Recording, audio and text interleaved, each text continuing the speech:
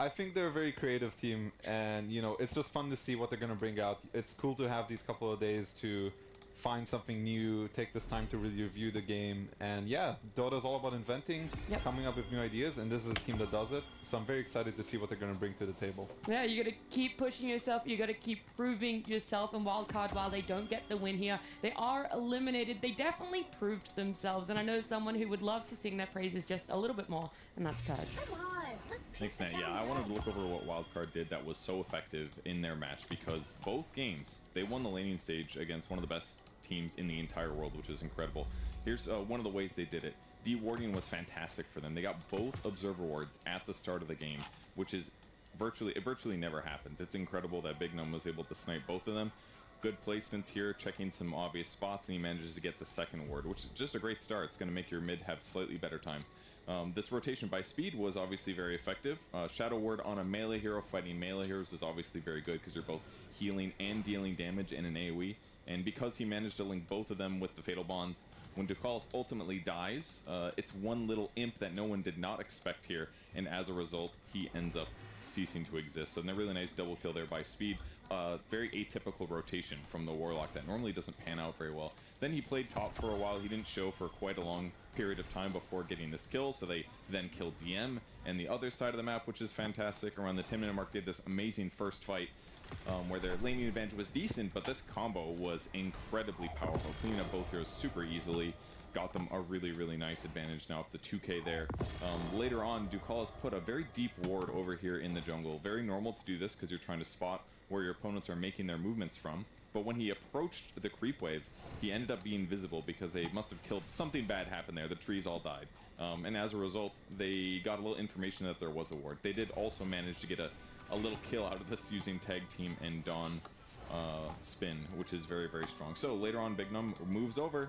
He's looking for the D ward, he can't find it, and he gets it with the second sentry. So at this point, the vision that P-Vision are dealing with is just really low compared to normal. And as a result, it actually just forces them to have to do things like Zeus ultis just to get vision on the map. So they're not able to use that offensively. They're just trying to avoid and stem some of the bleeding, which does kind of continue happening regardless. They get this really cool solo or double kill on the mid lane on Noan that allows them to take the tier 1 tower. And this all kind of just compounds for fight after fight where Wildcard gets to make really good decisions, and their opponents can't really see it coming because they're smoking from weird angles. B-Vision doesn't have very much vision to play around, and it all gave them this really nice. Thanks for coming so quickly, Wolf. The advantage I expected to see Wildcard get, but they played so well. A squad of gorillas were supposed to report their status 2 hours ago, but we've completely lost.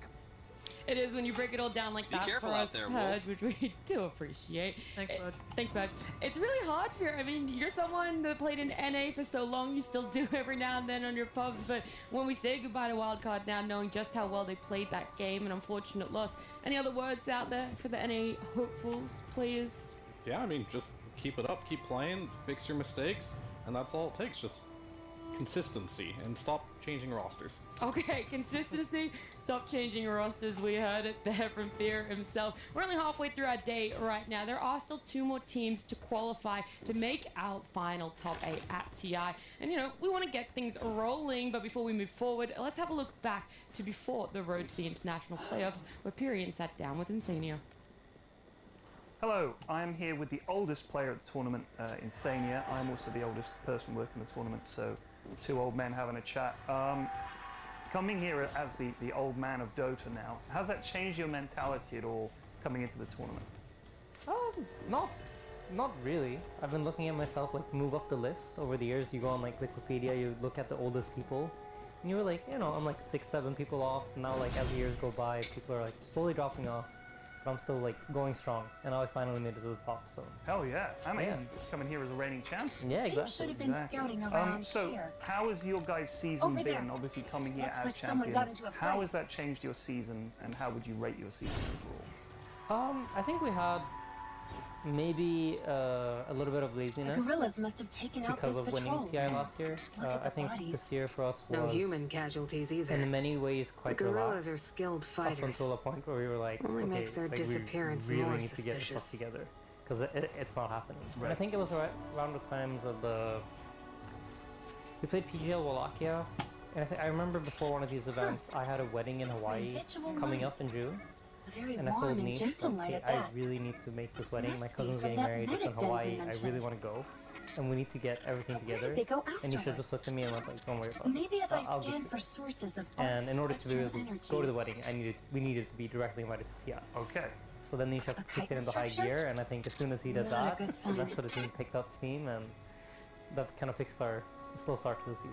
So The do you Hive. think that maybe having Contact a Denzin. commitment Tell him in the your Hive are diary back. for a wedding or something like that is a bigger motivator than... I think Nisha's a good friend, and if you need something from him, he will put in the work and he'll like make sure to push the team forward. So yeah, I think for him also it's kind of nice to have something to like work towards. Yeah. What about your expectations for this TI coming here as champions? Expectations is a funny word. I think I try to like not really have expectations. Obviously, I'm hopeful. I think we're a strong team. We can do well. I think top 3 is Hey, within grasp. thanks for the assist back. And then I think everything after that is kind of just who shows up in better form. And speaking of form, I mean, you feel like the chemistry is good on the team at the moment, but do you feel in your scrims and in your practice like we are really playing at You our know best? her. I Or was do you told she and still some think gorillas maybe would- we're going to see the best of you once the serious games start? Now's Yeah, I not think the Liquid time as for a team, quips. just You. in general, Do you have any? will Well, probably look these at our best zombie-looking somewhere things are in called the the playoffs. Hive. Uh, They've made a home for think we themselves have under this- the this ice thing feet. with, There's like- no need. Let's go. Okay, I'll just be real honest. I have nothing to fear. Our coach doesn't do any work, right? So, So, he has no idea you're what's going on Atal's until friend, the tournament right? begins. You And could then say We're that. talking about Blitz How here. long have you yeah, been yeah, here? just, yeah. Not long. KP and Jabs. How did you know amazing. Atal was Yeah. missing? Blitz, on the other hand, he She doesn't really didn't do anything. respond. So he doesn't Okay. know what heroes are being played so, until like What's your name? he's seen a lot of games happen. If you absolutely And that's usually must where ask. Liquid looks quite shaky. Mm. I think you can kind of tell from our drafts. And then the longer we go into the event, the more games Blitz is seeing and the more ideas he has for like, this is how we want to, this is how we want to do things. So if something doesn't work out, we can blame Here Will. we are. Oh yeah, oh yeah, This oh yeah. cave we- Don't Get even ready. hesitate. It's Like, pretty please cramped. go to social media. Yeah. I don't And, think she's waiting Start a for Reddit us. thread. know. Yeah, We should follow Reddit her. threads. Who knows what's inside? Even if it's not like draft related, make it about the draft. Probably, yeah, fair enough. Now, last question, because I think this is probably the one I'd like to close on. Cool. I have heard some rumors, and you've talked about it on your podcast, that you were thinking of calling it a day and retiring from Dota. Either, this year or after TI, next year? What's the deal? Yeah. So for me, next year would be the absolute maximum. That's like something I set for myself already. It might happen this year. Who knows? That's what you're gonna find I haven't when you're really back. decided yet. And for now, I just want to try to play the best Dota I can, and then we'll see what happens after. And what's the reason for this? Is it just you are sick of the lifestyle? I mean, part of it is like kind of getting tired of traveling, but part of it is also that I think love this game, but there's also more to life than just Dota. And I mean, I think I'll always be interested in what happens in Dota, but just playing it, I think, is kind of reaching the end for me. And I'm kind of looking at other goals in life. Clean cuts on the bodies. You know, She have a carved through girlfriend, only the see, enemies blocking kind of her develop path. that into what comes next. Yeah. Maybe kids in the future, who knows. Just other goals. Other girls? Goals. Other Did goals? you notice that sight of hers? Oh, man, Aiden, thank you Pretty so much, cool, and best of luck right? in the tournament. Thank you. Well, yes, but that's not what I was going to say. There's been stories for years about a scythe-wielding Lightbearer. It's rumored they hunted a lot of warlords to their final death. What? You're saying it might be Gwen? Then he has to get to wouldn't TI rule it first. out. He's in the road to the Maybe you international. should He let says that Radagast top know when 3 we is get within back. his grasp. But we're Iron We're about to Lords, find not out if it will be warlords. because So we're it's safe, elimination right? on the line. A best of 3 Team Liquid and Tundra Esports.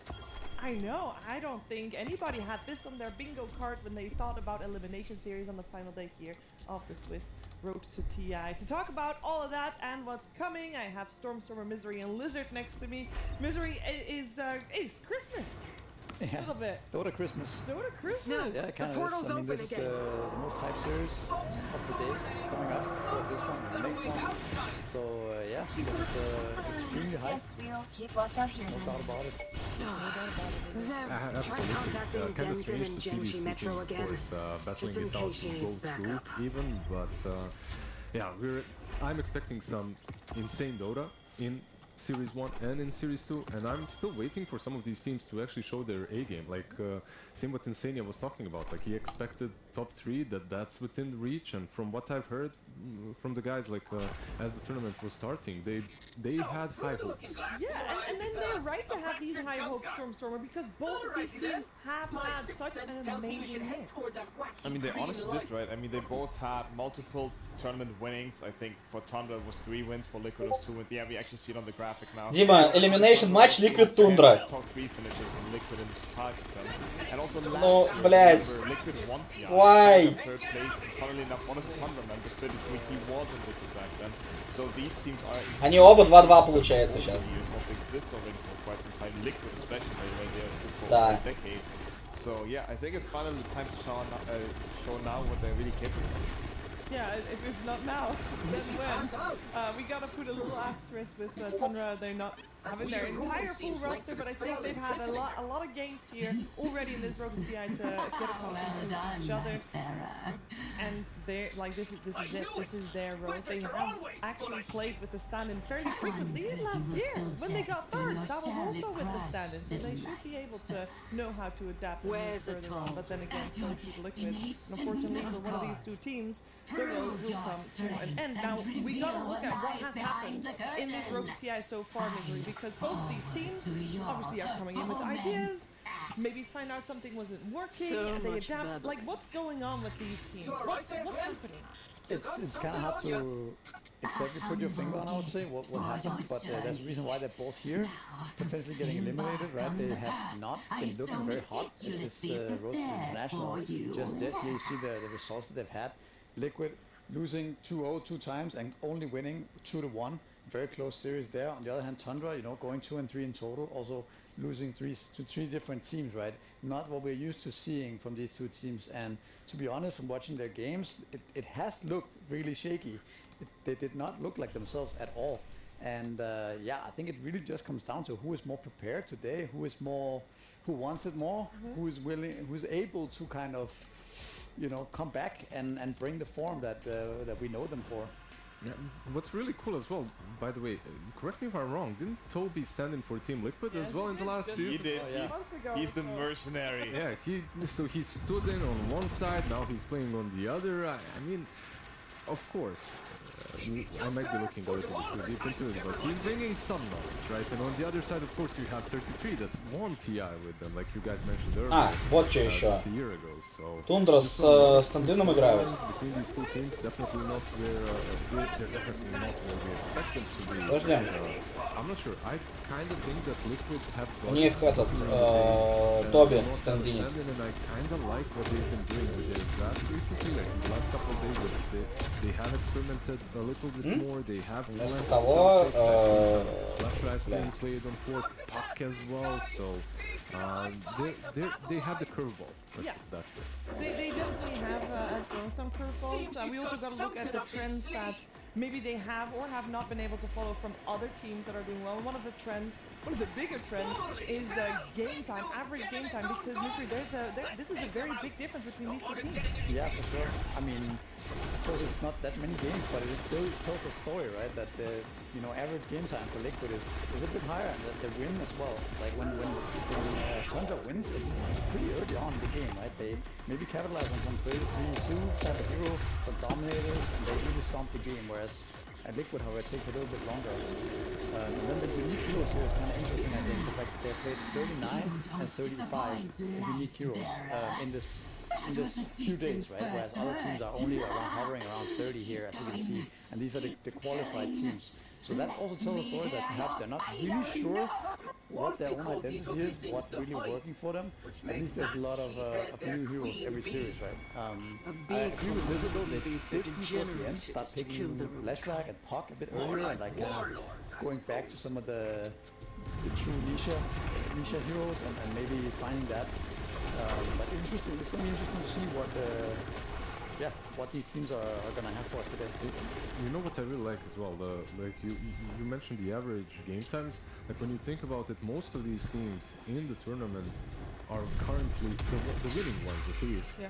the ones that are true have played really long games. That has been their forte, right? Like, play the games long, split the map, farm the map, and maybe that's something that Tundra kind of lacked. I feel like sometimes they prepare themselves for the late game, but sometimes they overdo it. Like their series was heroic. I think they had a Tinker and an Anthony as well. For future matches, we can always go to the team is favorite that has the longest average game time. I think that's the team of the TI. I think so far, yeah. I think when the games end early, it's often because teams make too big mistakes. Too many mistakes. They feed away too many kills. They take bad fights, things like that. When we see these long games extend, it is because both teams are playing so disciplined and so well. And yeah, I mean, let's see what we got going here. It's a draft starting and over. And this is the very first day, Starstormer, when we were watching the opening of the Road to TI, Tundra was obviously still doing pretty well in that one, especially in their first series, where this was the hero that they won with, and ever since we saw him banned frequently. The fact that Liquid let it shoot, BZM with the Helm's Regalia first item, Invoker has been doing well. Yeah, he also, we just saw it on the screen, right? He has 100% win rate so far. So other teams even copied it. We saw P-Vision especially. They copied it and already picked it 2 or maybe even 3 times for no one as well. Obviously, Liquid is aware of this. They should have seen this coming because it is. You can see the pattern quite easy, right? They're gonna pick this hero if it has 100% win rate from them. So curious to see what the answer is gonna be because high chance you just pick the niche hero here, right? To know what's coming for you. What could that be then? I mean, the puck is already banned. Ember. I would say it's almost guaranteed Ember because Liquid has always been rolling really well with it here. Okay, I'm wrong. It's Disruptor. I mean, Ember might come later, but they just choose to take it a bit more slow, right? Like we sometimes see teams do, instead of jumping the gun with the core pick. Yeah, probably Nisha is saying like, okay, there are multiple uneven level heroes that I would like to play into the Invoker. Let's take the Disruptor first because we've also seen that this hero has been popping off on this event so far, and it is one of the, if not the most contested, most fight. Most picked hero? It's the most picked. Also, Liquid has played, I think, 6 games. This is the one hero they keep picking actually. And they're not the only ones. I feel like this hero has kind of quietly crept into the meta, and everyone is starting to pick him. No matter what the enemy team first phases, I feel like Disruptor is an alright hero to pick. You don't really show a lot. With Invoker you're showing a lot, right, on the other side. You know, Disruptor is just a stable position 5. It's a really strong laner. It's good cap. And the silence from Royalty, of course, later down the path with the Agonists can always scare. I must say the one criticism I have towards this is that, in my opinion, it doesn't really give too much response to the Invoker. Usually mid-lane heroes who don't like to take it Disruptor are elusive heroes. The Ember, the Quap, the Park, the Storm. Invoker, even with the Stormy build, is quite a summon hero even. And Disruptor, generally speaking, doesn't trade too well into those. Liquid is gonna have to read. What do you hate playing into as Invoker? Well, I would still say that the Ember Spirit is something that Liquid should be looking at here. He generally speaking is not that good. Ban. Never mind, it's ban. Yeah, mobile heroes are usually quite good at spells because all the spells they kill a mobile heroes quite easily with the meteor, with the tornado setup. But if you're a bit elusive, it can be harder to track them down. So now with Ember being banned already, the pool of heroes is getting a little bit smaller. There's something like the Void Spirit that also comes to mind. I think personally it's a tier below the Ember Spirit, but Nisha has been playing that before. Could we see a Nisha Sanking? Is that something that they might bust out here? Because it's kind of a little bit limited to at least the meta heroes. It is Void Spirit like you mentioned, but apart from that, it's like what, Primal Beast, he's not the best against Invoker, right? And then you have the potential Sanking. It's something that Spirit tried, they lost with it. Again, I mean, it was exactly the matchup against Tundra's BZM and Volker. They tried to sanction, they lost with it. It's still a very good hero, obviously. The mid lane matchup will be kind of 50-50. Both people get basically what they want. It's just, usually when you see the mid lane matchup, right, you want to try to capitalize on it a little bit. You want to try to get an edge on it, but never be in 50-50. What if you had some good old magic aside from that one? Some melee position 4. Is that legit? Never mind, there's gonna be a second. I mean, yeah, it goes really well hand in hand with the Disruptor as well. Once it's playing Dragon Time, those two guys can always pair up, go for split gangs, look for openings. Generally speaking, be a threat to anybody who's showing it away. So you feel like Liquid answered this well? I think they didn't really address the Invoker too much. I think they're just drafting something that's solid for themselves. I think that's also open. They have a lot of stun, they have a lot of catch. Team fight. like they have a lot of boxes ticked already with the first 2 picks, which is a really good thing on the second pick. But I don't think that we get the STP when we go with this one. I also want to mention that Tiny is still in the pick, which is a hero that could be really good in Thunder here. It's also exceptional for the boss. It's one of the few heroes in the lane stage that does enough configuration to set up the subject reliably, with both Toss and Ada. And they have ran this now from before. Usually Saxa take either Shadow Shaman or Tiny to set up one of the It might be Nix maybe, but I think why would Nix if they're Tiny? Yeah, there you go. I mean, okay, good point. You're labeling everything. I'm just that is a really good thing. So let's think about Liquid then. What are you looking at here? You probably, I mean, I really want to keep it open so Sableye can play the Sanking somehow. So you pick the Miki hero plus the Boxy hero perhaps, and then you keep it open for the last pick. Or you can just pick Sableye plus Boxy, strong dueling now, and then last pick Miki. I feel like that's the 2 options that you kind of have to choose from here. I guess you also have to do their homework. Okay, what heroes does Crystallis have on the Ether pick that is threatening here? And Niche pick that is the only pick available for them is the Blood Seeker, which some comment earlier, because there's already a Frankie who's affected by Rupture. So I'm just throwing it out there. If they would pick something like a Pangli or something, they would not do that against Crystallis. They will obviously not do it because it's also a Pokemon Thunder's lineup. Seeing that there is this Walker in the pool, I guess you're not really worried about people with Monkey King. That's also if you're kind of taking away from Remco and you're picking it for yourself, right? Like that's To nice. live by the sword it's also flex is again, to right? die It by could the be sword. Nisha, it could be Miki, right? Leaving it the Sanking is still flexible somewhat.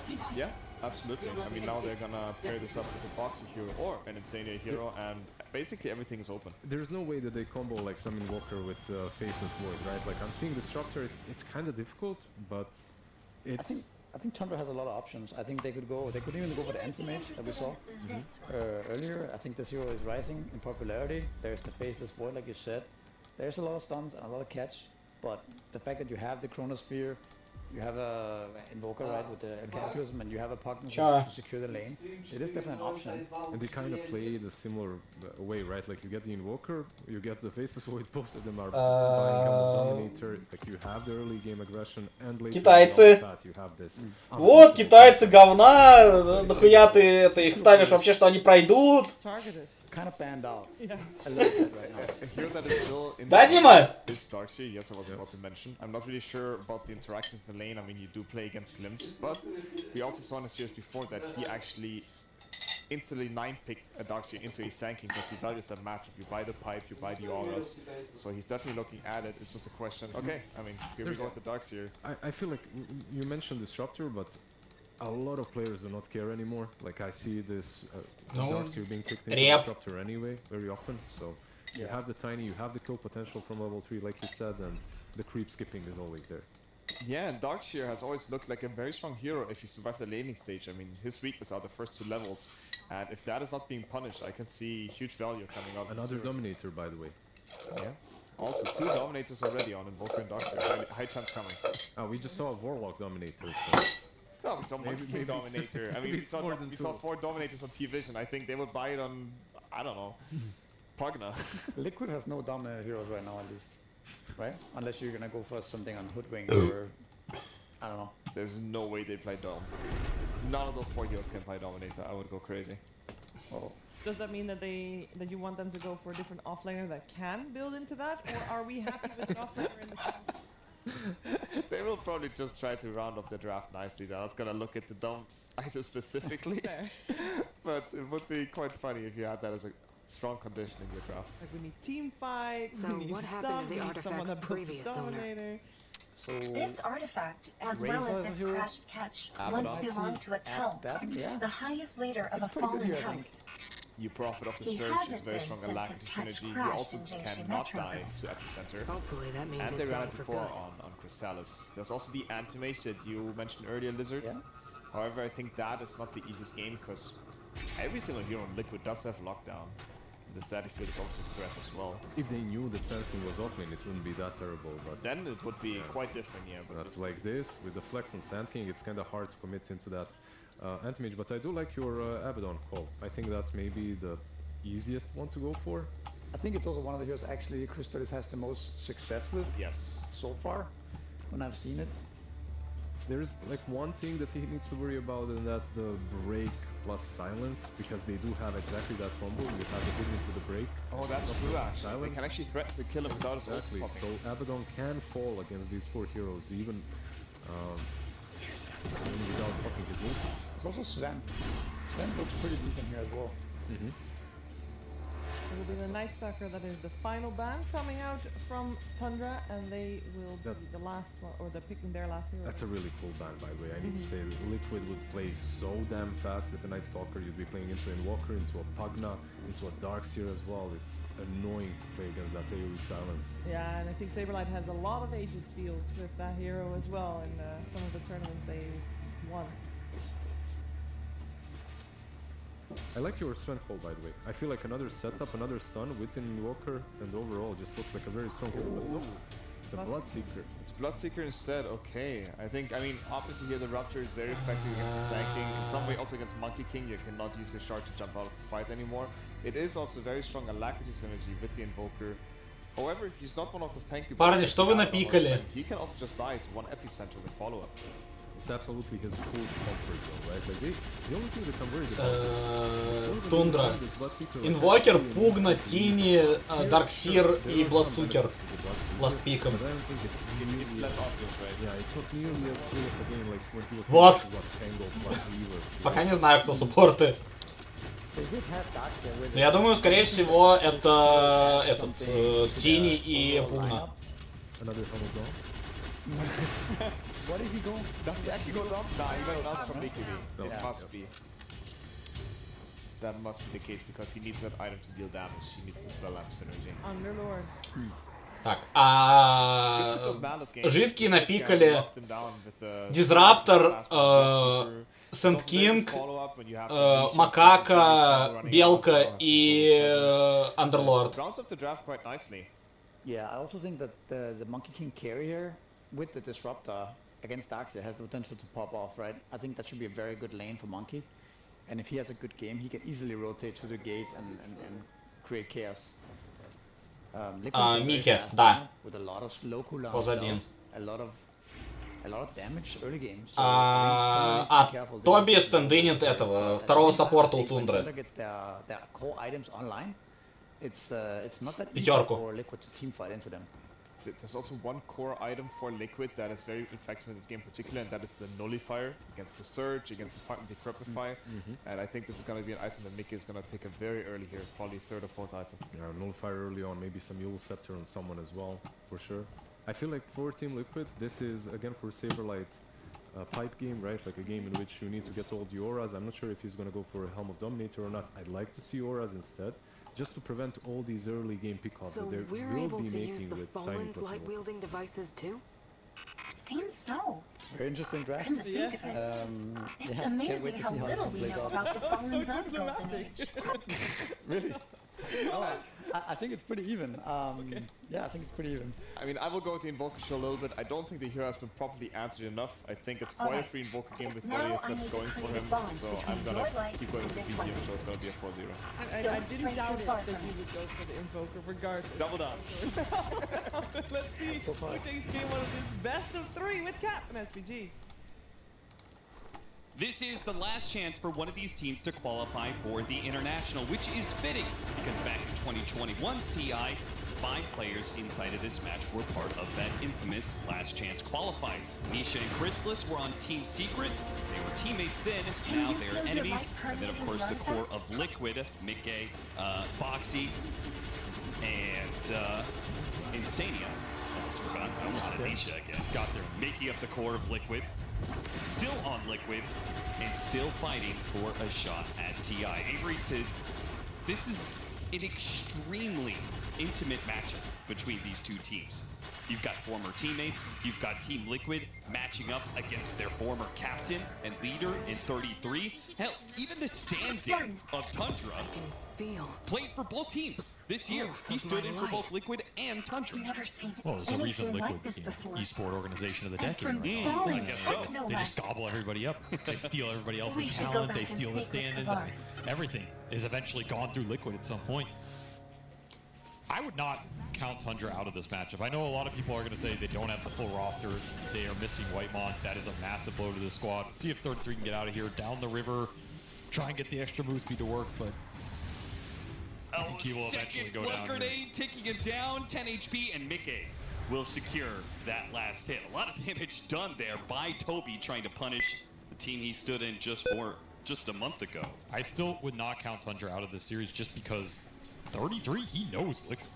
He knows him through and through. Yeah. And this is a guy, he's a double TI champion for a reason. He knows how to gimmick his way through certain series, dare I say it, right? This guy has definitely abused certain items of certain patches that will go unnamed. And this is another such instance that could come to light here. I want to see what Dominator shenanigans he potentially gets up to here. This draft was super interesting. A lot of back and forth in terms of trying to get the team fight coordination victory. I think Liquid's 5-man punch looks incredibly straightforward and strong. There's not a lot of super difficult execution there, right? You go in, you cast all these big AoE spells, you throw down the pit, you throw down the Wukong, Sandstorm around a Roshan, glimpse people into it. You're likely going to win that fight if you are all there together and hit the right target. I think Tundra's a lot higher execution. Maybe the ceiling's a little higher, like with this Invoker dancing on kids, but I can also see this Bloodseeker struggle. Like, this is a game where it's a Crystallis specialty, but like the panel said, there's no direct counter pick. There's no Pango you're shutting down. There's no mobile hero that you're really rupturing. And the Monkey King matchup can be really rough. Again, Liquid can just plant their heroes in an area or an objective. Drop the Wukong. Very difficult sometimes for Bloodseeker to run into that type of setup. And there's not a lot of damage to throw out to enable the Thirst in this game. That's my big concern. Puts a lot more pressure on the Soxa Tiny and this Invoker to start pulling off some moves. Liquid trying to get a bit aggressive there. Turn back around, double ion shell, but a whiffed vacuum from 33. You don't see that often. No, you don't. I think this matchup, lane, is so interesting because last year's Liquid, how often did we say, oh man, the off lane of Liquid, they're killing it, but it's their safe lane that was a liability for them so often. But when TI came around, that safe lane showed up and was a large reason why they were able to claim the Aegis in the first place. A lot of people pointed to Mickey and how good he got within that season as a large reason why Liquid walked away the victors. I mean, it's just crazy one of these teams is going home. I don't think anybody would have predicted this.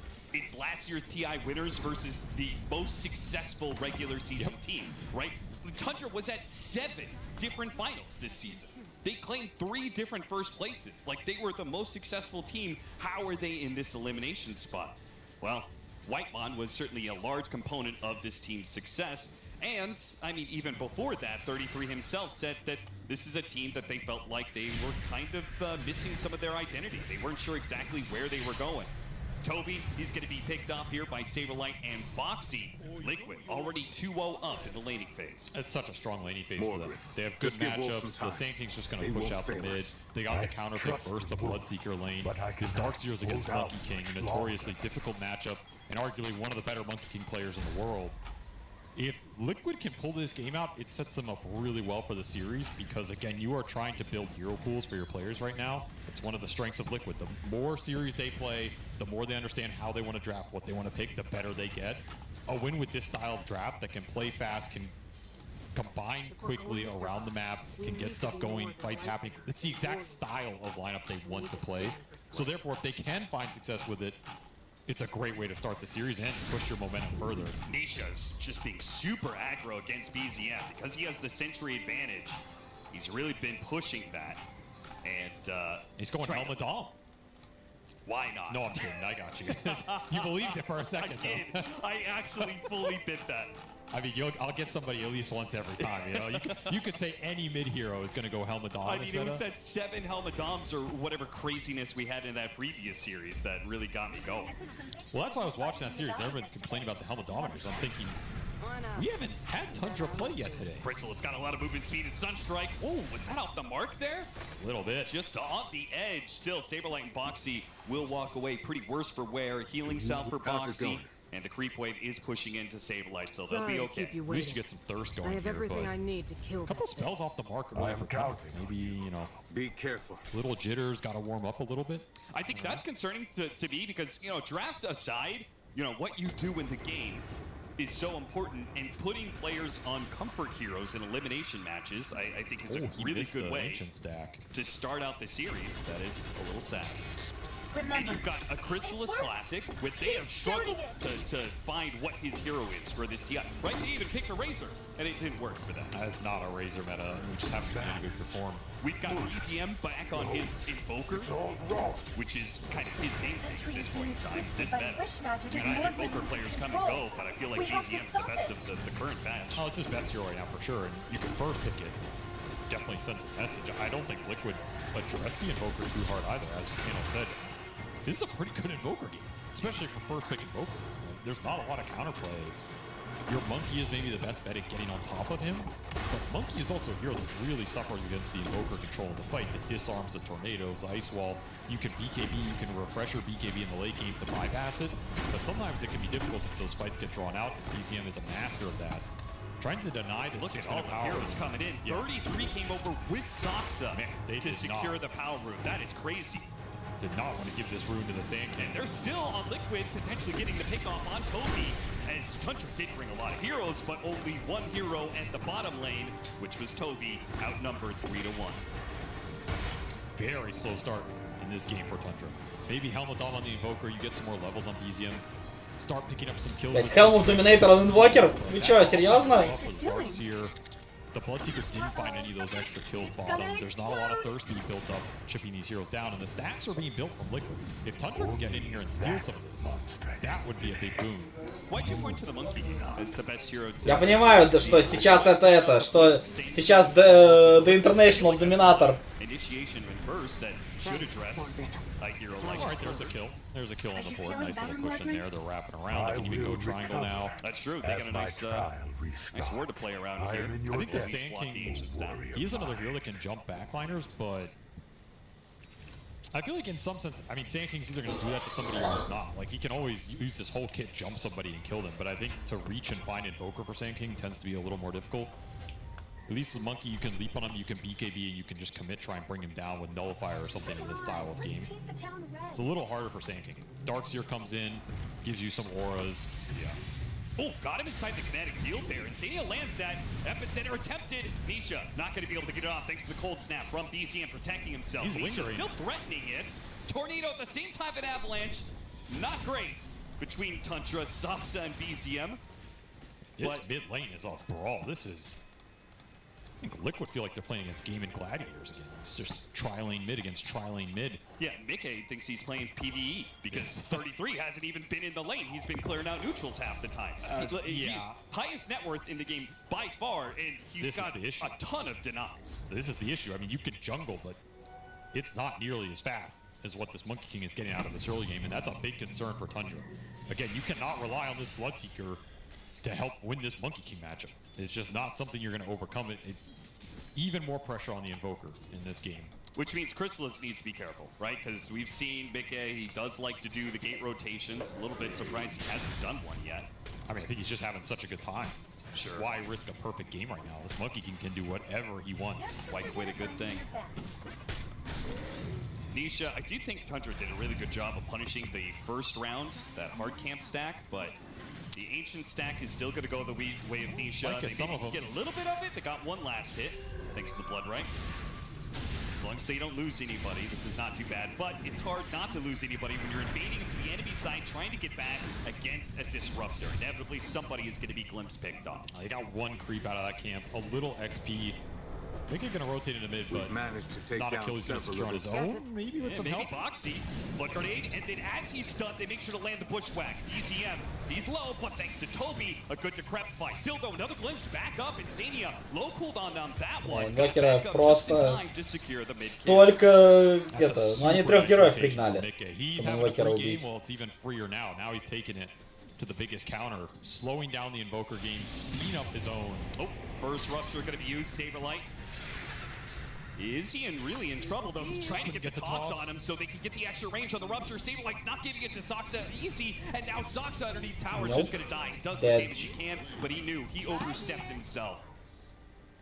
That's the one combo they have to guarantee, you know, some thirst activation. Use this rupture. Doesn't really matter who your rupture target is if you can toss him back. This has been a really slow early game for Soxa, just not finding those little openings he wants. The Darkseer had to go jungle early, so he had to give up that lane pressure.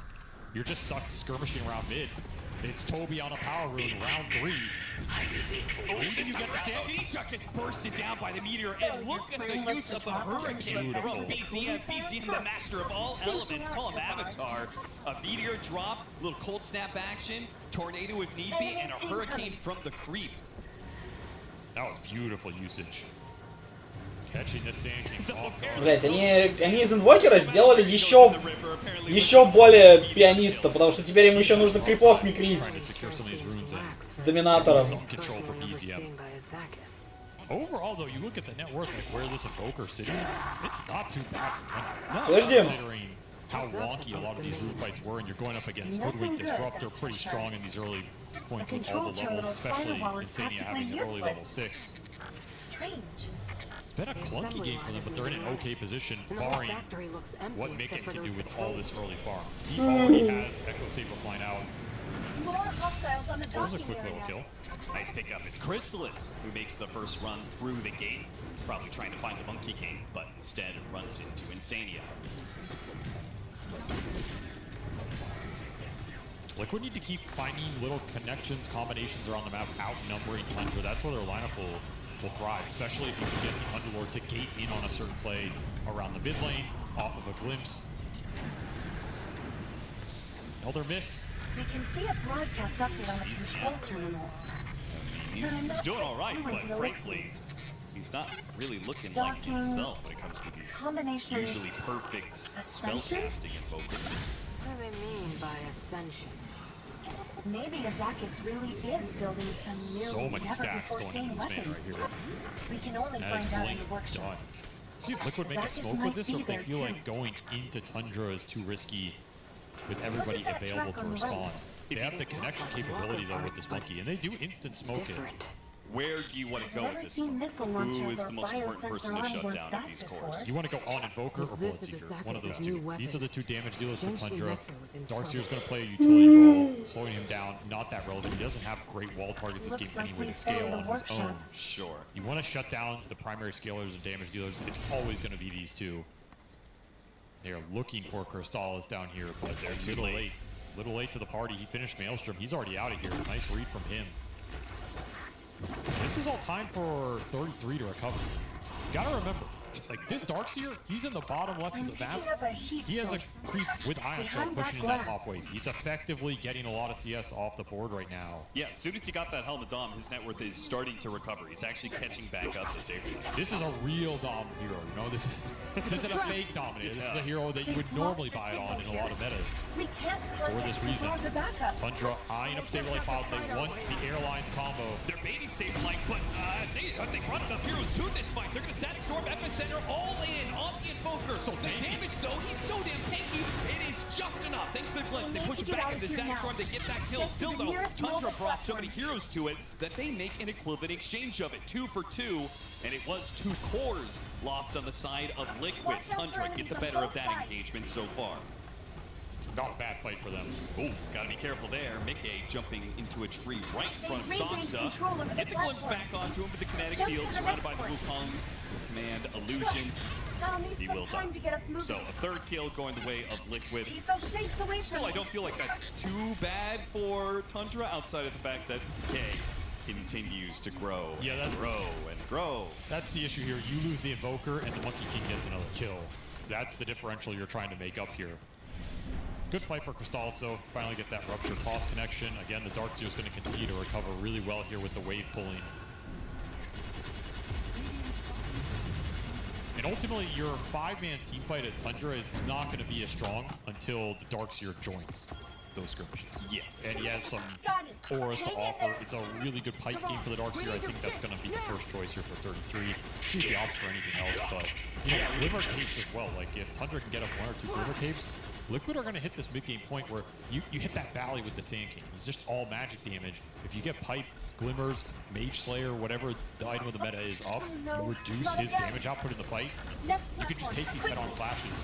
Mid-game strength is going to be a big problem, but you can kite the Monkey King a little bit in this game. You have the Crep, you have some toss mechanics, you have Surge, you have a really fast Bloodseeker. You have ways to get out of Wukong even if Mickey has an early BKB, you know, he's not going to be able to chase you infinitely. So I think there's a route to winning mid-game fights against Liquid's insane teamfight-oriented draft. That's it. They will have auras of their own. On the offensive side of things, right, it may be a bad wall game, but it is a great vacuum game, right? Bloodright, Avalanche, Meteor, the biggest one, I think, from the Invoker. Highest potential combo damage here from Tundra. Liquid got to be really careful in their positioning in team fights. One good vacuum could just be a team. You do not want to clone. You want to be the ones chasing Tundra down, getting the glimpses, going on the big damage dealer, so that even if the vacuum comes in, the damage is already done, particularly if you have early BKBs. If Liquid do clone, I mean, that's on them, right? They've got heroes that can really spread out in a team fight. Monkey King, Sand King, like highly mobile heroes that like to hit from angles you're not expecting. They can space it pretty well. They can also throw this break into the Bloodseeker. Really annoying for them in the middle of fights. Oh, the Hoodwink? Yeah.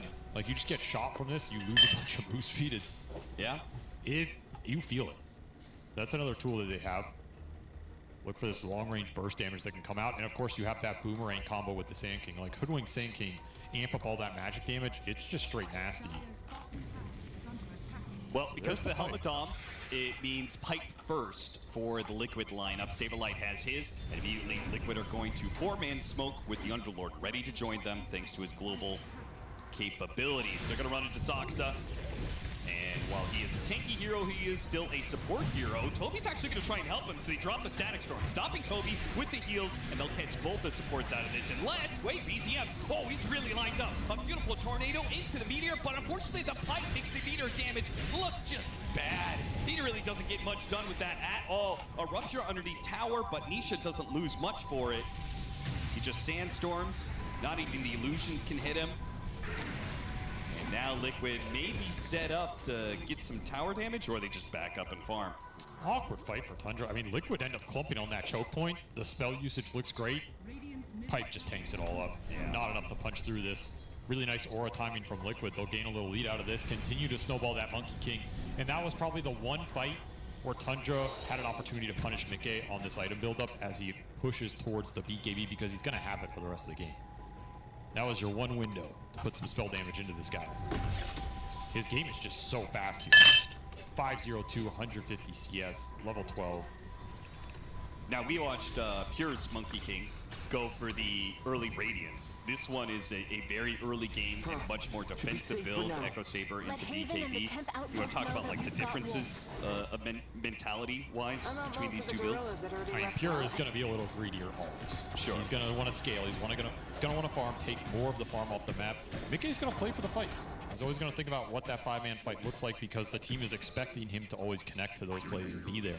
So he has to hit earlier timings. He has to have an item build that comes online and can punch with the team at the 12-minute mark, at the 16-minute mark, at that 20. Like, he can't go some Radiance into whatever, an AFK farm for 30 minutes, you know?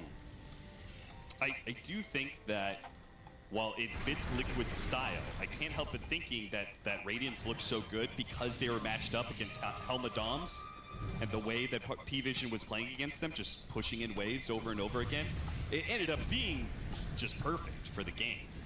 And I feel like if Liquid doesn't get a lot done in this next 10 minutes, you're going to regret this item choice. I mean, the Radiance feels good because you farm up, you disassemble it, you go into this Nullifier later, right? Like, the natural item progression scale-wise feels amazing because it builds into everything you want, and you get the farm rate early. I do think this build looks generally weaker on Monkey because it's not going to pay off as hard. But if you go this build and you use it to win fights, it makes your team overall stronger. It puts your team in a better position. That's how Liquid like to play. It's a style choice. The takedown was a bust. Of course, you have to execute. The Zarkus a style that 33 is going to be very aware of. Burrow Strike whiffs. Oh, that was just terrible. They used everything here. I mean, that's Gate. 3 different cores throwing everything they have will finally get Soxa thanks to the Disruptor. Again, the early pickup of the Disruptor is doing wonders for Liquid. It's bailing out a lot of these plays, to be honest. Yeah. I don't think they're getting a lot of these extra kills if they don't have the glimpse. I mean, I guess Underlord is also your way to deal with some of this dot pressure. You can deal with the split push threat, still join the fights. Yeah, just soak up the farm. You're seeing all of Liquid's cores continue to climb this chart. He'll be another source of catch to keep heroes inside of Wukong's command. Once he gets the Aghanim Scepter, he'll have the double hits. There's another Dom kill, and there's a lot of gold you're feeding away. Oh, this is bad! Crystallis caught, farming up Ancients. No chance to get anything off. Not that he has a BKB that would protect him. He was dead 100%, but Burrow Strike into the Bushwhack. It's going to be a deadly duo for much of the game for Liquid. This is just Tundra routing the map, trying to get to some sort of item timing where they can fight back, maybe around the Bloodseeker BKB. There's the pipe for the Darkseer. Toby, he's going to go for the last hit on the tower, and he gets it. Nice little snipe. As That's 20-minute mark, so you got to think about the torment too. Liquid just already there, man. Not giving any openings. For sending you on such an urgent. They're just a little ahead, hitting all these timings faster, translating them into objectives. Good try from BZM, well aware that they are doing the Tormentor, tries to snipe it. And not the best shard, they definitely wanted the Boomerang over this one. I hope you've readied yourself. Considering all the magic damage they were putting into it. So you and I were having a back and forth conversation last time we casted Sand King game, talking about how good and bad this hero is. Talked about how it reaches this valley in the mid game where it doesn't have Aghanim Scepter. Our goal is to evacuate the miners. We leave no one behind. Highest net worth right next to the Monkey King. So when he does finally show off that next epicenter, it's going to do big damage. It's only going to keep scaling as it goes lit. I mean, this hero still scales like a truck. Yeah, there's no doubt about that. You go up against level 25 plus 5 or 6 slot Sand King, and is one of the most terrifying heroes in the game. It's funny because the hero used to be just trash when it comes to scaling, but being given an extra addition to your spell like the Aghanim Scepter does, that's a lot. I'll draw it away. See you on the inside. Thanks so much of Tundra's game. Кто вторая команда 4-1 сыграла? Can you find good toss targets? Back helmet Dom kills, a double kill for Mickey. Yeah, they've really fed a lot of these away. That was 232 gold from player-controlled units. This is the third or fourth time I've seen it go straight into Liquid's hands. Quick smoke from Tundra, though, might not be a move Liquid expect as they were busy killing the Dominators. Is it possible for them to kill Mickey before the BKB goes off? No. They can control him, though, and he'll just TP away. Yeah, that is something that can almost always happen in this game. So you have like a Abyssal Bloodseeker or something. No BKB control in this lineup. Feels pretty bad. I do feel like Tundra's weathered through this timing, though. Not too bad. I mean, it's only a 5,000 net worth lead, and we're getting closer to the BKB. Oh, now they found the Nisha Sand King. Pops the Illusion Rune. Burrow strikes away from the rest of the team. Static Storm, but doesn't actually keep anybody inside of it. Still going for Nisha. A touch strike on the mark. It's not going to be enough damage. Not quite yet. And Essence Ring gives him the extra boost. He's got a Burrow strike up in a second. 33 tries to go for the kill, and he got it. With the back, able to hit it the last second. They managed to get that one, and now it's tossed back. Though the Monkey King is here, and that is dangerous for Tundra. В смысле, почему Dangerous? У Марки Кинга БКБ нету. Get that bastard. Thanks to Cold Snap. Now the Ice Flow goes out with that Meteor on top of that one. The tanky Underlord is dead. And even more. The game is just completely flipped on a switch. And Tundra are now going to take the lead as they hunt down a fourth hero on Liquid Boxy with no more trees to be able to hide through. He will be run down. Liquid's lead just evaporates. Completely gone in the blink of an eye. I thought what Liquid thought was a failed game top turned into another quick play to mid. Even without the rupture, you're able to take the Sand King down with the final punch off the Darkseer. That was as close as it gets. My lord, I found Shira and the first group of miners. Look towards Saksa. I mean, he has done this before. This is one of the things that won him his TI ring on that previous Tundra squad. Right. These guys know how to play around the support Tiny so damn well. And this guy is one of the best support Tinies to ever play this game. He will find the tossbacks. And he will outmaneuver you in the fight. And if you don't shut him down, if you don't commit big ults to bring this Tiny down, he's going to keep doing it over and over and over. And there isn't really a good reply to this style of gameplay that Liquid have, other than they jump Tundra first and they just force the fight in a situation where the Tiny has to go into the massive AoE that the miners are willing if he's to chasing you down one by one, hands on it. Tundra are going to be really happy in that kind of situation. My scans are showing this ore contains crystalline the wave cutting continues. Capable of channeling the light. So Liquid get 5 heroes back No up. wonder it can power the Sentinel's hands. They can't really catch anybody on the side of Tundra. Crystallis now has a BKB, so hard? Not nearly the same kind of threat. He can play a bit more aggressively out on the map, and obviously he's a much bigger threat. Good catch though from Boxy. Finds Toby once again. Glimmer Caves, but they have some dust.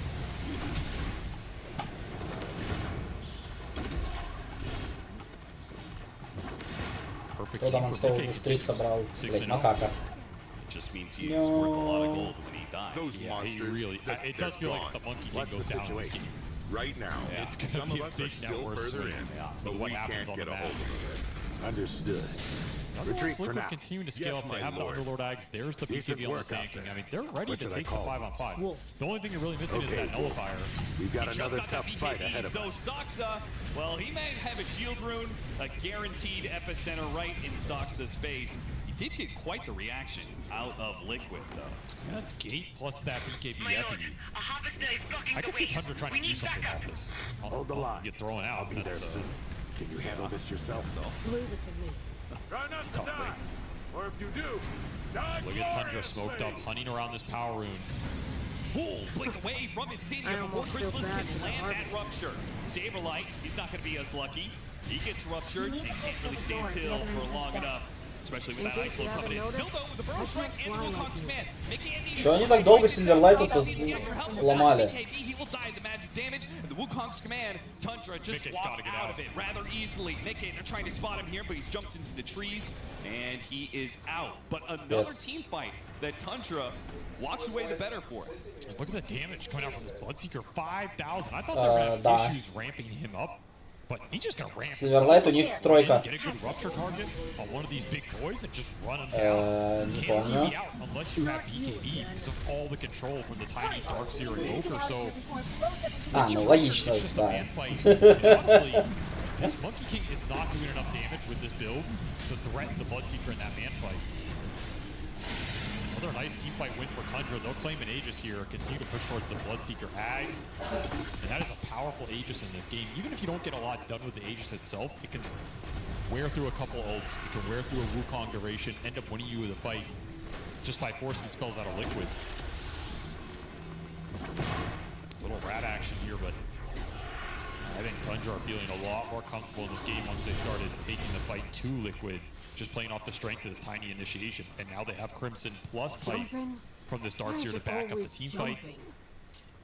Hey, I love that two different successful plays off of making a go and getting a BKB out of Liquid, and then immediately smoking and going again, right? Saying that these heroes are too reliant on the BKB, they can't win a fight, right? If Monkey King doesn't have his BKB, then he is potentially food for this Bloodseeker and this Invoker.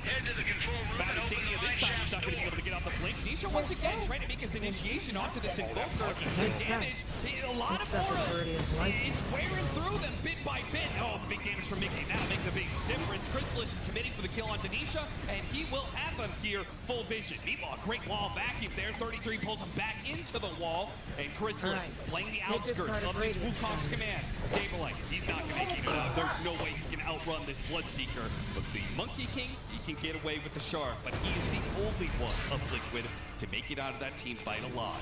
We need to find a way to finish it off. So much work at the start of that. Dealed so much damage, it forces the Monkey King to commit onto the Invoker as well as everything from the Sand King's kit. Forces an overextension. Once more, Crystallis able to output the big damage and clean the fight up. This Bloodseeker doing so much work in this game. You can always throw Alacrity on this guy later. Like, there's a decent amount of buffs. Yeah, he didn't even have the Agri Scepter for that fight. It's just going to get worse here. He's going to get Axe and he buys out the Shark. A lot of extra damage, a lot of extra sustainability as well when you're taking these man fights. You get Basher, you can absolutely just take the fight to the man or the Monkey King, even in the Wukong. Yeah, for sure. They make short work of the Underlord because it's percentage-based damage. Really good against this these two strength heroes on the front line. Yeah. This game is starting to spiral for Liquid. They need a team fight win in the next 5 minutes or so here. Because again, they're in this valley in that mid game where their lineup is very magic damage heavy.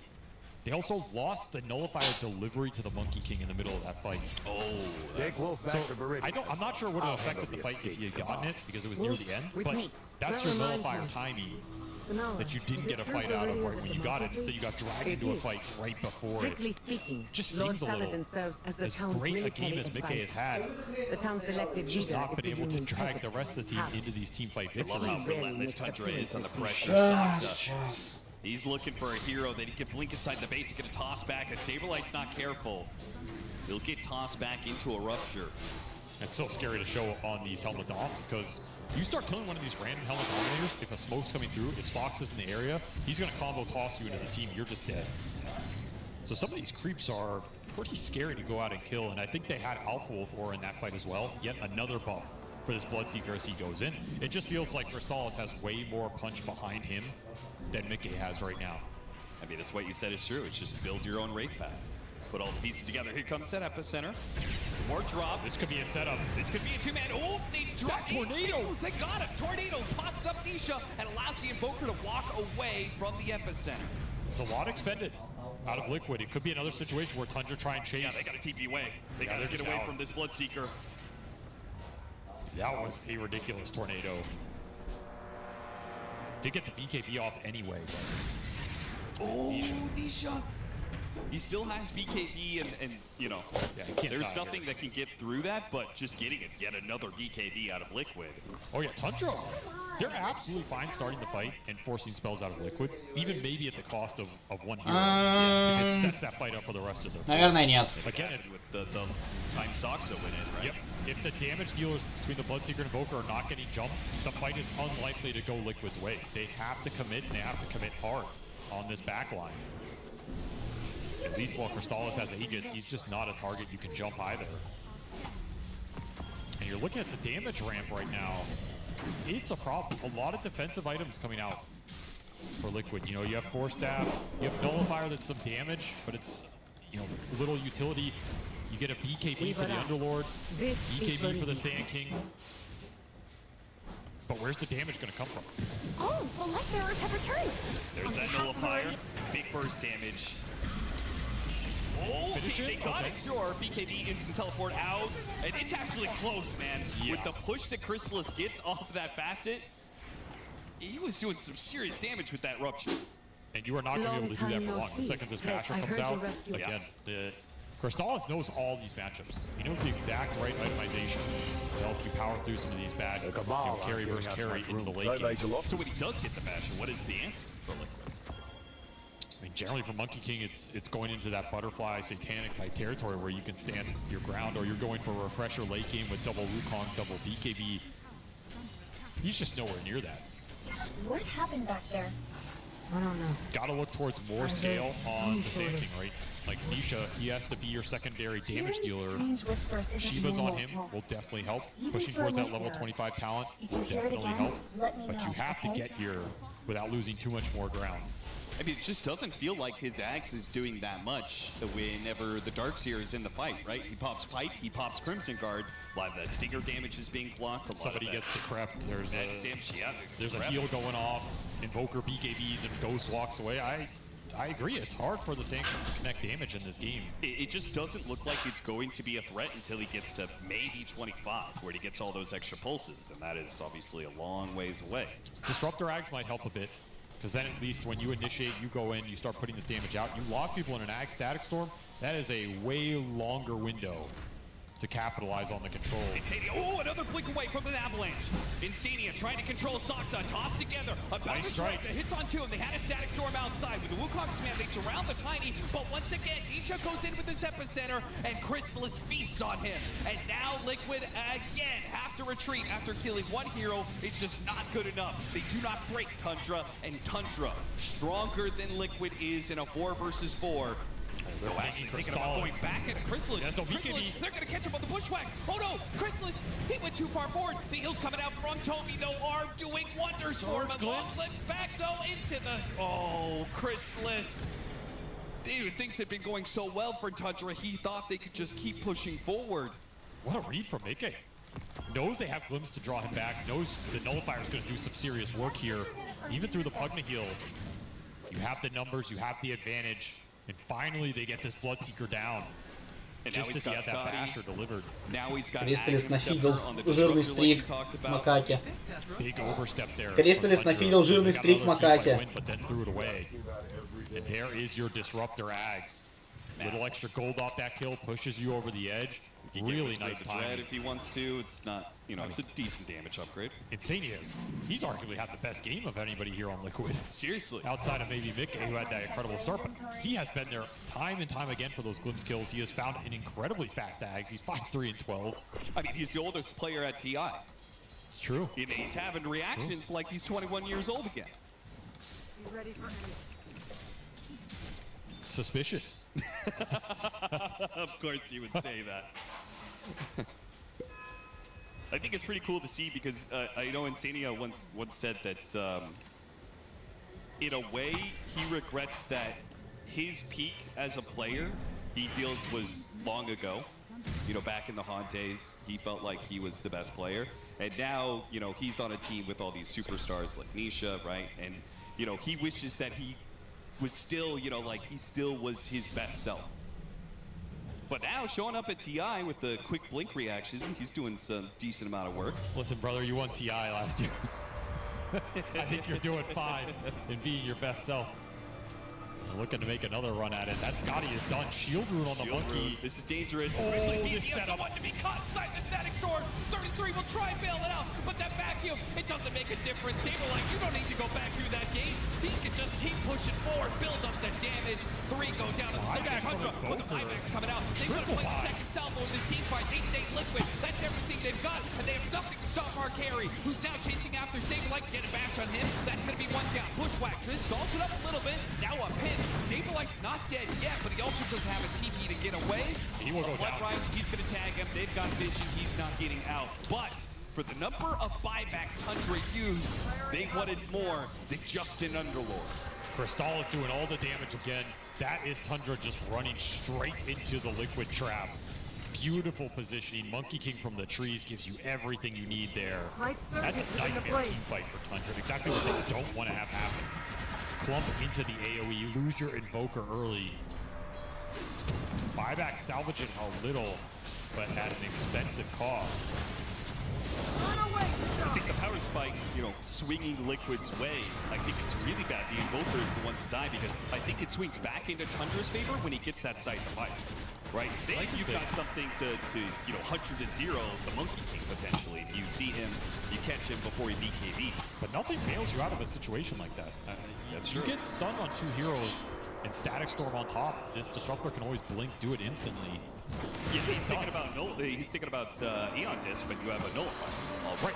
I don't even think it bails you out of that situation. They have hits to throw in. You get Boundless struck. You're not getting out of this Static Storm bar. Some crazy like 4 staff plays without Nullifier coming through or something. You just cannot get caught in that type of situation. At the same time, Liquid, they're going to look for that every time. They're going to plant this monkey in a tree. They're going to play around an Observer Ward. They're going to try and bait you into a situation where you have to go into them. And Soxa doesn't have enough information to get the jump. That's a big factor that has changed this game in the last 10 minutes. Liquid have limited Tundra's information going into the team fights. They're not giving up easy toss connection for Soxa. The only hero you've seen on the map at some of these times has been Saberlight on the Underlord, who's just going to play in a safe area, deal with the lanes, connect to the team. Kobe trying to break on the high ground. They're going to break this and get the blink away. Oh, and the Дима, этот у них с Тандыном, это тот самый Тоби, который кастер или какой-то другой Тоби?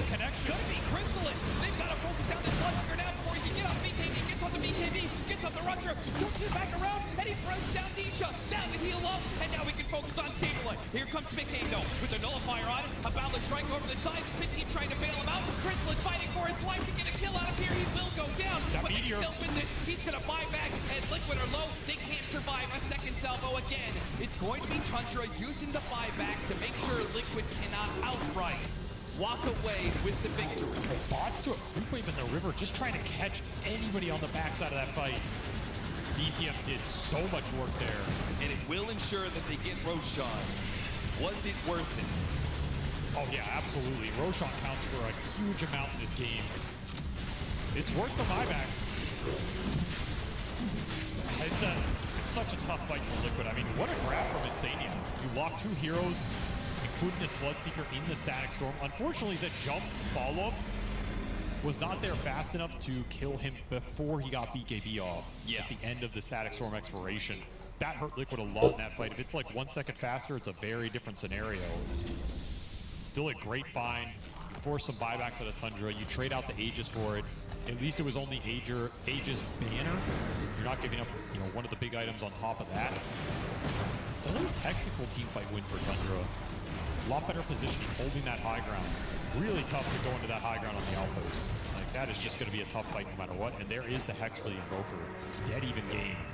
Less than 1k advantage. All these heroes are now going to, you got to look towards refreshers, you got to look towards those 25 talents. I think that's what's going to change some of these team fights. Yeah, what is the biggest 25 talent that is coming up? I mean, the Monkey King's is huge.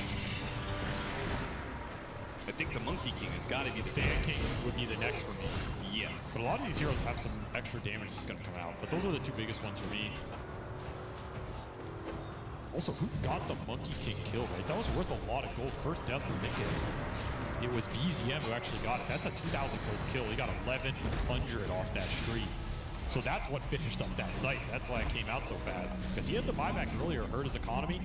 Well, guess what? Here's an 11-0 Monkey King to push you right back up. That's influential here. Like, that's probably the hero you would want it on if you're Tundra. Crippling crossbow. That's pretty interesting. Blood Rights. Two Blood Rights. And the timeless. I mean, of course, man, of course. You know, if we would roll this in pubs 100 times, you'd never do that. Okay.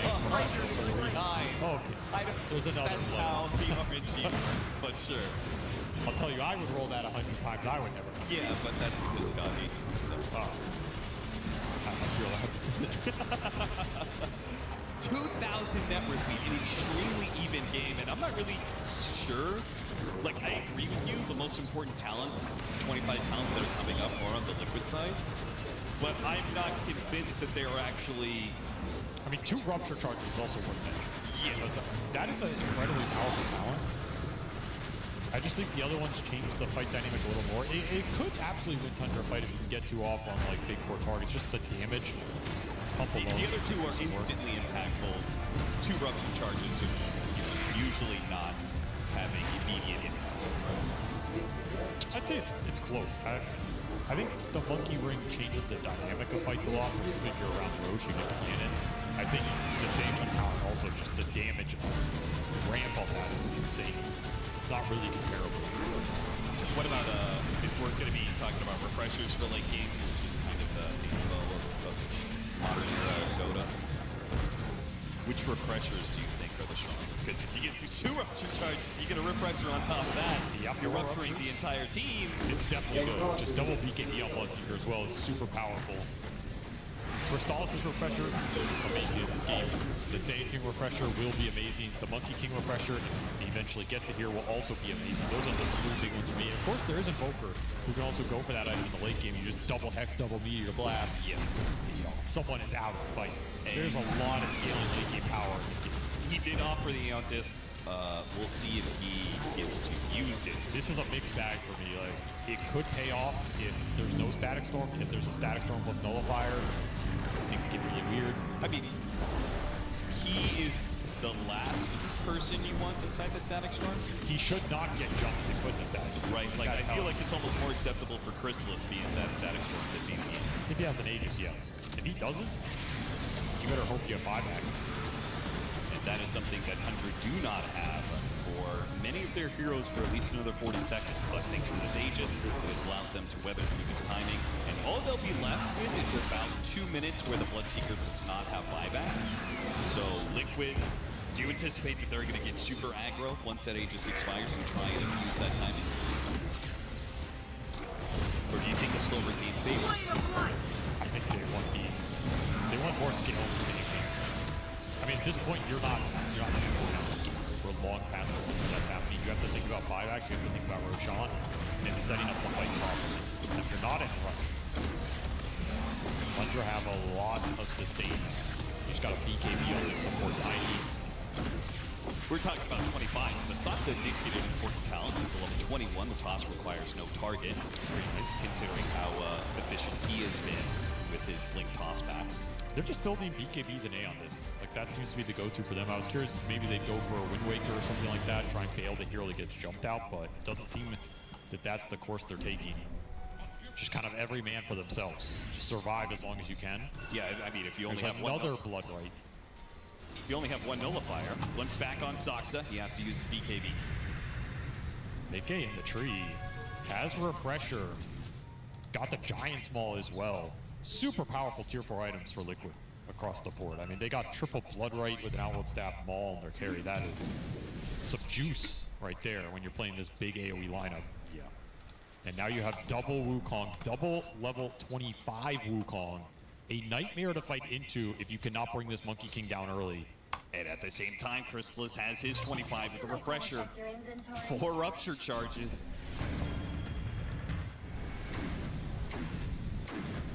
It's all about who makes the initiation. And both teams know that. 10-man smoke.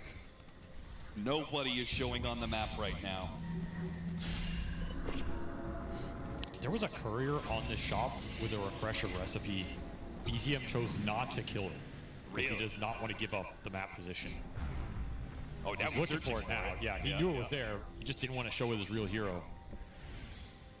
And for good reason. I mean, these smokes can be coming through from at any point, and it is. It's coming from the bottom right. This might not be an angle Tundra expect right now. Oh, especially BZM doesn't want to be caught, but BZM very smart. Just throws Forge Spirits, gives it a little bit of extra buff with the Alacrity. Liquid know Tundra are here though. There's enough information to go off of. Did Radicast really say but you know they're up there, and I think Tundra now know you're down here. And look at 33, he's positioned right up perfectly in this high ground situation to break the smoke and maybe get a really sick vacuum wall. Tundra can send units down mid. Yeah, force Liquid to TP back. Either force them to TP back and show, or force them to make the move into them. And this is the correct maneuver in this situation. There's also amp damage in the river if it gets spotted. There is currently Radiant Ward on it only. And I think Chrysalis is going to go gobble it up. With Alacrity on a Siege Wagon, you can't ignore this. No, it's a lot of tower damage. It's just melting. Yeah, like you killed all the creeps except for the Siege Wagon that had the Alacrity, and it almost 100 to zeros your building. Ion Shell creep cut the bottom wave as well. You can't extract the same map pressure. And it's not like Saberlight, he can't do anything about this. The moment he walks forward, he might get tossed back. And that's exactly what Soxa looks to do, and he got him. Gets a toss back. Saberlight gonna be ruptured outside the base. Not good for him. He doesn't have a TP to just go away. They do manage to get a glimpse. Блять, тележка под Alacrity просто в соло сломала барак, Дима. Nisha does what he can to kill Soxa, but once again it's Epicenter to get one kill. 33, he did so much, but he has been abandoned inside the base. They're blocked out by Nisha, and now it's Liquid's turn. They are on the defensive side. They're the ones who use the buybacks, and Tundra will retreat. Like you said, you cannot go up and clear those catapults. At the same time, somebody has to go up and clear them. It was Saberlight, the sacrificial lamb, but he paid a massive price. He dies, TP's back in, gets killed again.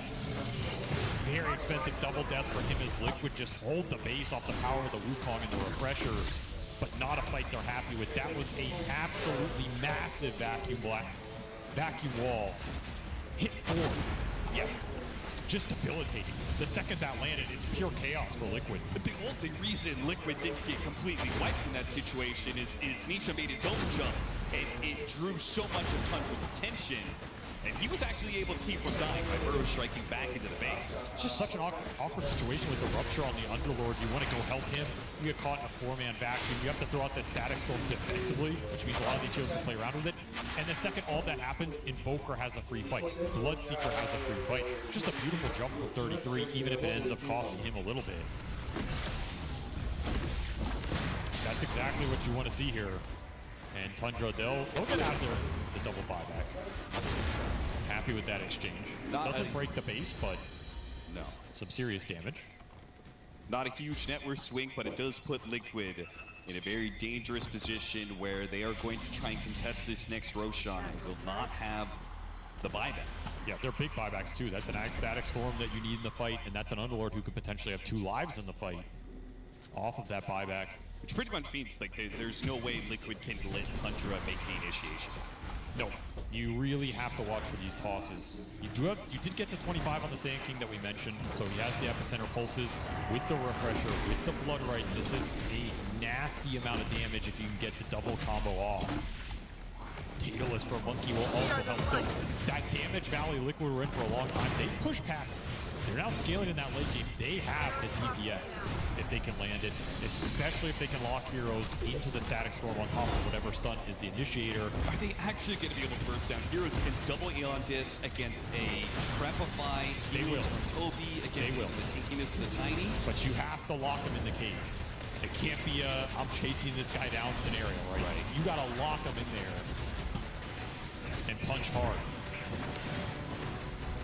The thing is, Tundra they're smart about this game. They should not be clumping to go in on the first target they see, right? Throw out the Rupture, throw some spells in, drop a Meteor, throw out a Tornado, put Forge Spirits on the guy. Do not clump yourself, and then look for that opening off of the Tiny. If you get the Vacuum like we saw, sure, you take it. But it's most likely this toss that's going to break the formation. Again, Saberlight is showing somewhere. No buyback. But it's not a place that Tundra is willing to venture into. The thing is, somebody is going to likely have to show for Liquid unless they get a crazy snow crab. And the only person you want getting jumped in this game is that. Is it that acceptable, though, when he doesn't have buyback? The other moves, it's tough. It's tough. You can maybe nail him out quickly, but you cannot show the other two cores. They are all of your damage in the fight. You need maximum potential out of this Sand King Monkey, so they just cannot get jumped. Now you can jump first. Look at this move forward.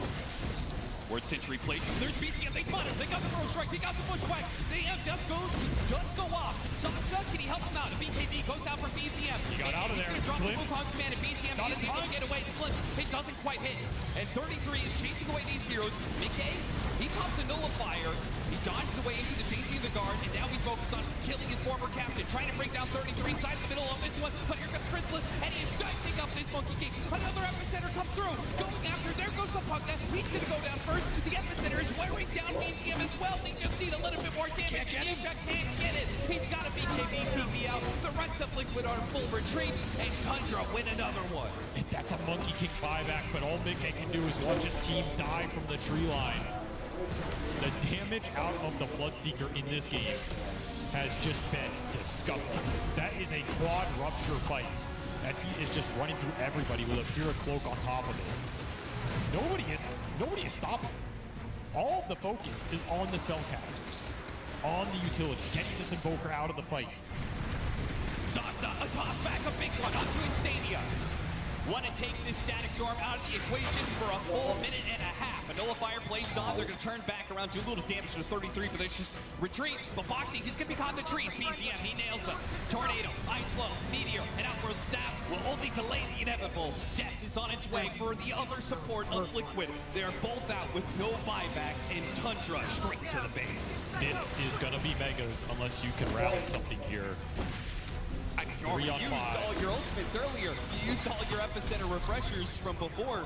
You do not have a lot in the tank. You basically only have the Monkey King for this debate. And you may not have Saberlight Thunderlord either, as he's going to be tossed back into the Bloodseeker once again.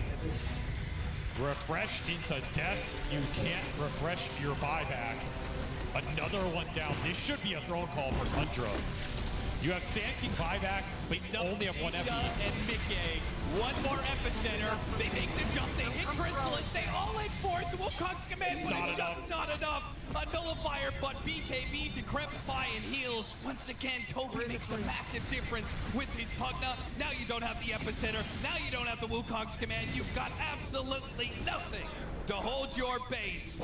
Liquid are run out of their own Ancient, and Tundra will take it easily.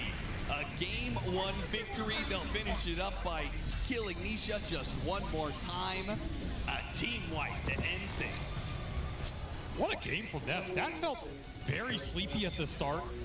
Some questions of, is this Tundra going to be able to find the coordination, the team fighting to make this lineup work? They picked their points beautifully, and ultimately, that is a game you don't win without Soxa on that timing. He absolutely delivered in that mid game. That sequence around the mid lane where he got 3 or 4 tosses off absolutely brought that game back. And then he just continued to find him and find him and find him. Man, Crystallis on that Bloodseeker. He had a 5k damage fight, a 5k damage fight, into a 10k damage fight, into an 11k damage fight. Just no one is stopping this man. No one can sit there, man. I mean, it was every single time he was the damage leader. But that said, the supports are setting up for success. The Darkseer has buffs for him. The Alacrity is another buff for him. You click this Bloodseeker in the middle of the fight, his buff chart is going off the screen. It's like 10, 15 buffs are on this guy. You click on Mickey, he's got like a Solar Crest, you know? It's just not a fair fight. This is exactly what Tundra is known for, putting all the pieces together to form some sort of monstrosity that cannot be stopped and will not be stopped in Game 1. Yeah, 1 game away now from making it to main stage there on the international. Team Liquid, that also means for them, they're on the other side of the coin and 1 game away from potentially getting eliminated early, even though they were considered to be one of the favorites going into this. A lot to break down with that Game 1. It was an absolute brawl. I think we're going to focus a lot on the Bloodseeker, of course, like our commentary team does as well. But first, gotta go to Stormstormer. Stormstormer, Invoker, double down. Double down, double down. One more, please. I mean, I'm actually getting so much ammo on this battle. It just keeps going. Every double down. Keeps going, and it's just a little bit more meatball and so on. But yeah, I mean, BZM show together with Crystallis. I mean, Invoker Bloodseeker is honestly a combo we played a lot together in Entity when I was with Crystallis in 1-2. That combo really ramps up once Bloodseeker has 2 items, basically the Mjolnir and the BKB. And this game was basically the same show. Like at a certain point, you could just see that they couldn't deal with them anymore. Liquid had some ways to fight back, as we're going to see later in some clips as well. But I think overall, the Tundra draft really came to shine. It did, but at the same time, it was a very close game. Like the fights we see here, these multiple buybacks out of Tundra, buybacks out of Liquid, like it could have easily swung the other way. It really came down to that last Roche fight, I believe. Not the last one, but the one before that. I think the second Roche, perhaps. That was really the key moment, I think, and very clutch buybacks in general from Tundra to seal that, that important lead. Yeah, overall, clutch gameplays, clutch buybacks, also clutch movement on the map. I feel like even this here, if Disruptor of Insignia is just a second closer, the Static Storm connects on the Invoker before he can pop that BKB, and perhaps they even start off with an Invoker kill. And maybe this game is completely different. So 15 minutes in, you didn't really know who's going to take it. Of course, it was maybe a little bit easier for Tundra to play at this point, but Liquid were not without chances. I think one of the reasons why it became a bit easier for Tundra to play this game is the ghost push of Tundra, right? The Darkseer shells, the Dominator creeps, constantly shoving waves, the Invoker, right? With travels, being able to be across the map. I think Liquid had a little bit of a wave problem this game. That team fight was actually fine. It was actually strong, right? You have Refresher, Monkey King, Sand King, Underlord, and so on. But just the fact that you never really get the proper initiation in the fight was a big problem for them. Yeah, I'm really glad that you mentioned that. I wish we could see a stat of how many creeps died to Iron Shell and how many creeps died to Force Spirit. Yeah. Because if you look at Liquid's lineup, they have the good wave jump, right? They have the Monkey King who can set you up, they have the Sand King with the Epicenter and the double subs who can follow it up. But as you mentioned, Shadow Push in this game, or in this meta currently, plays a huge role. We've seen this play a huge role in other major tournaments as well. We've heard great people talk about it in dozens of documentaries. So I don't know. Yet again, strategically as well, you are pushing the waves with Forge, sure, with your Helm of Dominator, but I feel like one of the more important ones, of course, was Alexia and the Karti, right? When they were pushing high ground. Because Karti could not be stopped, not by the Underlord. What are you doing here? He was looking at it from distance, and he needed to approach it, and because of him going into melee range, he gets tossed down. They will launch 2 attacks. The first is that in mere seconds, 2 drop pods will land at the bottom of the mine, each led by a Centurion. They plan to encircle you. No, Karti. What? How do you know? The one Don't get distracted. I know Prepare we to have fight. the standout player, of course, being Crystallis on his Bloodseeker. That has been one of his signature heroes from the very start of his career, so it's not that much of a surprise that we see it in action. But we did say during the draft, because we've seen them pull Care it to out explain before, what happened but just now? when we saw it I've been first, dealing with the it was Cabal like, long hey, it's enough. against the Pango, it makes sense against all these moving heroes. This was, I mean, I should say Stormstormer, maybe the combination with Invoker was enough to pick it, but this game in particular, I kind of feel Misery, maybe it's worth it to keep it on the radar a little bit earlier. I mean, you think of this hero as being good against A dozen Weaver, Cabal perhaps, elites are Pangolier, hiding like up we ahead. mentioned, but There's I 2 think more on it's the just a cliffs. legit hero You can overall. see them It from doesn't this look far. bad at all. You have They're a guarding pretty something. clear item build, Mjolnir into BKB, and now this Aghanim as well with the shard. It actually looks strong. You get a lot of healing. You can even get the barrier with the plus healing. So maybe this hero is just viable. I think it's just had together with Monkey King Crystallis best hero. Like he is exceptional at this hero, and he even himself after the other series against Falcons where they played the Bloodseeker. It was Falcons, right? Yeah. Bloodseeker, I think. They're illusions. I think after that, he even himself might have gained more confidence. Find him and kill him. I own that game. Let's pick it more. Found him. Well, of The course, science also he's exposed. Now. This is his second time having reached the international road to the international. The same old trick. And He's hiding on the cliff to the second, left. So this is a team or a player rather that does level up when he needs to, and Snipe it him. is showing for sure. And speaking of the items that we've seen on a lot of players, I think it's time to relive a little bit of Now's our that. chance. Of that Let's take game, what they left behind. specifically Lizard, we're gonna start this road in This this box game one is with a bit- looking at the Don't items touch of it. Saberlight's He's not- Underlord. This was so long ago when I requested it, but I mean, all of these games are very long. I really requested this highlight and this timing because it's kind of early and he already has a pipe, right? Like he rushed it. This is something that you come to expect from Underlord. But the way Liquid plays around it is fantastic because the moment he gets that pipe, they move out on the map with the smoke. And that's exactly what they did. In one of the clips that we watched earlier, they moved on to the mid lane, right? And they do know that they have this pipe ready and available. Of course, Underlord, he doesn't need to be here, he just connects to his ulti. And usually you'd lose this fight, but the pipe gives you just enough of that barrier to basically be untouched. I think not a single one of their heroes died here while they gained a massive advantage. Of course, that didn't lead to a W this time around, but these kind of plays make Liquid a pretty formidable team this early on. Yeah, I mean, Misery, you said this was a very close game. It was a very back and forth game, and we just saw the back going for. I'm gonna go for back with Liquid, and then fourth for Tundra. I believe you have something where the fourth comes into play. Yeah, I mean, we can see, I think the moment where Tundra sort of get a little bit of a lead, it's kind of one of their timings now, where they actually smoke onto this Monkey King, and they don't get the kill, but they do force this BKB TP out. And Tundra's instincts, their shark mentality, immediately go for a second smoke, and they catch this fight, and they relentlessly just keep chasing the Sand King. I think this is a very cool move by 33 to actually force this chase onto the Sand King, because they know there's no BKB and Monkey King, and they barely managed to get the Sand King kill. Very important here, and I feel like this is just a very good move by Tundra overall, sniffing out that they actually cannot fight without the Monkey BKB, getting the initiation on the Sand King. So I think this was part of the reason why Tundra actually managed to get ahead and have a game, because before this happened, it looked like Liquid were actually getting ahead and getting to their timings cleanly. This is also in the end what defines good Dota, right? Both drafts, both teams know when their drafts come online. Basically, and here also I think the trigger why they even went for the Bloodseeker, this Monkey King, sorry, is that they got their own BKB finish in Bloodseeker. They're saying it's our time to go, and they just played really, really fast. Even though Liquid before that kept dominating the map, they were opening mid, they got the commander.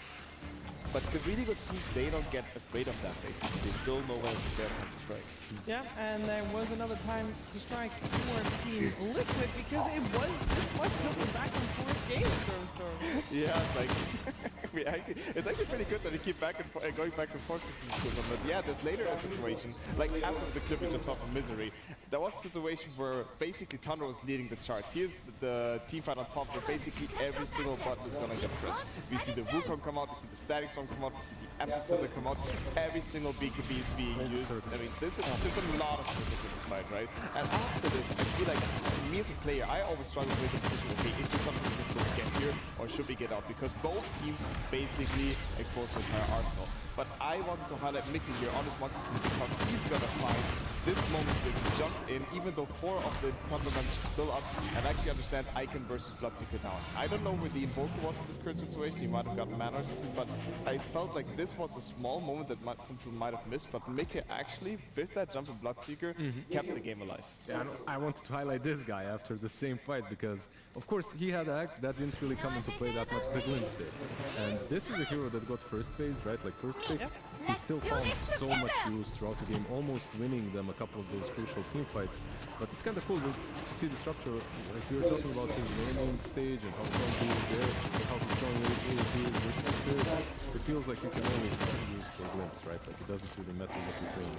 Yeah, and he had mentioned, like, we saw all the circles. There were so many circles in this game, and with, like, so many team fights. We also saw the Zoom Blood Rights coming out from Liquid, of course, making our circles even bigger. But this game 1, I'm looking forward to game number 2 because the amount of team fights that we saw in this game, and it was team fight after team fight, because everybody showed up to these fights.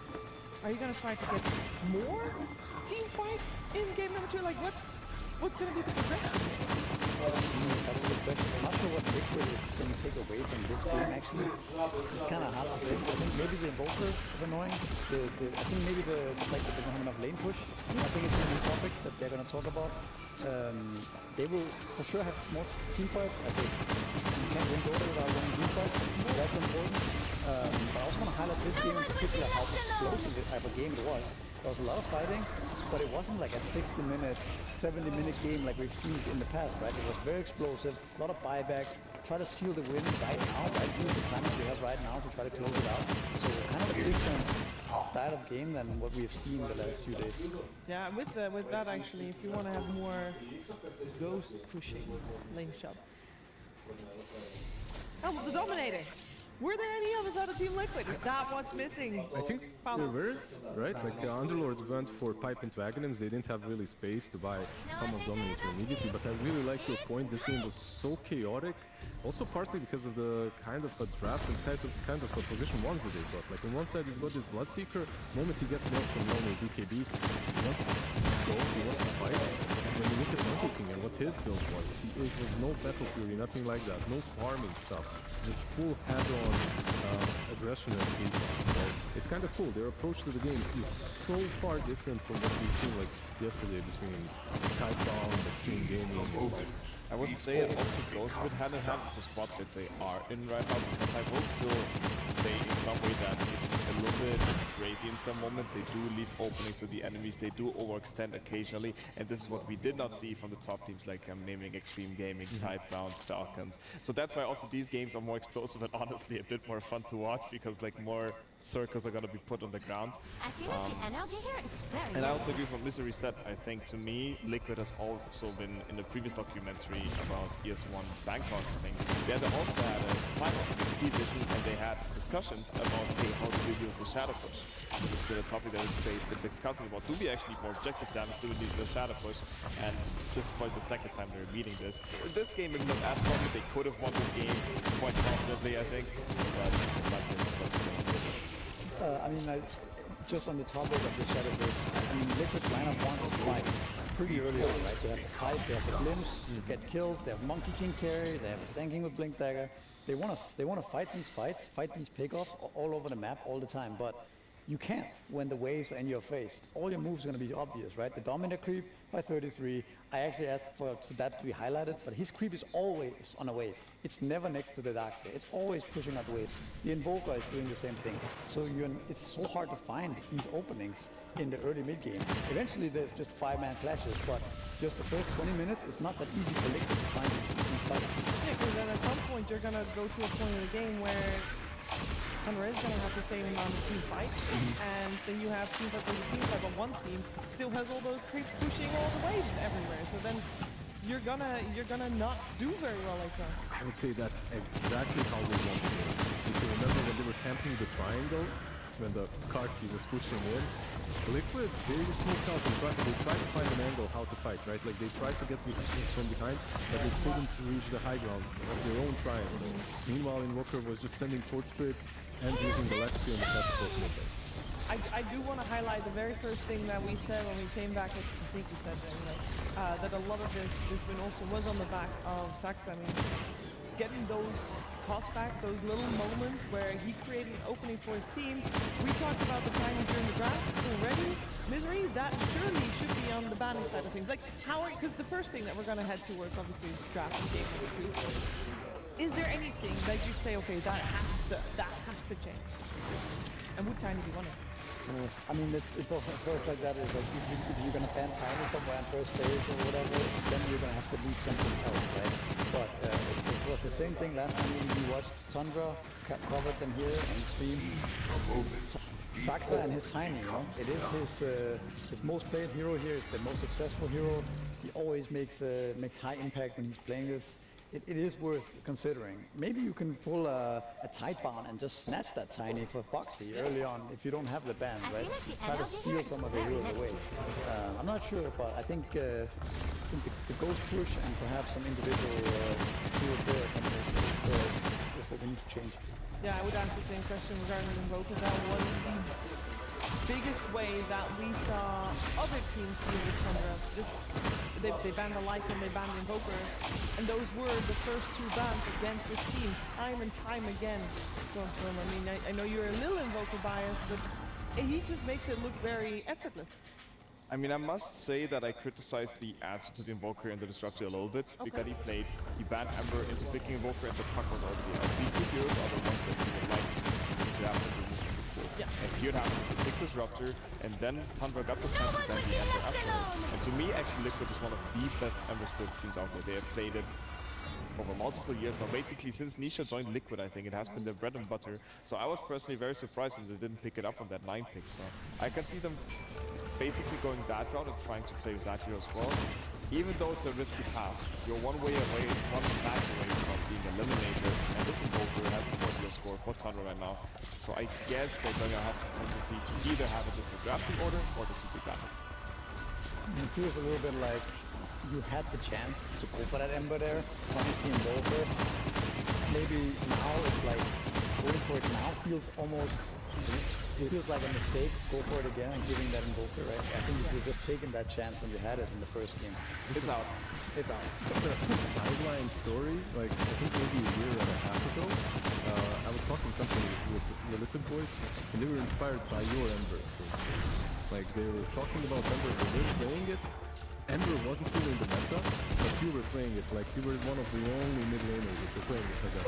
Really? I'm serious. Yeah. I didn't know that. I mean, so I really like the situation where all the everything is kind of revolving around the Invoker and Ember matchup in this current series. Well, we do have our answer to the Invoker Ember matchup gone. Or rather, the Invoker is gone. That kind of maybe makes the Ember also a little bit lower priority. That does mean that, of course, we're going to see some heroes make it through that didn't make it through previous game, because we do also see the Naga Siren in the first phase ban, and that hero was completely ignored in game number 1. So, that's not true. They were completely ignored. Yeah, I was about to say. My bad. Sus. No, it was also bad. Okay, but there's still going to be a hero banned that, or not banned, and that's the Marcy. Oh, the Marcy. Saberland has had pretty good success, I think. I mean, it's 1-1, but I remember him having good games on this Marcy. It does give the sacking away though to Tundra. And with Shaker, Invoker, and Beastmaster being back out, that is probably, honestly, if you look at the BDM list, the next one up there. So it's a quite of a gamble. I would have liked to see also Liquid pick up the sacking, but they must have had some way down. But it does leave the room for Nisha to potentially play some of his more signature heroes, perhaps like the King of Pain, could be Leshrac, right? I think these heroes are heroes that they could perhaps excel a little bit more, and Nisha has a more dominant role compared to like a Sand King, which is more like playmate, teamfight. I think Nisha being this semi-carry that you can play around is maybe a bit better. We might also see Shadow Queen, like Liz had mentioned last game. Something like that I would like to see from Nisha this game. Monkey also still left in the pool. It's a classic that they both play. And if they're talking about circles, there's plenty of circles to find still in the pool, but the Tiny that we saw in the previous game is out. And the respect of the structure. Yeah. Did I see that right? Does Nietzsche have a 100% win rate on puck on 3 games? I wouldn't be surprised. Yeah. Kiss puck. I think that's a combination of them first picking their hero as well. Yeah, so it is. I'm also very curious why it didn't, or did it get first hit? It got banned. It got first hit by Tundra. Okay, very clever. 8 pick puck, holy. This little hero we don't really, like, we kinda glance over her very often, but Hoodwink right now for me feels like in a good spot. I know it's not, I think it's not showcasing it at the moment. I feel like maybe it's not played in the right compositions and stuff, but Go Nuts kinda, the facet, it gives a lot of range. The item build is only maybe a problem, Wolf, I but really the level need 10 your help. talent is also really Could you nice. please meet me It's back in really Voidia? difficult to take down, and it gives you the break, which kinda is needed in a lot of games as well. and a lot of burst damage. I feel like it's good on paper, but I rarely see the impact. The real impact. I know exactly. Wow, this hero is really strong right now. But it has, anyways, 21 games as we saw. I think it's just like really stable, and sometimes you get caught off guard just how big the range is from your facet. That's a really high win rate. Shadow Demon, 11 picks, 72% win rate. One of those wins is in the hands of Insania, from what I just saw. I like this pickup from Liquid with the Shadow Demon as well, because you can see Tundra already has Thanking Hoodwink those two heroes. If they would jump somebody, that target would surely die, but now with the Shadow Demon Disruption, they can basically play in a way that somebody shows in front, baits the jump, and they have the Shadow Demon Disruption to back it up. It's just a lot of magic damage as well, right? Like into the SD, into the Hoodwink. It's kind of hard to just chill around these fights. Let's do this together! Besides the obvious saves that you get from the SD. Okay, I see Snapfire now. I have to think back to Tundra, how Crit just gobbled up heroes with like 800 range or something off the screen because it was a 17-minute game. Is this some Foxy got inspired? Unleash Marcy flying at ya. So what do we need for Tundra now, actually? We need some way to respond to this Marcy, right? We've seen a lot of Troll in this tournament, but it might be, I don't know if you want to pick it that right now. There's also a Shadow Demon, which is very good against kiting Troll. It's also not really a Crystallis hero, I would say. You know, now that you made me think like this, Shadow Demon is so good with Marcy as well, because most of the answers are exactly like that. Troll and Bane, right? Like a lot of Bane picks have been utilized against her. So this save comes... I mean, the Shadow Demon hero is very annoying to draft against because he is very good against a lot of stuff. Heroes that are good against him are kind of like Weaver, like these type of heroes that don't care about getting purged, they don't care about getting disrupted that much. So, but he's good against a lot of carries because the illusions can really be a problem, and the purge can really make it hard for a lot of carries to play the game. And then you're also staring down this Marcy offlane, which is one of the strongest heroes of the patch. So I think it's these two picks are not that easy for Tundra right now. There's one hero that they... Never mind, because I thought I was about to mention Monkey King, but they're just taking the Faceless Void here. Okay. Next Helm of the Dominator hero. I think this is a pretty good pick. Now we need to find a hero for Toby. He's played Warlock, I think, quite a bit. Pugna's out. Pugna's out, yeah. Played some Silencer as well. They still go with the Bane. Wow. I mean, this has been the answer to Marcy in a lot of games. However, like we talked about this, like you do have the disruption with Shadow Demon. You do have double save already. I mean, Snapfires these days at some point they will get the Aghanims, and this can be a save for both the Chronosphere and Bane, so... Yeah, if he gets the 800 range, like he can save it on the other side of the Chrono. I mean... We did see the average game and win times for Tundra. They are on average a lot lower than anyone else, and the difference between them and Liquid and that is 10 minutes, so they hope to not get to the point where the Snapfire is able to get that range. Is there some offlane they could pick that could be very good here against Bane and Void and make the Marcy go +1? Because I'm sure Mika is ready to play it. Ready to play anything. You pick Doom here, maybe? What do we need from an offlaner on the side? One day, people won't need to carry their weapons to stay It also safe. needs to consider their players, I guess, right? Because Saberlight, I think he's the one who's mostly played the Marcy. But Smiling. He's cooking something. Enigma. The Enigma. There you go. I mean, this is a very good pick, no? I mean, both Bane and Void don't really interact with the Eidolons in the laning stage. But yeah, it is a good pick in theory, but what we saw actually Wildcard do earlier against the Enigma is that they put the offlane in the safe lane. So that's something that Tundra consider doing here. Throw the Void on Crystallis into the offlane and then pick another hero or put the Sand King against the Enigma. And then suddenly you don't have the biggest issue. The Void in the offlane should be pretty happy against the Marcy carriers with any of the two supports, right? So that is a way you can sort of play around with that, at least the lane phase part. The whole part is not really an issue, right? But of course we don't see it that often, and it does require a little bit of, what would you say, adaptation from there, maybe a little bit of risk, willingness, because it is something that, you don't really have much experience in doing. They definitely have to come up with some solution, because I think if it's just going to be a casual 2v2 lane, like Snap doesn't make like against Bane and Void, I do think they will go quite out of control. Maybe they're going to start the lane with Hoodwink on top. Maybe they're gonna switch supports first of all, but as you mentioned, are they ready to do that? Especially with the standard on their side. But I imagine 33 should be able to come up with something like that. Could we play like a side hunter in the safe lane and just not care about this Enigma at all? Like, could we see something like that? When we played Brood the other day, maybe that's something we could like play some Brood in the safe lane. He's very creative at least, coming up with ideas. I also want to highlight Liquid has the next pick coming, but they're also banning mid, so the mid pick is not getting easier here. And Sanctum already picked on Tundra. I'm honestly a bit surprised by this ban. I mean, it is true that the Liquid draft does not have too much lockdown, but you're also banning your own potential heroes here. Means they have something in mind, I would imagine so. But what Liquid needs some kind of more damage, I think. Their supports, Snap deals damage when he has the ultimate up.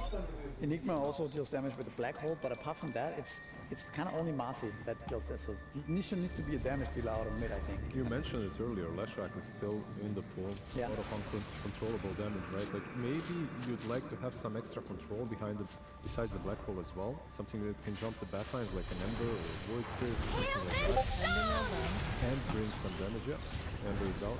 This is where I'm surprised that the Storm Spirit is out, because I resonate with what you are saying. I think they need more damage and also a little bit more lockdown. Snapfire ultimate setup or something like that. And now when all these things are up, what is even left? You mentioned the Void Spirits. I don't think it's applicable, but they might pick not exceptional. But it's also not like it's a top game, right? A lot of fun. I think out of all suggestions you made, the Leshrac makes the most sense to me, because you deal damage even if you get Chronosphere, you have the Shadow Demon to back you up. Generally speaking, Leshrac Shadow Demon is also a strong combo. You have the destruction set up for the Split Bird. Might be the best pick that is left in the pool here. They ban out the Queen of Pain themselves.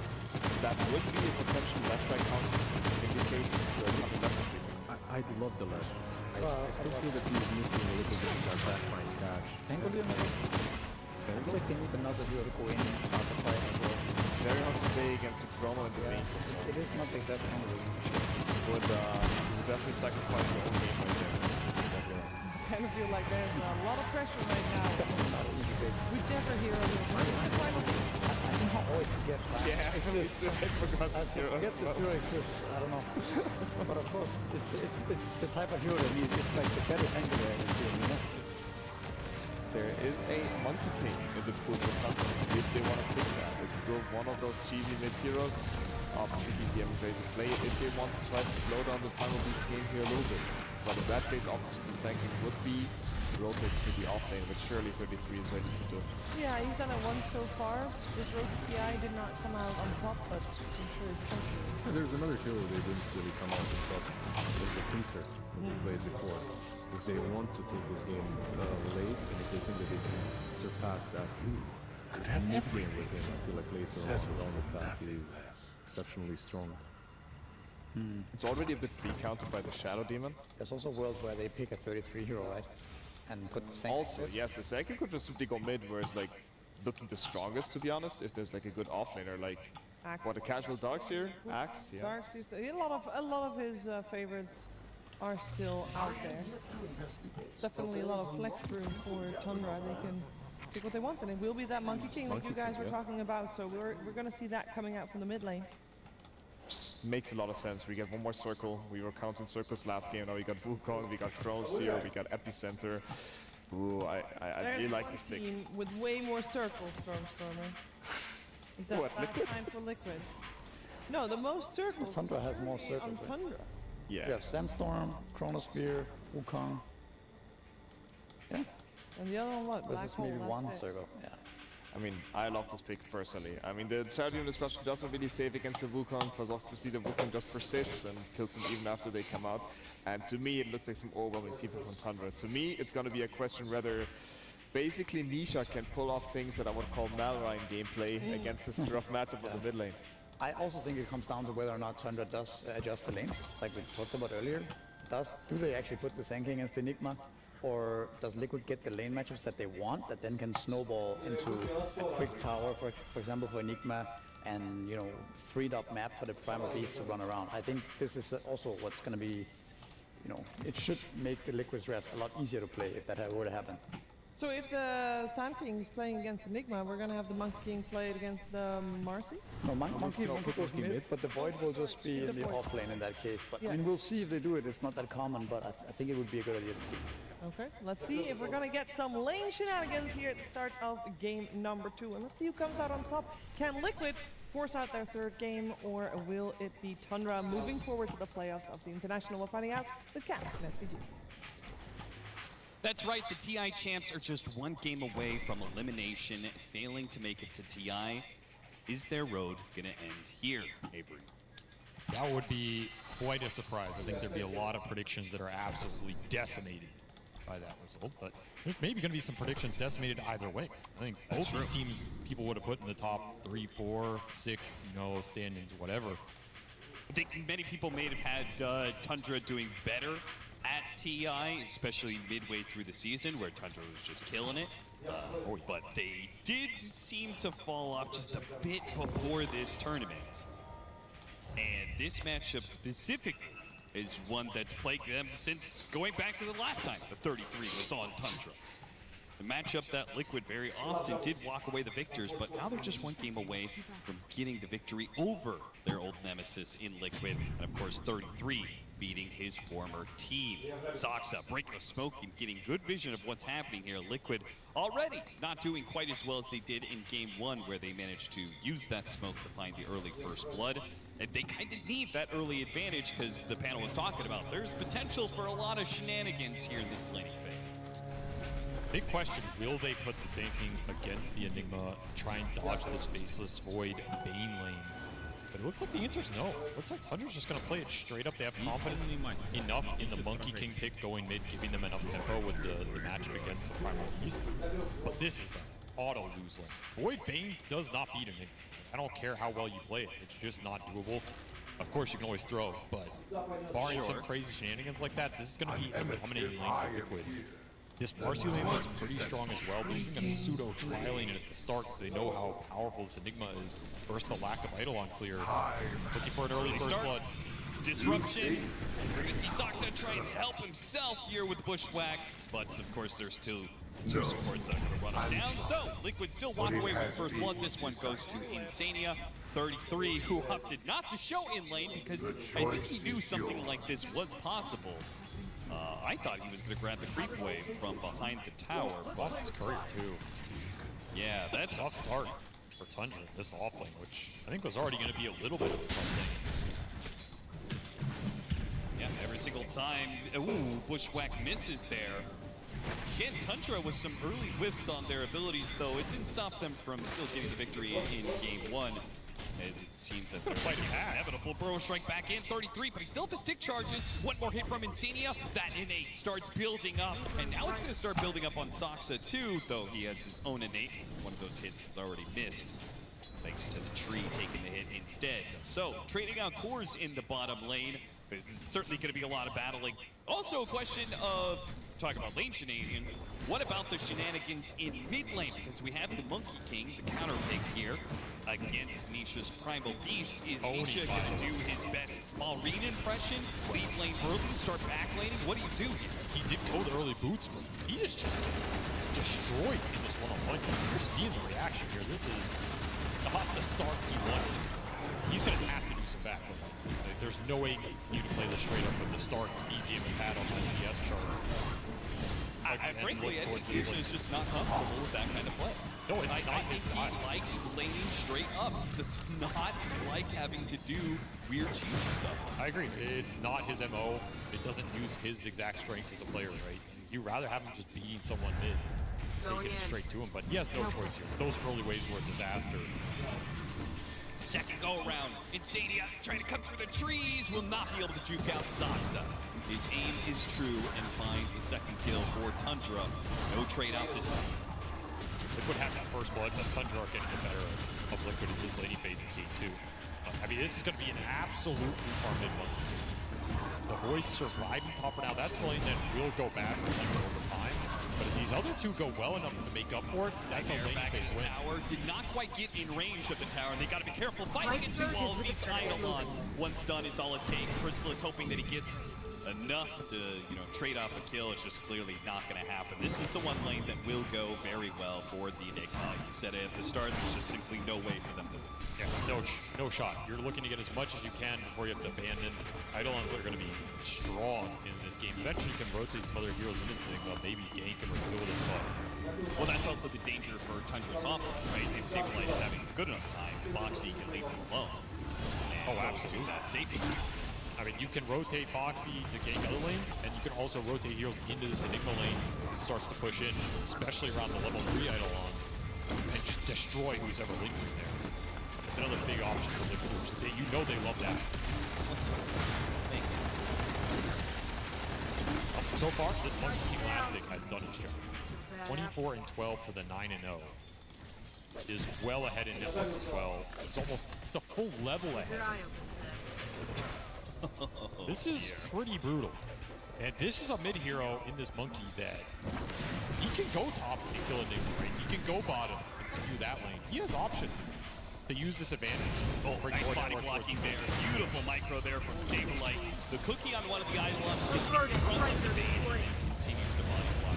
Sure. Yeah. Hit on the trample, making Nisha's life even more miserable. I mean, Primal is a hero that can function from a sacrificial position. His spells are powerful, you can always make up for it in team fights. But he does have a lot of stunts to go into, and it's generally not the kind of lineup Primal has fun playing into without a BKB. Even BKB this game, you're up against Crypto Chrono. Considering the fact that Network actually seems to be pretty even, 33 Burrow Strike. Nice read, moving up to the Burrow Strike there, but there's still the disruption, and there's still a Blood Grenade. Insania from another one of those, a little bit of utilities. Yeah, he does have a Lotus, and they realize that they will not go for the kill. Insania is actually going to drop pretty low here, trying to get him with the Bushwhack, not required. Blood Grenade will finish him off. And Sox is having himself a series. All right.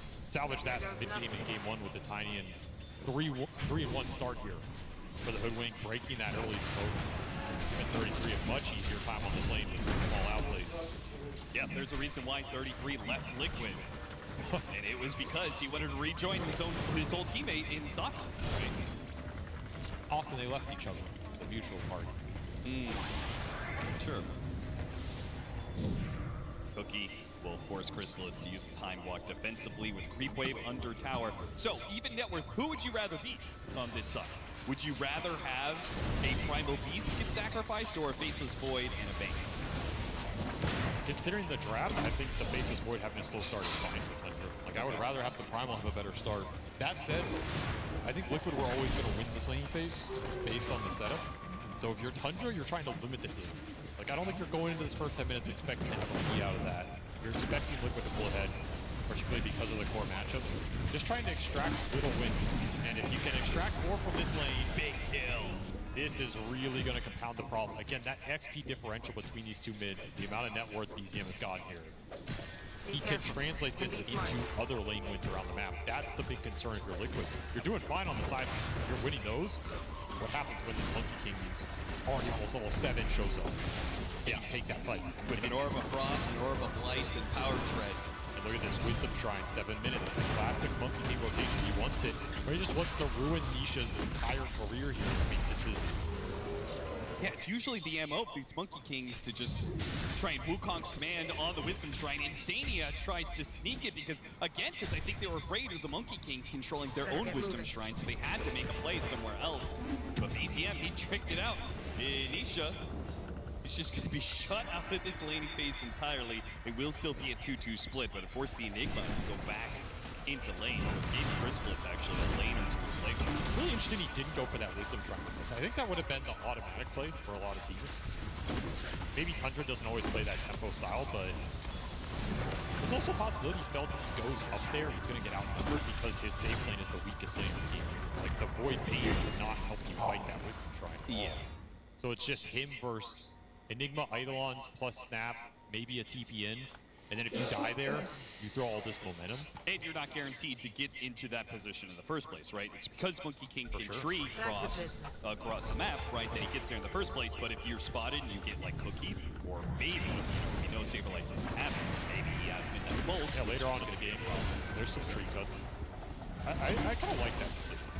Yeah, the more I think about it. I think it was the disciplined choice. Nisha gets away before both the Valor Strike and the Bushwhack can stop him there. He gets caught. He dies. Pretty far outside of any sort of TP area. Meanwhile, Big Gay, the help of his Helma Dom creep, almost gets the kill on 33, may still get the kill. Oh, the Pinecone will run him down. That's not the thing you want to die to, but sometimes it gets the job done. Helma dominator, paying off. Big Gay just farming the wave. And honestly, I mean, Nisha is recovering here. If he gets the creep cut, if he gets the bullet to camp, Zero farms incredibly fast. Saberlight is gonna get 6 off of this. What a sick move. That was one hell of a read. It was a level 5 Enigma, but they made the disruption play knowing they were gonna kill the range creep to get 6. And that would set up the black hole. Nisha almost dies to the duo of BZM and Toby, but he does manage to get away ever so barely. Once again, BZM, this primal beast, he's an endangered species out here. He's just being hunted down non-stop. But no momentum for the Monkey King, no kill connection there. You get the black hole on the face asteroids, exactly what you want in this matchup, and Nisha gets to continue to farm. This is a very good sequence for Liquid.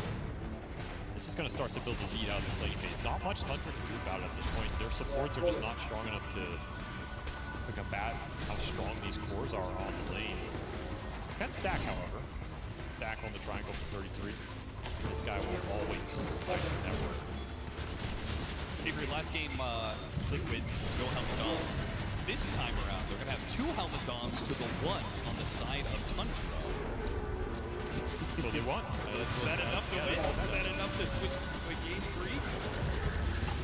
Primal's going to join this top lane, which is the strongest lane for Liquid. Primal is the hero that needs to accelerate the kills, so best to play wherever Saberlight is.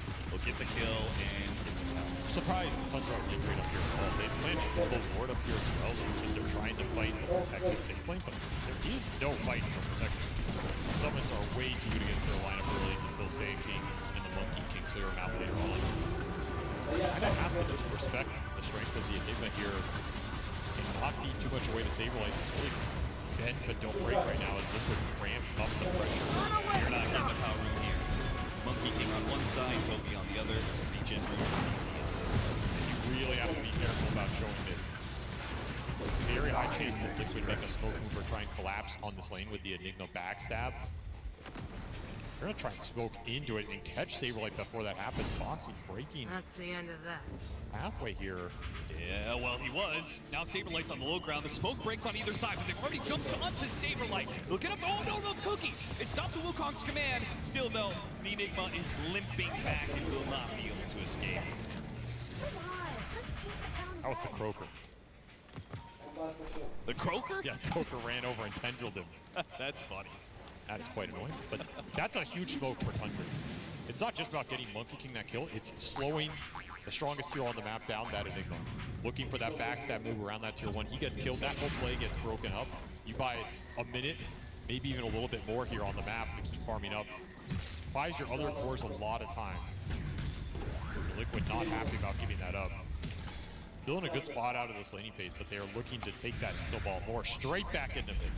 Not deterred at all, and for good reason. There is no protecting this tower. Yeah, especially with the Monkey King. After that situation in TP bottom, I feel like the only way Tundra can ever fight Liquid right now is around that Monkey King. Around his Wukong's command, but it's just such a fast lineup for Liquid. It feels like they went back to their MO in this game too and said, we don't want to be stuck in some late game ultra greed fest with late game refreshers and all this nonsense. We're just gonna win lanes, 8 towers, tempo you out of the map, have a really fast carry that is gonna come online faster than the greed you've gone for, and there is your third tier 1 down before the 12-minute mark. And we're gonna use Helmadoms the way Gaben intended. Yes. To push towers instead of as a hand of Midas that rats the map every once in a while. Primal Beast surrounded, tries to go for a charge away. That'll limit the epicenter damage. Crystallis may... Okay, never mind. Zox is on the other side. Once again, Zox makes the difference. Yep. You do not have to expend Chronosphere. 3-1 and 4 for this Hoodwink. I mean, he is doing work to keep this early game together for Tundra right now. They do not have the playmaking or damage without him. They're continuing to post up here, steal a lot of farm away from Tundra. This is where the Sand King would like to be playing, taking ancient stacks. Benefit of getting all those tier 1s down. I mean, they scan that triangle, it hits. What are you going to do about it? Are you actually going to run heroes in here and try and contest this? There's no way. So it'll be a fast BKB. This will be a early BKB lineup for Liquid. One on the Marcy, the other on the Primal Beast. There is counterplay to it with Grip and Chrono. Doesn't make you invincible in this game. Quick grab from the Primal Beast. This is a combo. The first time we're going to see it. I have enough Primal energy. Beast plus Snapfire. Duo that I'm not sure if I've seen at this road to TI, but has been kind of a mainstay ever since Primal Beast was brought into the game. That's strong. All the abilities synergize really well, and that's a 3x streak. Got that squirrel off the map. That's true. Nice little bonus gold. Getting baited. BZM getting baited in. McGay tries to burst him down. BZM not having shard, no way out of that situation. Toby, who was kind of shadowing his mid laner, will also die. He got messed up by that Shadow. 4 points in Disseminate. Maybe not expecting that build, but it chunked him. And now it's the Wisdom Shrine. Perhaps being taken by Liquid. Look at Chrysalis, though. He wants to take it and do something with this positioning. I'm not sure what, though. I mean, he doesn't do any damage here, so... Yeah, I was going to say, Chronosphere into what? Insania will take the Wisdom Shrine. He will be brought down at the same time. Is it worth it to give up a support to take the Wisdom Shrine? 14 minute one, yeah. When does it no longer become worth? Probably around that 21. I think first and second are worth. Third is iffy. Fourth, you know, then you're in these mid-late games, like you give up a hero, you're maybe losing Roche, it's not worth it. Yeah, you're losing a lot of time on the map. That one's worth it, though. He's only dead for like 20 seconds here. Creates a nice XP differential. You can continue to hunt these supports. This is still a level 6 Bane, right? Like, Toby is not getting experience in this game unless he can start finding some kills. And it's unlikely you're going to be able to do that consistently when you've lost a lot of your tier 1s early, and your core heroes just need time to get damage online. The duo of Help Dog Creeps pushing the bottom lane. They'll hunt down Saberlights. As that was the one that is more of a threat to these towers. Summoning these skeletons. A rally. Yeah. TM can keep looking for kills, but it's just so hard to find them with the lack of information. It's also not just the Helmetoms, right? It is the aura advantage. This time, Liquid are going to have the aura advantage over Tundra. I think a rare thing to say. That's true. 33 is not going to go utility here. He's trying to scale. I would love for Liquid to overextend into them right now. That's how they get a good fight. Liquid are just not biting the bait. At 33. Thinks he's spotted. Curve strikes out, blinks backwards, joins his Bane, and is smoked into mid lane behind BZM. So he's got a show. Cannot afford another death. He really needs that BKB. There's nowhere to smoke to. Backs out, but the map is getting suffocated here. Not too many places for Tundra to go. That's really awkward for them. Their vision is all bottom right, but that tier 1 tower is still up. And it doesn't really see that much of Liquid's jungle or where they're farming. Their own jungle's dark. Having trouble getting the lanes in. Only the Monkey King really wants to show aggressively, and at this point he doesn't want to show anymore with Primal off the map. Liquid does take a step back here to finish their first BKB. That's going to be Marcy completing hers. The Primal Beast still a ways away, which means that Toby's positioning is going to be so important because Mickey does a ton of damage, but he does have the counter to the BKB. He can stop this rampaging carry. Just a standoff on this top lane. Nobody wants to show and get jumped.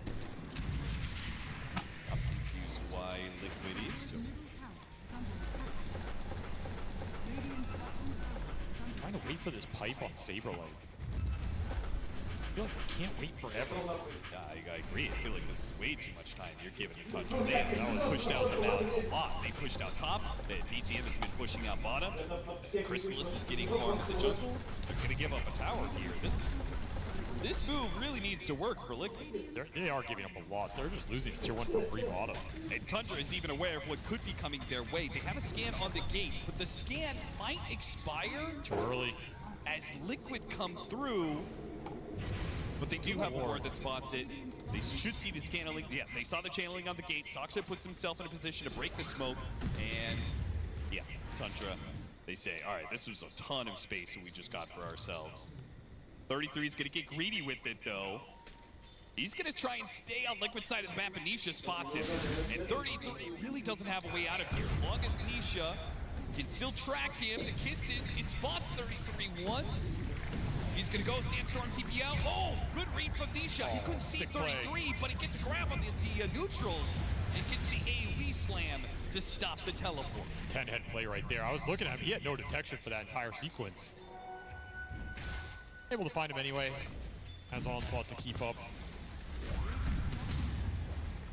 Tower still dies, but at the hands of Mika. That was still a pretty big outmaneuver sequence. Oh, there goes your TP. Zox just being a nuisance. If you can't get kills, he'll stop TPs. I mean, that must have been a 2-minute smoke play effectively from Liquid. Yeah. They ran from mid to top through the gate, all the way to bottom left of the map, and then Chase is sinking to another camp just to get that one kill. That is time for Crystallis to hit the jungle. Time for Monkey King to push some waves. Even the Hoodwink gets a little bit. And frankly, it looked like Liquid was kind of playing like their old selves until that moment. That slowed down. But now they have the fight, they have the BKB Marcy, time to force the objectives, pick up the game pace here. This is going to give you your primal BKB as well. Very close to it for Nisha, and then it's green light across the board. You have everything you need to take fights in this game. You should be trying to find as many of them as you can get. Start pushing some of these tier 2s down. When is Liquid in danger of the game going to? 1 or 2 more deaths on Marcy are going to slow this game down a lot. That hurts your scale. And if this game does go ultra late, I do favor Tundra. I mean, their tri-core is just terrifying.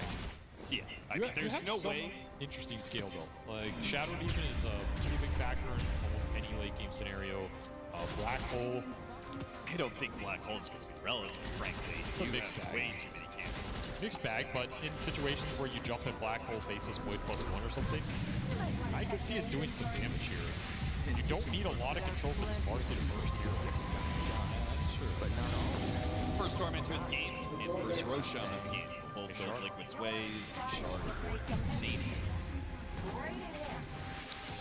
Like a little time dilation on somebody. Yeah. Yeah, on his Knifkin. Throwing his heal. Definitely not off the Primal Beast when he charges. Yeah, it's very nice. But time to pick up the pace.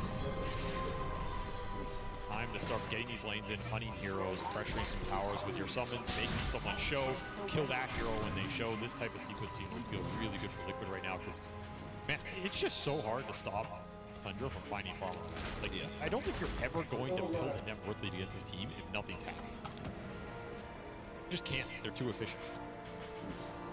Maybe Falcons would disagree with that, but I was going to say, that's the other team that comes to mind. But they build too much of it. Apparently. They're at the other end of that spectrum. 5-man smoke up. Yeah, but J-Screen as well. Tundra seems pretty rare. I mean, there's nobody showing on the map. They've got so many slippery heroes between the Monkey King, the Sand King, and the Hoodwink that can play out on the map. It makes it pretty obvious when Liquid go all the way back to their tier 3s to smoke and then run out on the map. Yeah, I'm not... I mean, I get the idea, like, you just want to get the fight right now, but I think smoking with the entirety of the team is not the way you get that fight. They will catch Zoxa out of this. Showing from Liquid. Means Toby is going to see, okay, well, if they're over there, maybe I can take the Wisdom Shrine. And he is right about that. He offers them a high five as he takes it. You know, it's a kill Liquid connect on, but again, I don't think it's one they're happy about. It just doesn't feel efficient. These Dom creeps keep pushing in the waves against them. Yeah, I think the help Dom creeps are being used more efficiently by Tundra. It does feel that way. When it comes to ratting them out. Oh, for sure, for when ratting. Liquid's gotten a lot more value out of objectives. Like, you still have this tier 1 mid standing for Liquid. That's a pretty big move. I mean, I'm also adding in the fact that, like, when Liquid go for these 5-man smokes, all their lanes get pushed in, right? They don't have these Helmadon creeps keeping the lanes in and keeping the map dark for Tundra. Well, the Marcy has to play with hers to farm. True. The Enigma's been keeping his with the Eidolon. He's just gonna run too big. Burrow strike from 33 with a two-man bushwhack to top it. A perfect execution for a duel. That just kind of got gifted to him out of nowhere. Here's a two-man Burrow, two-man kill. Boomerang on top of Sand King's damage. No joke. And that is more time. That is all Tundra want in this game. They just want time. Time to scale, time to get that basis void off up the charts. Hey, Aegis is almost expired already. I think Liquid they've have lost. got nothing. They've lost everything during this Aegis. Yeah. That is not the tempo Liquid we're looking for. Yeah, careful now. Careful this sword on the high ground. You know, one of the factors as we're watching this game, thinking about Liquid's draft, their catch pretty limited. If the Primal didn't have a really good game. That's true. Like, he's the majority of the long-range catch in this lineup. Even here, you can shoot some long-range spells, but who is actually getting on top of these heroes? He's getting into the trees. And once he's in the trees, he's gone. Yeah, this just feels so bad, right? It's really only the Primal who is designed to set these kind of plays and things up. And because he has the worst lane phase, it took longer for Nisha to get online, and by the time he does, you're getting ratted by the top. 33 is doing 33 things. There's a Hoodwink killing waves from the tree line. It's like, I've seen this stupid troll summoner go to Liquid's off lane at least 10 times this game, summon his Skelly boys, and laugh in their face, and nobody wants to go back and clean this up. And the funny part was is that Liquid did a good job killing the Helmadon creeps over and over and over again, and it still did its job. It's just so effective this game because if the Primal goes back, lose that game pressure. If the Marcy goes back, he's not stealing farm away from Tundra and creating an offensive presence. And the Enigma's a pretty slow hero around the map. He's not going back to kill a Dom. It's just not happening. And the supports can't kill him, usually, right? So he gets the courier. Nope, I don't know if he would have gotten up there anyway. Summon some more boys. 3 waves. And every once in a while, Liquid, they find a support. Who cares? Tundra was saying mission accomplished. Caravan transporting. Oh, and maybe a punish coming their way. This is the same area as the Shadow Demon Primal Beast got jumped last time. This is just going to be the Primal Beast. Got up to BKB though. Wait, nope, not dead yet. No Chrono Spear, and he gets a blink away. Sox is gonna try and catch up to him. Oh, he's right around the corner. We would have had him. Didn't see you. Successful TP out from Nisha this time around. The game does not work for Tundra, but you know, you sent the heroes back to base. The wave is getting cut. It's still summoning here, man. It's still here, man. Somebody kill this troll. It's killing under tower. Crystal's just realized, whoops. I mean, he's probably like, why is he not already dead? Yeah. Radiant's top tower is under attack. I think heals up. So. He's gonna pull the wave, and that means there is no creep wave. This is just so annoying. Tower. So annoying for Liquid. They don't want to be in games like this, where the map's getting manipulated and they just can't set up their quick plays and get the connections. It's just not how this team likes to play. So uncomfortable. The howl is ready. Can still win the team. Watch the mining cart. Should not underestimate it. It's over. Looks like that's our caravan.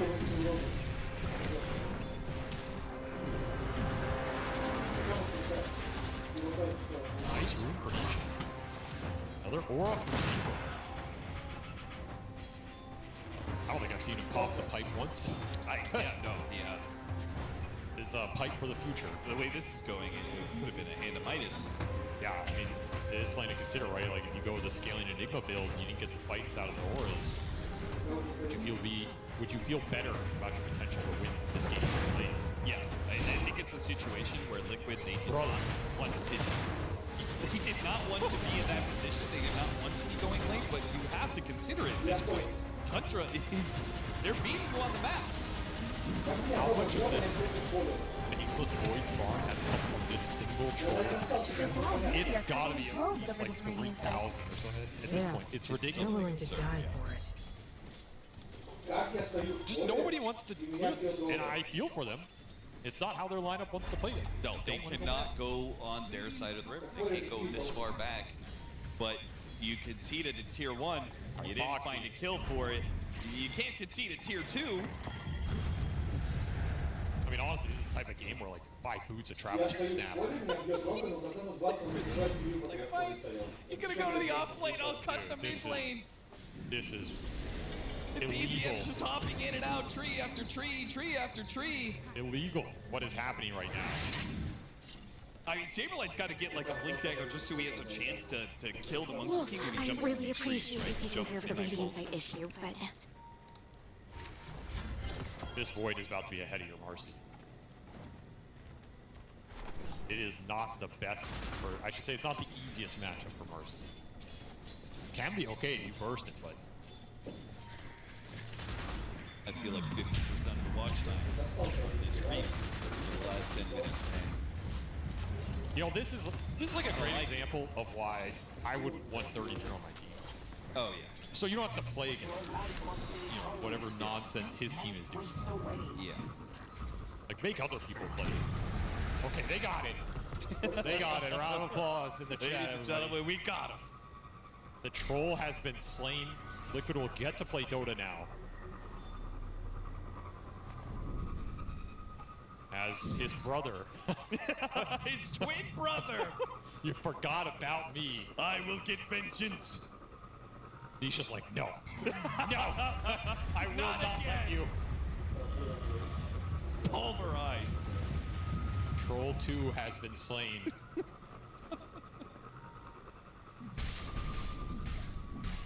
Stahl is not happy about that. We'll have to farm the old-fashioned way. He's catching up to the Marcy. Yeah, he's gonna overtake Almost him here. I mean, it's inevitable. And he's halfway there to the Oh, super setup. tanky Faceless Void. They get him with, tag him with a poison. Unlikely to stop him here unless he's really surprised by the Primal Beast of the Enigma. He's got BKB. Oh, got him! Blink instant trample from Nisha to cut the trees. And he did indeed get surprised by the Blink initiation. On the other side, though, Chrysalis, half HP, got off the BKB, though. And now a Fiend's Grip. Mickey's in trouble. He's not dying that quickly. He has to go for the... Oh, wait, Saberlight's here. Can he bail him out with a black hole? They go in with the Epicenter now to kill Mickey. He's still not dead, but the Epicenter will surely finish him off. He'll run down Boxy as well. Boxy, a little low. Saberlight, not sure who help out here. They do get Chrysalis on the backside as Nisha runs him down. They do not have a stun. Bane gets out. That's insane that he just never dropped the black hole. So tempting there, but there are cancels to it you have to think about. Just never found the opening. And also, Tundra were playing this hit and run game, right? Like, Chrysalis is hitting Mickey, but as soon as he sees the Enigma, he makes a run for it, and then it's the Sand King's turn to jump in. And you gotta remember, that's a fight Liquid want to take because they killed the Monkey King on that corner of the map. If they can get everybody there, which they did, that's a 5-on-4. With Refresher Primal, they're super strong right now in the fight. And it said all you end up with is a 2 for 2. In that fight specifically, it's a 1 for 2. It's an okay outcome. It's a good goal for Primal to get that Faceless Void kill, and you're gonna be able to take Roche here. No Chrono available, no Epicenter available. Pretty impossible contest from Tundra. So this will be an Aegis for Mickey. Big deal, playing into all these big ults.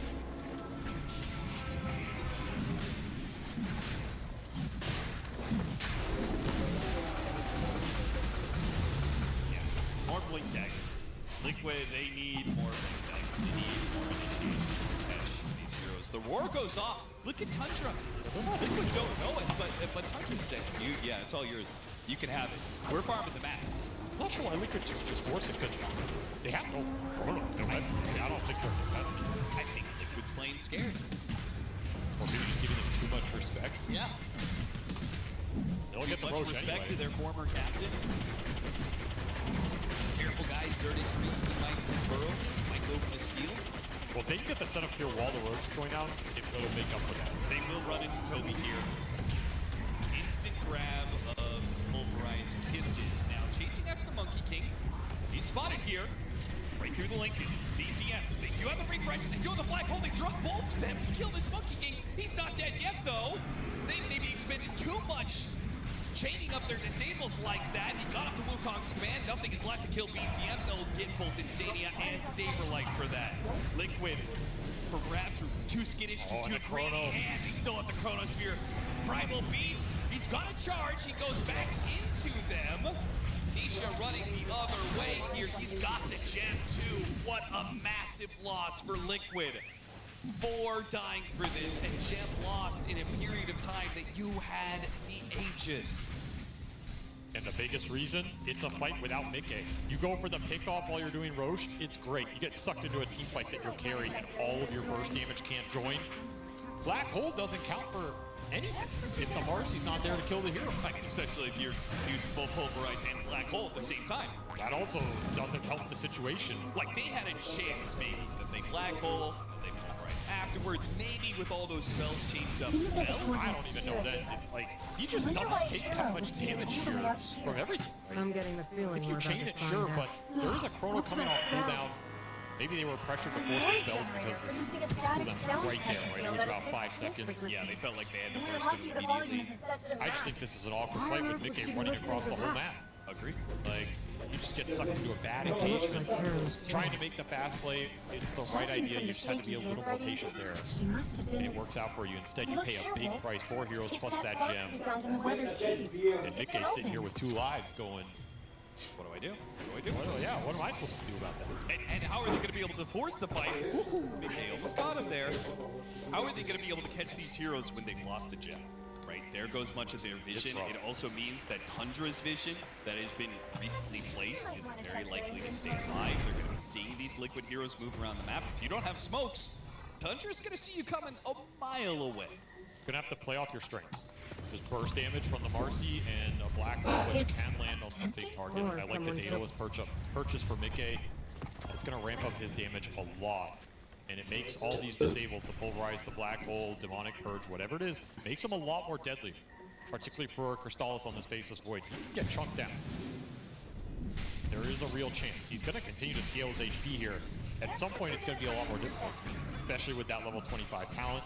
Already has the level 21. He got a lot of experience out of that fight. It was a big deal for him. These are big talents for the Faceless Void. You know, Scotty plus the backtrack, your burst chance goes down considerably. But right now, you can all in this hero and open up the fight that way. Let's go. Another smoke broken.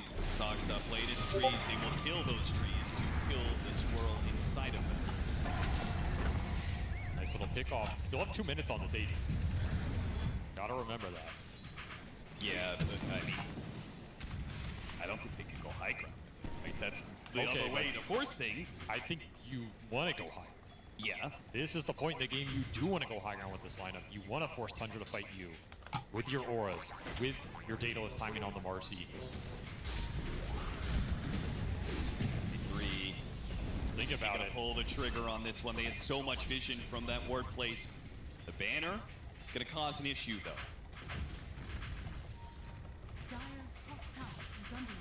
Try and wait out this Aegis. Expiring in a minute. That's a long time. They do have a ward on that low ground that is... 33 trying to place off of. One of these Boundless Strikes is going to link into the Burrow Strike. Minute left on the Aegis, though. Yeah, they do see this ward. Okay. Baiting out the ward? Maybe. I don't even understand how that would work. We know you see. Poker down. Catapult goes down. Crystallis is now playing around with this shard. Yeah, they're trying to wait out this Aegis right now. 40 seconds. And if I'm Tundra, if I just lose a range barracks for this Aegis, no big deal, right? Yeah, it's okay. They can afford to give this up, but Tundra, they're playing for the mistake. BCM's gonna jump in the middle of them. Whiffs entirely, does not hit anything with the Boundless Strike, and now he's gonna get grabbed before BKB. The kids are gonna do big damage. He almost gets bursted down. Nothing. He does have a buyback here. Meanwhile, the Nightmare defensively used on Mickey to get him out of the enemy base. Oh, jumps forward with a Blink Dagger, tries to burn down Soxa. He's lost sight of him. A Glimmer came back. Chronosphere Epicenter. A wombo combo from Tundra that will send Liquid down. Nisha, he survives through it, but with not much HP left, he tries to go for a Pulverize. And now Mickey inside the base. His Aegis will expire. BCM. What an expiration timing, too. It was all a bait or what? He jumped into the middle with everything, but on the buyback, they crush Liquid.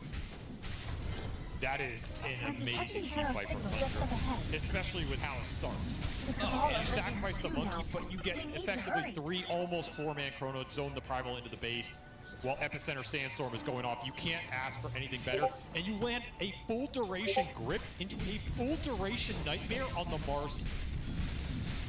Hobie absolutely finds his mark in this fight. He just takes Mickey out of it entirely. You're wondering where the Marcy is in all this? He goes on the support. He's stripped under the tier 4. And this chrono holds everybody else back. The positioning from Liquid just got mega punished here. And then the chef's kiss, you kill him with 1 second after the Aegis expiration. Not that it would have mattered, but you just got no value out of your Marcy BKB. Mickey doesn't get to hit anything. Everybody clumps. And now no doubt about it now. Big Chrysalis hunting heroes. That's impossible. Well, he knows. I mean, Tundra have full advantage in this game now. Bushwhack gets the grab. They got to do something with this. Nisha, he jumps forward. Insania, this is going to be a dive back. He gets everything off he can. Chrysalis actually control. He got bursted. Dear Lord. Mickey still shows that the Carry Marcy, it can do something. She gets her hands on the Faceless Void with the single disable. She can kill him. I mean, he has Gauntlet with vast extra range plus the Daedalus for a 10 almost guaranteed badge. You gotta respect the damage. That's a close call. No BKB. I think BK might have died there. I mean, it's crazy that Tundra are lingering around here looking for stuff with the Void dead. That tells you how strong they feel right now. I love this black hole that can always play an important role in this game, particularly with BKB coming up for Saberlight and finish it right there. Good anti-damage denied there. One of those robot things popping out of thin air. Nice find. We found some files on them in the shared archive. By any means. They're a cyber-organic species connected by a shared consciousness. They already got one buyback. Look around. This is Tundra. Some of them Use are their activated. buybacks much better than Liquid in this series. That said, Liquid, they're playing pretty confident, right? That high ground push, continue to push out on the map. You're like, these are TI champions for a reason. They're not going to go out easy. Yeah, and they're going to put the pressure on Tundra. Even if they're maybe slightly unfavored, they're going to force you to beat them. And you mess up one fight, the game's just over for you here. It may be a 30% chance of victory, but their best chance is just taking it to Tundra while they can before it goes too late. 40 minutes, an aggressive force staff, a blink back on Mickey. Almost sick from Soxer. That would have been such a nasty, aggressive force staff to bound the strike into Epicenter play. As heroes are respawning, lucky to get out of it. Extra cast range on this Hoodwink, you really got to think about the utility. That's true, yeah. That's a good point. For Lens plus that go nuts. They get some building damage, they escape with their lives. Look towards that next Roshan, can spawn right now. Chrysalis and BZM are closing in on 25. 24 on Chrysalis. BZM's right behind it. So is that Zank. Also 24. Yeah, those are massive. I mean, now we talk about the 25 talents. I never imagined a place like this would be hidden just beneath the Red Sea. And refresher on that Sand King is a big deal here, especially to that 25 talent. Right now, the fight is still anybody's. Particularly if that BKB black hole comes through, Tundra aren't ready for it. Tundra pushing their advantage, hoping somebody shows on the creep wave. Lives with. This could be a clump. Mickey, he's going to show. Soxa backs away. Glimmer Cape's out of there. So scary to push in right here. Cannot get lured into going on this swirl. Clump up too much. Gotta keep the isolation. They go after him. Soxa will die. And Tundra do not try and jump in after her. Not yet anyway. DM holding high ground. They pop their BKB. The Zeros are spotted in the river. And there goes Wukong's man. Mickey. Oh, he managed to get a visible blade on a Chrysalis. Chrysalis is fine for now. He's caught inside of all this one. They do have the black hole on two. Mickey's gonna burst down one. He gets out of Wukong's command. Now they jump in from Nisha. They jump after it. They do manage to get Mickey. The carries on both sides are dead, but only one of them has the buyback. Crystallis looking to put this ult to use. Liquid need to get out of here. It's that Those Epicenters ripped them apart. Oh, they all managed to get out of there. A buyback on the Faceless Void. Roshan is not up. She'll be up soon. And as long as Tundra get that, the buyback will go unpunished. Look at the damage here. Marcy getting the hits and getting the burst, and an absolutely perfect black hole gives him the extra time to get through this Faceless Void without the turnaround chrono going off. He held that chrono for a long time because there was a grip going out onto the Marcy. He was trying to play it patient. You're not always going to have that window. Grip got canceled, going with the Black Hole, pay a big price, trying to wait. At least I guess you would have chrono for your buyback. You're playing it that way. Roche is up. You're not killing it right now with this Marcy out of the game. Yeah, they saw it. They saw it spawn. I would expect you're just sitting someone in this pit and you do it instantly. I think so too. They lost a good 10 seconds, 12 seconds here. Could be a big deal. I think this is still enough though. To take it uncontested, Liquid are pretty far away. They also have no Black Hole. For their Marcy. No Black Hole, no Refresher on the Primal. Those are big ultimates missing for Liquid. That's good. They're heading towards the pit. They have Kisses to stall this up. Kisses can get some vision inside. Can he actually take that fight? 33, he's got his 25. The Kisses, he starts spotting all this. Soxa, ooh, he may get caught on the wrong side of things. They know he's here. They jumped into the trees and they spotted him. Okay, that's a dieback. I should have known you'd come. And because they did not hit the Roshan, there is still I that alone should buyback bear that this the Faceless Void responsibility. used from earlier. This isn't your fight. If Tundra You lose don't this know what fight, you're it dealing would just with. be the end of game 2. Yes, I do. They are Viridia's only chance But against still the have some Cabal. buybacks to play I'll with. bear all It's the true, and consequences. they've done a really good job playing around their outposts with buybacks. All eyes on 33. Level 25 epicenter impulses with the refresher, with Whisper of the Dread. It is so much damage if he gets both off. Look at all these shadow poisons raining into the pit. They have the Eidolons checking out the Helm's Dawn creeps if necessary as well. At the bottom of On the both sides. I'm picking up Hero's signal nearby. This Roshan's gonna die just from random magic damage, whether it's the Sandstorm or the Shadow Poisons building up. Yeah, 33 is putting the pressure on Liquid to make the jump as he whittles it down. And once they go in, that's when Chrysalis is going to strike.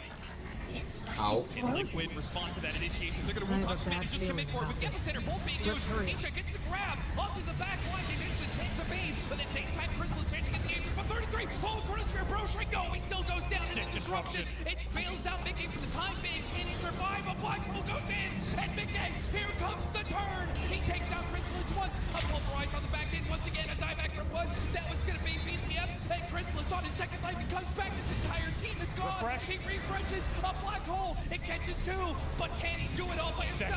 Here comes 33, a massive epicenter right into the middle of all of Liquid. It takes down 2, but what about Mickey? They're chasing after Mickey, and a pistol blade to use. Now, oh, and Emerald Sap, he's fine. Kittens are coming in, but Chrysalis, he's got a time walk to take out the damage. They're good to go. Tundra, they use almost everything they have. Buybacks, refreshers, double ultimates, but they stay in the game. That's a sick fight from Liquid. The amount they're up against here, the amount of damage they're just trying to fight through, the amount of buybacks on the outpost. Ultimates, they use 0 buybacks on their own. Trying to start fighting over Chrysalis almost by himself. He had Nisha behind him. Can the two of them do enough damage? No, there's no way. They get the cheese out of him, And but they pay for it. Boxy, he's got a cookie, but even if he gets it off, whoa, wait, Chrysalis, he wants it for more. He knows Boxy's already dead. He's gonna go after Nisha up next, and Nisha doesn't have a BKB. Now Liquid. Oh, a shield root. That's not gonna be enough. He just says no cooldown. Time dilation and BKB means he's done. Chrysalis, given an opportunity, will turn it around and get 2 crucial kills. All of the heroes were coming back up from Liquid soon, but now there are 2 heroes that are dead for a significant amount of time. and we're gonna have to use buybacks here. That Roche was so big for the Faceless Void. He gets an Aegis to survive Black Hole. He gets a cheese for that turnaround, and he gets Refresher Shard for a second chrono in the middle of that fight. You can't ask for better item efficiency out from Crystallis there. It's just the AoE control their lineup has. I still think Liquid did a tremendous job in that fight in prioritizing the right targets and the spell casting. Nikkei connected on the Monkey King, connected on the Void, but overwhelming amount of lives, overwhelming amount of AoE control. Now you have a Daedalus on this Sand King. The true carry has come alive here for Tundra in the late game. No. It's 33. It was always 33. It's always gonna be 33. He did do the most damage in that it wasn't Roshan close. team fight. It was, 10k by himself in these epicenters. It's a crazy amount. Liquid did not have to expend hardly any buybacks for that fight. they used none. In part because they weren't in a position to use those buybacks. They would have loved if Roshan was the other side of the map and they had an outpost. But they did get everything out of that, right? They forced Crystallus to use Aegis Where did she go? Pressure Shard. Yeah. They also got buybacks on Tundra. They didn't use any of their own. Didn't have to use any on the subsequent base defense. So you kind of reset this game, and in theory you have an advantage on the map right now with 2 core buybacks on cooldown for Tundra and 2 support buybacks on cooldown. Now, some of those are going to come up pretty quickly here. Obviously Tundra, they want to sit in base and wait for them, they can. Wait. I mean, just it does beg the question. We're getting into ultra late. How do you win a fight and push through buybacks and double ults on all these heroes if you're Liquid? Your lineup is just not designed to do it at this late into the game. Like, you're gonna need double black hole refresher on Infinity. You're probably gonna need a refresher on Marcy. You need to match the equivalent spell power Tundra are outputting right now in order to kill them twice. That is your ticket to victory here. Killing them once is not gonna win you this game. No, it's not. Take a Tormentor, Shard for Marcy. Which, great on support Marcy. This one, just a bit of a damage boost. Maybe we'll see if Mickey really jumps the back line. Maybe he can use that rebound on the enemies. But otherwise, he's been fine with his Hamadam Reap and his Blink. Lady Finola, we can't hold out much longer. Hang in there. Reinforcements are on the way. It just feels so dependent on Black Hole. And I just do not see how he's going to be able to get good Black Holes against Fiend's Grip and Chronosphere, right? You just gotta go in and believe. I mean, you pick Enigma TI for a reason. Do or die.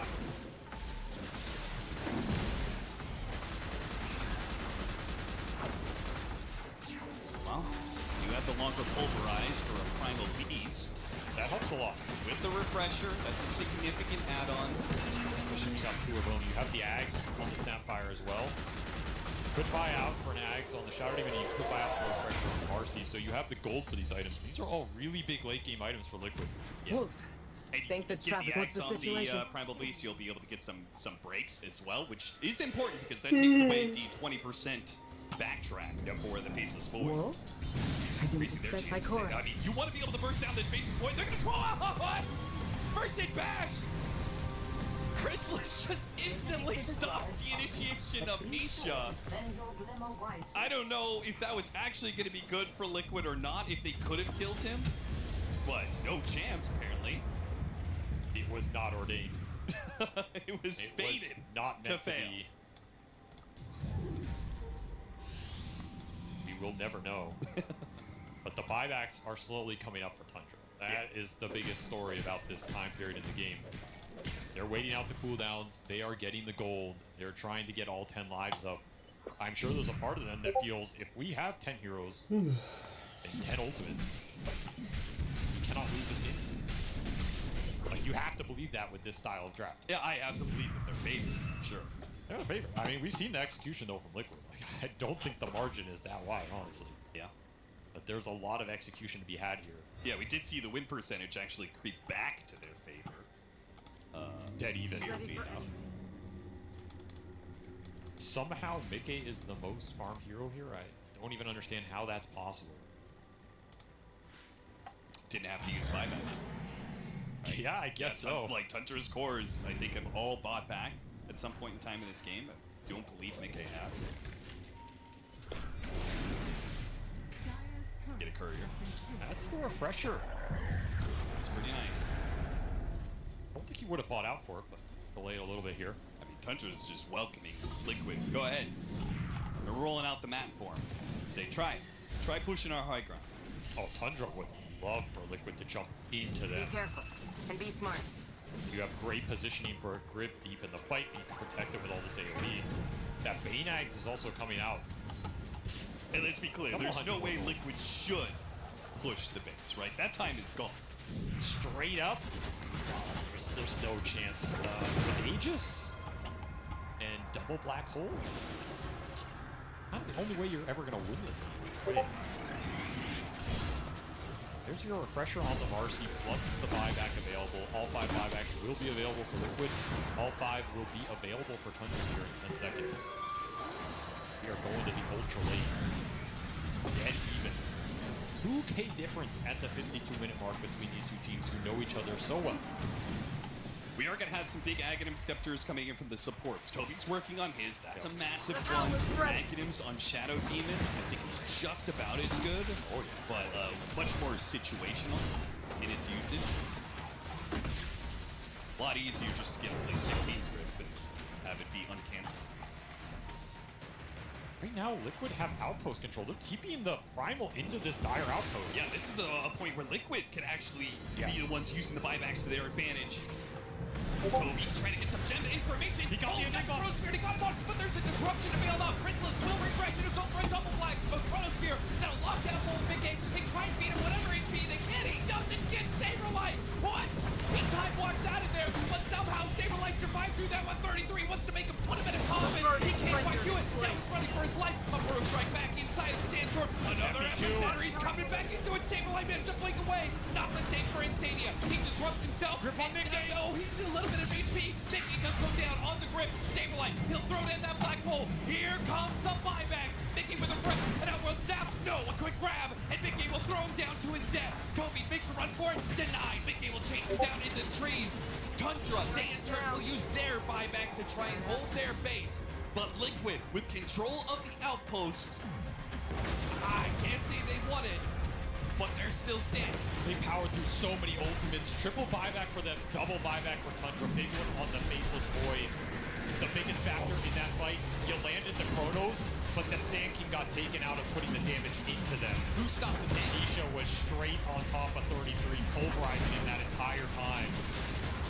The Vanguard for Liquid makes the big play, stops a lot of that damage going to the team, and absolutely sick disruptions from Insane. Oh, like these disruptions have been team fight saving. They'll get nagged, they will pick up Roshan, put an Aegis onto Mickey, who bought back into that fight. And Insania might get to him. Level 23. He's actually kind of closing in on 25. I mean, they might leave him the refresher shard. Yeah, he's keeping it for now. So right now he does have double disruption, quadruple demonic. Oh, maybe drops the ultimate and starts hitting buildings, huh? No Chronos available, 30 seconds. Yeah, and 4 minutes left on the Aegis. Hello! 2-man stun.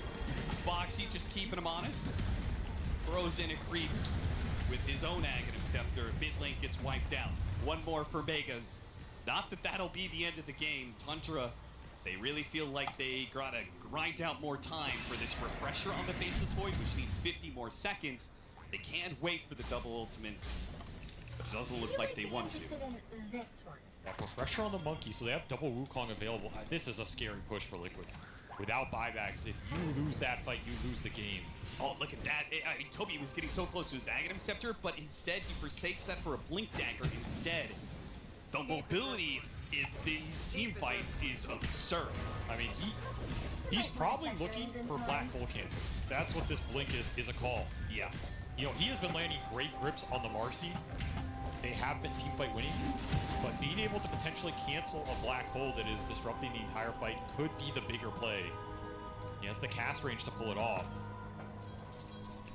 Tundra on the back foot right now. Liquid's execution in these fights has been incredible. They finally got a fight on an outpost where they can use their buybacks. That was the biggest factor there. It's almost more important where you take the fight, not how you take it. Nisha's really not going for an Aghanim Scepter, huh? His heart got taken away from him. DZM found the Courier, but he purchased out a heart, which will rejoin him soon. Now he's gonna buy a shard? But why not Ags? I feel like Ags this late is still a significant damage source. Gives you the break. It's more raw survivability. There's a lot of epicenter damage going off in these fights, man. 3 minutes left. There's the disruption shard item. Yeah. Okay. Quadruple disruption. It's huge. It's huge to counterplay this Chrono, especially. Yeah, if you promise your one person Chrono that person and never see them, he could just get disrupted, disrupt, And we have the gobble up save potentially. That's true. With the Angel Ether and Lens, cast he can range. kind of reach in. Yeah, it is a decent shot. I mean, this chrono is not a guarantee anymore. Can we take a look at that gobble up range to give us an idea about, like... It's doable. It's doable. If they're in the middle of the chronosphere, he's not going to be able to grab somebody, but he can get people on the edges. But you're a little bit almost inside. never getting someone in the exact center of the chrono. Oh, it's like shit fights. It's impossible.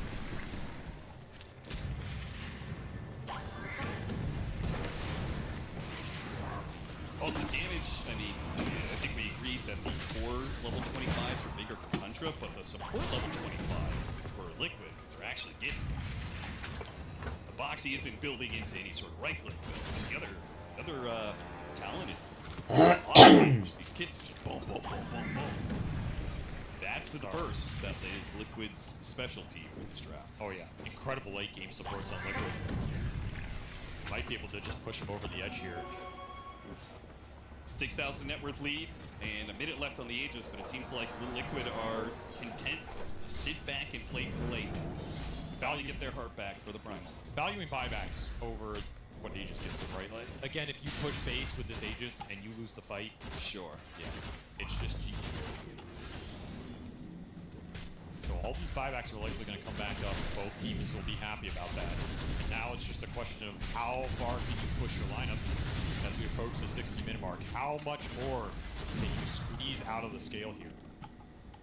Well, let's talk about the 60-minute items. Do you feel like it's a better advantage for Tundra or for Liquid? It's whoever gets more Helm of the Undyings, right? It's usually these Helm of the Undyings, but the Helm of the Undyings against Liquid's Burst is going to be, it's got to feel big. I think Helm of the Undying is great against both teams. I think that item is great against almost any team. Sure. That goes without saying. I think Stygian could be interesting for somebody. Book of the Dead, I feel like you always want at least one or two. Yeah, we're going to see some Book of the Deads, probably by Liquid. If anybody's going to be buying Book of the Deads, I feel like they're the position to maybe rat out this game a bit more. So Regalia is always interesting, but it doesn't really feel like teams, in a way, need more damage. I mean, I feel like Marcy could always use more damage, right? She's trying to kill somebody in that first sling of punches. The Marcy Regalia sounds pretty tempting. You might be interested in this. Sand King Regalia sounds pretty tempting. I think I'd rather help the Undying just to make sure, because he's got Refresher, right? I want to see double epicenters no matter what. I want no chance that he. But I don't think 33 should be the first point of contact ever. I don't think he wants to be the first point of contact. I think the fight where Nisha found him, that was just Nisha God. 25 for the Footwing. Does go for the Acorn charges here. Doesn't have a ton of damage, but yeah, that other talent is some sharpshooter damage. Could have been. Hard on the Primal. He is a tanky boy, man. It's a lot of HP to get. More Eidolons for the Enigma. Add in some Necrohooks on top of that. Great, 60 minutes. Let's see what we roll here. Make or break your TI run.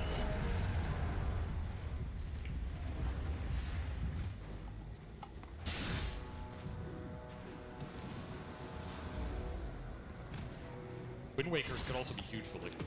Another way to get saves into all these ultimates, particularly against the Chrono, who builds them up on some of these core heroes or supports. I see them eyeing a few. I mean, you combine like 1 or 2 Wind Wakers plus double disruption in this game, you mitigate a lot of Crystallis' ability to go in and consistently find openings for the team. You're just going to be chronoing air at that point. There's one Helm on the Enigma. Quite annoying here, actually. Yeah. You cannot reliably all-in him anymore. He's just going to turn around and black hole you from death. This is Viridian Command Center calling for light bearers. The Cabal are activating their drill. If he gets an Aghanim Head to Scepter, like Firebase he can kind Minos of at throw once. that black hole around. Stygian for Mickey is insane with this Daedalus build. Do you think that's better burst than Divine Regalia? It might be. It might be. 13 armor. Some of these heroes do not have a lot of armor. You gotta remember, this Sand King did not go Shivas. He only has 19 armor. A significant reduction. Double book for Tundra. Helm on BCM. I kind of wonder, hey, what about the Aghanim Scepter on Marcy, right? These pulses of silence, the BKBs will wear out at some point, right? Random silence could be bigger items to still build right now. Another book for Tundra. Oh no, dude. Hey, there we go. Now there's some damage. Desolator hoodwink. You're just looking for the proc off the game. He has 2 shots. Yeah, exactly. Did get audacious with it though, so yeah, you're right. I mean, do a little bit of damage in the fight. I mean, 1 Acorn inside of Chronosphere to dramatically increase Crystallis' damage. Both sides got double helm though, and on very obnoxious heroes. Shadow Demon helm could be really impactful here.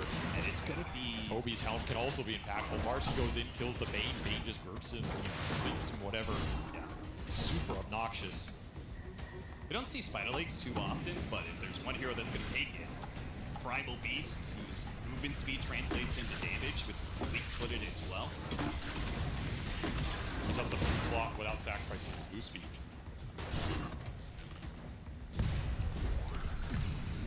10 buybacks available, 60-minute items.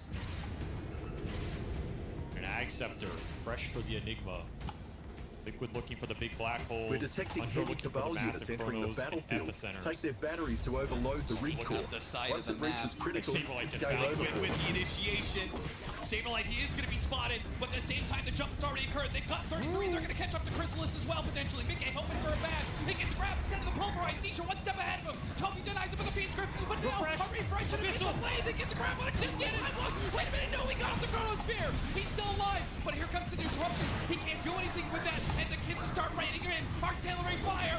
Crystallis trying to take cover. He pops a BKB, a time walk out of there. He gets away. He's fine, but the rest of Tundra now Liquid. They say they can't kill the carry. They go back for the rest. We are the light.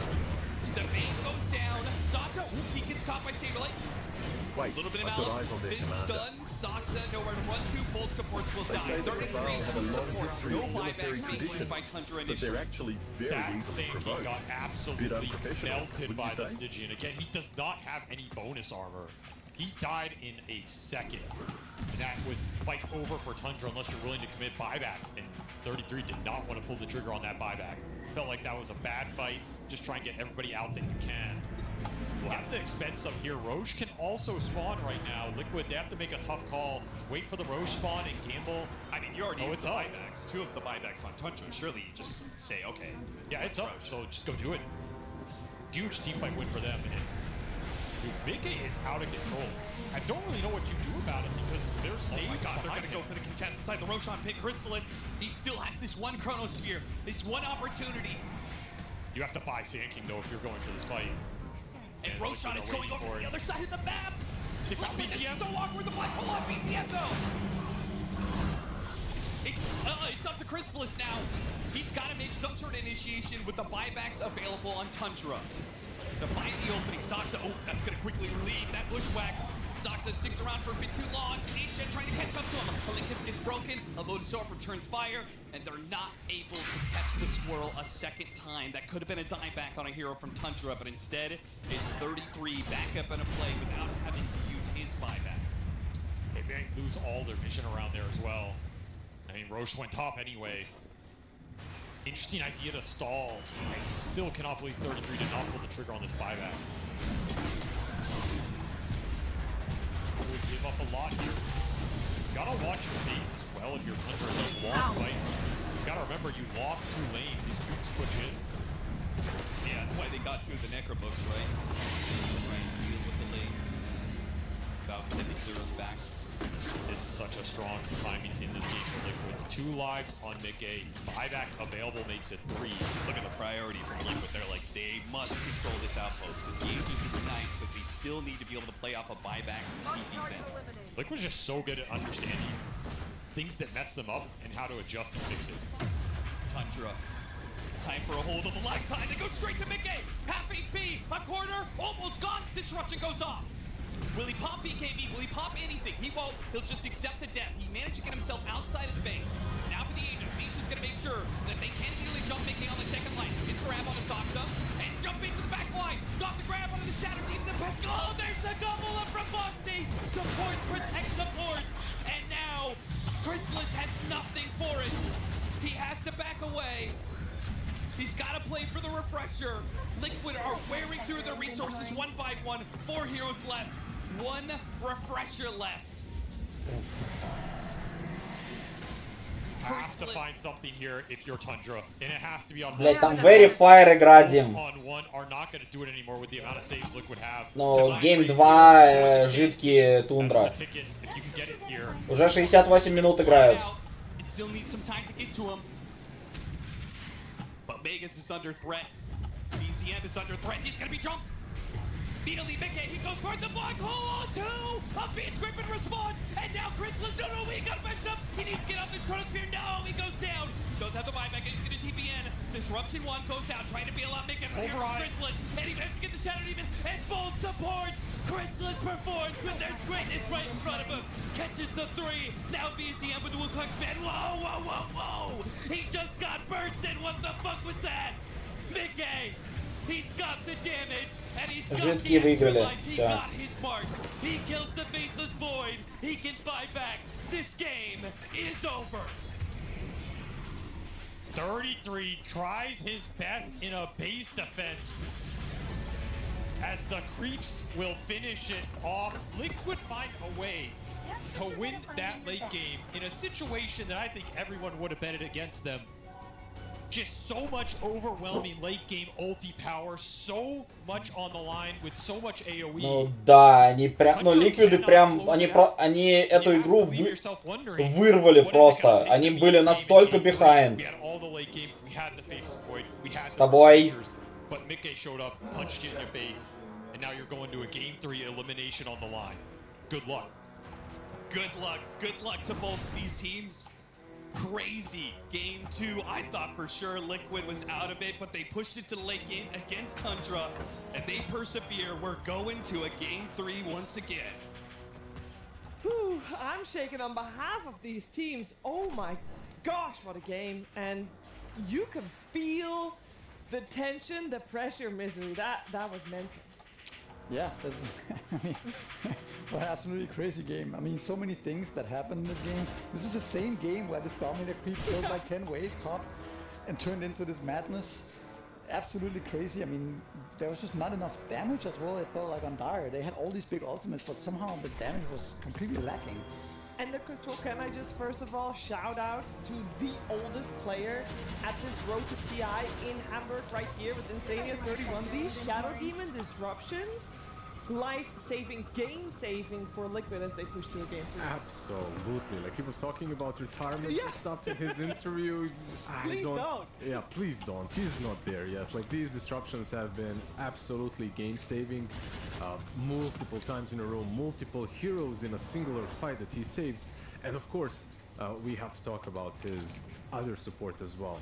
Because Snap, Moxie was doing some serious stuff as well. Later on down the path, like you just didn't know who's going to be, like you can't even use the chrono unless you catch all 3 of them.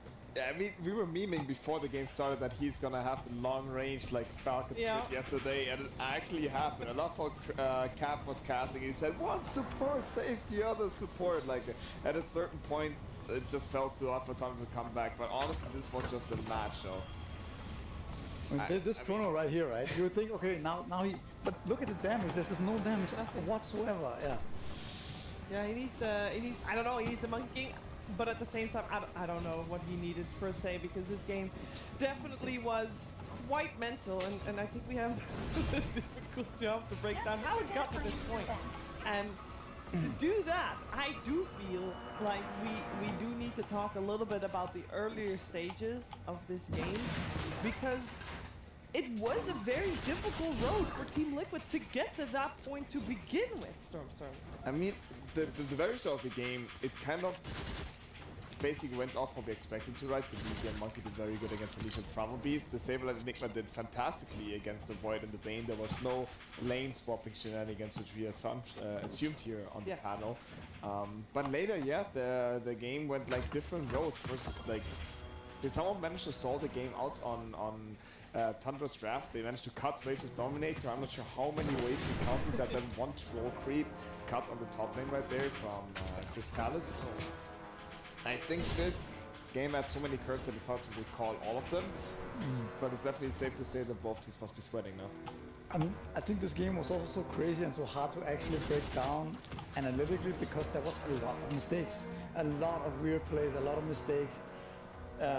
You mentioned from both teams. The nerves. Yeah, you could feel the nerves on both teams. Like there's so much on the line. Neither of these teams want to go out here. It's way too early for both of these big organizations and teams. So yeah, I mean, this next game is gonna be even more crazy, right?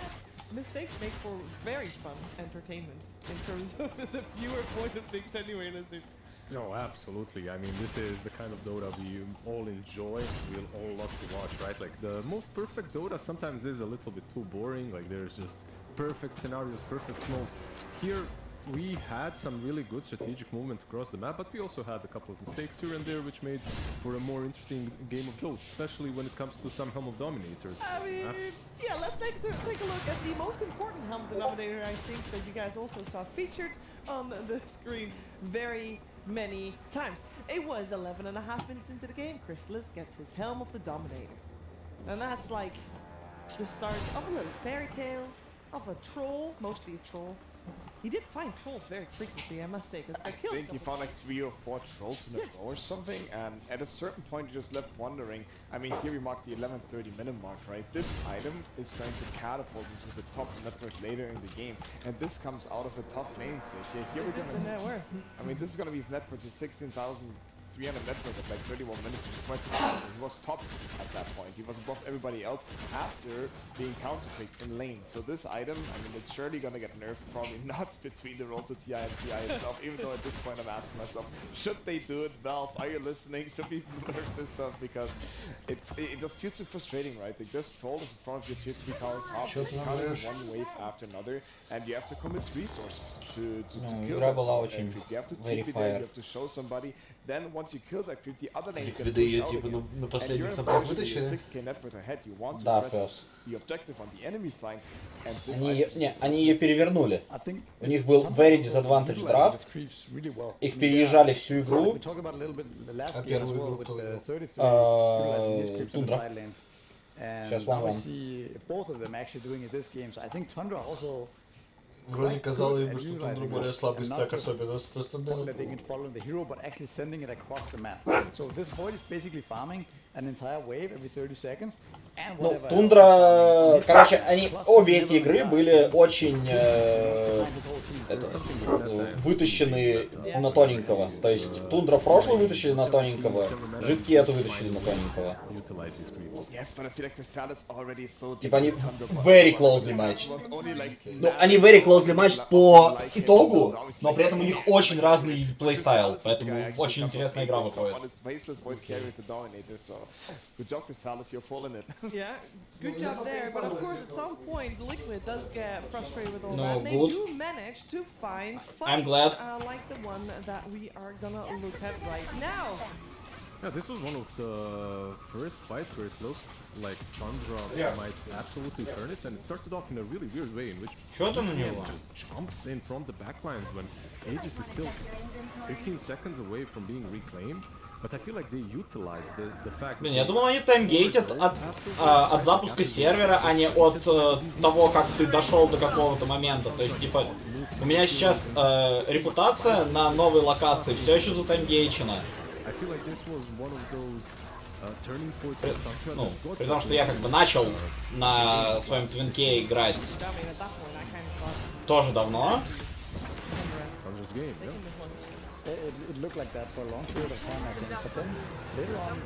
Но вот только сейчас анлокнул новую локацию, и я опять в таймгейт упираюсь.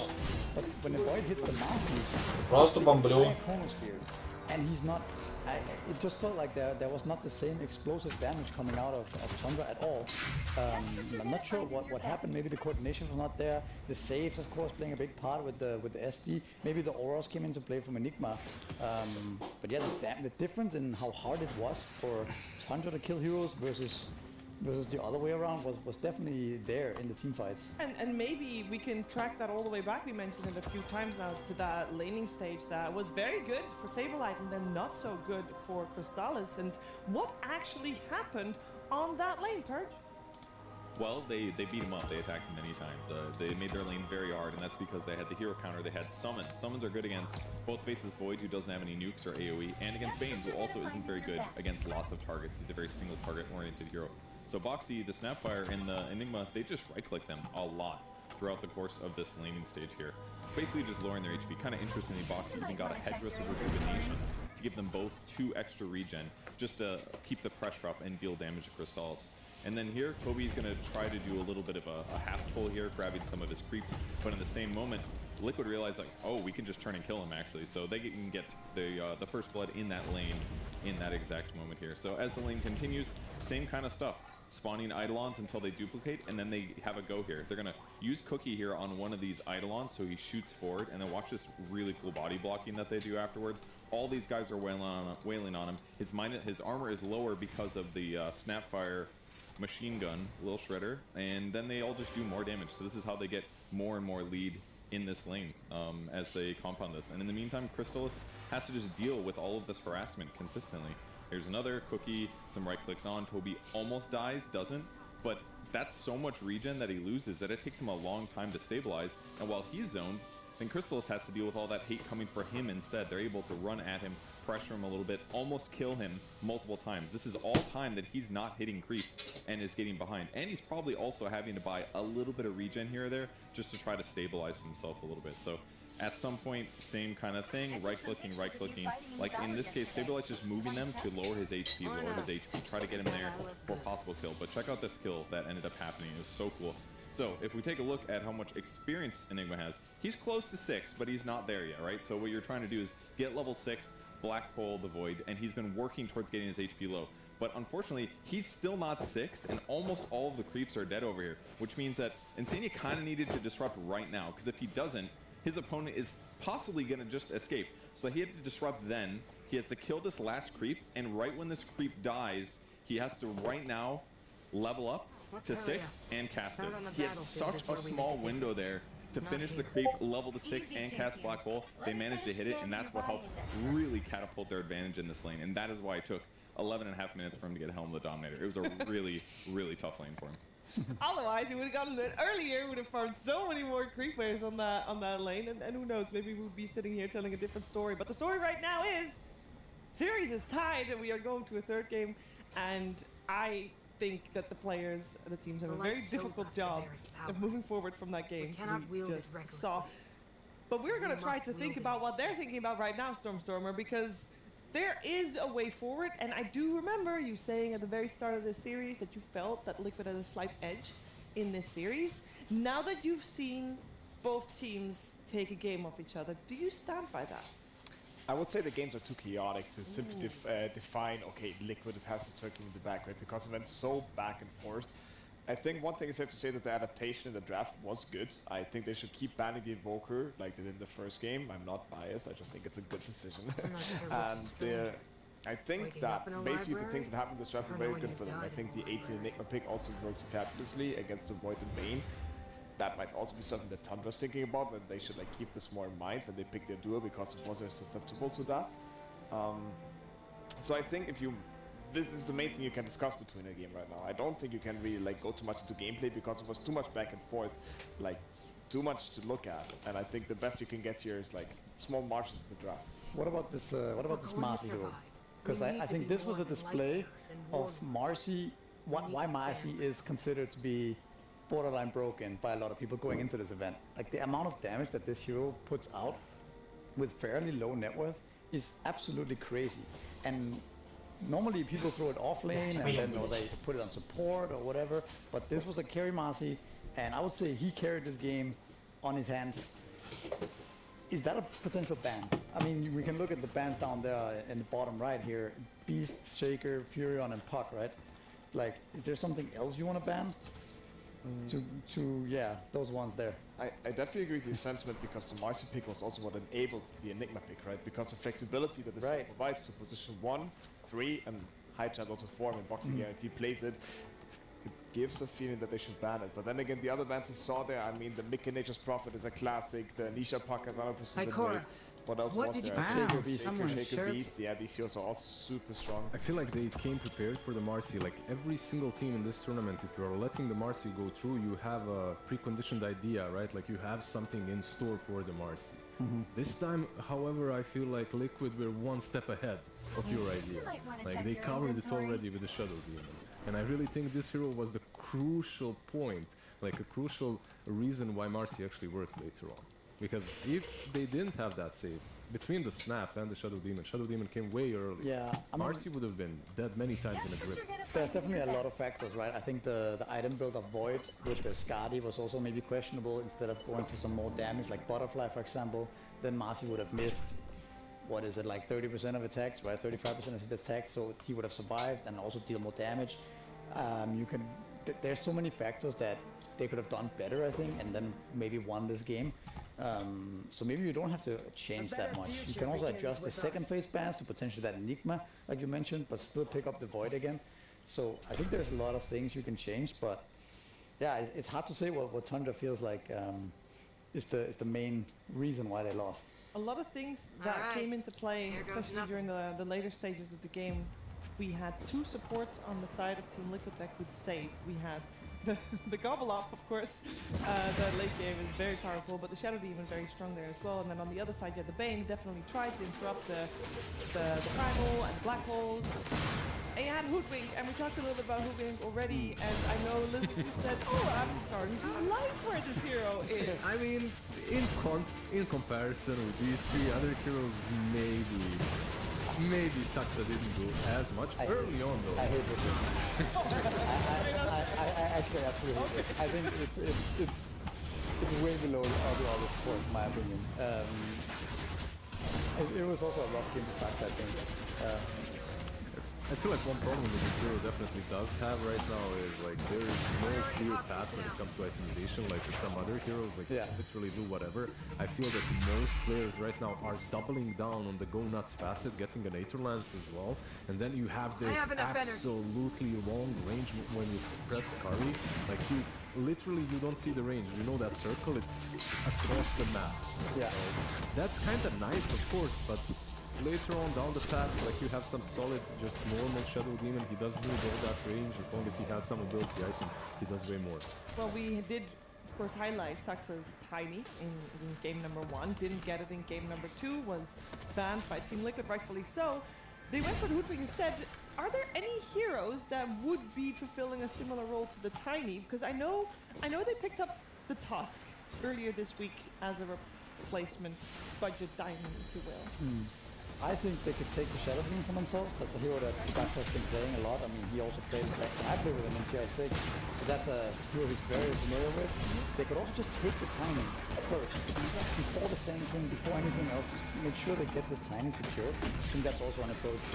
I would also say that, because you're talking a lot about Hoodwink, I think the second support they took, the Bane, was already feeling a little bit off, right? Because we picked him into Shadow Demon already, a good counter with the disruption.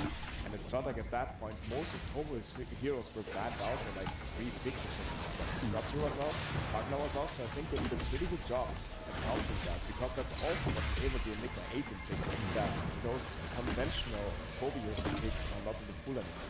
I think there's a good point about Bane. You're gonna take Void, why also take the Bane? Then you have two, like, you don't need it. You need damage in the chrono, right? You need AA, something like that. Like, that would be a lot stronger, I think, because then you have ways of killing stuff in the Sanking stun, in the chrono, in the Hoodwink stun as well. I think the Bane is maybe overkill on Disable. I agree. It feels like a double down on the Marci, right? That we've been talking about so much. I mean, you mentioned in the draft the Bane grip is a casual counter to the BKB control, like the BKB control you need against the Marci. But yeah, that duo definitely seems like, to me, the main weakness. You guys can also hate on the Hoodwink, okay? I'm gonna keep myself out of that. But that duo of picks for me would be the first, I don't know, wheel that I would try to adjust with that. Just to protect my Hoodwink a tiny little, the shard is pretty damn good. When you have a Sand King on your team or any sort of a big DPS dealer, like that shard, 25% damage increase is quite significant. And it's one of the reasons why you see a lot of insta-kills with the Hoodwink and Sand King in other games. In this one, obviously, it didn't work out that well because of all the saves. But it is still the... almost. It's in the most picked soft support. Yeah. Fire picks a little bit more still, but you know, there's a low It's great win rate, 40%. We are, of course, talking a lot about how the draft played out in game number 2, because the draft for game number 3 is very close. Partially, I think we're gonna have something relying on the coin toss that happened and see who's first pick and who's not, because first pick did win. both games. And speaking of coin tosses, I do think that there's been a lot of predictions that people had that were somewhat coin toss, because who knows what's going to happen. And you guys want a nice stat? Absolutely. Nice stat? Yes. So everybody did their predictions in the fantasy. You know, I mean, I did. I was obviously very wrong, but I'm happy to announce that everybody was very wrong. There's only 6 accounts in Dota 2 that have 10 teams correctly predicted, which is the highest amount of correct predicted teams. 6 accounts. That's insanely low. That have that. I wonder if that's going to be cut in half potentially for whoever is going to win this series, because we're not even done yet with the road to TI. The 6 geniuses. The 6 geniuses. Yeah. They saw this coming. They foresaw. Oracles. Bring them up. I feel like it's just as hard to be wrong with everything. I think Sind was talking about being 0 out of 16. That's impressive as well. Shout out to Sind. True. Well, let's see what's happening in this series in particular. We do have Tundra first pick. They secured themselves the Marcy, and both their life and skill bachelors now. Not much change there.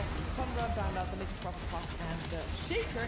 And I know, was it you, Misery, that said, Willow, this hero is so good, why not pick more? Yeah, I think maybe not. You're misquoting me a little bit there. I said Willow is surprisingly unpicked. I don't know. How good is it? I'm not sure. I think it should be picked more. I mean, you just saw the hero pool for position 4, and I'm actually not impressed with that hero pool in general. I feel like the 4th position right now is in a pretty weird spot. I don't think it has that many great heroes actually.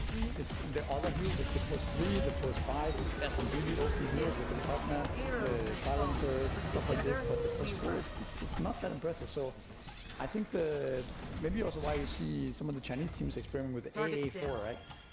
But the Willow is definitely a forgotten hero in this tournament so far. But yeah, interesting also development right now. It's something that Liquid has done in the past as well. Just casually pick up that Willow for Boxy out of nowhere. It's really crazy, right? I mean, Thanking was in the pool, Monkey was in the pool. They love those heroes absolutely. Thanking was not in the pool, but Monkey was. No, right here. Oh, sorry. In this stuff right here, they decide to take the Willow into the Marcy on the 9th pick, even though great cores like Thanking and Monkey King were in the pool. This is a hero that doesn't care way too much about Marcy, right? Yeah, I agree. We can go into the Dark Realm. Brambles are really annoying for Marcy to jump around. Terrorize is good, so... It's a very good matchup for Willow, if you think about it, right? He can't kill you, and you can also kill him. And they get their Sand King anyway. Yeah, like I mean, I guess the order wouldn't really matter. There's unlikely that Willow would have been banned. But on the flip side, if Tundra wants to, they are getting their Tiny because it was the Pugna Toby's hero that got banned out. They do pick up the Toby hero now with Toby. Can I just say, I love that we discussed the Toby hero pool as well, because here Tundra is just not meet me at the gate. Instantly. It's time. Toby, you're secured. Bane, get this. Yeah, absolutely. Brings so much damage. Simple. Yeah. But yeah, I agree. I think Tiny here looks somewhat obvious, unless you are willing to flex the Marcy potentially. I mean, I know Saxa, at least in past, liked this hero a lot. If you pick the Tiny now, you are giving up that flexibility. Yeah, that sounds kind of risky, right? Because I think Tundra, we at least know that with quite confidence 33 is not go... Okay, they do go for it, but doesn't this mean that the Marcy is basically +1, just 33 actually play it? He doesn't strike me as a Marcy player. That's maybe true, yeah. I didn't think about that, but yeah, that might be true. Maybe play it. I mean, there's only been like one guy who I've seen consistently play it also in Boston, that was Nico. But Nico plays everything on it, he plays Undying. I honestly wouldn't be surprised. I wouldn't also be surprised if 33 just does it anyways, like in this game. Yeah, like, I'm sure he has played it, right? Glad to see you're finally done hiding. It's not what you something think. he's known for, but I've if you been get to like a your really house. juicy Bloodseeker pick later, or a really juicy Anti-Mage or something, can't he just play it and buy Dominator like everybody else? Exactly. Bottom line is, if he does like buying Dominator. If that item can be purchased, he's gonna play the hero, right? Like if it's viable option. I mean, let's see. I do agree though. It is a bit unusual. So now, what do you pick up for Liquid as a +5? I mean, you're guaranteed gonna pick the +5 here for Insania and something else will make sense. What do you guys think is good here? Because there's a Bane in the pool, but there's quite some cancels with the Warlock Golem and the Tiny in the pool picked already. I think Willow is a little bit like Hoodwink in the sense that I don't want another Disabler. I want more damage. I want more teamfights, less damage for Insania's heroes, ideally. Maybe a save, maybe a save is also an option and play that way. Yeah, so okay, they go to SD. I mean, after that last game, but there's a lot of reasons why SD is decent.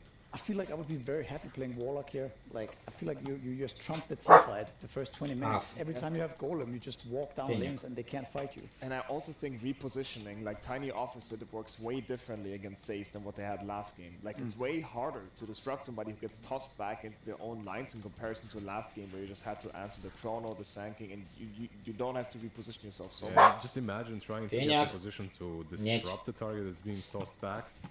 Then you have this Warlock with the Golem with Fatal Bonds following up. Fenya. Yes, indeed. I feel like they're just keeping it simple on Tundra this time around. They have their comfort zone, good team fight, a lot of damage from Quap. This matchup into the Sand King, if Sand King is mid, of course, will be pretty decent for them. Then you can decide between the Marcy going one or off lane. And in the end, if you want it on one, there is something like a Darkseer Tiny that's true and tested for Tundra. There's actually a lot of offlaners still in the pool for 33. I think the Quap pick is clever here, right? Because it matches up well both against Sand King and against Monkey King. Yes. So you kind of secure yourself that, and if they put either of those mid, you're happy. If not, well, then you're facing off against Sand King offlane, which is kind of awkward. You're facing off against the Monkey King carry. You might not be that scared of it. You beat it in the first game, right? So I just got a message from Lord Radagast. He wants you to contact him as soon as possible. I do like it a lot here. It also gets protected with the Ember Ban. Would have been surprised if that was left in the pool. And the Blade Lock Quap here, I would imagine he goes to the Blade Lock Bondage Quap here, is quite good against also Sand King and Willow. Like, Willow basically kills herself and she casts a bad moves. Yeah. I like this pick a lot here. And if Liquid were to take another mid, there's not much left in the pool. The Ember Ban is very good if they want to put Monkey +1 and Sand King offlane, which they do respectively play. Heroes like Kuka and Void Spirit are the only ones that are like left in the pool. Maybe a Dragon Knight. I think you just have to put one of those two mid and pick something else. You are the downs. Like Sand King mid, carry Monkey King, last pick Saberlight. How does that look? I guess you need to see the quite depends on the last pick, right? Yeah, they are definitely keeping it open. And Tundra here, I mean, this will definitely be a 33 hero. Yeah, they ban out the Darkseer with the tiny combo. Makes a lot of sense. They've been running this for a long time here. And it's like the bread and butter. The Doom ban also, to me, makes a lot of sense. It's probably I'm picking up a best faint hero. source of light up ahead. What is actually interesting? left That matches the coordinates Azan sent us. Axe looks not that good. Axe is very bad. The problem in this lane right now that I'm seeing is you need a hero that deals well with the Monkey, because creep skipping might not be an option into disruption. Does he play Phoenix 33? I would actually love This that. is an insane Phoenix game, right? I would love some core Phoenix. Yeah, +3 Phoenix. There's also another one that's like Enigma. It's a classic with a Tiny. What do you think about that one? Yeah. Yeah. It just got played by Liquid and popped off quite well. There's not any BKB control against it. There's a Shadow Beam disruption, of course, but... How would you rate 33's Enigma in comparison to all of his other heroes? But I don't remember when it's the last time he played it. But he bought a lot of auras with it. No? I think so too. I think he's a classic Zoo hero. He's played it in the past, and he buys Domi. Yeah, that's true.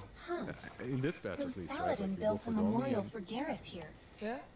You're happy even as an war Enigma. hero. Tundra still This must have been remove Gareth's another hero relic. from the mid lane with the Shadow Fiend. Even after all this time, it still Leaving carries both the faint DK traces and of the light. Void Spirit in the pool, basically. At the Conca, if they were Is there to any pick a mid. crazy flex possible on Tundra right now? Besides the I guess Marcy as What well. about what about Visage? Ooh, that hero's unpicked so far. And it's pretty dead as well. I feel like Visage at the moment. Yeah. There's like 3, you know. it is. There's like 2-3 players that play. Oh, that's a good pick, man. I like it. And then nice Enigma. Well, that was so fast. Yeah, they don't It does look different. Смотри, Дим, пик у Тундры. Дим, Good matchup with Monkey. The support don't like Phoenix. There's no hitter as well. I also feel like they have their late game Digging through covered some old with the stuff. Quap and the Marcy I'll already. be right there. And Suna does a little bit tiny. I just think it fits their lineup perfectly. I love Phoenix. I love playing Yeah, Phoenix Pels. as core, and this think looks like you one of the ignore best threats games to play right for beneath your Дякую, nose. Especially the way This that isn't like you, DM has been Saladin. doing it lately I as understand well. the danger my Like, I've been territory experimenting faces. to Helm of Dominator on the hero. Looks pretty damn solid. It covers all your bases. Everything that you weren't Now able that to do Wolf is before you here, can we do can with be- Helm. Yes, I absolutely love this Phoenix. To me, also the Void Spirit pick, it is good, but to me maybe a little bit overrushed. They didn't use any of their It seems like we are witnessing their internal that could maybe potentially hit the egg, because as you guys mentioned so far, there's not really anybody who hits that egg, and to Saladin me, Tundra's team fight is looks very always been scary here, so I actually love this Phoenix pick.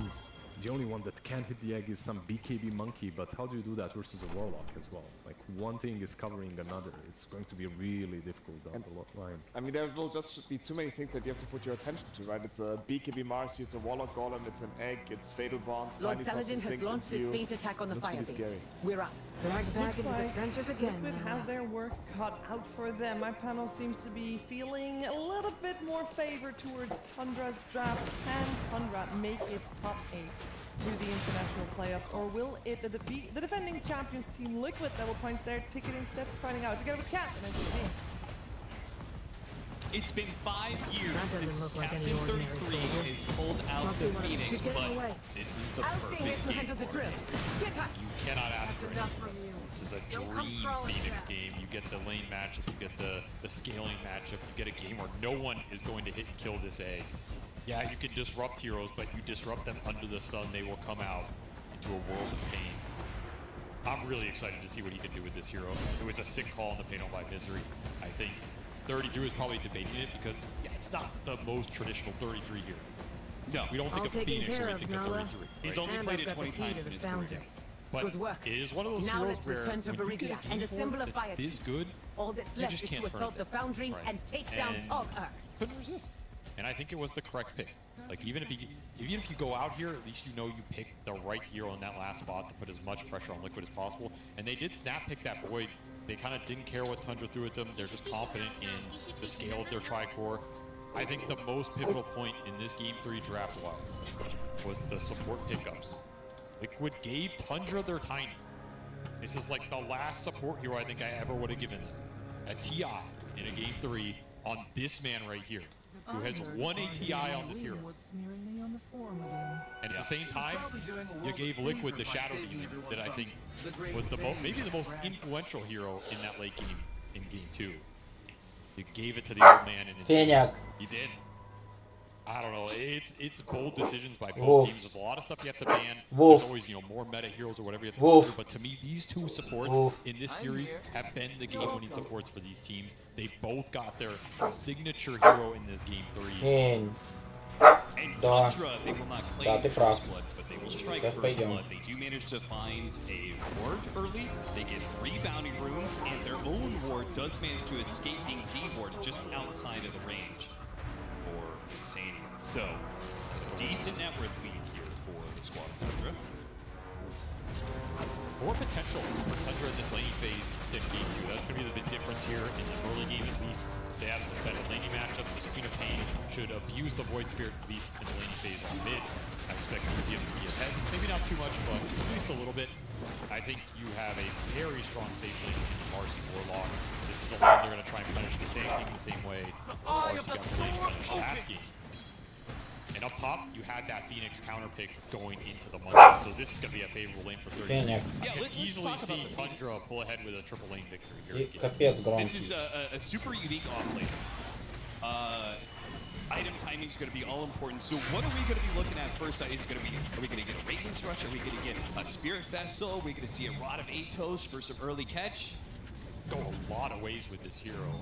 It's going to be held into either... I thought that was a setup, Avery. I thought that was a slam dunk.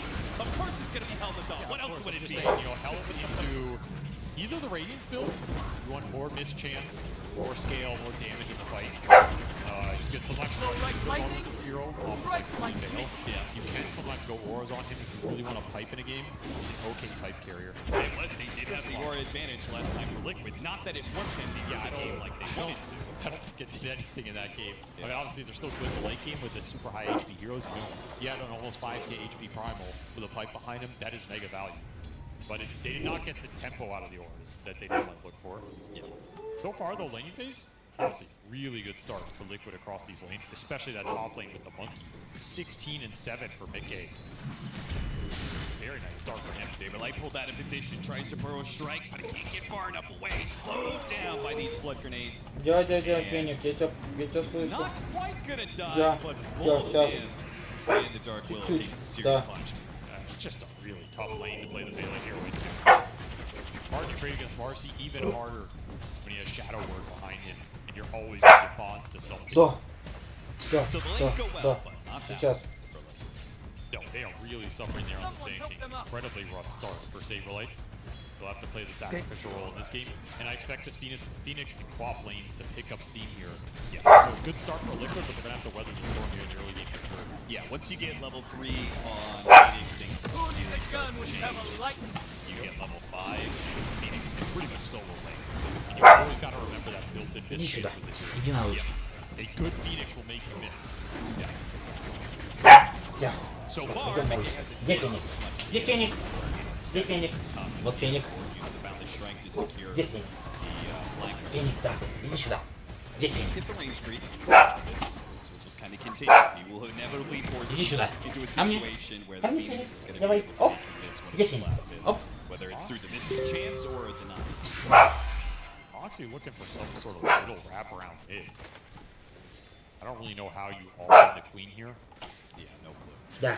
They Да. knock some water runes out for BZM. That would be big, and they will do that. I mean, it's kind of the only way that Nisha can weather this storm, right? 'Cause though it is not BZM building up deck. He is gone 0-2-2. Makes this lane more Yeah. tolerable for the Void Spear for sure. Yeah. Just gonna be a farm lane basically, especially after that water rune loss. So BZM not gonna be able to extract a huge Где amount. пес? Где пес? Dusk picked up. They're gonna go for the kill on Saberlight. Still, Yes. first blood is available, so He's it's not walking just the killing the base Sand right now. King, but being able to get the extra. Effectively Yeah, get идем. killed. He's gonna be low Мне network надо out босса of this осталось lane убить. Идем. Can't stand his ground against Yeah. the harassment. Lowest CS Вот он, босс. of all cores.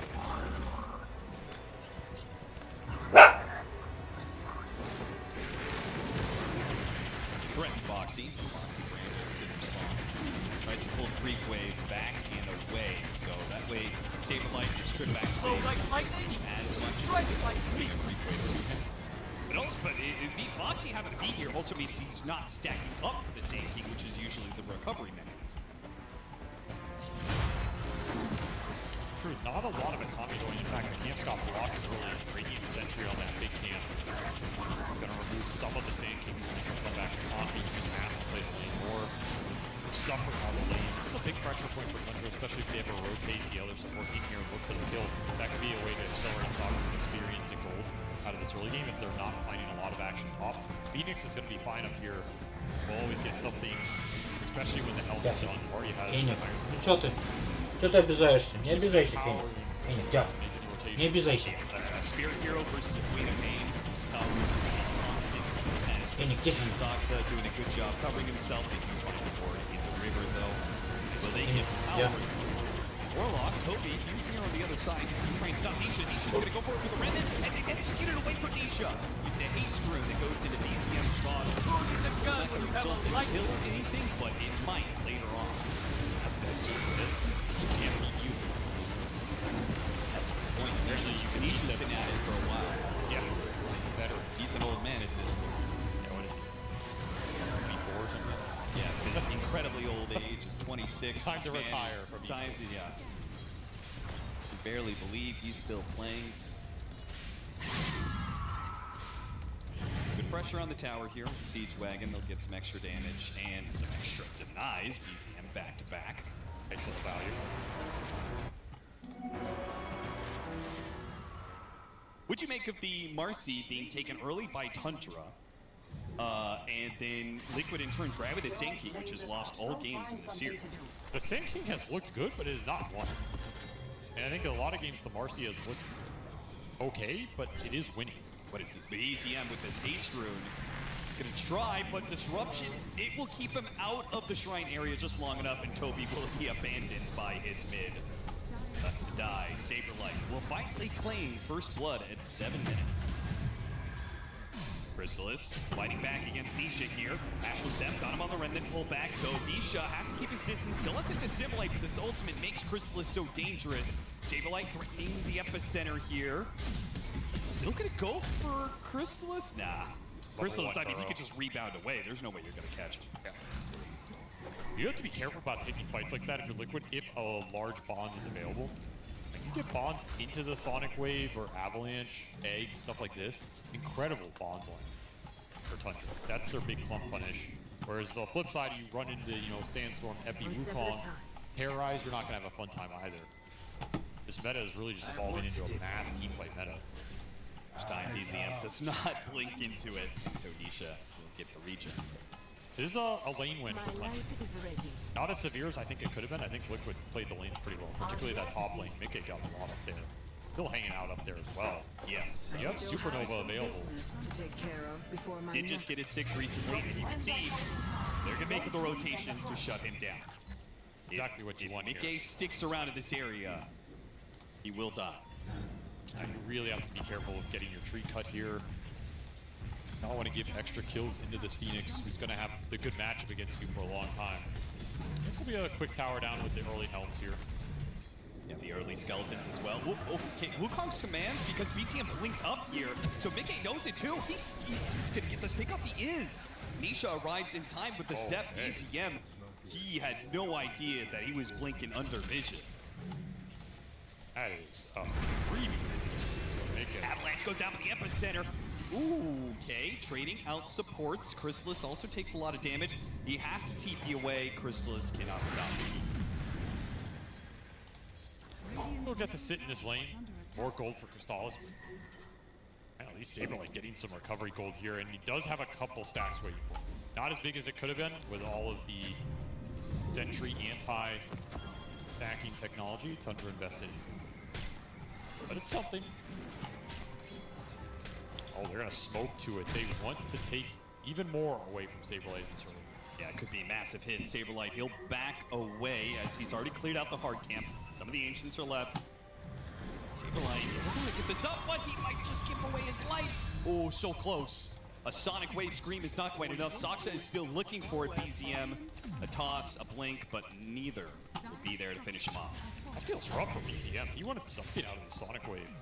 Looks like he's losing a bit of ground. At least he can content himself with taking 2 Ancients. And look at the buildings fall. Yeah. Crystallis picked up the kill in the safe lane solo. He's pressuring bottom tier 1. Other helm is going into this tier 1 mid.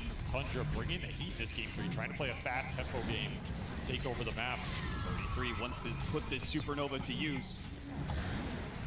And if you do not come contest the towers, then there'll just be another one to fall. 33 gets the last hit on that one. He is second highest net worth. He's only behind Crystallis' Marcy. The early pickup of Tundra seems uncountered for them.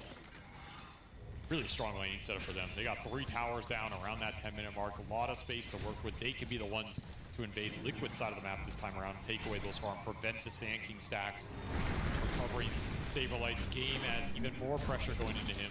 Tosses him out of his Sandstorm. He's got another Sandstorm, and there's no core here yet. Well, the Phoenix is going to ride soon. They have to get this kill on Soxa and get away quick, and they're not quite getting it. The heal comes in.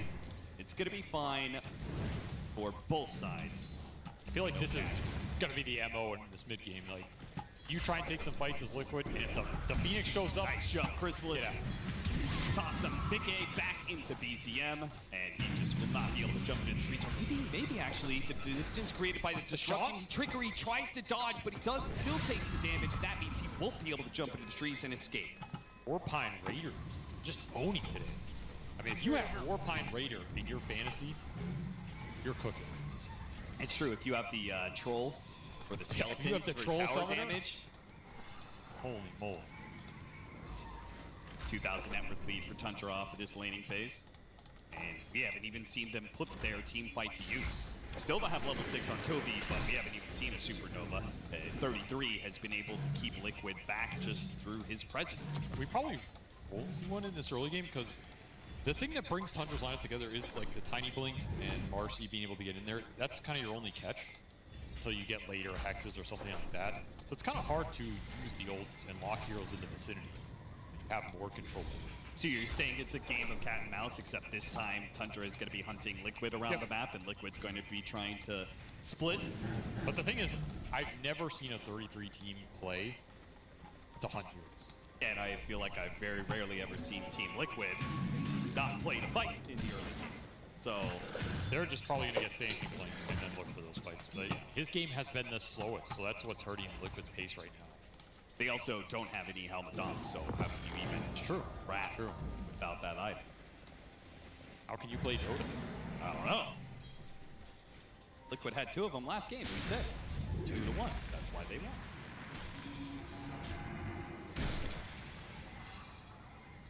Maybe Insania felt bad about it. Why would Insania? The wholesome guy. He's like, I want to win, but I don't want to win that way. Yeah. That's what he told his team. Screw the millions of dollars. They want the moral high ground. You know, I mean. Well, 33 is a more ambitious man. He doesn't care how many helmet doms he and his team have to build. He is trying to be the 3-time. Huge grab on It's gonna have to be well executed though, because he could just hop over the cliff. You pretty much needed perfect execution. You had to like disrupt while he was midway through. Oh, the golem drop on 3, that's nasty. Fatal bonds on the 2 of them. Somehow got stomped. The Centaur just comes out of nowhere and stomps them up. They'll still catch Mickey, they'll still catch Insania. As Crystallis rebound, BZM on a blink. Yeah, he's Insania's trying to juke through the trees here. BZM finally gets the blink necessary to get the kill. Takes a little bit longer, but Liquid actually get 2 shrines for them. Nice little pickup from Nisha. Oh, Nisha's out of resources, kind of. Wand. He has wands. He doesn't have any steps. He does have a dissimulate if he can get into an area. I mean, this would be the saddest. Yeah, I mean, he's being corralled in here. He's going to have to juke them. His way is being cut off by the Phoenix and the Quad. 1 step is up. Gets a little bit of distance, but not quite enough. Crystallis, he's going to run him down soon. Can he get off anything here? Oh, the tree cut is going to be used right as the tree cut. Mickey, he's going to try and run out of the AoE. Nisha, not as lucky. He gets hit by the stun. He'll burn out. Mickey, despite his attempts, may even die for it. He jumps into the trees, turns around, boundless strike, but Insania will be run down a second time. He gets off what he can. Can Saberlight go for the punish here with the Epicenter? He's going to try, but he's going into a Blade Mail. An Epicenter, frankly, just doesn't do enough damage for Saberlight to threaten this BZM Quap that is level 11. A nice Dominator usage from Tundra, getting some Centaur stomps in there after the Centaur stomped them. Got to get around that, but what a sick chase down. Not think Liquid expected Crystallis to commit to the bit. He saw it through. Not only do you end up killing the Void Spirit, you waste a lot of his time. You run him around the map for a minute, and you end up getting the rewards. That means Nisha falls farther behind in this early to mid transition. He's just not found a lot on this Void Spirit. 1-1, didn't go the Vessel buildup. He's going straight to the Ags. This build can feel really clunky when you're not getting a couple of kills to boost it up, because you have nothing to contribute in the early fights. You're just trying to slowly grind your way to this item. That can be a painful process while Tundra running around, taking towers, finding kills, continuing to scale up. Yeah, Tundra punishing you heavily for this lack of fight in Liquid. 6,000 lead they've claimed, and everywhere you go, it's Tundra heroes pushing to the Liquid side of the map, and Liquid conceding. It's such a weird game 3 because in game 2 we saw Liquid make a tempo adjustment. They went to Helms. Kill on the monkey. He's gone. He's got the dagger on him. He's going to be taking constant damage. A tree throw to make sure. Nice fight. In the shield roof, BZM is willing to dive that tower. Meanwhile, Liquid tried to do something here in the top lane. 33 response, burns out the mana. Nisha. DP's coming in. Yeah, this Nisha actually needs to start running. He's got to get out of here.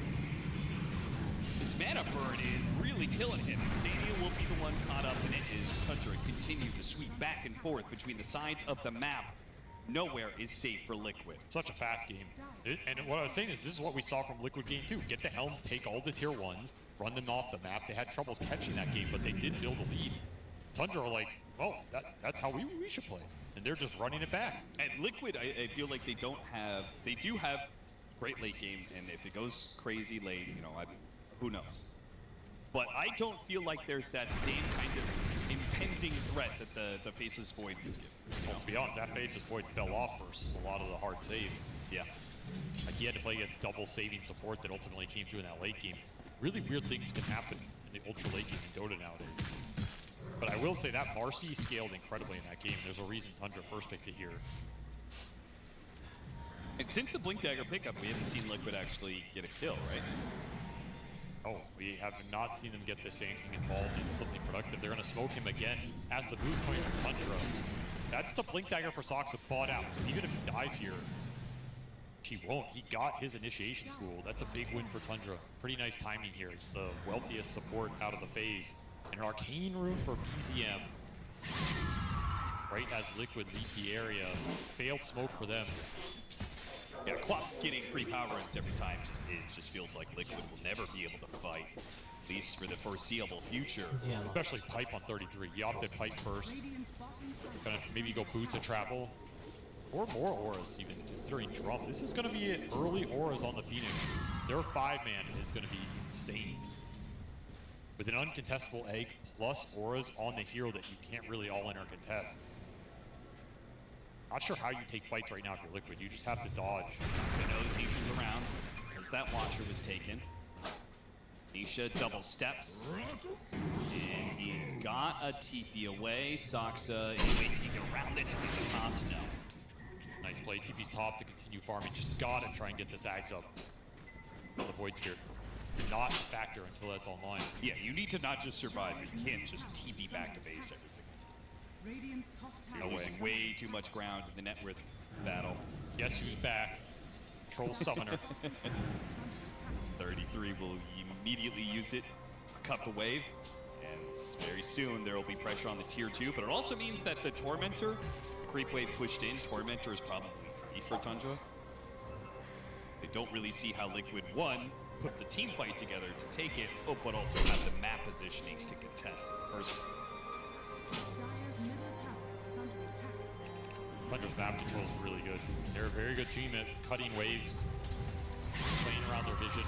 That'll be Boots of Travel done for the Phoenix as well, so that's going to give them a lot more opportunity to play aggressive. You can TP to all these Dom creeps, you can TP to these aggressive waves. It's a lot of extra map pressure that can come from a hero that's generally immobile. We're seeing this smoke while the Phoenix shows mid. Gotta be ready for these plays. Everybody from Tundra can be at this fight. Oh, a blink backwards before the gold lands him, and he's gonna go for the TP out. They have the dust, they get the grab immediately. Crystal is spamming it on the ground as soon as the dust revealed him. He got it. Saberlight dies, and the Tormentor is taken. Liquid really trying to do something cheeky there. Wrong neighborhood. Yeah. I mean, this was just not your Tormentor to take in this game. Radiant's bottom tower. 11,000 net worth lead. This may end up being a very one-sided game 3. Liquid are trying to close in on those items. The Aghanim Scepter, the Sand King, just got delayed. The Aghanim Scepter on Nisha and the BKB on Mickey are coming in the next minute. Tundra, they're just going to lay waste to some of these tier 2s. Time to take even more of the map. Liquid will refuse to fight you, so be it. Take objectives. That rally damage goes a long way. Double Summoner. Kristal is back to his old ways. 33 says, I like what we're doing in that game too. He's catching Mickey in the triangle. He's going into this tier 2, but it's already dead. Where do you go from here? He does not have his BKB yet if Liquid decide to fight this. They glyph, they try and hold. Liquid, this is a risky move. Really risky. Go into the triangle, spot Soxa. They're trying to use the Aghanim Scepter. There goes the epicenter, the initiation onto the Marcy. They need to blow up this carry, and they will manage to do so. 33, not feeling good about the Supernova, starts returning fire, gets the first Fire Spirits out, and an opportunity for the Supernova, it presents an opportunity for the Supernova, it presents itself. Liquid, all out, trying to get away. BZM looks to slow down Mickey though, and Mickey slowed down to a crawl. Can Tundra finish him off? As he gets to the high ground, Sonic Wave pushed back in, he got his BKB, he tries to turn it around, a little bit of a heal, he gets just a bit, 20 HP, 10 HP, he got a heal up, he got another heal up, a toss to finish him off, but 33, he took so much damage, he trades his life for the carry of Liquid. Worth it for the Phoenix, but not the clean team fight win Tundra were looking for. Liquid strike first. They find the all-in on the Marcy before the BKB comes out from Kristal. That is huge there. 2 cores apiece. That's a big win for Liquid. Try and get something out of this game that was spiraling. At this point, a draw is a win for Liquid. Considering you didn't have the Monkey BKB at the start of that fight, yeah, I think so. Like, you were behind on a lot of effective network going in there, and we saw how effective the pipe was at almost saving that Marcy's life. Oh, yeah. Like, it took a lot to get through here. They popped 3 different ultimates to kill. Terrorize, Darksman, Epicenter.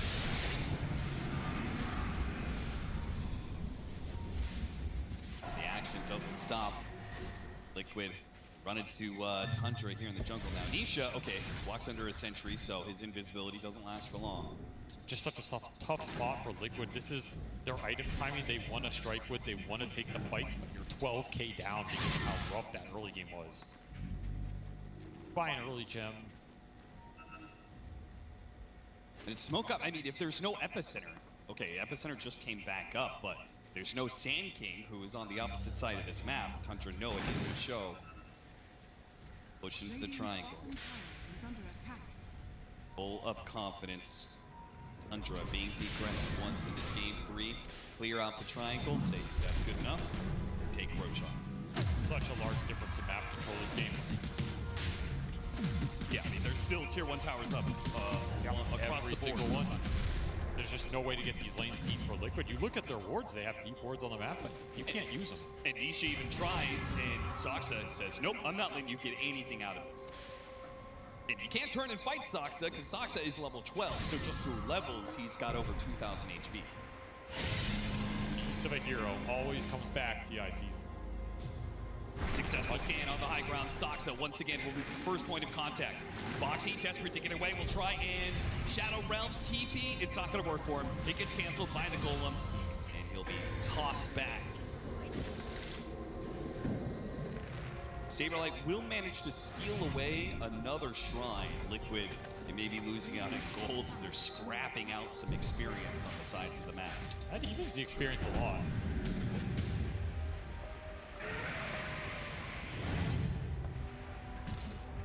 Despite the mobility of Nisha, it feels like he is always on the edge.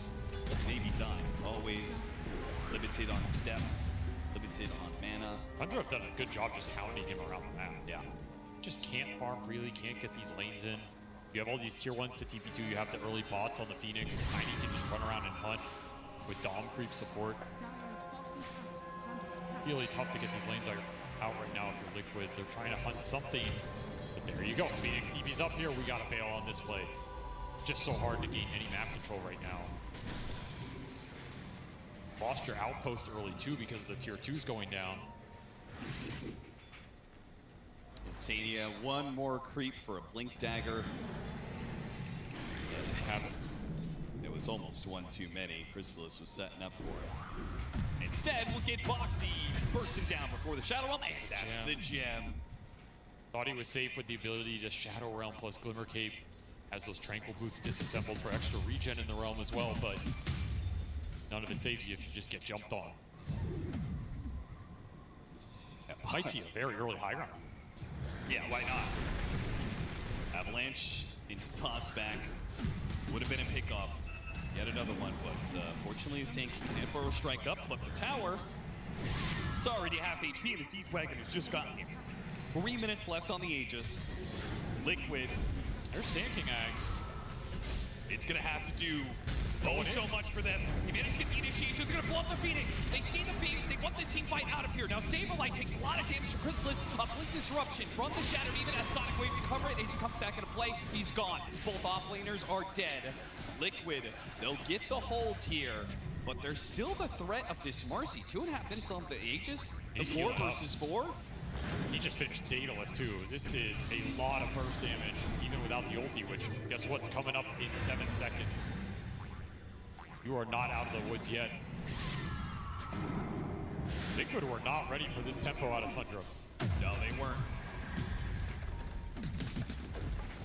Tundra showing that they can play both sides of the coin here. But had they overstepped themselves, that's going to be the first life. The Golem gets dropped. Didn't really hit much there. Simply from Nisha, dodges some of it. Boxy with his Glimmer Cape. Another disruption save from Insania, but Chrysalis will stick around, and now the Phoenix is back in with his Boots of Travels. They won't be able to stop that. It's 5 for Tundra versus the 4 of Liquid. 1 lane of Barracks is gone. And Tundra, they almost look like they just want to keep this going. I mean, why not? You have almost 20k gold lead. You have sustain. You have an early Solar Crest. Just keep hunting. keep pushing the lanes and don't give Liquid breathing room right now.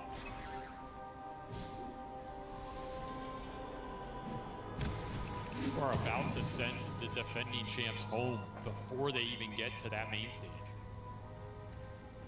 33 will be the last member of that lineup if Tundra can move on. Look at that. It's surprised it's 25%. Where do you give that 25%? I mean, I kind of give it just to the fact that we've had 60-minute games for like 40% of the matches here in this road to TI. High ground defense is strong. Shadow Demon scaling strong. Can always catch Tundra in a clump. I mean, we saw their burst power on that Phoenix.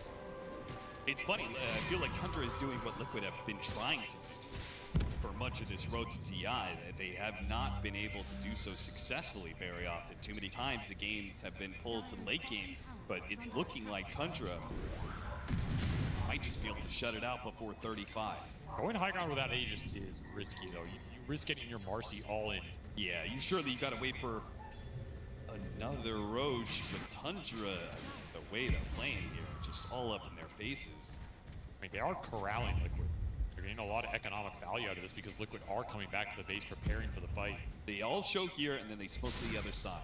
Go sweep over, see if there's some core of Liquid out on the map. Yeah, you see the drawings. They're like, yep, gonna be up here, farming up these neutrals. Now Liquid playing it so conservatively that they are not doing that. This ward in the base right now. Yeah, Sox is. But this is an insanely deadly ward when you're off this one. Nisha is gonna be avalanche tossed. Can Chrysalis blow him up? He tried to go for it, but it got silenced. Didn't get the grab on him. Instead, he one-shots Boxy. That'll do it.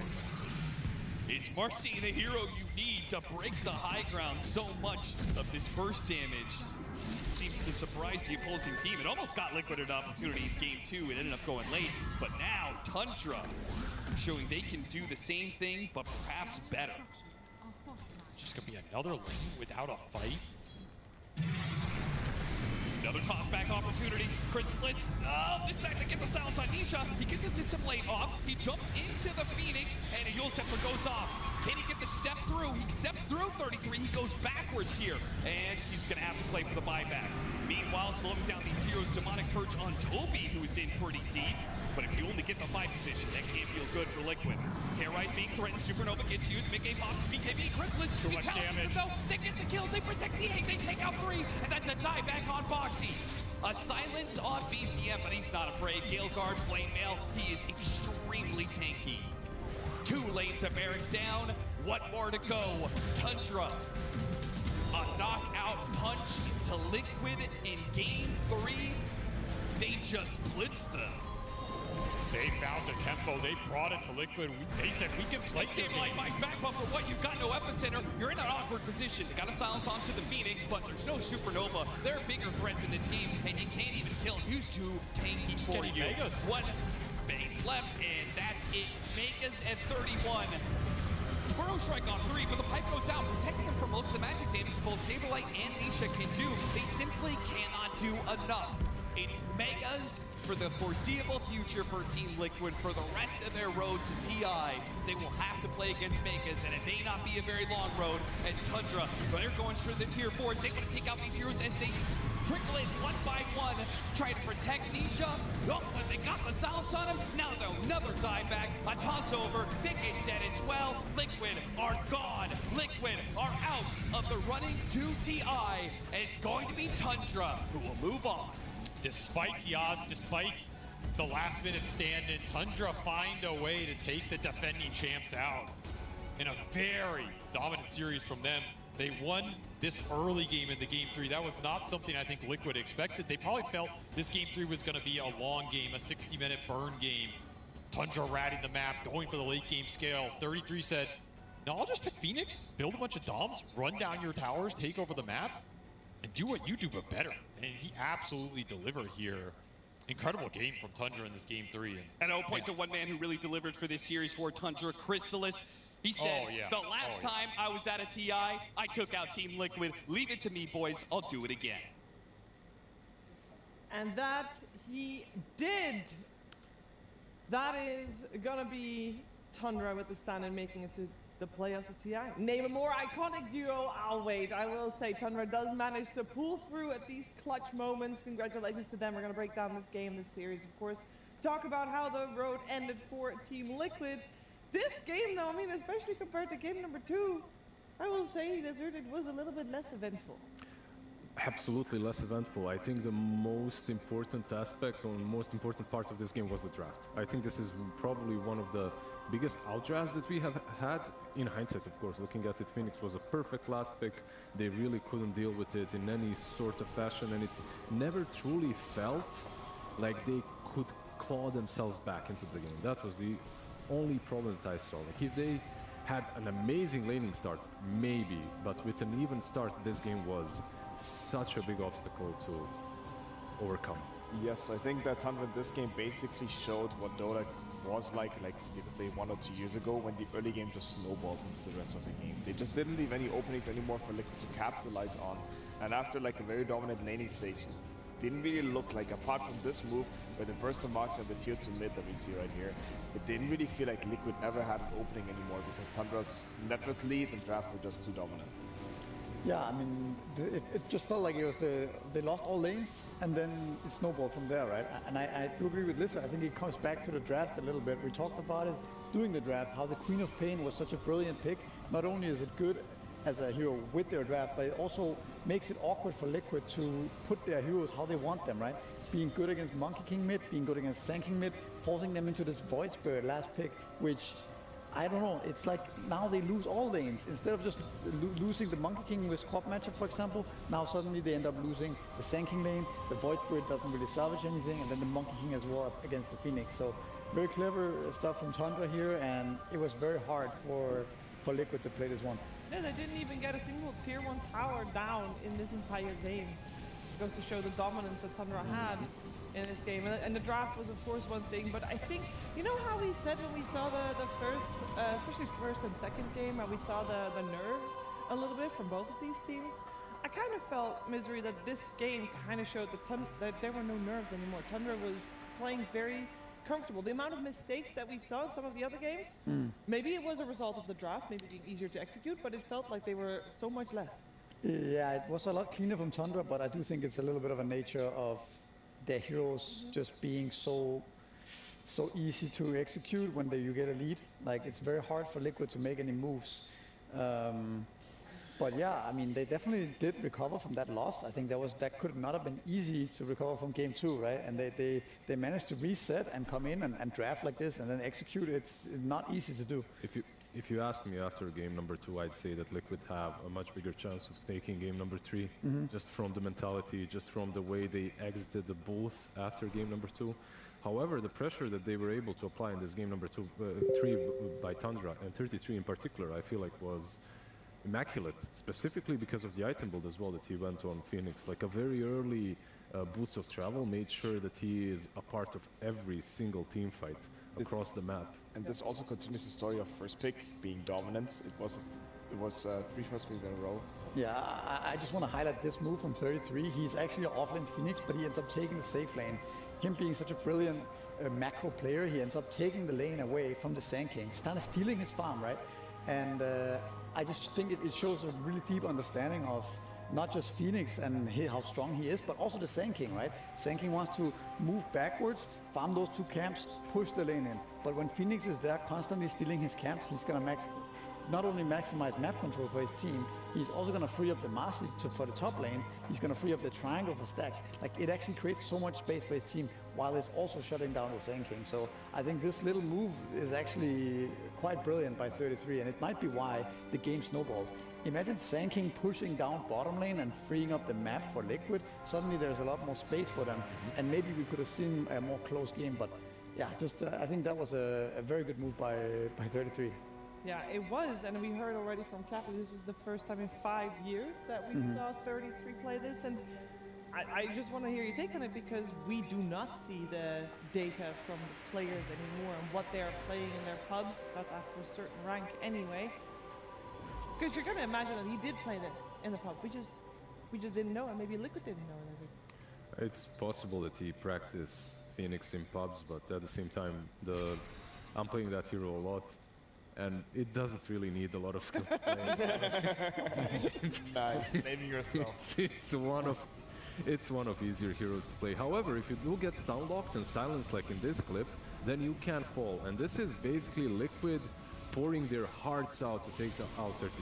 And they do manage, but at the same time, they're kind of losing the fight afterwards. And this was a problem of their draft. They couldn't deal with the eggs, so they had to make sure that they kill the Phoenix before the fight starts. But if they do manage to kill the Phoenix before the fight starts, then they're definitely losing the fight because they used everything on him. You still got to deal with the Marcy, which is arguably one of the, if not the strongest hero in this current meta. I kind of feel like, yeah, this draft played a large part on why Tundra won this game 3, but all credit goes to them. They move forward. I do want to talk a little bit about Team Liquid. Their roads cut short, at least very much shorter than I think Stormstormer that they were expecting coming into this international and road to the international. I mean, it's obviously hard to tell what went on in the team or with what mindset they went into this tournament. I would say, I can imagine it's also been a very long year. There have been a lot of tournaments. They have been successful. They have some LAN victories in their back. But yeah, I definitely safe to assume that they're not where they wanted to be. They are the defending champions, right? So it's sad to see them go. But in the end, this is what this year's TI is about. If they would have made it, they would have already been top 8 at TI. This is what this first stage works like. But unfortunately, they came a little bit short, and Tundra's going to take their place. Yeah, I think they'd be the first to say, like, okay, if you want to win TI, you got to beat everyone. Doesn't matter when, doesn't matter where, you have to beat everyone. And they did not beat Tundra. And part of that was because of the man of the match, the man of the hour. It is Crystallis that we're going to talk to. It's Nomad. I'm standing with him right now. Absolutely, yeah. I mean, congratulations, your second main stage TI. How does that feel? Very good. I'm very happy about it. I mean, in what a way as well. That was a crazy series. What was it like to play that against the TI champions? I mean, you know, it's just, they're all like hype series, you know, just like all the other series in this tournament somehow. They're all like super late game, 60-minute, apart from the last game, super late game, 60-minute, like complete insane games. So it's always like very exciting and scary to play them at the same time. But you know, in the end, we ended up winning the series, so it's good. Absolutely, and going pretty deep into the hero pool in that game number 3 there. I mean, where did the 33 Phoenix come from? You know, this guy, he dug deep within the dark pool, and he grabbed out this Phoenix out of nowhere. Finally, he's countering this monkey in lane, and I don't know, it's just too hard, I guess. Absolutely. I mean, it beat them. It was fantastic as well. But I want to talk about yourself because, of course, back in 2022, second place, but you're actually against 2 of the players here, against Saxa 33. So what's it been like to be on the other side of that? I mean, I hated playing against them back then in that TI. They really pissed me off with all the shit they were doing. So now I hope that they're just doing the same to the enemy team. And, you know, that makes me happy automatically. You seem very happy indeed. And yeah, going into that arena, playing at TI must be amazing. How do you prepare for a match like this then, knowing that you're coming against the TI champs of Liquid? What did you have in mind? I don't know, like 20 minutes before, you like open their Lotava page, you look at their heroes, you're like, oh look, Nisha playing Puck, ban. Then you play the series, oh look, Nisha fuck us in Primal Beast, ban. And you know, that's just how you do it. There's a little bit of prep and then you just go in. 20 minutes of prep is all it takes, all right, easy peasy. Now, we need to ask about the meta, of course. How much are you enjoying building Helm of the Dominator? No, I actually hate it. I despise it. I think it's like actually like the worst thing ever. I really hope that they just, in the small break that we're going to have soon, we'll just delete the entire item from the game with a patch. It would actually just probably fix the whole tournament going further, for sure. All right, strong opinions there indeed. One last question I want to ask, and it is actually about your stand-in, of course. Not the ideal situation, but how is Toby doing in this team? I mean, Toby is a legend, of course, as always. He helped Liquid to win a tournament. Now we expect him to help us win a tournament. He's just a legend. What can you say? Like, how this guy is not in a team yet? I don't know. He's just a legend. Look. Esther? I mean, above. He is like, he should be the role model of like every boss fight. Toby Lota, for sure. That is high praise indeed, and well deserved as you guys continue on at the International. Congratulations for making it to the International. Love hearing from Crystallis. Always high praise for Toby and strong opinions on this Helm of the Dominator. I don't think he's gonna get his wish, guys. In between, like a couple of days break is not gonna be enough remove an entire item from the game, but you know, he can dream, he can hope.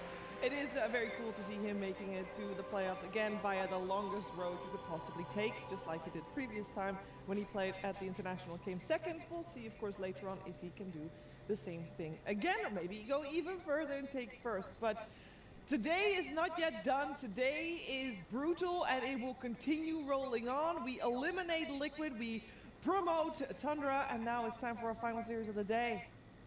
Falcons versus Spirit. Same fate for both of these teams. One moves on, one gets left behind. That is the brutal truth of this elimination round, Lizard. Never ending. No mercy. I mean, there is absolutely no mercy. I like it. By the way, if they do remove Helm of Dominator 33, he's gonna have no mercy with Remco afterwards. But yeah, like we just eliminated Liquid. Now we get to eliminate one of these giants of Dota, like Team Falcons or Team Spirit on the other side. And yeah, it's a merciless Swiss stage. Yeah, and we've had these two teams go up against each other multiple times in grand finals. This entire year, in grand finals, 2 grand finals actually. And one thing that is pretty clear when you see the scores of these two teams going head to head, as in the grand finals, no different.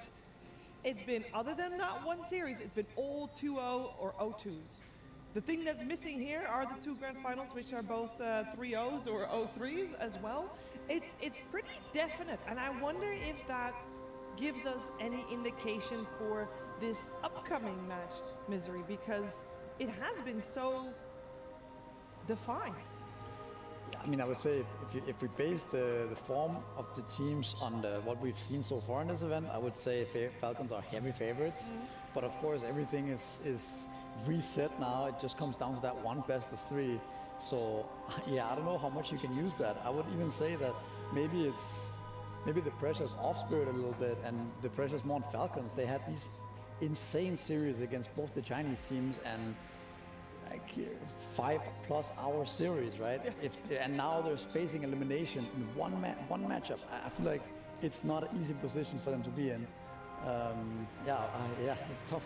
I want to say also, because you mentioned how defined those matchups are, I think these are 2 teams that also really depend on what patch we're playing and what the meta is.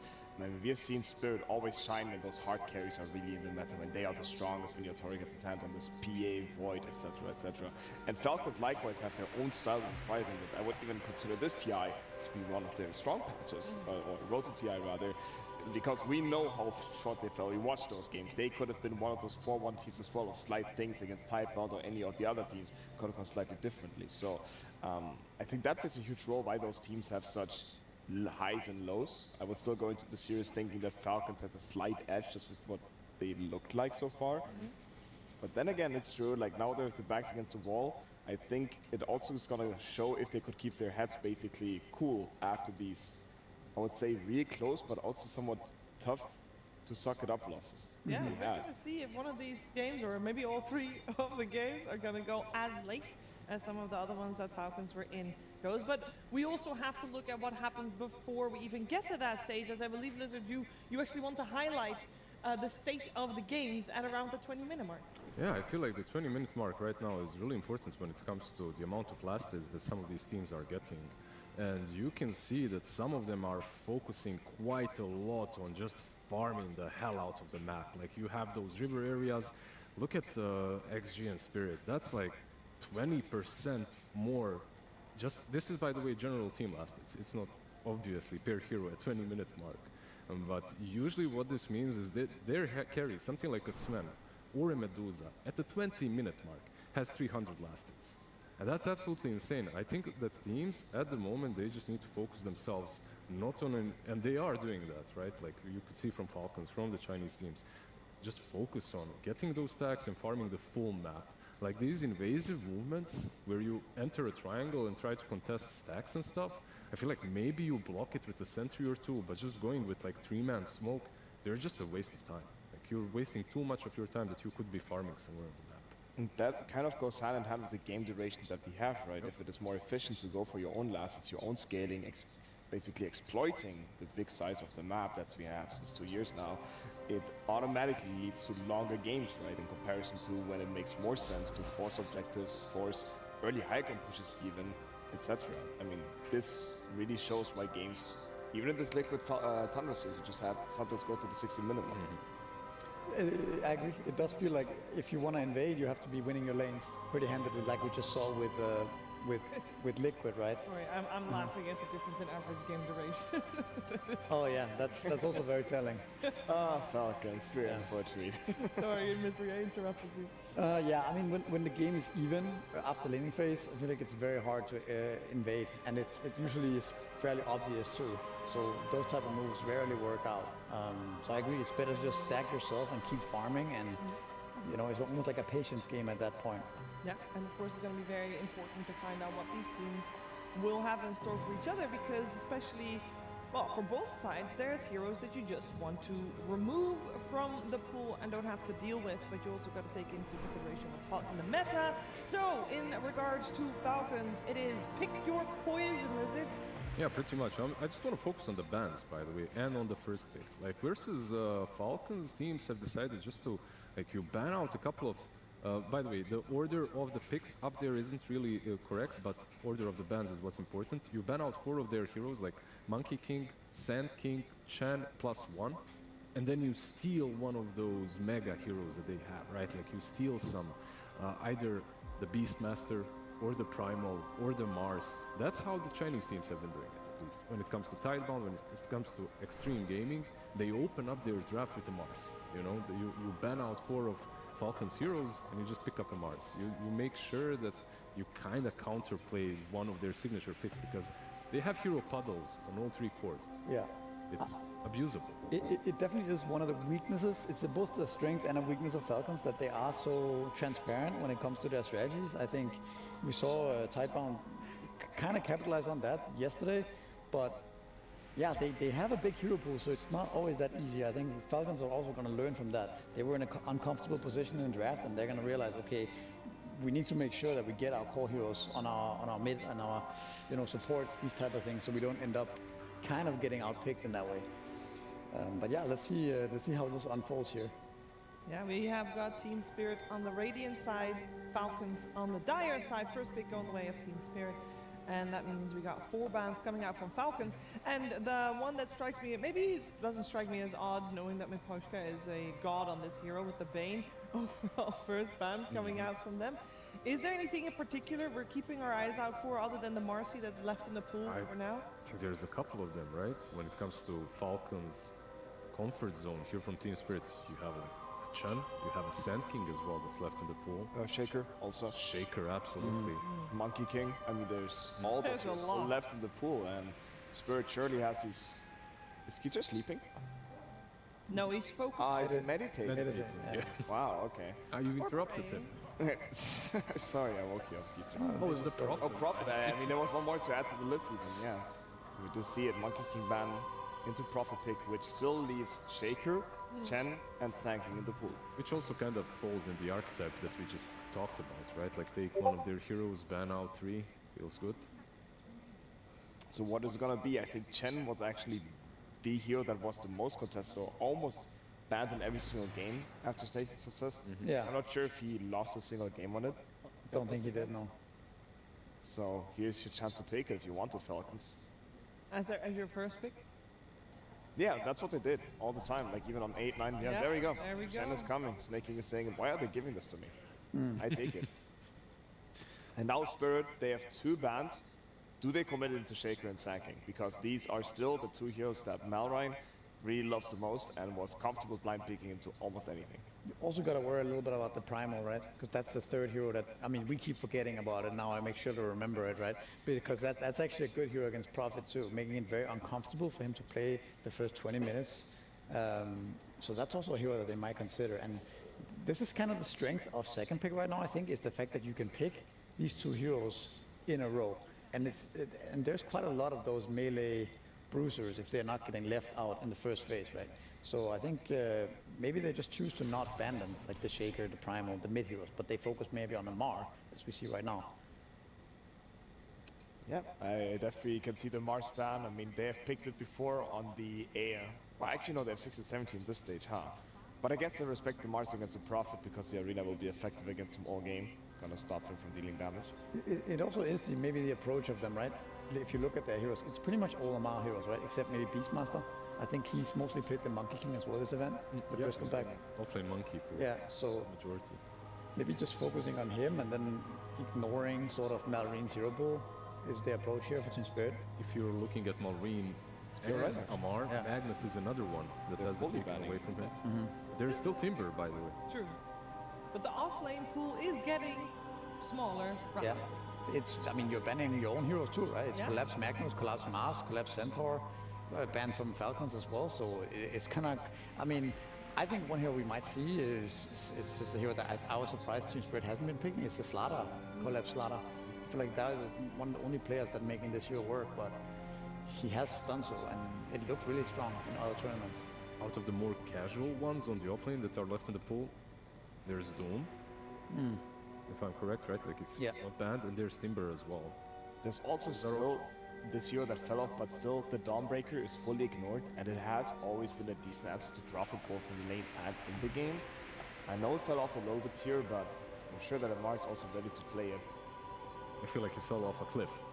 It fell off a cliff? Yeah, considering how hot the Dawnbreaker as a hero was coming into the tournament. I agree. Not looking great. It hasn't looked great, to be honest. Okay, That Primal you mentioned still out. This could lead into a Pangolier pick? No. Sanking. Okay, I mean, just keep your bread and butter going, right? I mean, you have Sanking Checker left in the pool. I would have been very surprised if it left. I mean, I also think Malrine is the best Sanking, hands down. Yeah, he's even the guy who invented Sanking after he got the new ability. Like, after he got the Stinger and they changed the innate and everything else, he was the first guy to make the Sanking work. Before that, most pro players thought the hero is not good. Is it possible to just take a page out of Tundra's book and get yourself a pop here into the Sand King? Or, I mean, why it makes your game a little bit easier. Of course, Quap had multiple reasons to be picked in the last series into the Sand King and the Monkey King, kind of prevented them from laning properly. Yeah, I think you could at least set up for it with the other two heroes and then get it on 18. Okay, Invoker. Yeah. Okay, so Lal is also taking a page out of the Tundra book, basically, but a different one. They're taking the different page. Helm of Dami Invoker. That is so interesting because in the last year, if you saw the Sand King being picked into the Invoker, now the Invoker is being picked into the Sand King, so you can already see the different reads and priorities that the mid laners have on this tournament. But you also thought Invoker was quite good against Sand King, right? Because you get the more or less free lane. I would say that both of them basically get what they want, because Sand King is kind of archetype hero that just 50-50s his lane, and Invoker is basically the same. Can you have the Dominator Chance creeps? Can Should you? be able to, I think, right? You can definitely dominate Enchantress creeps, so if Chen is Yeah, not but then they different, have a duration, so Chance creeps are way better. Yep. I think you can. That's nice. Let's but see. shouldn't that make Chen really bad then? Why would Snake King like the Chen if everybody's playing Dom? Maybe he'll buy his own. Take it back.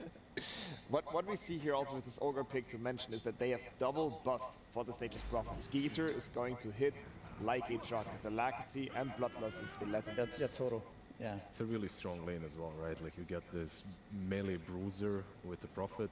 They secure on the other side just the fact that all these heroes have been banned out. Let's get the Pango that's also kind of flexible when it comes to the laning stage. And just he couldn't theoretically get another Helm of Dominator to take that dominated hero creep, right? Like that's what it becomes. What's Crit gonna choose here? Because it's kind of his hero we're looking at. There's the Hoodwink, the Snap, a lot of the Grimstroke. Nice Hoodwink, right? I hope it's not Hoodwink. I mean, look, it was balanced, but they needed some extra damage. This hero gives it. Like with the Chen, you can rotate across the map. It's also pretty good into Prophet. Like he wants to hide in the trees. You love the trees. Yeah, but I like it more than the other ones this game actually. Okay, I would like to mention that Yatoro was the guy who invented Helm of the Dominator on Faceless Void. And isn't this a pretty good Faceless Void game with Invoker already in the pool? If you're gonna buy Helm of the Dominator, why won't you pick Mars? Are you gonna just? I mean, then you would put the Prophet on the +4 roll those, which might just ruin the draft. But yeah, I mean, you pick that Ogre, right, to set up for your Furion, but maybe probably cut it. Yeah, it's probably just gonna be a Prophet +1. And an Ogre +5, and they keep it simple. But in that case, I suppose you're looking at a Collapse hero right now. Yeah. Take an offlaner. But I agree. I mean, you could do that. You could pick like Void and then Slaughter last, something like that. Or Slaughter now. Oh, Slaughter now. I mean, I think this is they're bringing it out. You know, the hero that they had so good success with in previous tournaments the last few months. Yeah, and this hero fits even. This hero gives even more amplification, right? If you look at this Team Spirit draft, this Prophet is already profiting of Bloodlust, Alacrity. Now the target that he's hitting is also being hit by Corrosive Haze. So whatever he's hitting, there's going to be a huge damage difference, basically. And this is what Falcons knows is coming at them, and they have to find a solution to this. Are you actually able to pick your own carry? Because that's what they still have to pick, right? A Skeeter hero. Can you find something that can fight this? Or is there some cheesy way to try to avoid it? Yeah, right now they're trying to protect it at least, right? Like the Troll ban instantly coming, like one of the strongest matchups into Slardar on the safe lane.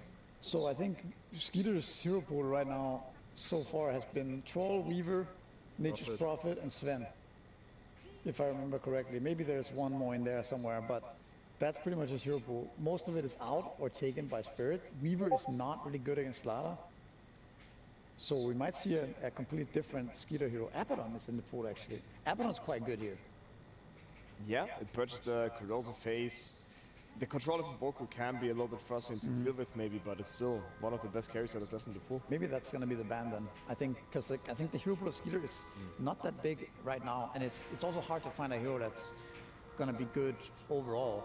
I'd like the Abaddon, but I would be worried if they do take it when it comes to scaling later on in the game into a Prophet Invoker. I feel like they would maybe lack that extra oomph. Don't sleep on Abaddon late game, I think. I know you're a fan.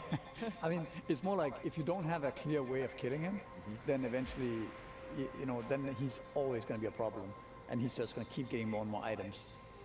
But before getting to the carry pick of Falcons, also, what support do you think Team Spirit is going to pick up? Because they still have to take a hero for Rue here. Snapfire is out. The Grimstroke you mentioned earlier is still in the pool. A lot of time is going into this final ban from Falcons. Makes me wonder if they're discussing any potential flex picks. The Void ban is quite interesting. They actually think it can be a Prophet plus 4. Because I kind of agree with your sentiment earlier that, I mean, also just my point about the plus 4 heroes are just not that impressive right now, in my opinion. So maybe it is better to just get your Toro a really juicy last pick carry. But I mean, Falcons also feels like that. What about Bat Rider? That's an option here. They have played it. It's pretty solid into all of these heroes on the other side. Some extra catch for them as well. And since we're talking about a hero for Rue, he has played a fantastic Muerta in the past. Is Muerta's position 4 just dead? It wouldn't be that bad, I think. This is very meh for me. Oh, okay. Not very impressive either. The only reason why I'd like it is the AoE silences into Sand King and Pango. It kind of feels nice. Yeah, so it would give them a little bit more team fight, because if we do look at Team Spirit lineup, I did talk a lot about the amplification of the Prophet, but their team fight is a little bit lackluster. If you look at the Falcons lineup, they have a Pangolier roll, they have an Epicenter, they have the Chen AoE heal. Phoenix. Team Spirit's team fight so far is not impressive. Phoenix for Spirit. It's good again. Plus 4? Yeah. It was good as a core last game, would be good here too. Bounty Hunter. Oh, wow. That's pretty cool. They're going for the double track. You have Corrosive Haze and the track to make sure you really see them. But this gives them more single targets. It does amp some extra damage as well, right? You also have Sunstrike, you have global TP, right? Okay. And you have track for Sanking.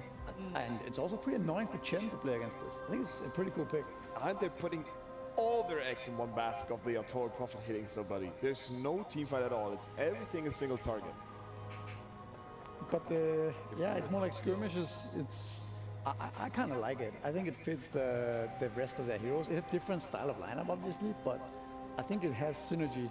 I think their heroes innately have synergy, so that's why I like the lineup as a whole. But I agree. I think something like a Phoenix would have been solid. It would have solidified some more team fight. But not terribly. Well, it's a different illusion-based hero. Yeah. It's a lot of armor, right? Like you're playing into Slardar and Bounty. We talked about, at some point somebody said Terrible has a very bad win rate this tournament. Really? Does it? Because right here I actually love it. Oh, okay. oh no! Double down? No, I don't know. But I mean, theoretically, for Falcons, I think this was actually a good pick because it gives them also the wave shove that this team is really good at abusing that. You can send your illusions down lanes. And Spirit's wave shove would have been quite good with the Prophet and the Invoker, but now this will enable the Sankey and Pangolin to find easier pickups on the waves. I feel like this is kind of a cool approach with the bounty, like last pick bounty. Like we've seen these games from Falcons go 60-minute routes, right? Like if there's a lot of kills, eventually with the bounty hunter, you're gonna come out on top. So I kind of like it for in that way. But at the same time, I feel that their draft is very different to what we came to expect from a lot of teams. Yeah. Yeah, I think it's a hard one to call. I think Falcons they're such an experienced team, such a calm, disciplined team.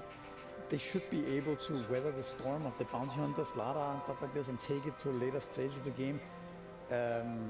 But I kind of like the Spirit still. I think they bring some fresh energy to this draft and their own kind of take on a draft here.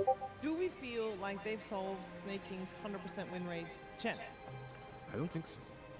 I mean, Chen gives armor and healing. They're like, okay, I give you Bloodlust, I give you Alacrity, I want Corrosive Face, this guy and track him. Yatora, if you don't kill him now, Chen is broken. Let's try it. That's like the message I'm getting from this year. But let's also think about the whole idea of bounty hunter scouting, Slardar being really hard to catch. You have the Fury being your Sunstrike, right? You have the vision game in your advantage. I feel like it's not going to be that easy to get that team fight for Falcons, just because Spirit will choose when they want to fight you. So you're saying like they are going to play a map game and they're going to try to dance around you? Yeah, and also the first 20 minutes, if Bounty Hunter gets off to some track kills, you can see the Furin and the Invoker just, get top net worth, and then suddenly it's a hard game. You get Aegis, you're fighting a really overfarmed Prophet. Let's see. Let's see. We do not know what's going to happen in game number 1 of this best of 3 elimination and promotion on the line. We're finding out what's going to happen together with ODPixel and Fog. Thank you very much, Steve. Yes, we've just had to say goodbye, of course, to Team Liquid here on the road to the International, and we're just about, one best of 3 away from saying goodbye to either Team Falcons or Team Spirit, Fog. What's going on? Some people tuning in and catching up with the tournament at this point and go, hang on. Yeah, this matchup, we normally see it in a grand final. Not at this stage early on of elimination. Yeah, I mean, that's why this whole Swiss is just wild, right, in particular. But also, this day is always pretty sad it comes to it, right? For some people, yeah, pretty happy day because you get to see the teams you don't like leave, but I mean, it's sad entertaining overall for there's, everybody. Yeah, there's so much on the line. Yeah. 2 massive organizations, massive Dota 2 teams that have had a lot of success and now battling to hold on and move forward to the main event at the International. And overall, we have a pretty interesting different styles coming in, right? I think we haven't seen a draft like Spirit has in a couple of games, at least me and you in particular. Looks pretty different. A lot of single target in particular, not the most team fight, but looking to just amp up Yatora. Yes, I mean, because overall, do you like this last choice from Falcons to go with the Skeeter Terrorblade, as we saw from the panel? It's not a hero, a carry that's been having a lot of success at all. Just the 1 win, I believe, out of the 8 games it has been played. But could this game be one that it can excel? The amount of physical damage that there is on Spirit, right? They do have magic that's going to be coming from like the Invoker and some from that Ogre, but it's a majority physical damage lineup when you look at it in terms of the later stage, or in terms of this earlier on. So it's going to be interesting, and definitely for that lane, it's something that's really strong. But this is not the most traditional thing that we see lately. So let's see if it works out. And something else that's not traditional, I have to point this out. Look what he went for on Laurel. What do we got? He went for Mind of Tornaris. So every one of them have been going either Quas or Exort. Okay. I don't think this is the first one that he's gone for it, but interesting to point out, and we'll see what build he wants to do. It looks like he's just gonna do kind of standard, right? You go for this Ags Dominator build. But yeah, definitely an interesting one. Being the difference in terms of like how I don't know if it's gonna really change how much he plays or how much he team fights, but I'm definitely curious. And because overall as well, do you think Falcons are going to be able to create enough space for Skeeter? Because Team Spirit's lineup, right, they've got a lot of heroes that are going to be looking to hunt down that Terrorblade, right? The Bounty, the Slardar sneaking around in that mid-game, setting up for these Sunstrikes or TPs in from the carry Nature's Prophet, Yatora. It feels like a lot of pressure that could be targeted on the Terrorblade quite successfully. Oh, definitely. But there is so much team fight advantage, I would say, for the side of Falcons. I think that's where you're talking about. Chaos can really start to reign supreme. Let's see how these lanes end up going down, because Brew, he's played this hero quite a lot in the past. Yeah, it's one of his favorites. classics, yeah. Yeah, it really does love to play, and he is playing it versus this quote-unquote was supposed to be the Chen, right? They did do a little bit of a switch-up, as we see from Falcons. Sure. he can do a lot of damage. He can. Imagine soul binding both Laurel and Yatoro, and then getting your portrait off. Yeah. That's quite a lot of damage with Shadow Fiend and Morphling there. But yeah, it's an interesting pick, this Morph. I'm also a bit surprised to see it. Wonder what the thought process is there. Yeah, I'm definitely surprised because I felt like honestly the team split win condition is already very strong, and now you put yourself in a risky position that if the lanes go a little bit out of control, there will be a window where Lalo and the Shadow Fiend will want Kaya Yasha plus 1 item, Blink Dagger.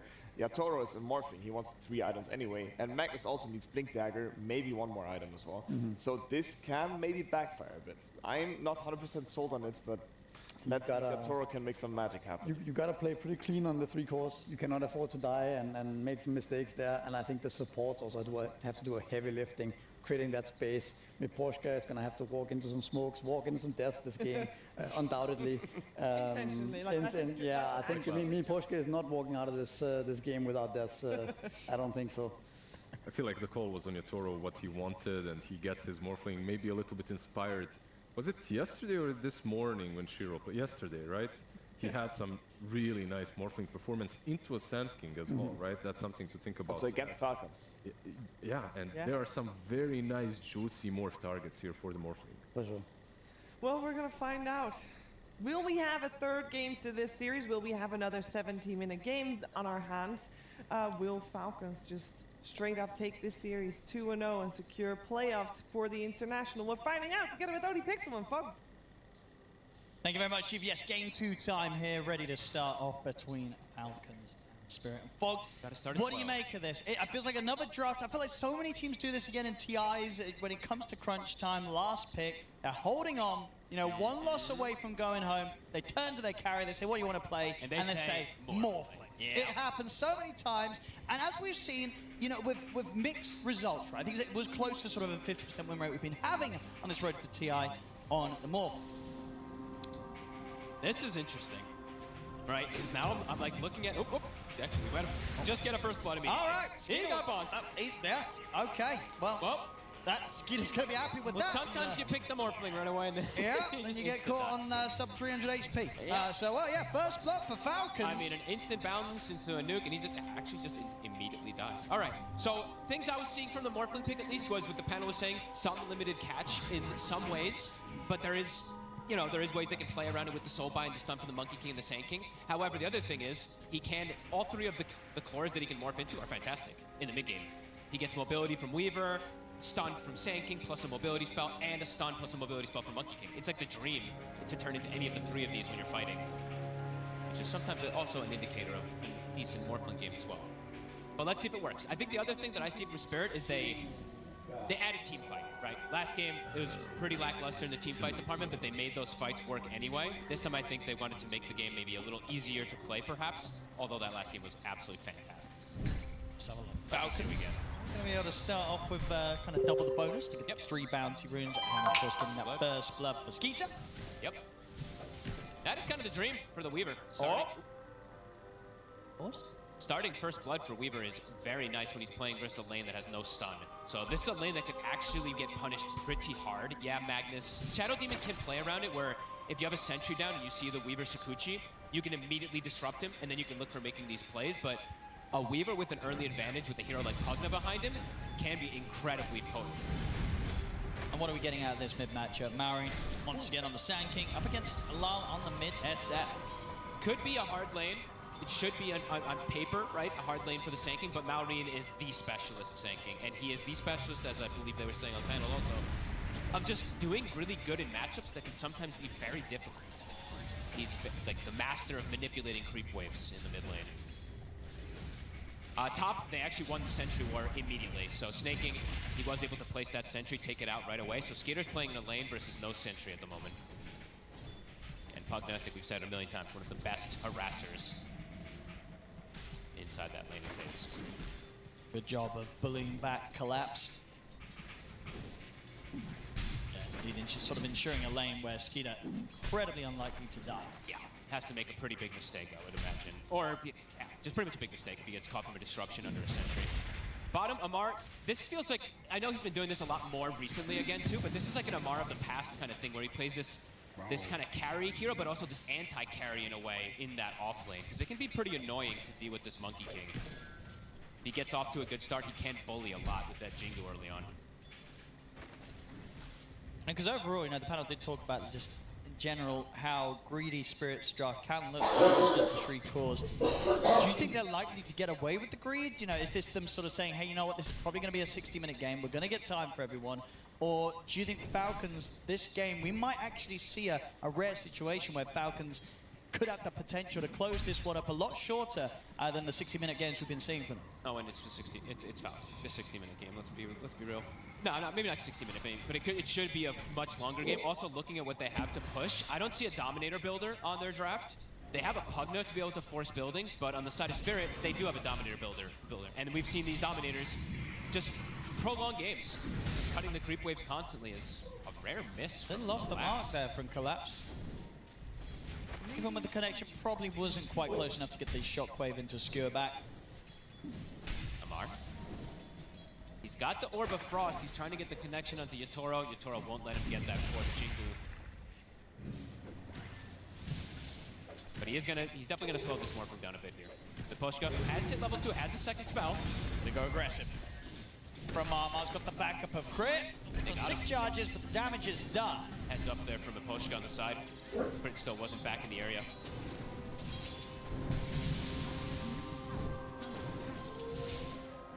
Laurel so far is doing a fantastic job. So in terms of greediness, I mean, there's definitely that greed that's always going to be there from the Morph, but I don't feel like the Shadow Fiend is very greedy whatsoever. Yes, he wants his items, but he's got to win this matchup. I don't know how Maureen actually can... Yes, he has boots to try to cut, but I imagine Laurel's going to get boots, and he can follow the Sank.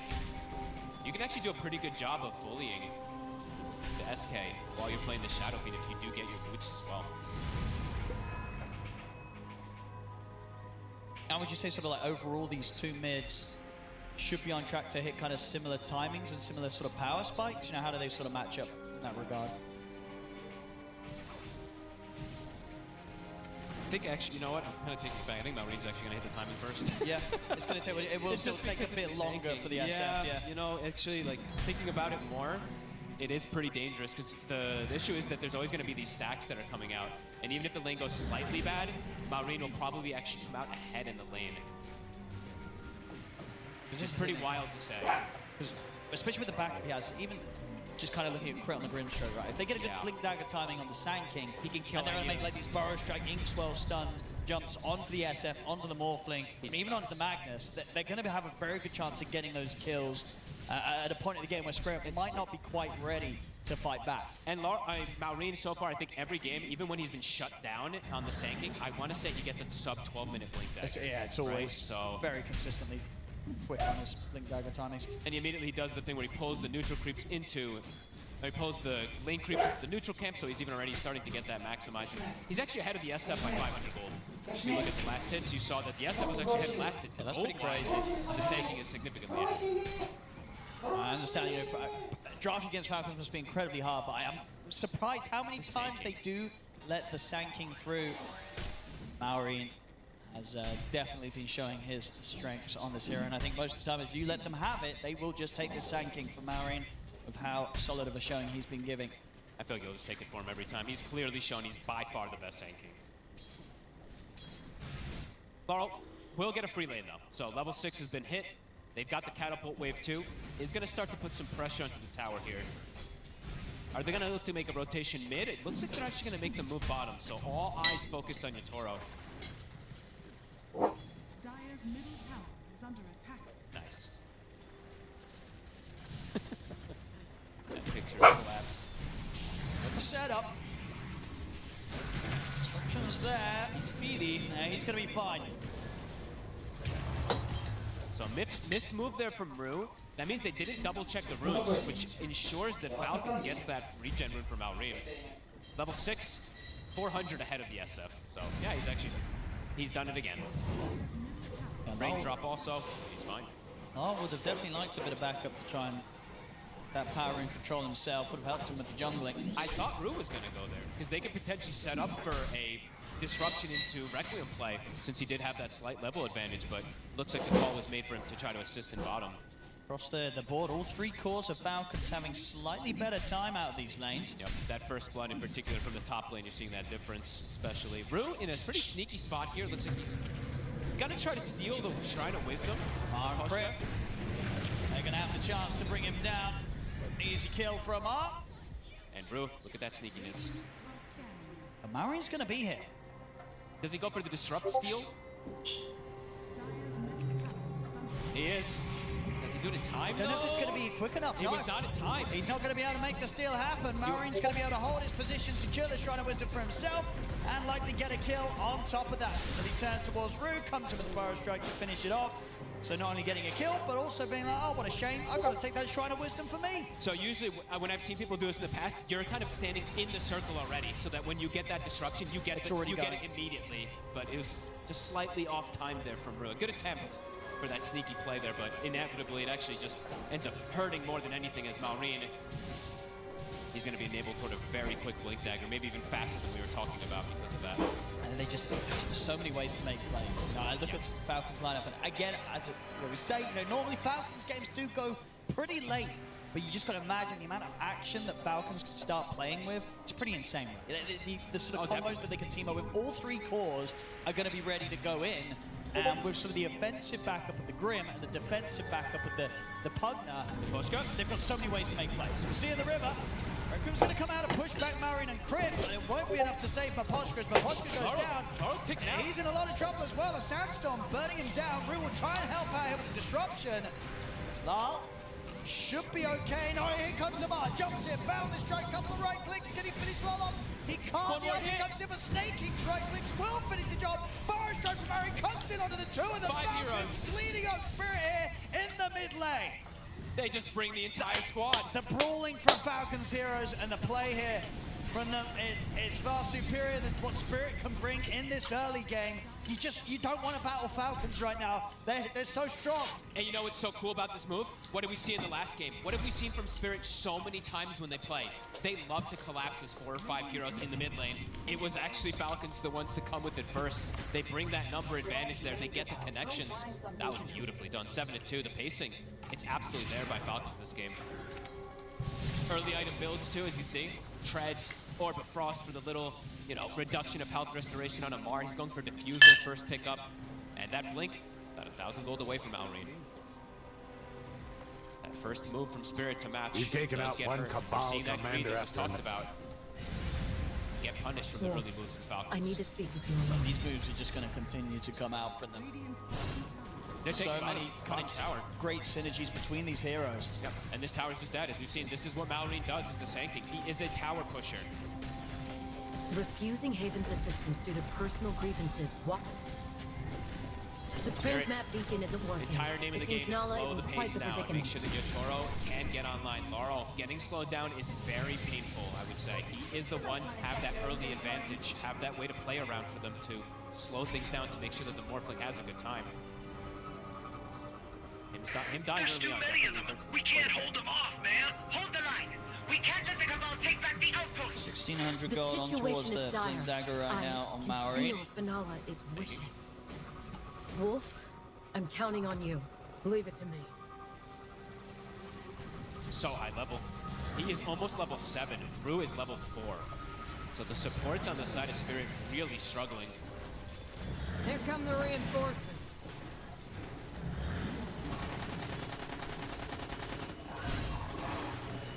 That's pretty much the Blink done. So Malrine, he can look to accelerate things massively here. And Collapse, he's got to go for this build that we've seen, of course, for the Magnus. The Eternal Empowerment, plus he's just going for that Dominator build, which it can be a bit greedy. Enemy reinforcements. So in terms of playmaking, because Laurel has been slowed down, where's the playmaking really going to come from Spirit, right? I don't think it is.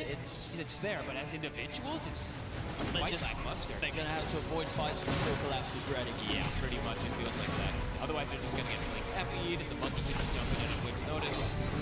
Finally, we did it. And they're just losing towers.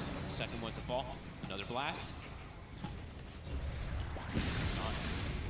Level 7. Right, that's pretty crazy that Snaking's that high up there right now. I don't want to offer too many things. Well, making a smoke even I move, can see. looking to connect with Malrine with his Blink Dagger timing. He's got Okay, it doesn't actually have the Soulbind skill, so 3 points Without in the their Phantom, commander, so the rather than Sand Eaters will prioritizing need the time extra to attack regroup. on it. Yeah, I mean, I think Leaving that Burrow Finola Strike more and time to silence on the fortify this Morph, place's it's going to be a defenses. And the whole losses world they've of pain suffered for here will Yatoro. also help create the chaos we Here we need go, for the there's next the step in setup, our Burrow plan. Strike into the silence. Disruption will come out to help avoid the Inkswells. This will give a chance for Yatoro, but the Wilco's come on, into the balance is there. Yatoro has to get out of the way. Yatoro! He believes familiarity with Cabal technology will help British given a chance to use it. That sounds like Shira, all right. What Amar you will need take is a that all Goliath day. tank. Question That mark. would just be in favor. I tell you what, you got to be careful with these question marks. You're sure this isn't a bit much for her? Historically not gone too great for some Shira's teams. will to protect But, Viridia it's is there, as the old, strong as our own. She'll be fine. Maureen We've looks already so located a serious tank too. that's That undergoing collapse is maintenance actually as we happening speak. off. Maureen's Let's like, move no. out. He's the one giving that question mark. Well, got to be careful when walking into that Monkey King. Oh, especially when Amar has this type of timing shit, right? He's got the defusal.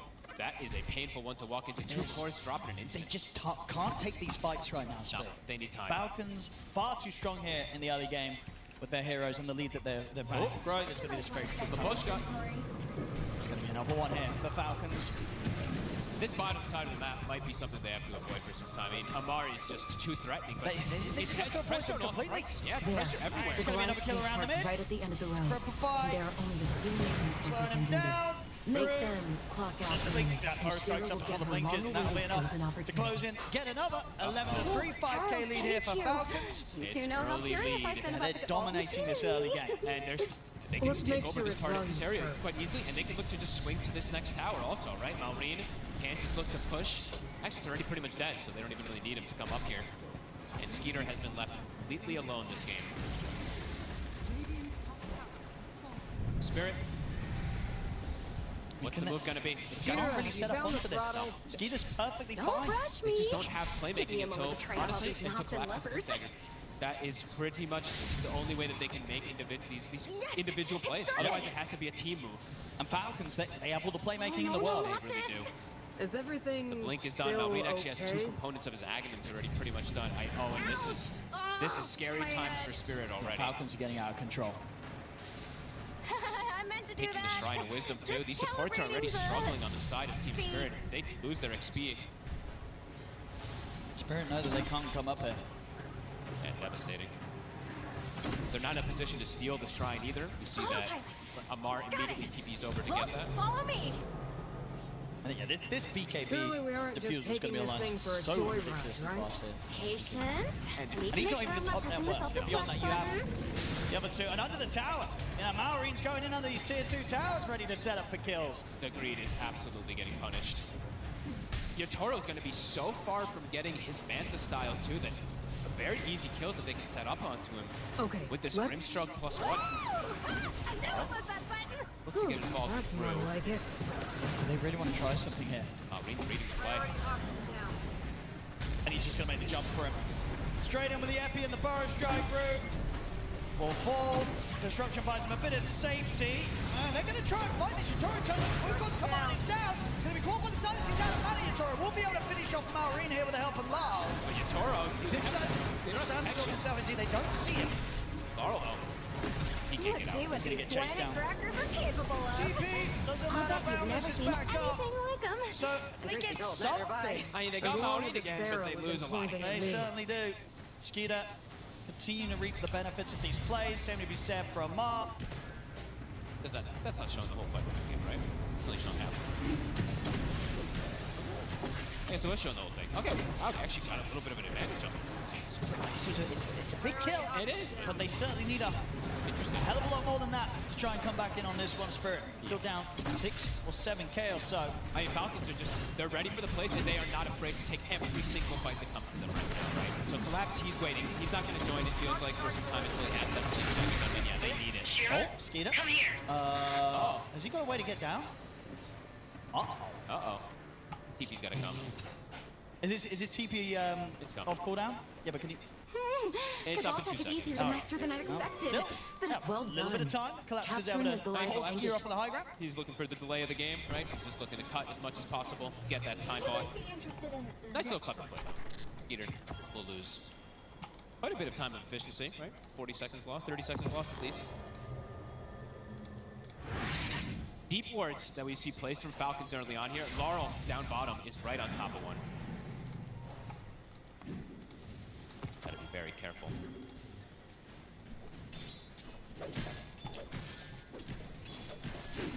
How close are we looking on Collapse? 1800. Very close, yeah. I imagine they probably will immediately look for a smoke up around that Blink Dagger, right? Yep.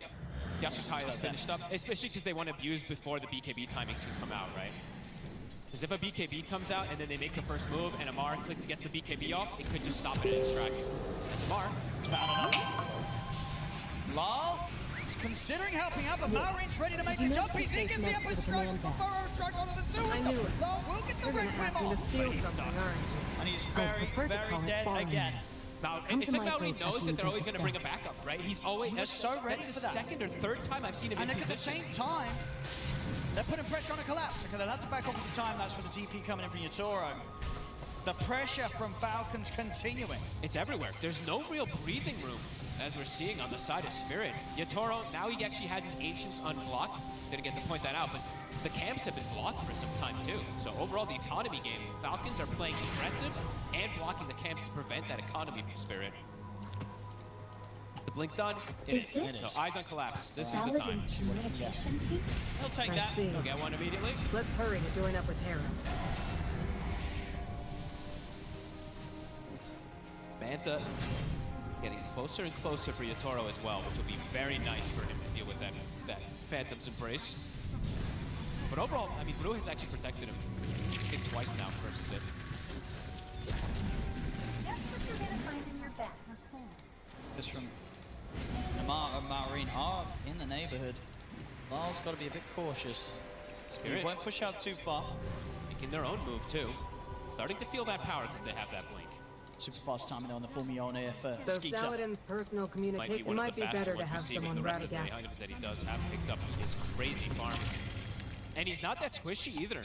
Actually, when you look at things, if he's on strength treads, actually sitting at a fair bit of HP with that essence strength too. He's gonna be over 2,000 HP on a Weaver, which is not usually the case you see for Weavers. Usually quite fragile.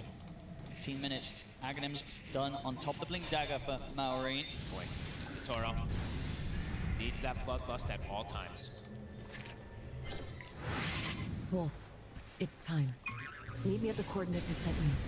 Yeah, crit. This could be cool if he does go down this build. If he does want to get the blink first, or if he does go either that Aghanims. I mean, yeah, they mentioned it. It's a fantastic It's point so game. strong. Yeah, This guy. Morph is pretty much one of the best that you can turn. There's that BKB. Yeah, I think these timings just flying out for Falcons, and they're ready to use them. Immediate smoke up now with this next round of items completed. It's around a big objective too, right? They have two big timings, and it's around that Tormentor potential that both teams want to try to go for here. An abandoned mine? Maureen. Why here? Poshka. This cave leads to the origin of all of Viridian's Pretty dead if they want to commit for him, they will. as well as Easy mine. go. Power rune as well. Around the mid route and Collapse. Lamar is here. He sees the. They're going to see him. Shooting their allies? He's going to go A for the one colony Shockwave plan. Skewer Collapse, but I don't think he's got a way out of this I don't one. The care about Burrow these Strike guys' again miserable lines up past. perfectly I just want to know from what you did Maureen. to them. I This is nearly gave them this is the courage fastest needed I've seen to stand Falcons up play to all the tournament. oppressors. And every move is Now, hitting. think They're about reading the this plays and beautifully. I feel like Again, I'm they just find them Yeah, in this position. is pretty I wild. have to realize Right? that I get they were sort of saving it for this point in this very important series. They're like, you thought we could only win games after 60 minutes? We can run you over in less than 30. See if they can keep it up. Every single one of their moves is connecting. It just does seem like they're more than one step ahead so far in this early game versus Spirit.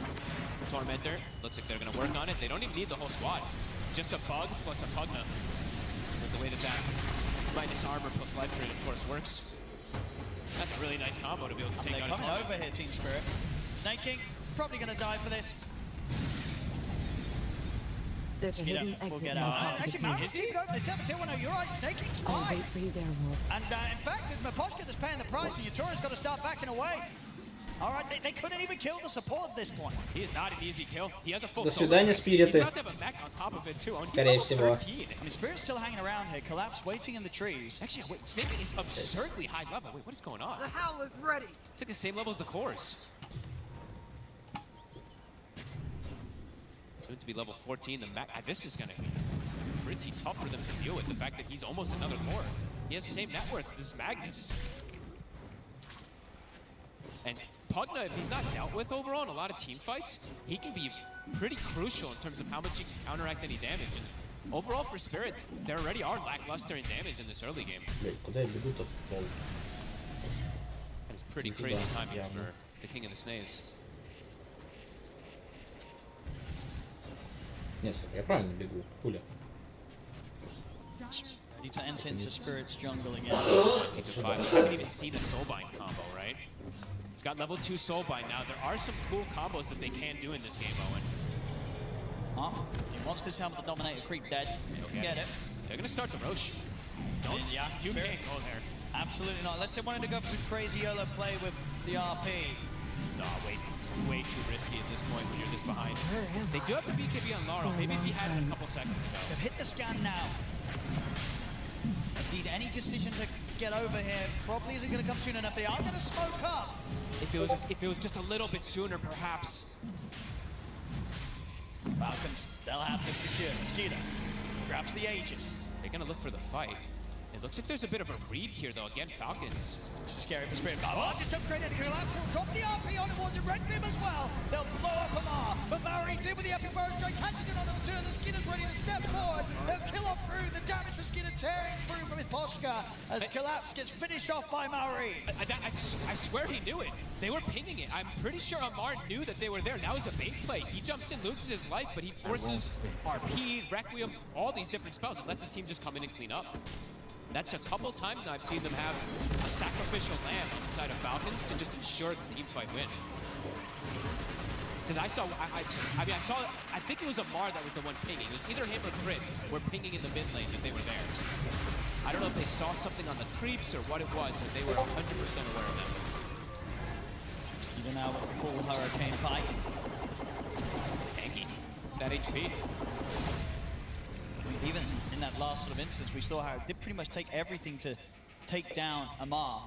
Because that was in a situation where they were able to stop him from getting the BKB off. If he gets the BKB off next time, that combo's not killing him. And look at Amar, he's queued up. This is not one of those where he's, this is not one of those where like, I'm super sad that I'm queuing up the Midas. This is the, I'm super happy queuing up the Midas. Well, I don't think he's actually going to buy it. He's not going to buy it. No, he's just memeing. But it's a meme one. He's just, it's the case of what it is.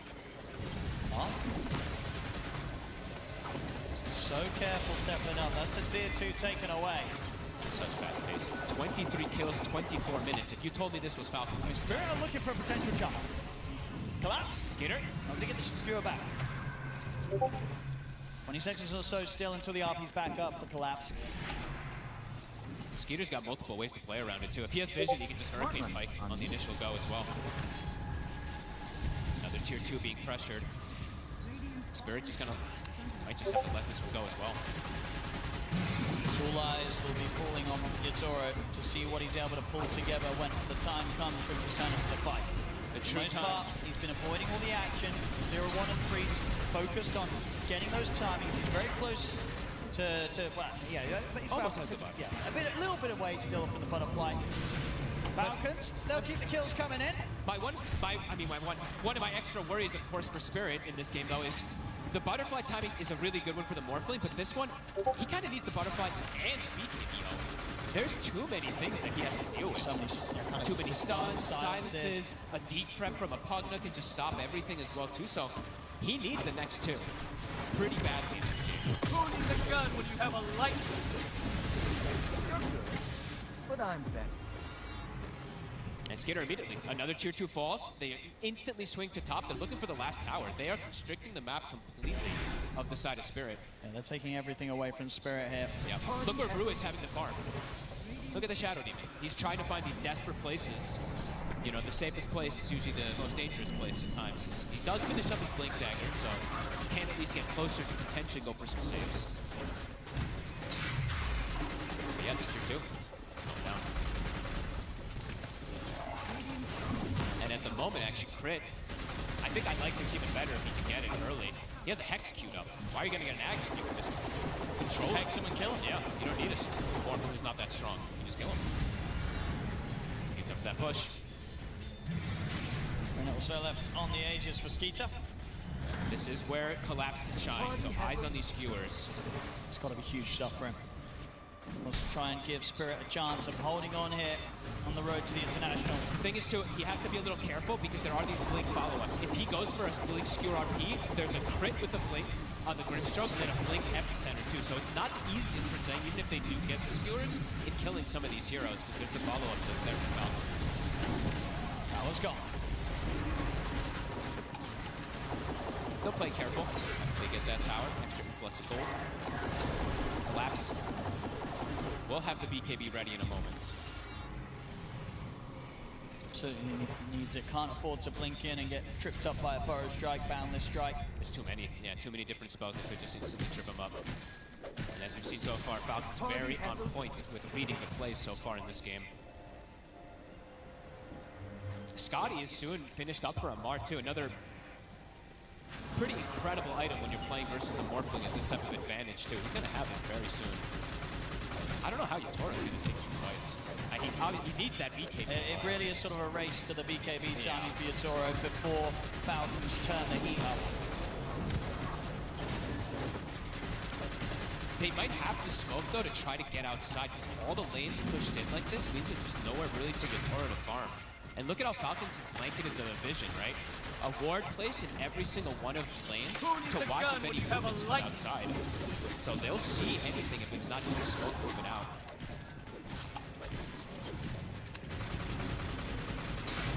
Spirit has to play cluster as well. Crew has to pretty much hug Yatoro for the rest of this game. Potion and Laurel for a play.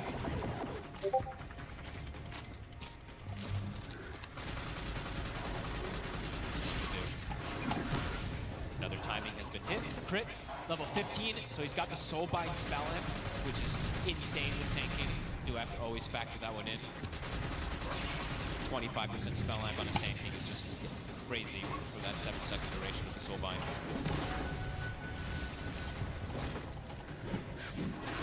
I think we have a gem next. It just continues to grow on. And the items they're picking up, the anti-morphing items we call them, right? So I and Scotty finished up for the Monkey King. Shiva's is queued up on the Sand King.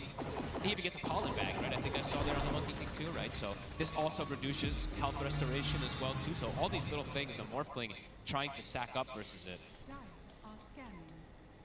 Preparation is absolutely there. I'm here. You're welcome. Plays Spirit have to bring out now have to be nothing less than perfect. Pretty much, yeah. They have to hold on against this incredible lead that Falcons has managed to build up this game. Can they land the multi-hero RPs? It's pretty much eyes on Yatoro to carry, but eyes on Collapse to get the big connection, which has not been given to him at all this game. And I guess the question is for Falcons, are we going to see them keep the pressure on, or is it going to fall the same way as many of the other games where they're like, well, we've got a lead now, let's wait, make that lead a little bigger in a next 30 minutes of gameplay, and then we'll. I think they look for the Roche push. They have all the BKBs. I think once they get Aegis, they go for They can go for hitting. You think they, like this game, Falcons feel that they have that much of an advantage that they won't be feeling the necessity to play it super safe and hold back before going high. I think this time, I think they're ready to fight. They're ready to go. Okay, yeah, I think they're pretty much ready to fight at any time. With going high ground, they might wait for an Aegis. The push cut. Should be able to find it. Amar. Get it. Everyone else is Spirit will run. Maureen doesn't usually jump up to the high ground to see if he finds anyone else hanging around, but the rest of Spirit are already out there. I was expecting that next hero. Level 20's been hit now. Skinner. Big damage now picked up for him. How's the BKB? About 1,400 gold short. So that's the condition that Spirit needs, just his BKB in particular. It's not going to be the end-all, win-all condition, but it's a really good one to at least give them a shot here. Mortal. They were maybe thinking about playing for the Tormentor, but they cannot do that when Falcons are as close as they are. And Falcons does this one just as free as last time, same exact way that they did it before.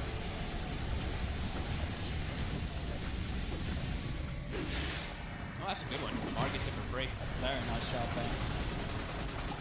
Quite the game here on the offlane Monkey King, as you say, getting to play what we know he loves to, this sort of carry-focused offlane. It's going fantastically for him so far. He might actually go for this refresher next item. He's got the mana pool for it. He's got the items already. That kind of makes it very effective. It's true, don't mind it. Yeah, get up there, BKB, Wukong's command. You're able to hit the building, refresh, do it again. Do it again, take the racks. They're going to be able to push for mega creeps pretty early this game, Falcons, if this continues. Absolutely. How long on that Roche? It's a quick spawn. About 10 seconds, not even 5 seconds. It's about to come up. Surely we'll have to try and tackle this. Oh, like lightning? Right, like this. Maybe not, I guess the call is going to be coming from Yatoro. Whenever it's sort of the decision is made for them to fight, Spirit's team will be looking towards Yatoro's guidance. The question is, do they even attempt to contest a Roche, or is it just, guys, we've got Skewer on high ground. We're playing for high ground. That might be the case. I think it might be, yeah. It's all going to come down to this big high ground defense from Spirit. That's going to have to be one of the bigger ones we've seen from them. With this much of a deficit against this 20k advantage that Falcons have built up. How close is the Shivas? Maureen is very close to having it. Laurel showed. Maureen is instantly looking for him. Oh, Laurel. Plays well. This one might have to BKB TP. He will. He'll play it safe. BKB TP to get out of there. Did he see it? I didn't see if Maureen actually saw it there for a second. They may have not seen the BKB usage. Either way, though, Aegis has claimed they've got the banner now. This could be their time to push. They might spend some of the gold before they do it, but this is likely the time that they're going to look to force as much as possible. Yeah, Skeeter's got so much money to play with. 4k gold in the bank. And getting close there as well on Amar. He's got 3,000 ready to spend up. Yeah, that's the timing here for Quick. It's so early. You don't see this, a 30-minute hex on the 4 position, usually with a Blink Dagger. I mean, this could pretty much end the game, right? He gets in with a Blink Soulblind double hex. It could be game over.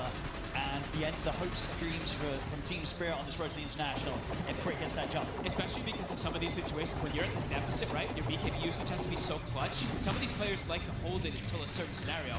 He could just get hexed and die, right? So we'll have to keep tabs if he does something on Yatoro.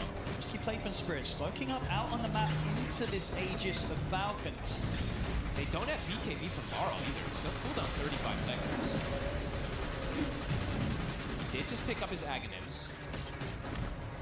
Does have that extra fear. He also hit 20, so extra control.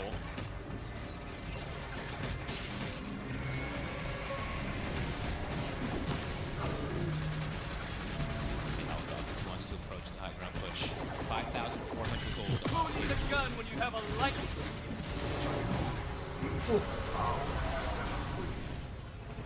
Spirit, just waiting patiently. Whatever they say. One misstep, one misplay. Practice. Oh. Falcons doesn't want it. They don't want to do it. Maybe waiting to spend, you're saying. But. And maybe sort of saying, guys, you know what, 34 minutes. Let's play to our element. Amar's like, we got a good 30 minutes more in this game. Shield rune on Amar. He cues away from the pressure, by the way. Echoes through items Grow a little more. Looks like with that harpoon queued up at the moment. What's Skeeter gonna queue up? Did he get the Daedalus, or is he going MKB? He went Daedalus. I figured it had to be. Okay. So, Daedalus is finished up. He's gonna kill heroes so fast. Yeah, with his Daedalus shard. But everyone except for Yatoro is going to die so fast if Skeeter is actually alive. Yeah, BKBs aren't going to save them at this point. Skeeter gets his hands on them. So much physical damage now. Alright, maybe it is going to just be one of those where Falcons gets 40k. I mean, there ain't no way. Are we actually going to be here for another 30 minutes? I think it's starting to feel like we might be. Gonna make the jump. There's the follow exit from Crit. They're gonna Wukong's right down with the defensive disruptions there. RP on the two of them. Yatoro's able to put the BKB fights back with the balance strike to kill off Crit. Gonna try and turn towards Amar. Amar jumping around the Wukongs, trying to avoid Yatoro, but Yatoro's able to close in with the waveform. Balance strike from Amar gets him out of there, but Collapse hits the shockwave. Skewer connects. Amar's gone. That's a gem. That's a big pickup they get. Mishposhka grabs it. Skeeter trying to get the split push, but they get a massive kill here. Two of them. They really wanted to try to punish this. They had the Hex, but the RP was absolutely ready. Collapse. He's there, and there's that Midas. Queued up. Ogre will pick one up. Very much seeing the potential still of Yatoro on the morph. Yep, Spirit. Despite this huge lead that Falcons currently have. Bit of a slip up in the sort of 50 seconds when Amar's dead. It's going to be a lot of timing where this Aegis is not going to really be able to be used anymore by Skita, as Falcons will have to hold back. Spirit getting a little bit of breathing room. They did, of course, have the fortification forced out of them, so next time round... But they get time for Yatoro's BKB to come back up, right? It's going to be back up as the Monkey King comes up, and only 20 seconds are left or so on that Aegis, so yeah, it does feel like maybe Falcons isn't going to go for this. Crit still does have smoke. They still do have Blink Hex plays, but have to be careful. They need to keep tabs of where this Magnus is in particular if they're going to go for plays like that. Both Collapse and Brew And there, Brew, just true. being in perfect position to, Very true. to bail Yatoro out. Yep. Snaking. They found him. And this is probably going to be another one then for Spirit. Don't mind if they do. Kills. All right.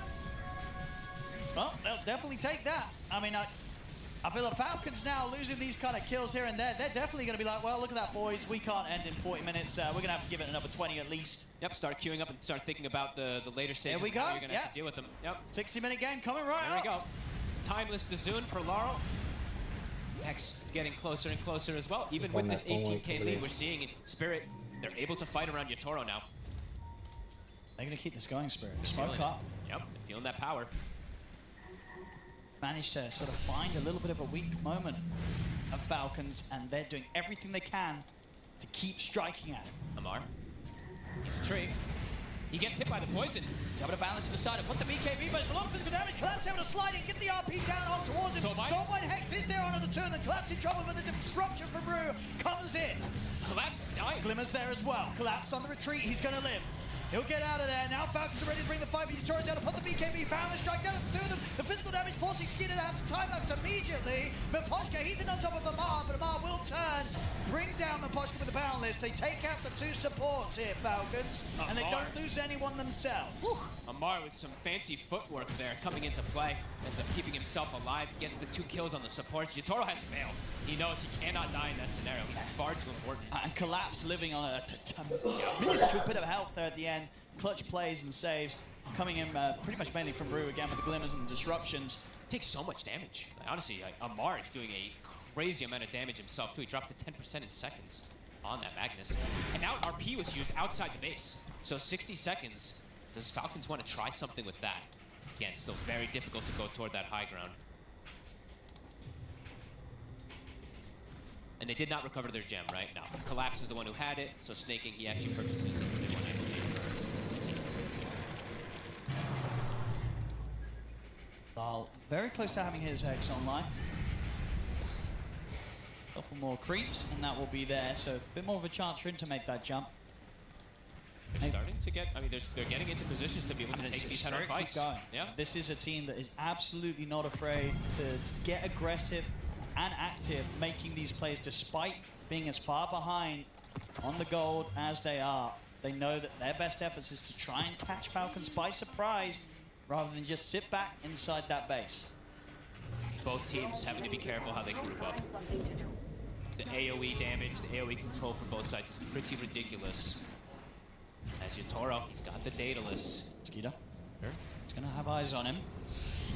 They're trying to stand his ground here. Linkus is going to be popped to Mark. Collapse. The tree's getting the vision. They get the boundless strike on towards them. Collapse trying to skewer him off the tree, but he's already off himself. He's going to put the BKB. Drop down the Moskva. They've got the control on towards Yatoro, but Yatoro's able to turn the monkey. He can use the boundless strike against him and get out of the way for him. RP is with, but Yatoro's able to back out of the fight for now. Marin closes in with the epicenter forest strike. He's in on top of Yatoro, but Poshka will fall. Yatoro's got waveform up in a second. He'll get it off. He'll go for the TP out. Yatoro. He's caught. He's caught. Maureen again finding the connection with the stun. Snaking. I actually didn't see what canceled the blink. I think it was Snaking, right? I'm not sure what canceled that blink from him, but something did. And overall, I mean, Snaking kind of solo killed the Shadow Fiend.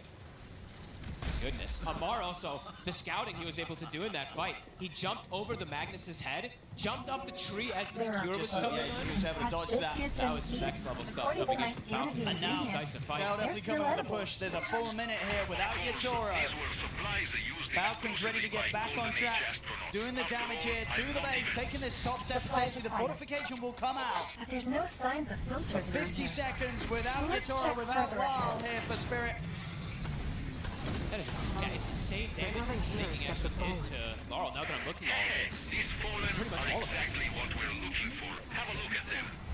Falcons, how much they want to push for here. Still 30 seconds to stick around. They might be able to get it off. There's a glyph available. The activated carbon We've seen was this following crazy gas damage to that he was act coming as out from a that filtration system. close down on that last fight. It was like Does life that drain mean plus the smoke. blast Yeah. are the filters only Insane. once? It's Falcons. Mega creeps are going to be there. Off the cliff. 15 seconds. Amar's going to want to stick around and finish off the job here with Skeeter. They're not going anywhere quite yet. Falcons, they'll play in the Mega Creeps. Now they'll back off as the respawns come in. Spirit, we saw them last game hold on for quite a while, but still obviously to that inevitable loss in game 1 against the Mega Creeps. Let's see how long they can hold on this time. Much earlier this time. Mega Creeps at 40 minutes is much different than Mega Creeps at the 50-something minute mark. These heroes cannot really deal with them at this point in the game. And it's just going to be continuous momentum now, too, that shoves onto that side. Or some, not good economy that you get from those creeps. And Falcons, they can go anywhere they want. So Roche, there's for the picking. Skeeter can go for the MKB if he wants. Aghanims now online for Collapse. Historically, him and the Horn Tossers have been quite something. The internationals, will it be enough? Brit has double Soulbind and double Hex now also. Falcons having a you pretty have close to myself perfect game 2 here against Spirit. Very little mistakes that we've seen from them so far. And just the reading of the plays, right? Somebody sacrifices themselves, but the sacrifices for the most part have been absolutely worth it. Moments away from perhaps knocking Spirit out. Will they do it before the 60 minutes? It's looking. We're getting up there. We're getting up there. I mean, now they are hitting pretty critical mass and very early. Refresher is done for Amar. They already have max slots on Skeeter. Almost max on Malrine as well. This is really early to have all max items for minutes. And they have this Aegis, so they could look to just shove it in and find that fight. Setting up on top. Yatoro. He's got it. Okay, Crit, he is here. Yeah, Yatoro's just got to just let Rue die. Yatoro's out safely. Rue, not so much. Eye of the storm. Take work for it a little bit. Courier sneaking, they get the snipe on it. It's a Reaver. That is, I believe, the Satanic finish, That right? would have been the full Satanic. Oh man, that's 3 minutes without a And finish. he spent up for that Reaver, forfeiting buyback gold. He needs, I mean, at this point, he has to go all in, right? Sure. In this type of game, he has to have every But item possible, the risk doesn't pay off. He doesn't manage to make that delivery. No, It's 3 minutes. That's going to be a long 3 minutes. They're going to smoke it. They're going to look to end this game. Arcane Moon bottom. Amar, pick that one up if you'd like to. Level 25 as well, too. So that massive Wukong. Good luck fighting inside of it. Falcons, they really have made this game, too, look pretty easy. Spirit, their hope now is pretty much bringing them in the fountain, it feels like. Collapse, he's got to make it happen. It has to be something crazy from him. Falcons there, a very careful, meticulous team. They don't normally make those mistakes that end up in, putting them in positions where they can be in a fountain. Comes the push.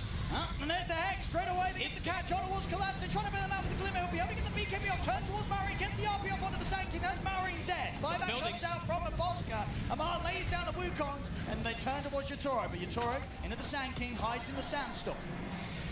Tier 4s are being focused now. They have another Wukong. And they have no Collapse for 80 seconds. He's 900 gold or so short at the buyback. Spirit, can they hold on with the 4 of them? Malreen's here. He bought back. Falcons are so close here to pushing Spirit out of the competition.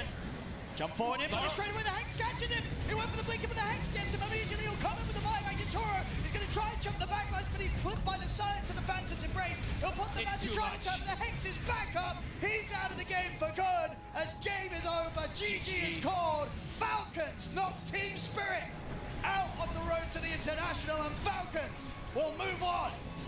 Very decisively in this game, too. I think that was the best early game I've seen from Falcons this entire tournament. Yeah, this was absolute textbook stuff across the board from Team Falcons. I mean, look at Amar. He felt it for the series. This was absurd gameplay from him. He obviously really crushed it in this second game in particular. Even the first game, too. Clever little plays with Crimson. He is exhausted, but you know what?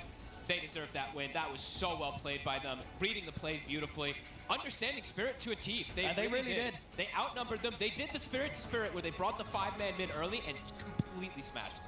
They absolutely. Every moment of that game, the moves from Falcons pretty close to perfect. Yeah. And Spirit, they tried their best, even in these moments where they're 20k, 30k down to try and pull these plays together. But at the end of it all, just a little too far behind. And unfortunately, from Spirit, the end of their road to the International. Falcons take the series 2-0 and will be moving on. Ooh, heartbreaking to see Spirit in that stage, but congratulations to Falcons. You could feel, I think, mostly actually relief after that game finished before the 50-minute mark.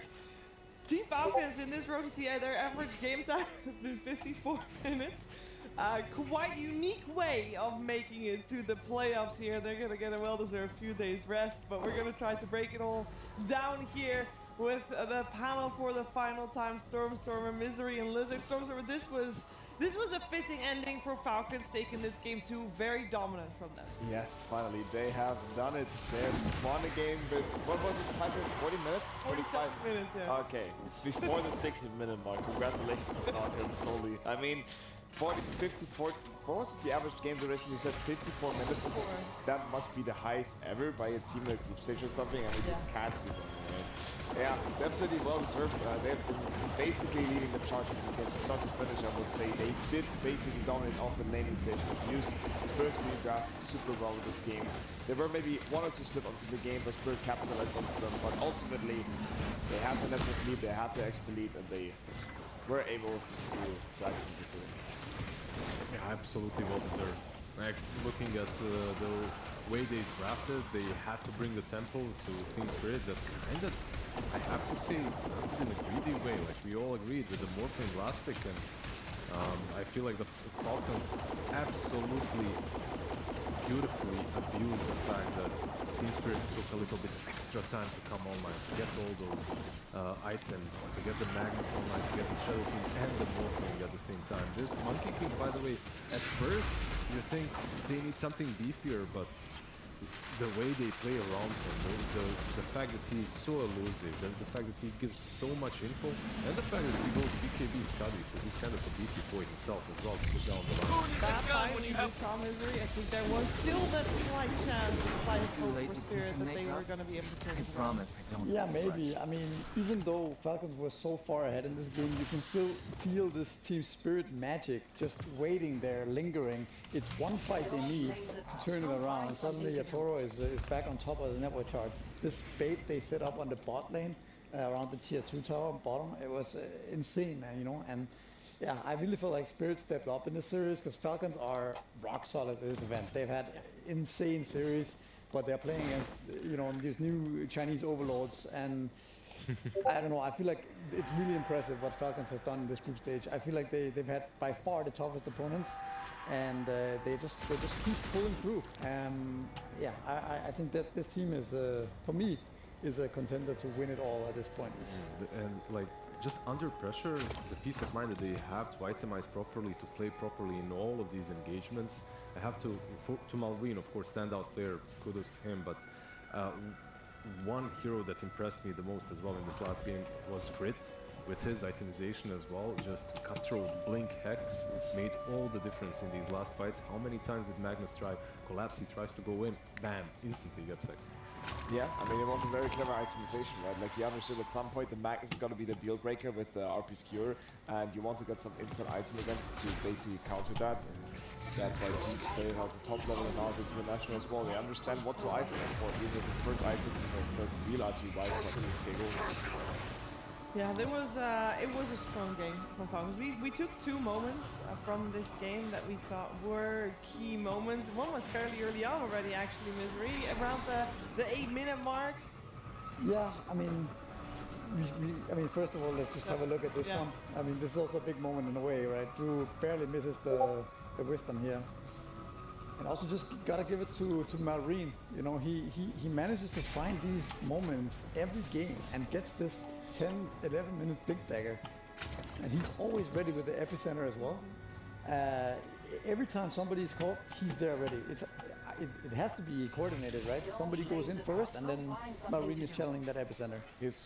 His map read is very good. He can smell where the enemies are gonna be at what time and be ready. I mean, we could also see in this game, I think, at least 2 or 3 moments where they went on Amar, and he was ready to answer at the epicenter, and you would think out of Spirit perspective, hey, this is a good goal for us. The enemies won't have the information, but there's something in him that even though he doesn't have vision on the enemies, he has a good read on where you should be at a certain time. I feel like that's something where they excelled in this last game as well. If you guys remember the Monkey King RP on the mid lane, instantly followed up by everyone. And then they tip Amar as well, like nice bait. Everybody is ready to answer the moment anybody jumps into the fray. Just like Skeeter right now is ready to answer some questions from Nomad in his winner's interview. Thank you, Shiva. Skidder, how does it feel? Another TI main stage, and not just a TI main stage, but knocking out one of your biggest rivals in the process as well. I mean, I'm proud for myself and my team. Shut the fuck up, Stuff! Sorry, I mean, I'm proud that we made it to the main stage and main tournament. It's honestly pretty sad because I think both us and Spirit deserve to be in the playoff. There was some like funny stuff happening with the rules, which is pretty sad for us. Honestly, for whoever would lose today, I don't think they deserve to be eliminated yet. So it's pretty sad, but I'm very proud for myself and my team for like still like pushing and trying our hardest, kind of like sleeping through it as well. Absolutely. The game times have been absolutely ridiculous for you guys. 54 minutes and 39 seconds. They just won't play nice, will they? But we're the best bank robbers around. Thank you, Light Bearers. Why are you playing such long games? Isn't it everyone though? Like every game is kind of longer. I mean, I didn't check all the stats, but I would just assume like it's TI, like the pressure is a little bit higher, so people tend to be more safe with their plays and how they make moves in games. So I would assume that's what it is. But also another thing is I feel like a lot of teams can teach a lot, so the difference is not that big, right? So you cannot really stomp through teams anymore as much as you used to. So I think it's just everyone is kind of on the same level, sort of, and the difference is small. We saw some really powerful reactions in the player cams after that game number 1, which was super, super intense. Firstly, what was it like playing in that super late game when Yatoro just had his eyes on your throne? How much pressure and stress were you under at that point? Yeah, I mean, the game 1 was very stressful. Like, it was like late was always like that. It kind of goes out of hand. We kind of knew what they're gonna do. Amar bought Crimson, he had some BKB control with Abyssal and Basher, so we were kind of prepared for it. I think they kind of rushed it a bit because they could have waited for us to go into the base and maybe cancel some TPs. But they made it pretty simple for us. But at the end of the day, like, you know, it's TI, elimination game, late game, a lot of stress is happening. So mistakes are about to happen. What was the conversation like then? Because it looked like, you know, Amar was on his knees at the end of the game. It looked like stresses were very, very high, but then you completely regroup and give us a fantastic game. Well, so this is like a first time for Falcons that Amar is like going to TI as a draft and as a captain, so I would assume like he feels more of a burden as a captain. And you know, like we saw it on the cam, like we felt it as well, like he feels more responsibility. That's why the selection got much better than Well, there is many more teams to come up against, but also some of the teams which are doing the best right now are the Chinese teams, and you face both of them. So what is it about that region that's making them so strong right now?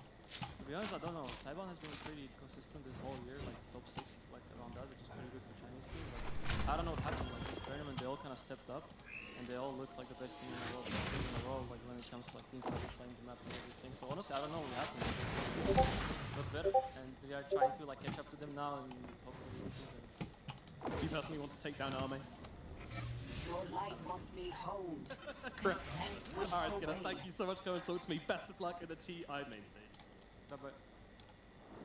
I'm sure Falcons is going to do their best to be ready for anyone they face in that playoff. I like how he talks about Amar having that extra responsibility and therefore also feeling extra relief, happiness when they do well in the game. Misery, I'm sure that extra responsibility, you are familiar with that and how much extra pressure it gives you when you do well or not. Yeah, I wasn't even aware that it was Amar. Well, it happens. But yeah, that's of course that can be. I mean. Дим, я вчера 150 насобирал с нулем награды. Свои 2,5%. Что? 2,42. It's something else, and it's crazy for sure. It has been pretty crazy, but Falcons, of course, every game they play, they learn and they make the good moves, and they do come back with those 70-minute games. It's experience that not a lot of players, not a lot of teams are getting right now, so that must be very valuable. And speaking of good moves that they make, we're gonna head over to Perks and see what Thank you, Cheever. Yes, amazing moves across the map, but also really good draft that synergized well. They picked a lot of their main staples, the mid Sand King. They've been picking Weaver Carry a lot, very good against the Dominator creeps.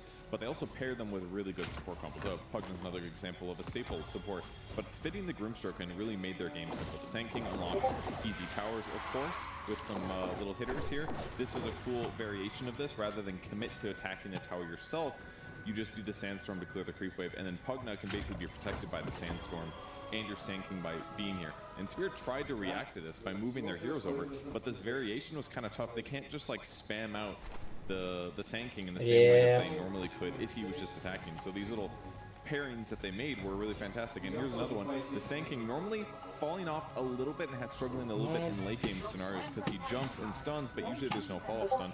Well, if they've got the silence from the Grimstroke and the Inkswell follow-up, now they've got two ways to layer these abilities, which basically makes your Sand King now a god-tier initiator, frankly, in a lot of circumstances. Disruption did save Yatora in this case, and they had a really good fight with the Monkey King dodging and Collapse having a rough initiation, but they're basically showing the synergy that they had with their draft this game. And what's happening on the other side, they've got a Shadow Demon support and an Ogre support. Neither hero is very good offensively in ganks. There are some circumstances where they can make kills happen, but basically Spirit just gets in a position where they can't really play Dota on the map very much. They did try to do a disruption into Requiem here, but Shadow Fiend doesn't even have a Blink Dagger. It's just a Yasha, so they would have to have Omar kind of walk into them to do the disruption kill, which would be kind of low chance of happening. It's a possibility, and they do end up killing Malrine in this circumstance, which is about best case scenario, but multiple times Spirit just kind of struggled to get kills on the map. But I did find something really fun on the map, guys. Look at this. Collapse, doing the normal. Helm the Dominator creep, clearing creep waves, slapping these. This is wonderful, but Skitter decides, I'm going to kill that thing, so check out what happens. Collapse running it to the cliff spot, and then he cliffs Skitter. Isn't that wonderful? I found that. He didn't have his TP scroll after this, so he was stuck there for at least 40 seconds. time-lapse card. Why didn't he do that? That's a really good point, Cheever. She's a Weaver player, obviously. Definitely not. He didn't do that. No, I'm not. Big mistake. Almost lost in the game. Yeah. I think he was just sitting there contemplating his actions. You know, it's like, well, I deserve this. This is my place now. He tipped the second after. I think he was too busy to ping. He did tip. Oh, what a game! What a series that was! I do think we should close the book on Team Spirit. This is a team that I think a lot of people didn't just have in the top, but had at the very top Stormstorm. Yeah, and I mean now basically we got the two reigning TI champions eliminated by Liquid last year and Spurs the year prior. So I guess it also comes with the tournament format that we're running here. Дима, жидких выкинули из турнира. Spirit just didn't show up in the same fashion than they used to, like for example, like this just Да. EWC or other tournaments. You could just clearly see. И спиритов выкинули из турнира. They still had some Spirits characteristics in them, like Misery mentioned. They still found moments to like grasp back even with a 20 candidate deficit. But in the end, it was just not enough this time. Yeah, the group of 2-time hopefuls and 3-time hopefuls. А китайцы типа все задоминировали нахуй. Амар и компания. Это как их? Фалконы, да. Только что отыграли вот как раз.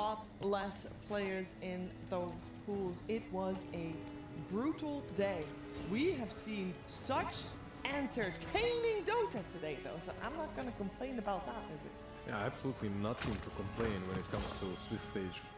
I think in general, we have seen so many games, so many series that could be considered grand finals and that were as entertaining as some grand finals through the years that we've been blessed, honestly. I'm not really sure if it's only the patch or if it's the team that have showed up in a different way, like some being a little bit stronger, some being a little bit weaker, but they have made this elimination round and this whole Swiss stage a pleasure to watch.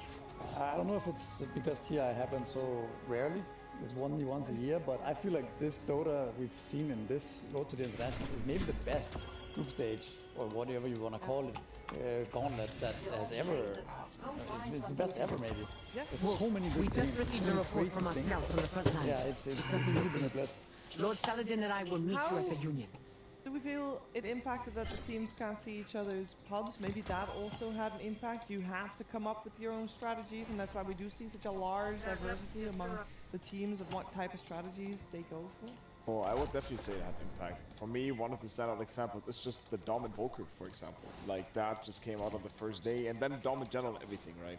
But it was a strategy that, first of all, on the first day, BZM comes up with, and then over the turn, we can slowly see how teams like started banning it, trying again, then also copying it. You can still saw progress, and also in general, you saw more diverse strats across the team. So I personally, like, I really enjoy seeing that, like, not every single strategy is already being shown before, because you can just Google it, and the people can, like, come up with some niche ideas when they head into the tournament. Yeah, and a lot of teams have been coming up with some niche ideas. Mostly the 8 teams that are still left in the competition. The 8 teams that will move out of the road to the international into the main event in the Barclay Arena in just a couple of days. Our final 8, Lizard. Some surprises, perhaps, a lot of considering today that we lost Spirit and Liquid, but these teams have to be so glad to be proceeding into the main event. Some of them had a very rough road. I'm looking at Nigma Galaxy, like, we counted them out many times through the Swiss stage, but they kept on hitting back, they kept on coming back, and that's probably one of those fan favorites when it comes to the main stage. I want to see it. Sorry, I'm really curious because I just remembered Extreme Gaming. They came through with 4-0. Very good. Last team that qualified. Is that indeed? No, that's not our matchup. Okay. So we have our matchup. Sorry. We got ourselves Extreme Gaming versus Tundra Esports, P-Vision versus Heroic, Tidebound versus Falcons, and BB Team versus Nigma Galaxy. Amar back on the table. Actually, a lot of similar matches that we already saw here in the Swiss stage then. Like Tidebound Falcons, for example, we saw that just yesterday, right? Against Super ICUs. BB Team Nigma Galaxy also was actually happening on the first day. That one went to the favor of Nigma Galaxy. One of the reasons why they are here. It was one of the upsets of this entire Swiss stage really that they managed to beat, well, BB Team, who have had huge success over the season. And on top, like P-Vision Heroic as well, right? Like Heroic that is undefeated in how many games in a row? Like 8 games. Yeah, they started off in a really weak way, but they improved tremendously. And P-Vision, they're not going to have an easy time playing against Heroic. Their repos, the Whispers, Pudge, I feel like they're bringing some extra SA flair to the tournament, to the whole TIA. Speaking of teams that have their own identity, right? They definitely found their own stride, picked their own heroes, and it works for them. You still need to ban out the meta heroes. There's going to be a lot of things that all these 8 teams need to think about in the next couple of days before they step onto that stage, because there's a lot of things that we learned over the last 4 days with some amazing games, and I doubt that everybody will have had the time to look at every single detail of all the teams they're gonna face. But it does mean that the road to the international has come to a close, and I do want to reflect a little bit more with my panel. It has been a fantastic 4 days. I fully echo the sentiment, Misery. This is some of the best Dota, especially in a road to the international, that we've seen in a very long time. Very entertaining, long, marathon-like games as well, Lizard. Long marathon games, a lot of innovation, high-skilled games as well, upsets that we didn't expect. I think we got it all. Like, absolutely. I agree. I mean, the international always delivers, I think. It's always the same. It's just the pressure and just the fact that teams don't want to lose. It just brings out the best games. Yeah, I have to agree. I think out of player perspective, it can feel a bit bitter that now half of the teams are already eliminated. Yeah. Like Skeeter mentioned, for example, Liquid and Spirit. Probably many people would have loved to see them play on stage as well. But on the other hand, like we're reiterating, this the Swiss stage has been more delivering than, in my opinion, the group stage of last year's for sure. It felt like always like its own event in some way, right? It felt like a mini event already. So I think if you look into the future, you just have to really look at both events, separate events even maybe, I'm not really sure.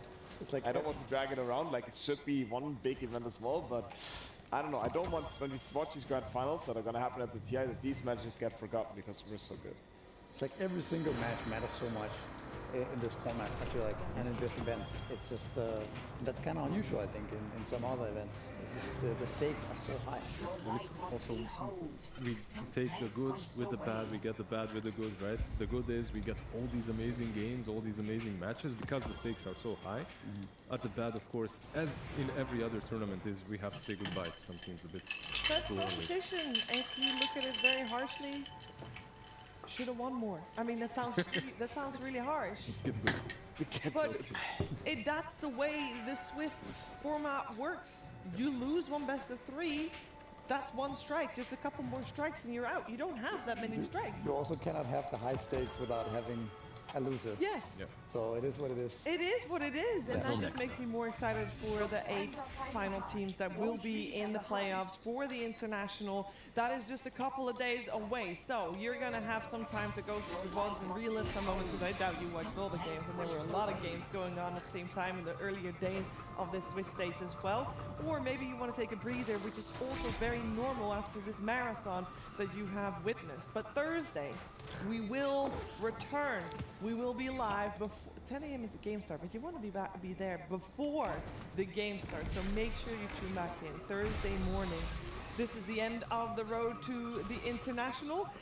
We'll see you for the international 2025 in Barclay Arena. See you soon.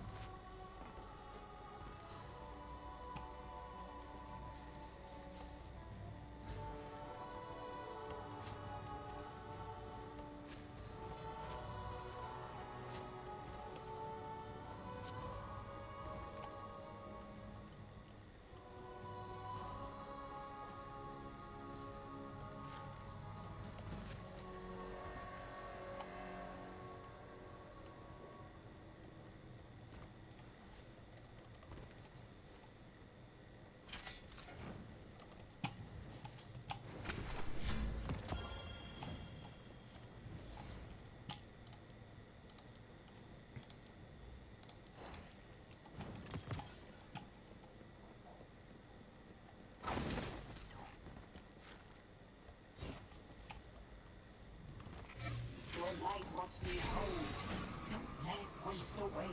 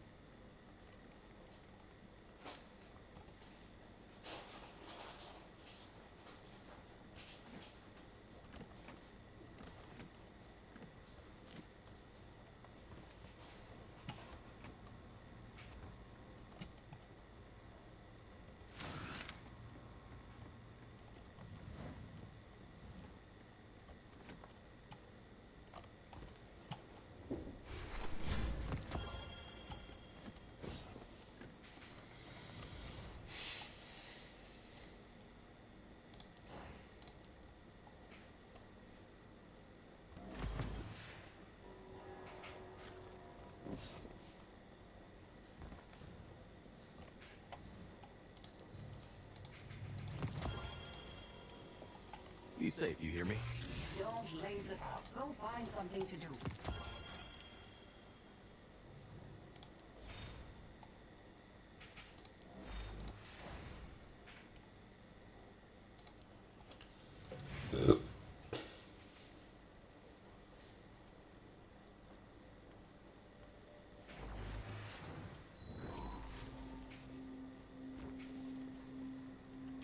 At least consider more troops.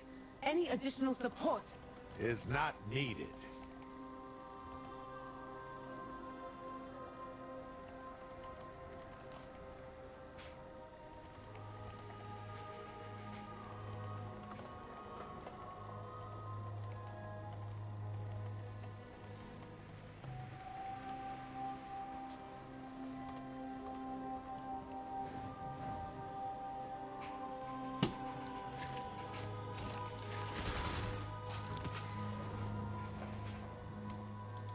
Wolf reporting in.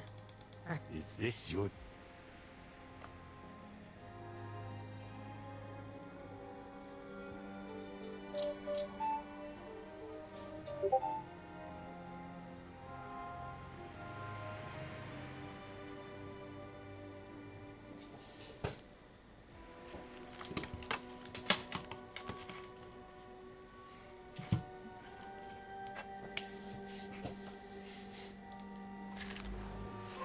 Looks like Harrow leaving hasn't helped. Not necessarily. At least he didn't try to kill me with that legendary flaming axe of his.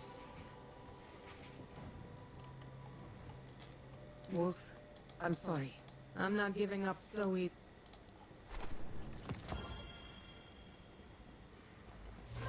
You might want to check your inventory.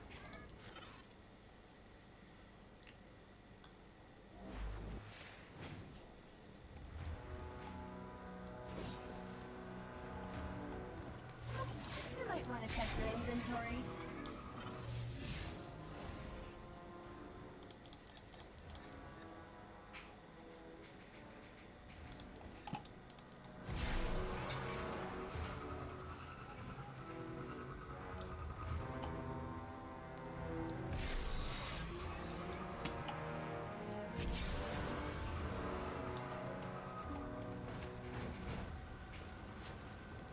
Looks like it's just you and me now, Wolf.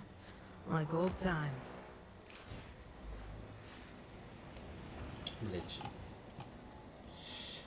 Очень, блять, вовремя вы меня свапнули.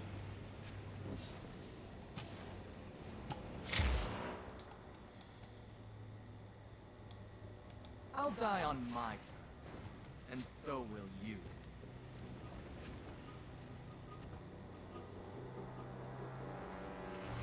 Oh, I'm here to help. Don't worry. I've got this.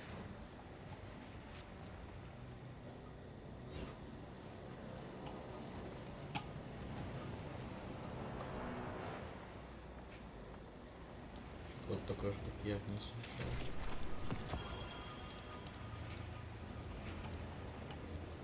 Длительно свечно, да?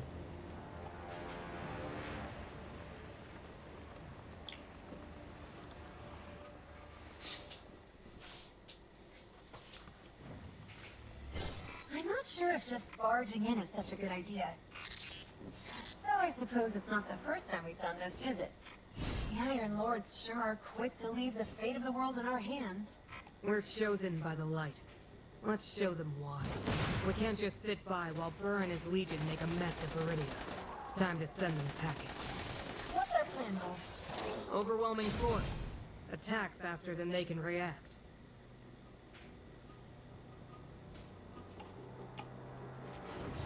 Are they dismantling the Sentinel wreckage?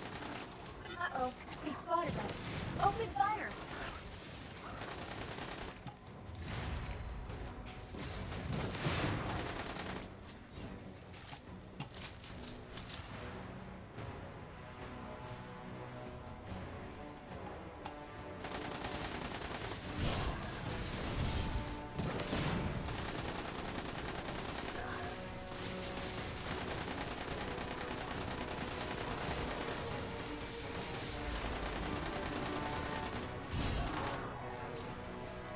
I wonder why they moved all of this in here, instead of dismantling it where it fell. They're using that crane to lift components into the building. Do you hear something? Something, as in an operating assembly line?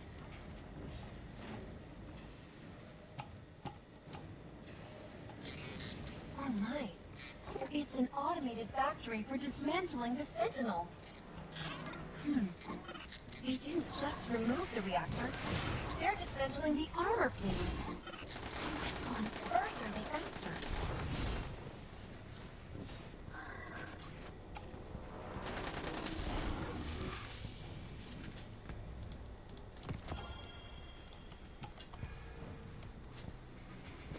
Multiple active power lines are funneling energy to that device. Zev, hack into that terminal and see what we're dealing with here.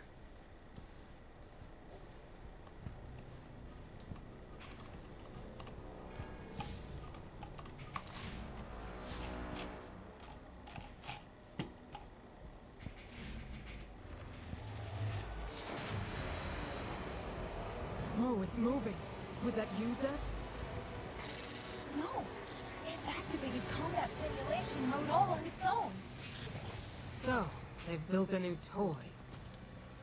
A terrifying toy that can easily withstand a Scorpion's shots and even automatically counterattack.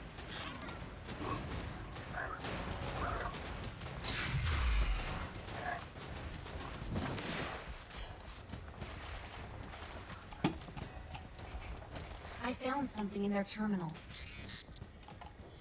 Judging by this log, they've run hundreds of simulations like this. What's worse, this isn't the only suit of armor they've made.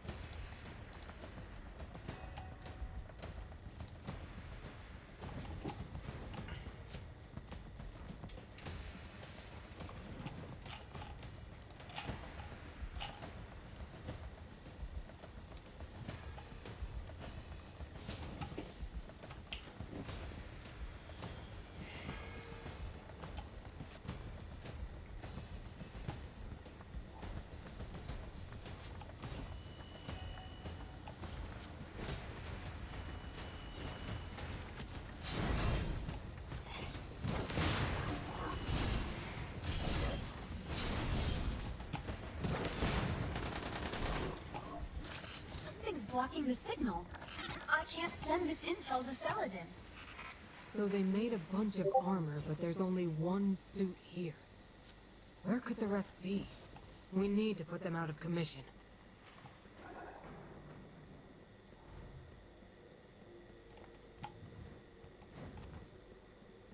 Are these holograms of the armor designs? We need all the intel we can get. Download all the schematics you can access.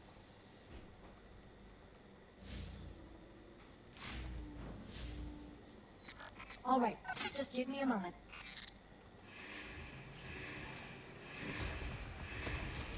The alarm! Stay focused. I'll take care of them.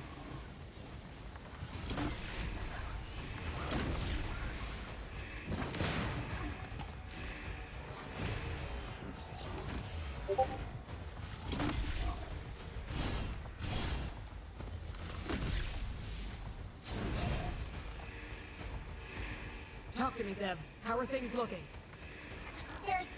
There's too much data. So many weapon blueprints and lab records. I need more time.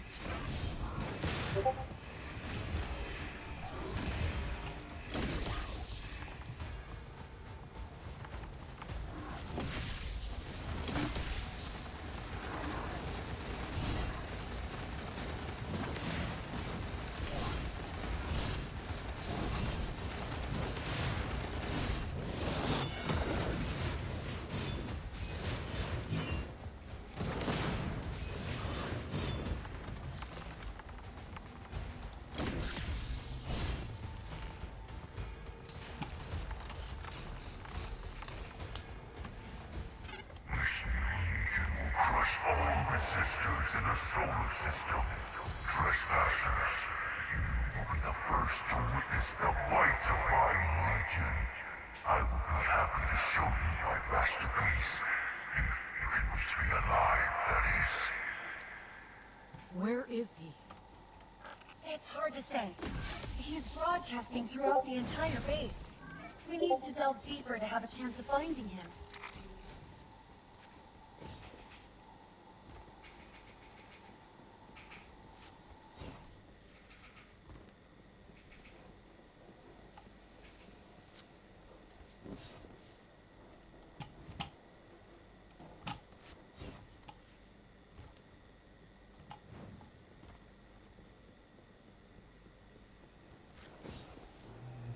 What are these psychic soldiers doing to the photon reactors?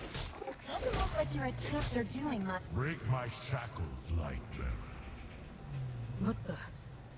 What was that voice? End my torment, and I shall aid you. Wolf, are you okay? I think I heard the Sentinel talking to me. Are you sure you can proceed? I just picked up an abnormal increase in brainwave volume. We have to. Figure out what Burr's scheming, or it's all for nothing. Locate Burr. Let's finish him. On it. By the Traveler. Just how deep does this elevator shaft go? Why would they do all this construction under the firebase? Are they bringing all of this to the surface? I'm guessing this is the masterpiece Burr mentioned. Wolf, over there! Well, just figured out where the... Look out! I can see the light pulsing through its circuitry. Zagreus is my most faithful and powerful subordinate. He never stoops to combat. He needs to devour his enemy's screams.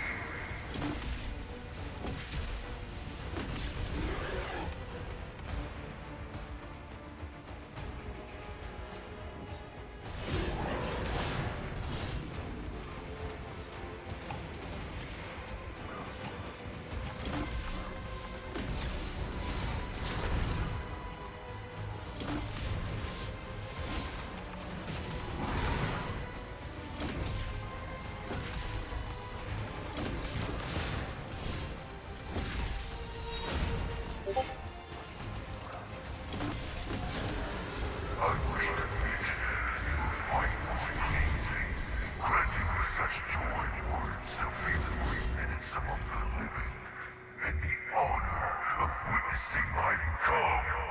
Accept this honor and a more glorious death.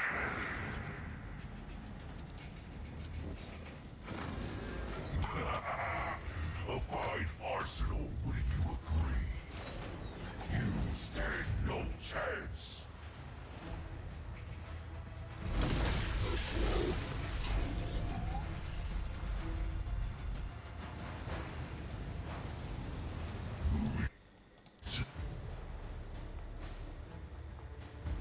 Calm down.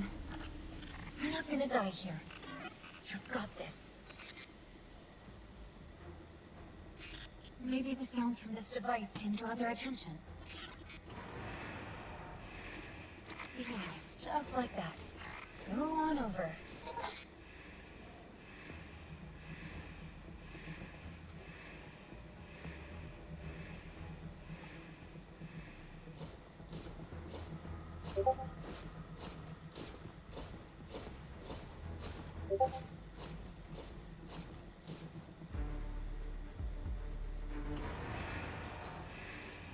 Come on, space rhinos.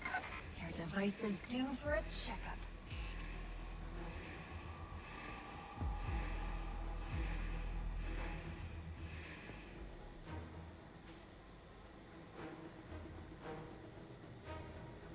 Oh no, more Cabal.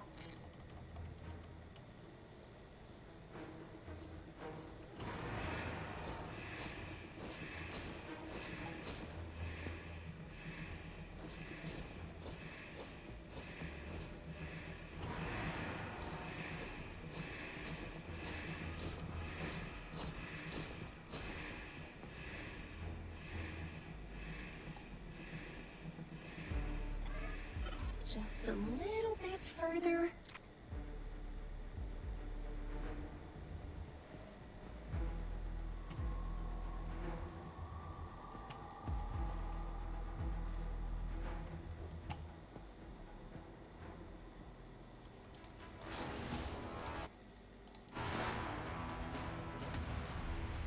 What are you waiting for?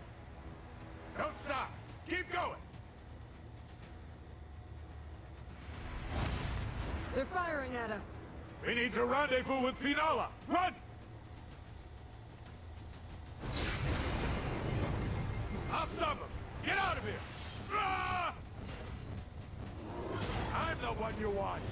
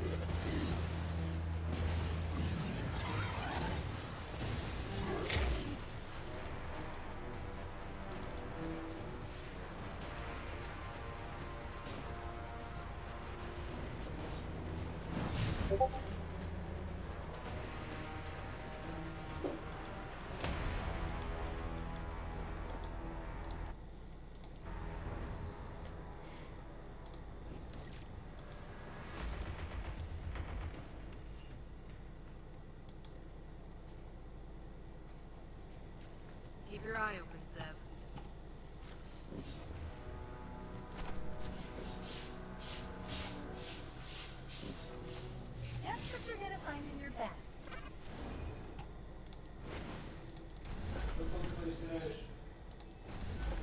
смысле?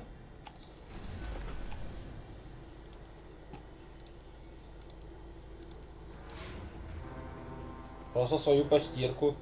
Lord Saladin? Wolf, thank the light. With the shield destroyed, the Cabal are sure to press their advantage and attack Viridia directly. But this poses an opportunity for us. The defenses around their firebase are likely to be light. Fanala, you and your soldiers will stage an attack on the resource to draw their attention. Meanwhile, Wolf, you will sabotage their... Опять Феникс что-то обоссал? Нет, просто говорю, свою постирку стираю.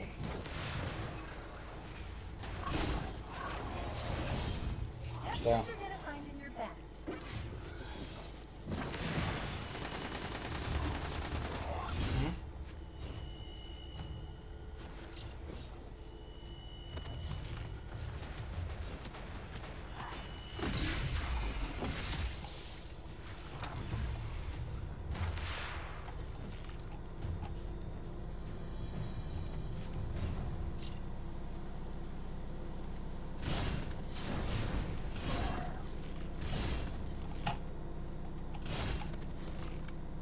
That's the cannon's firing system?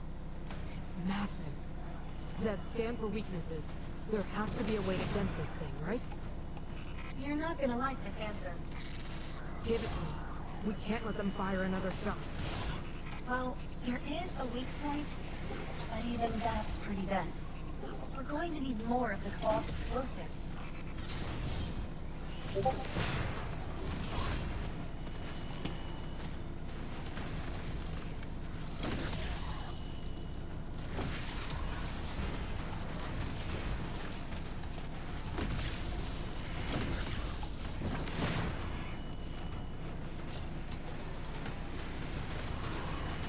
It worked! Fanala, have everyone fall back to defend Viridia. What? Give the order. My lord!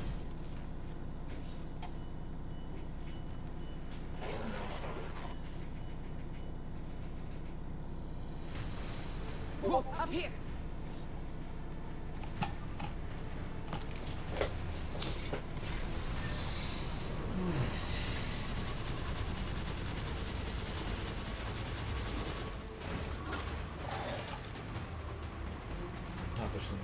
Get these Cabal off my tail! I'll handle them. Just get us back to Viridia.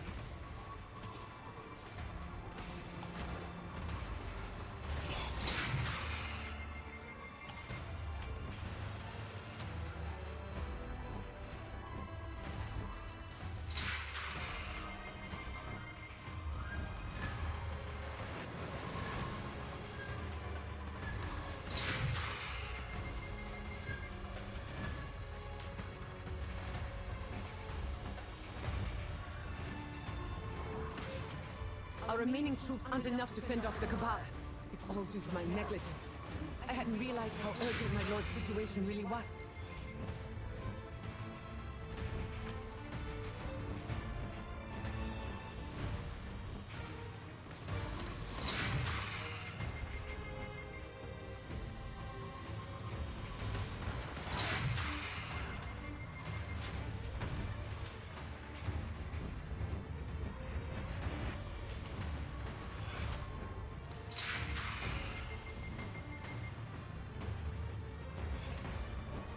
Lord Saladin, hold on! So long as I still draw breath, I won't let Viridia fall. Watch out! They're dropping explosives! Hurry.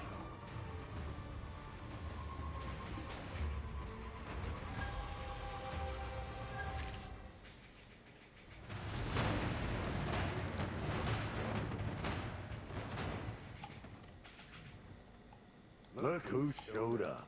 Is this how you...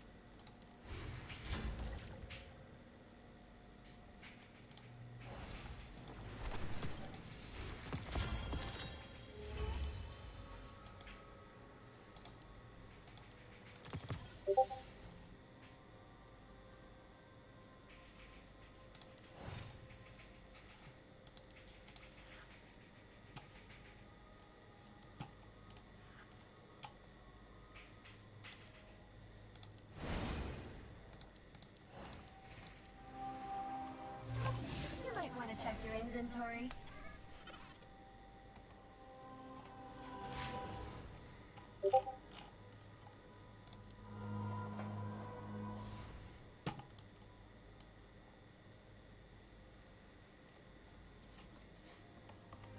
Guess what you're gonna find in your bag.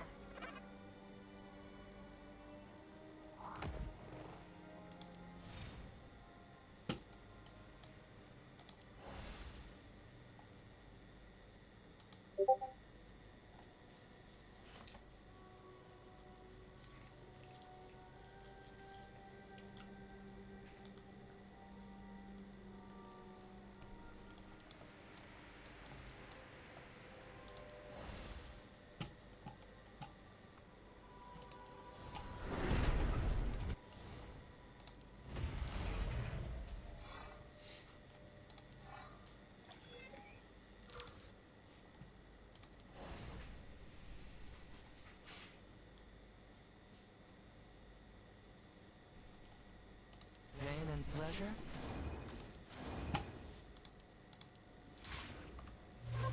You might want to check your inventory. Guess what you're gonna find in your bag.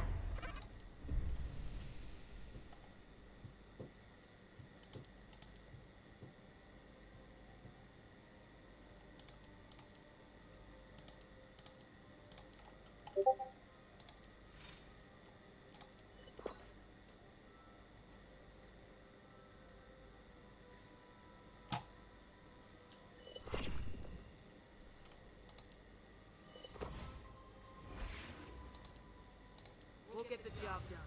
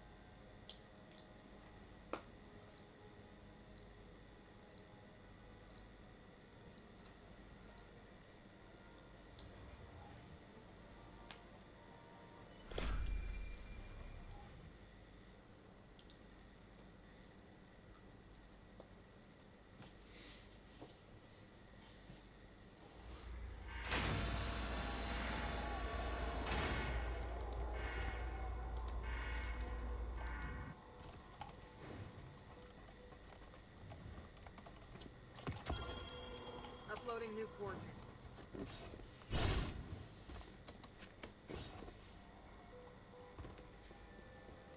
This path looks right.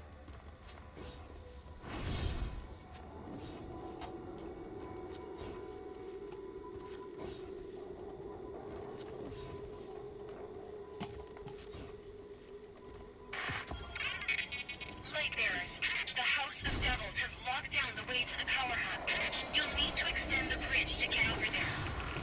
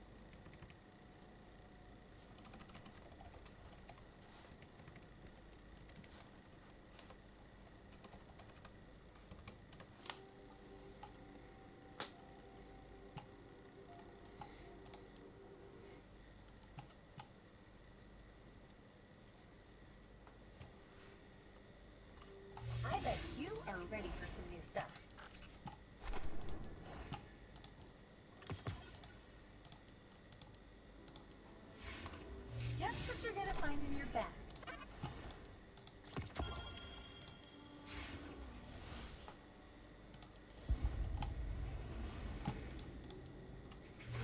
You might want to check your inventory.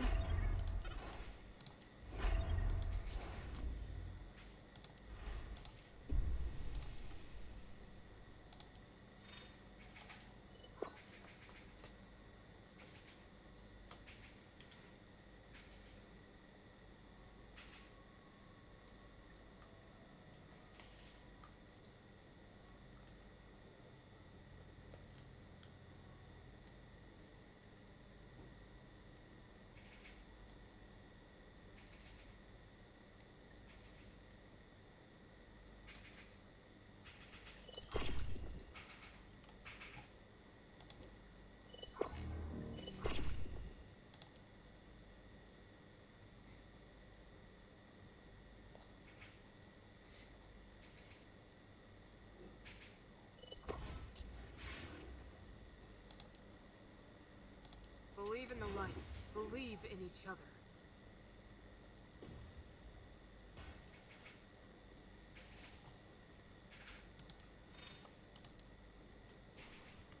Guess what you're gonna find in your bag.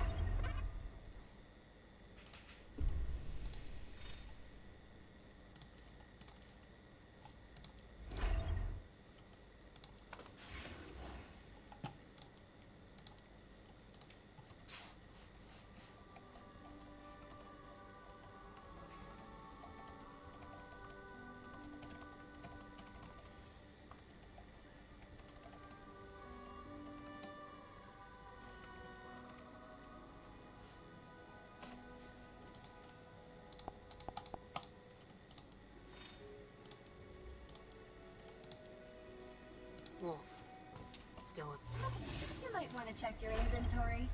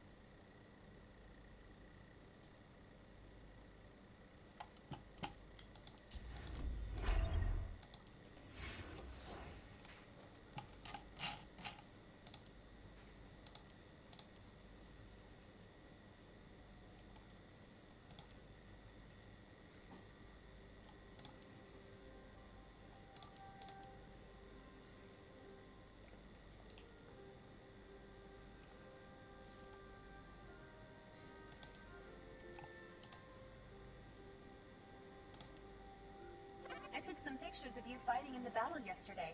You want to check? Why not? I bet I look good.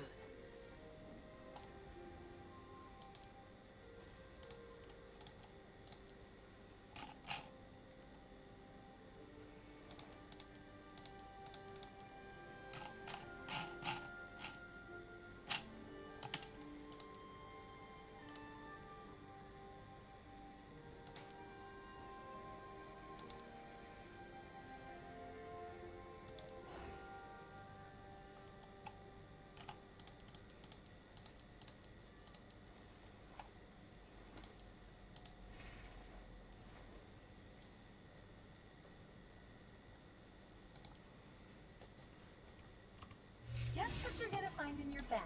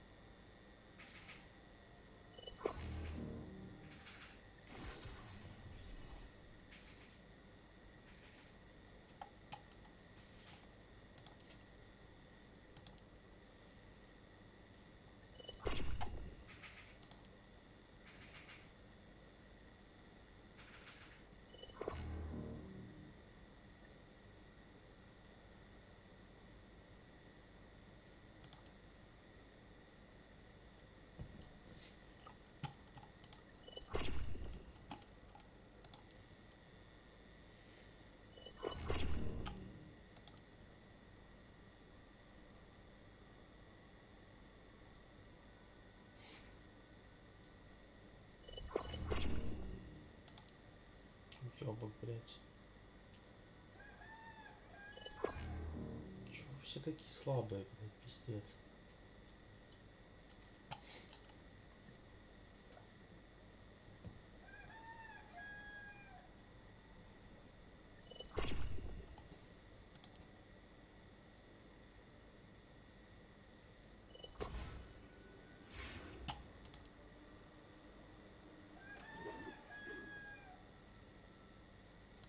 Remember, we're in this together.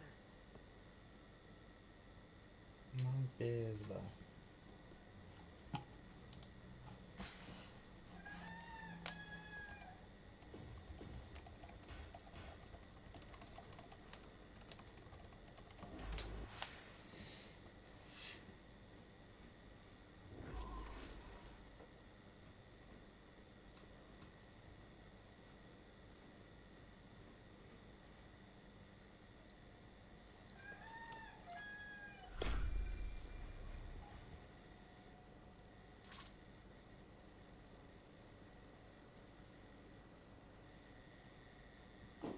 Be careful, and be smart.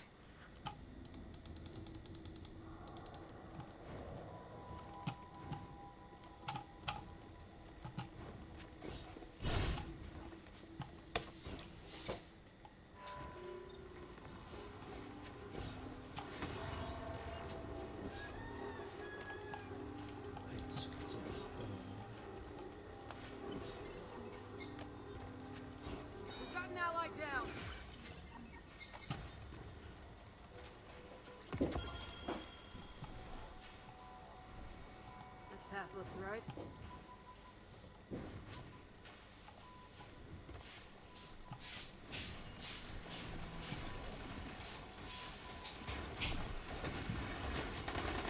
Uploading new coordinates.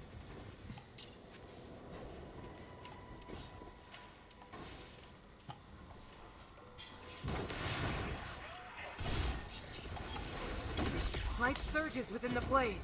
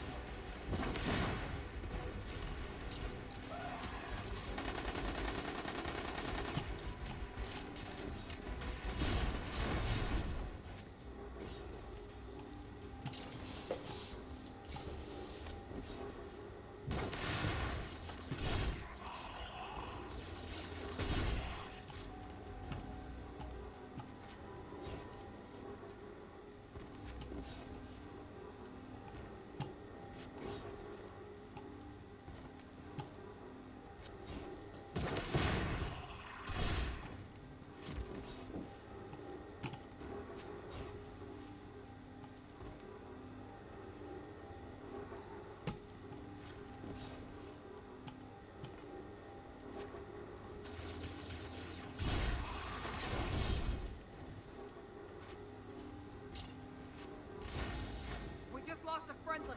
Someone pick them up.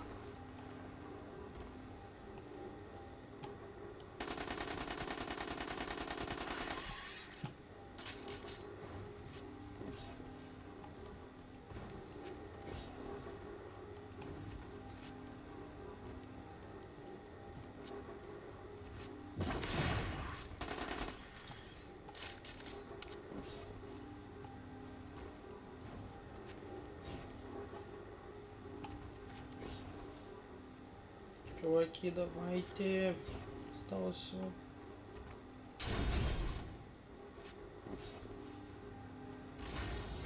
Секунд. No.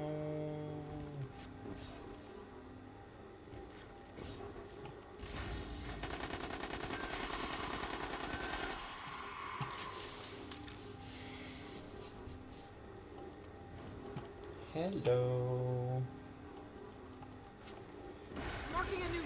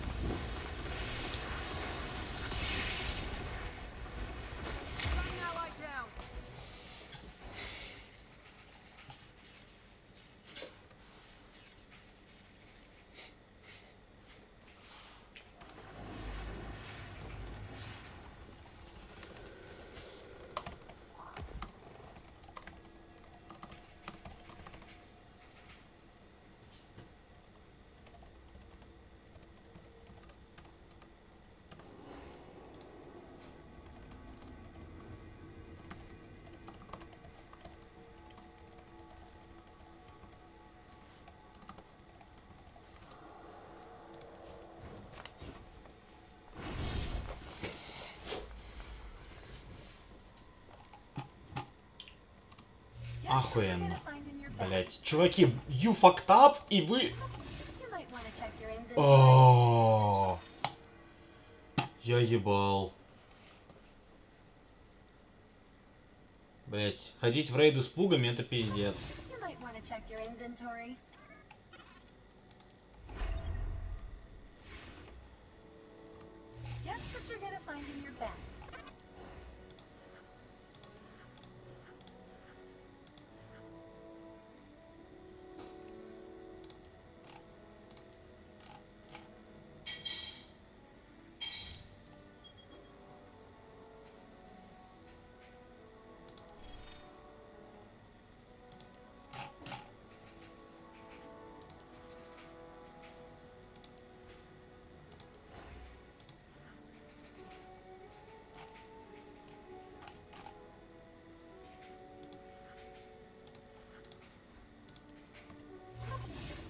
check your inventory? Guess what you're gonna find in your bag.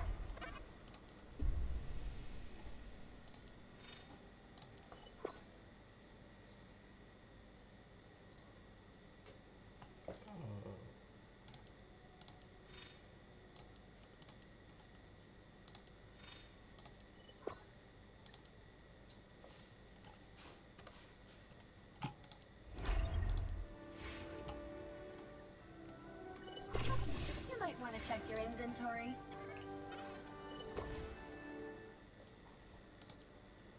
We'll get the job done.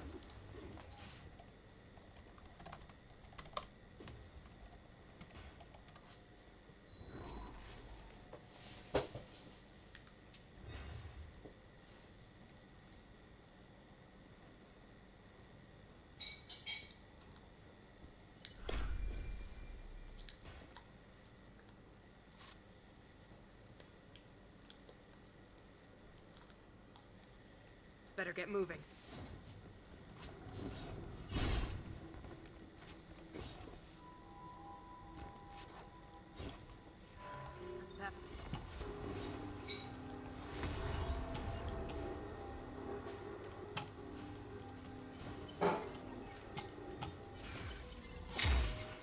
Стоп. Что не так? А, вижу. Упс.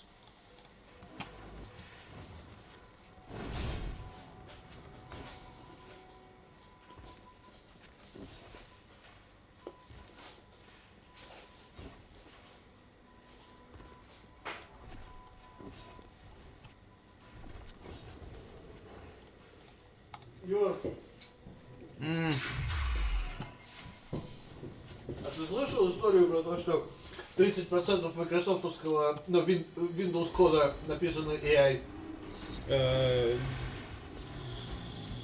Я не верю. Я думаю, это лучше.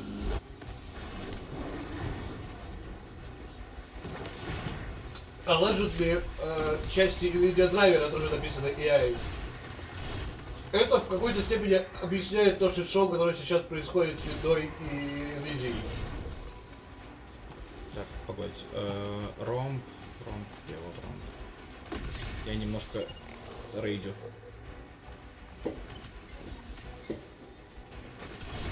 С пугами. Это и так боль.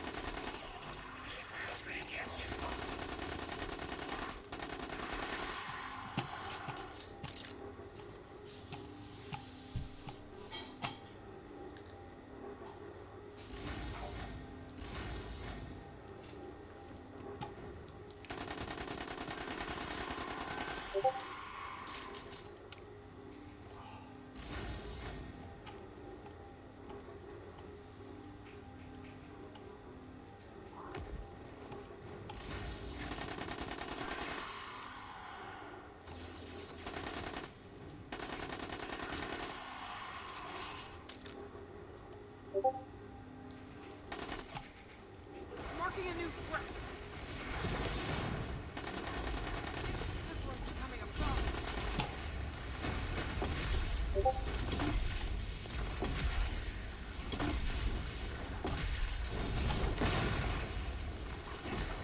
Priority hostile down.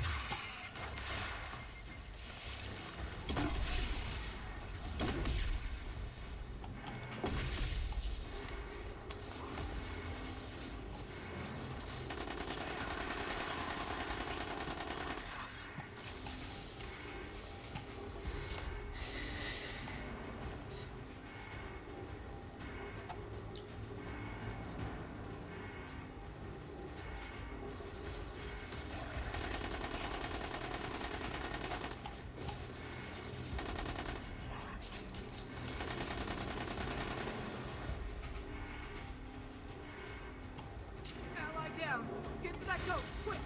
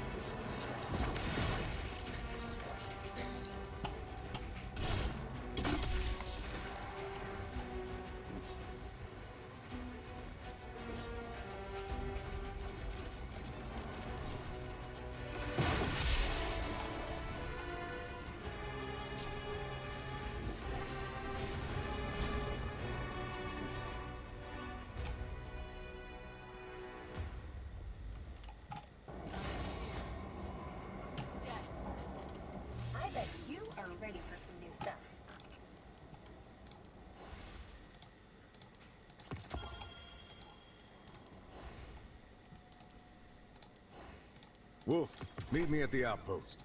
Our specialist has arrived.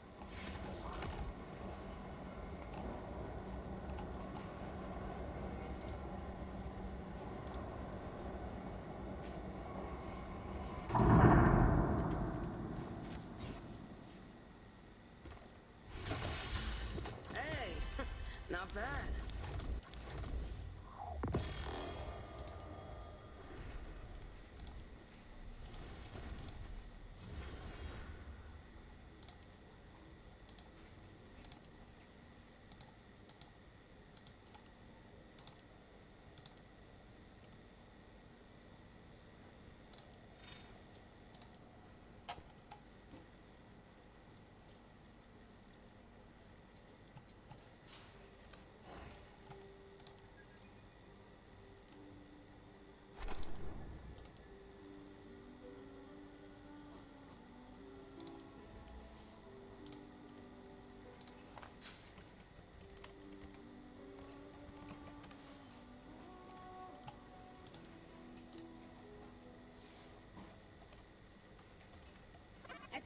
pictures of you fighting in the battle yesterday.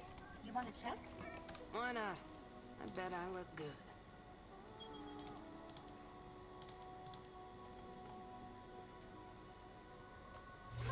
You might want to check your inventory.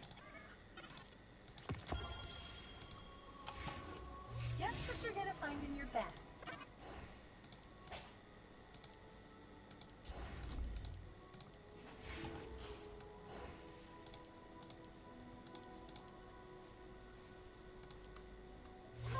You might want to check your inventory.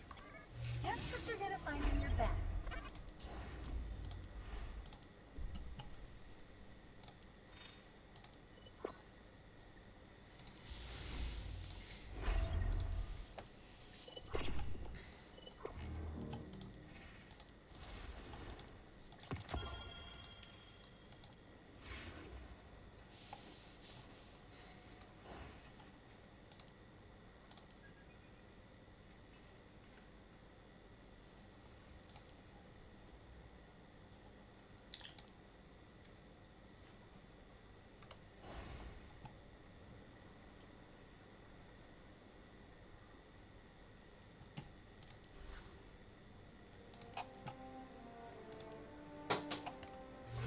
You might want to check your inventory.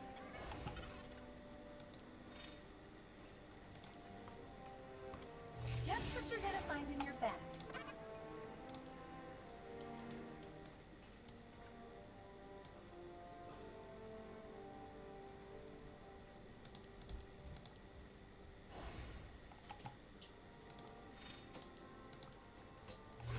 You might want to check your inventory.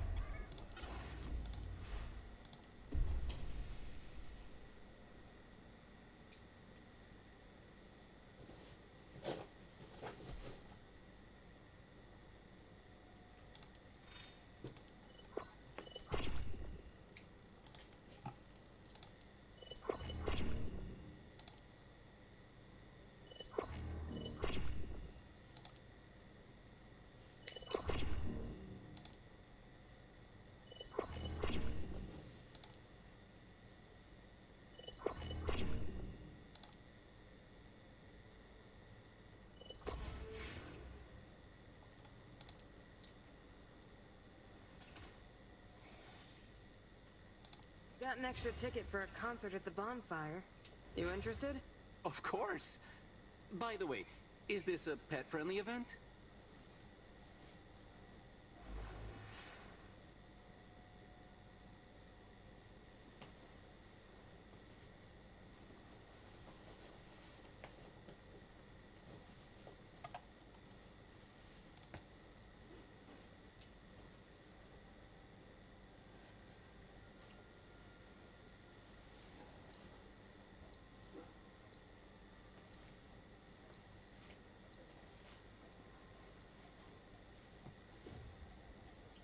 Good-looking group. Let's go make a difference.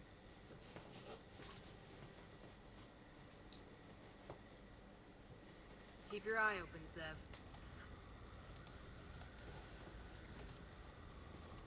Guess what you're gonna find in your bag?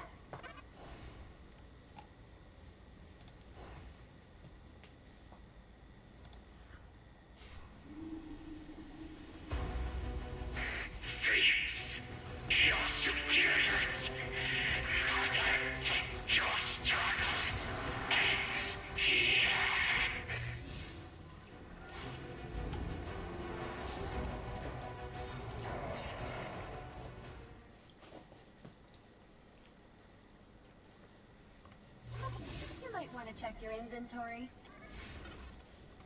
Guess what you're gonna find in your bag?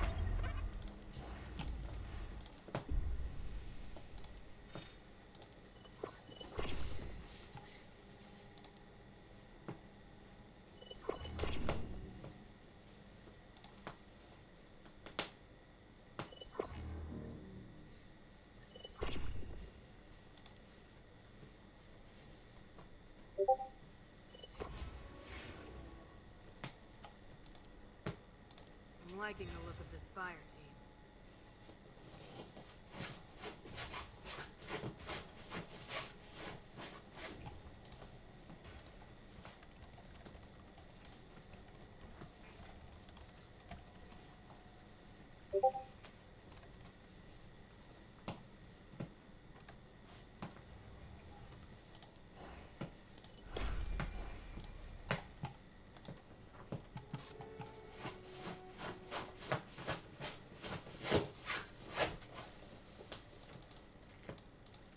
your eye open, Zev.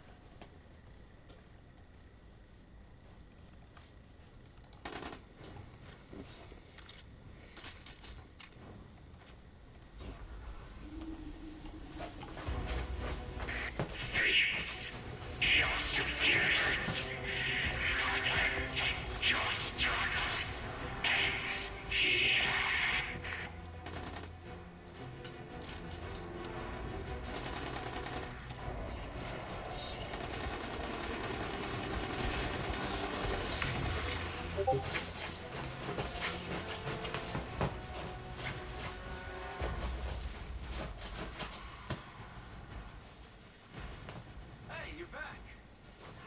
Glad someone gets no fate. Got an ally down.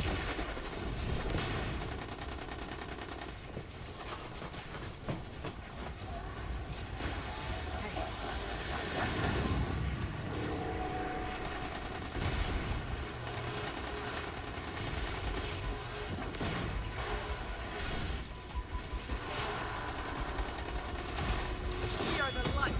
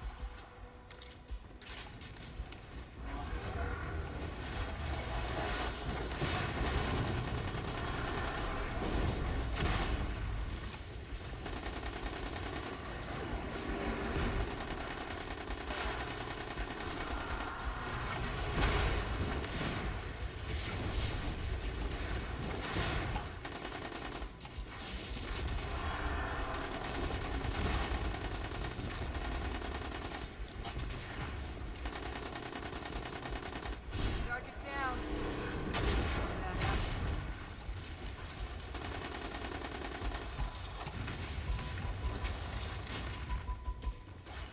Just lost a friendly. Someone pick them up.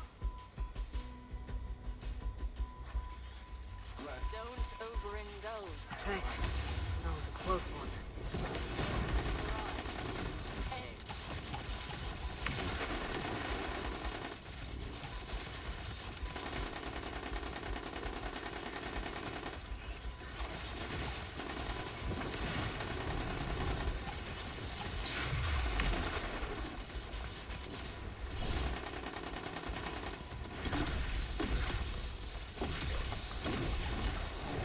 Target eliminated.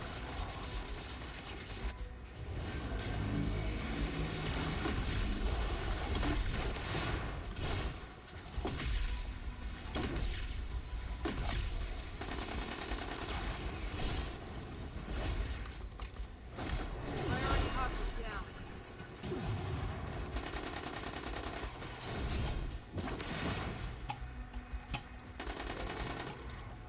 We've got an ally down.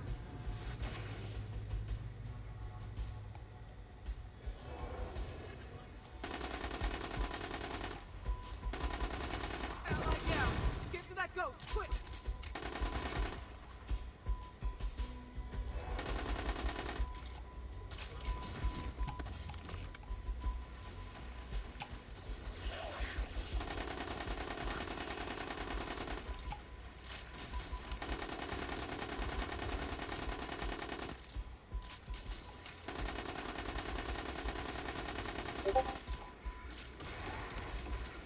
We just lost a friendly.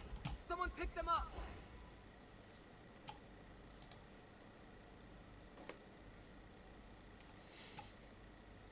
Looks like I owe you.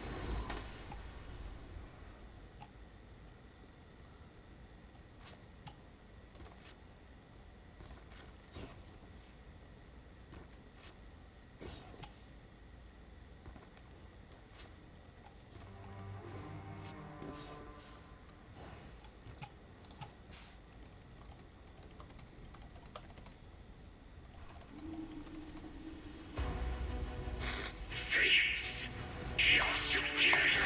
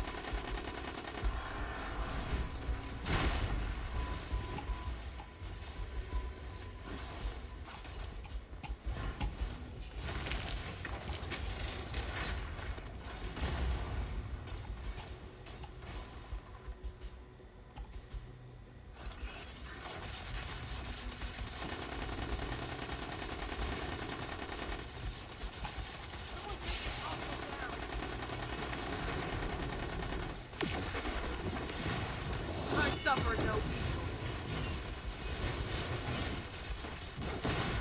Charge it down. No bad apple.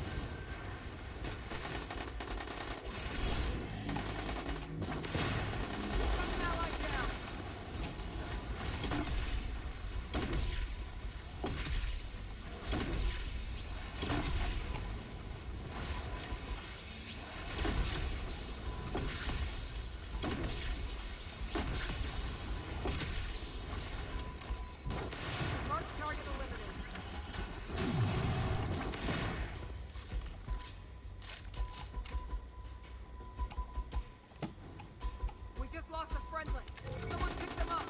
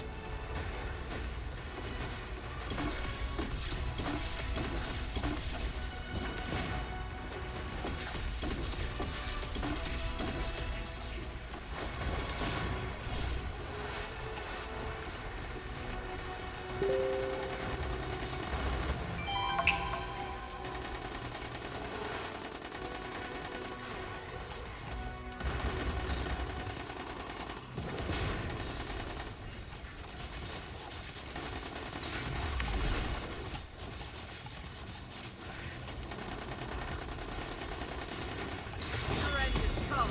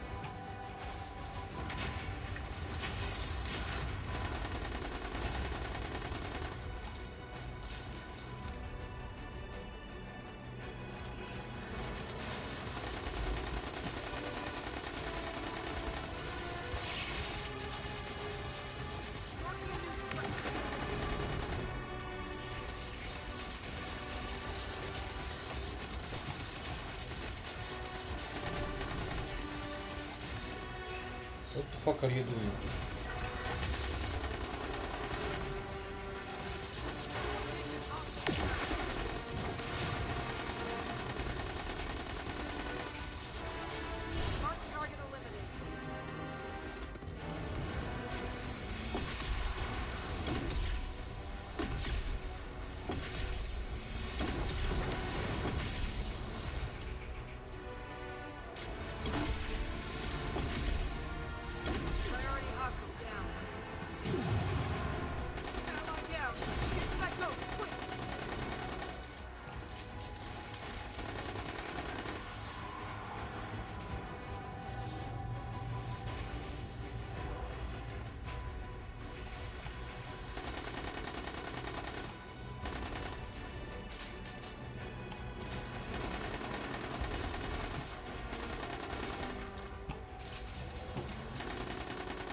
enough energy.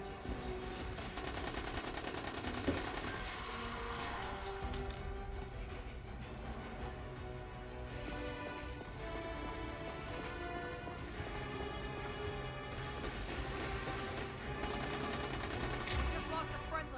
Someone pick them up.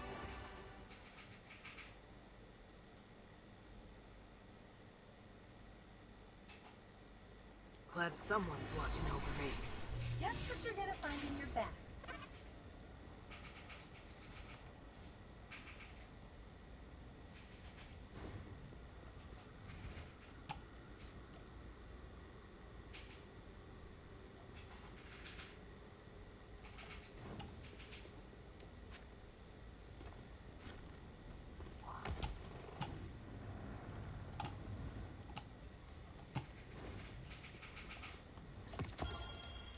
Uploading new coordinates.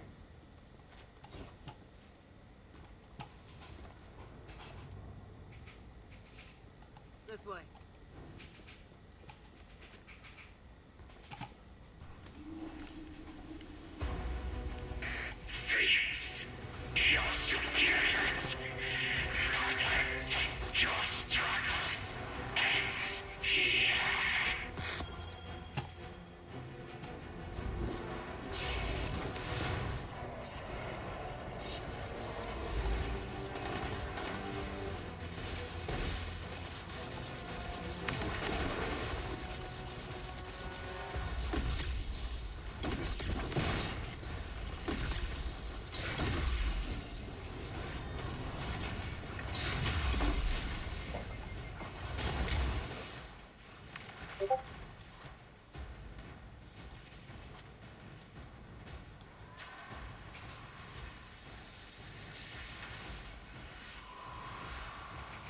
It's not time to rest yet.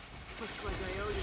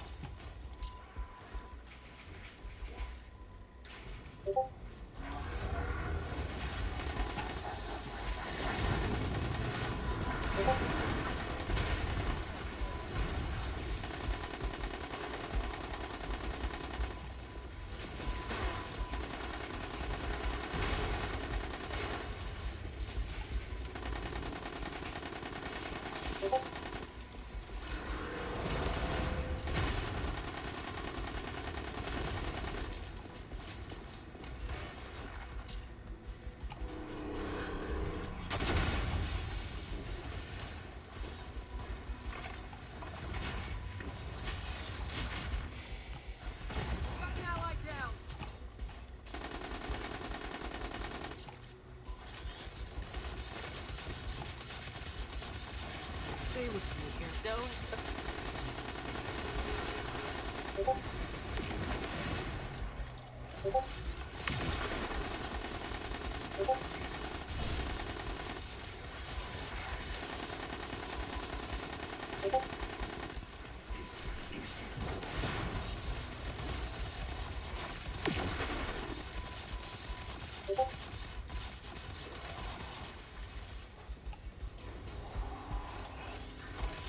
Marking a new threat.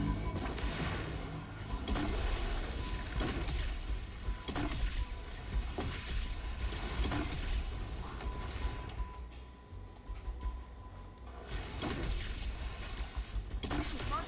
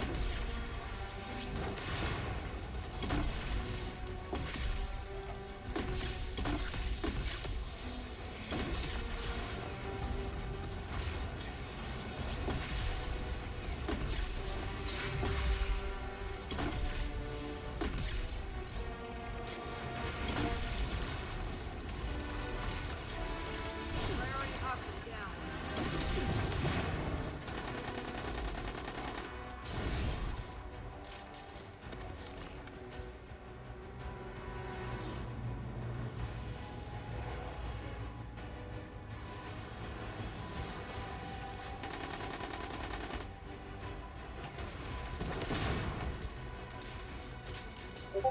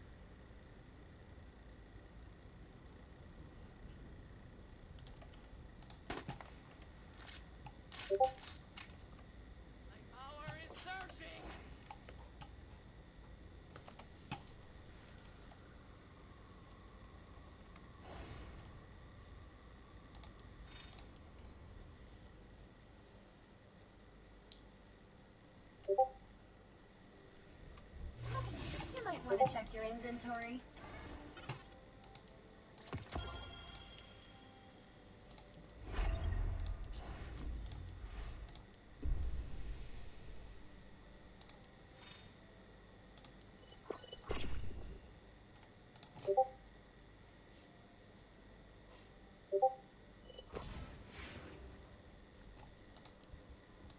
Got an extra ticket for a concert at the bonfire.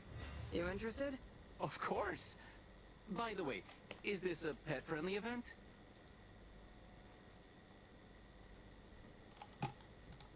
Never mind. That's what you're gonna find in your bag.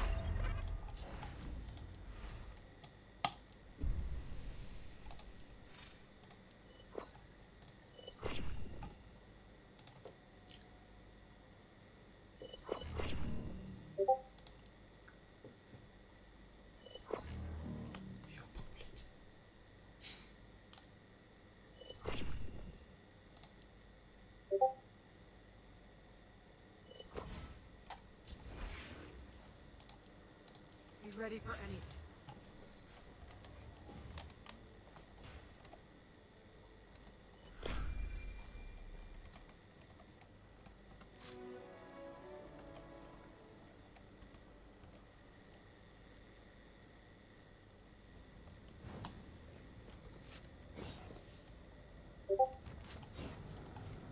Let's head this way.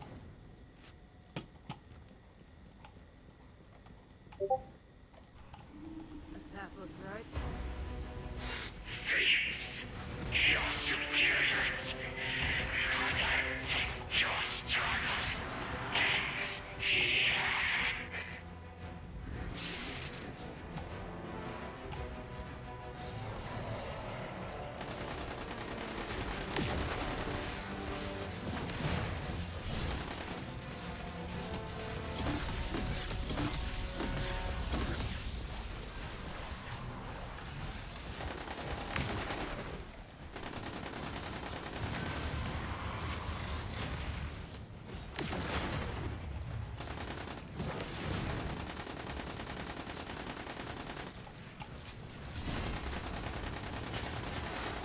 I have enough energy.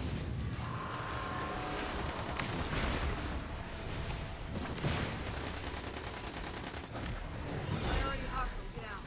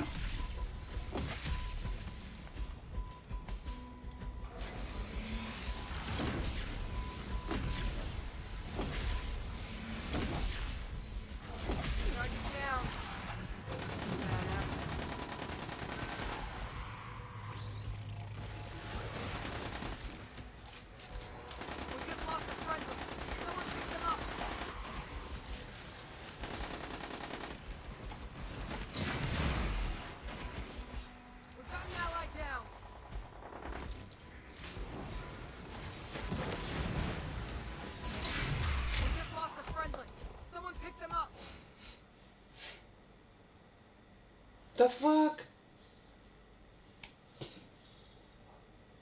Looks like I owe you. You might want to check your inventory.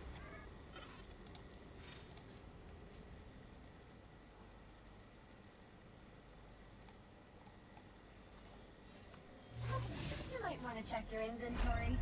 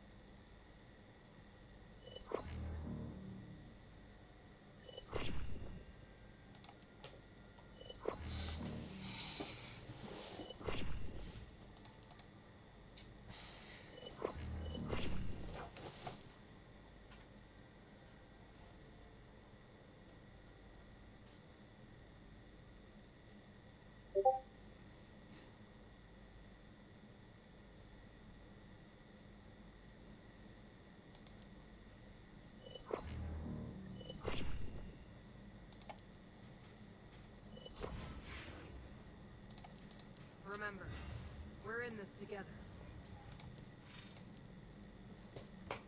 Guess what you're gonna find in your bag.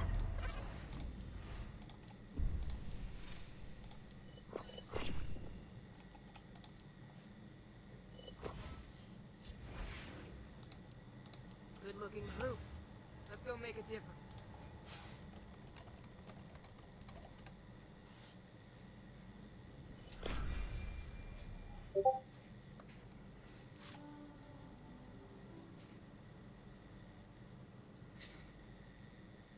Как у чувака вторая клейм, всего 37 тысяч. Keep your eye open, Zev. Let's head this way.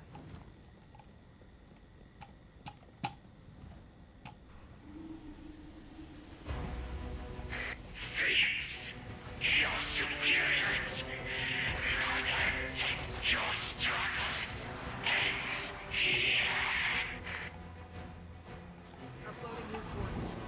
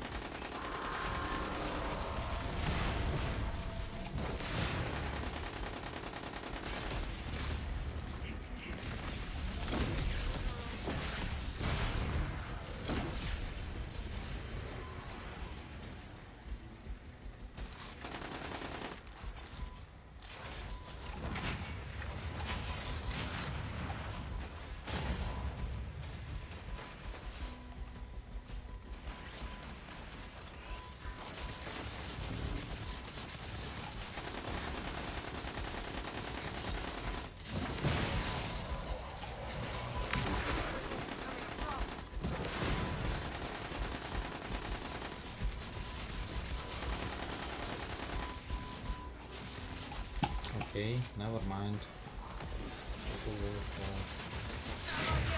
Блять, уёбок.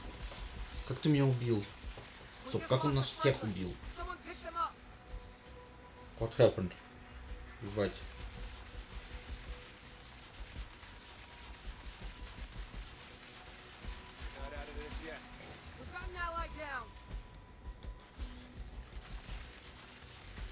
Help! Now, please!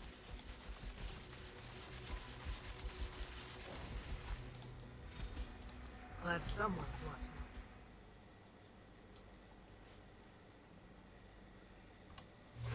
You might want to check your inventory.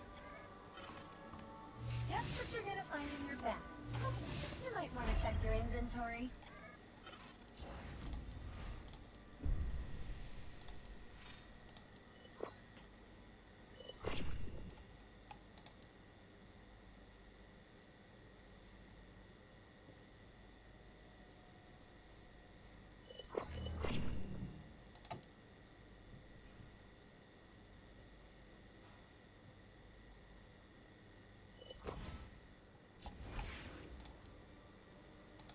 We burn brighter together.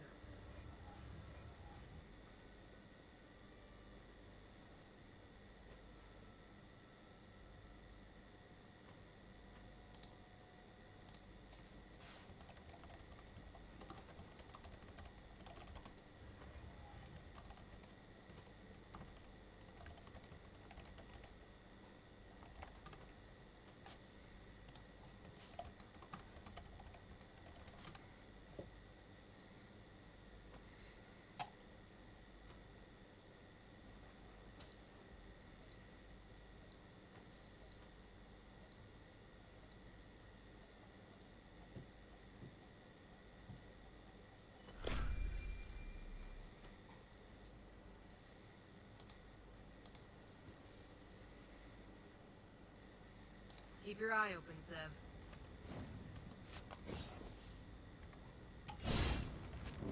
Let's head this way.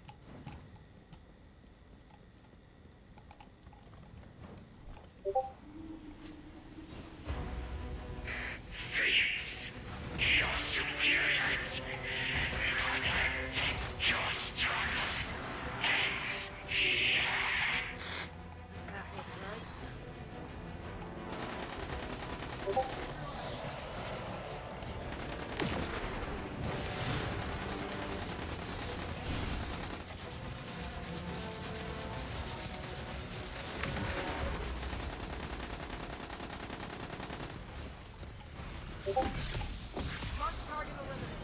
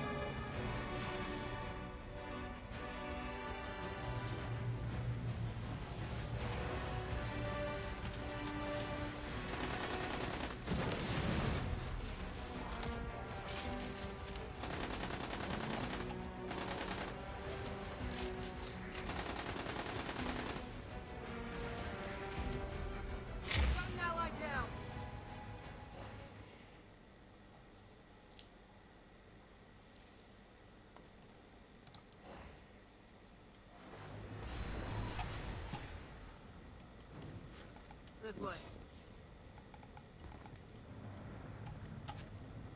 Uploading new coordinates.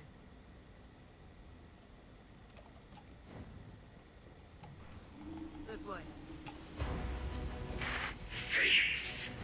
Your superiors. Your struggle ends here.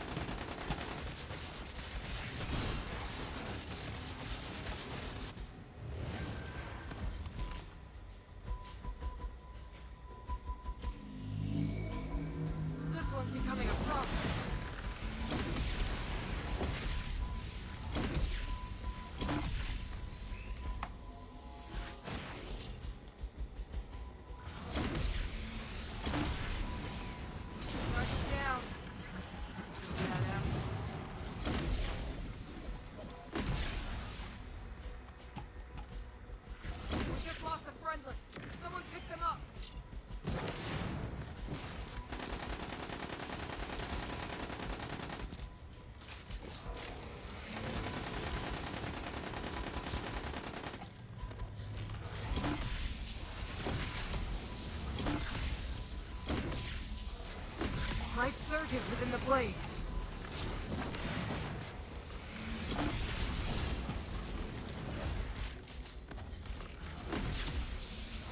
Priority hostile down.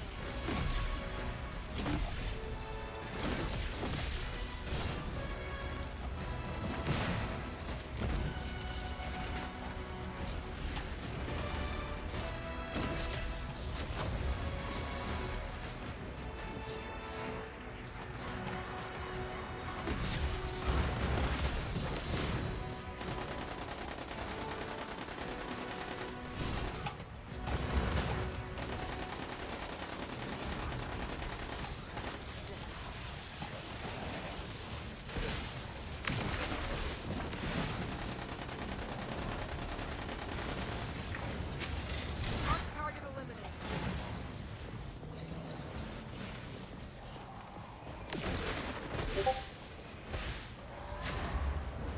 That's the end of that.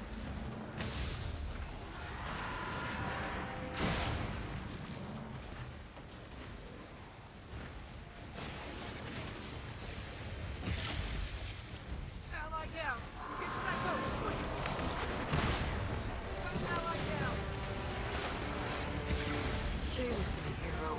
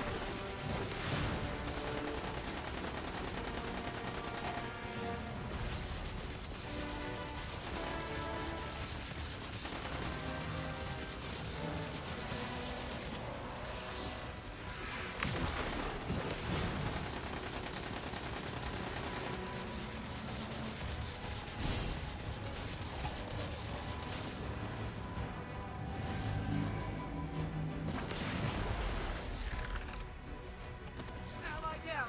Get to that boat. Quick.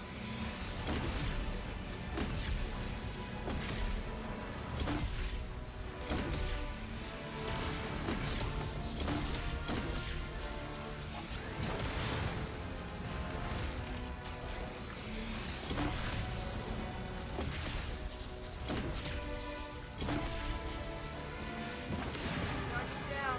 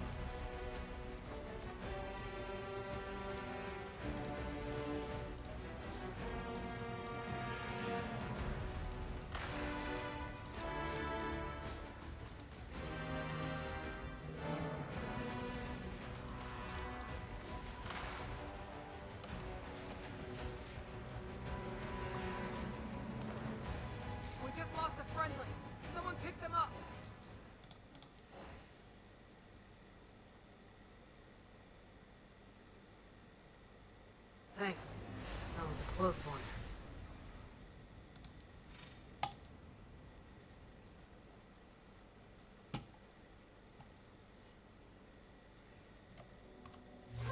You might want to check your inventory. Guess what you're gonna find in your bag.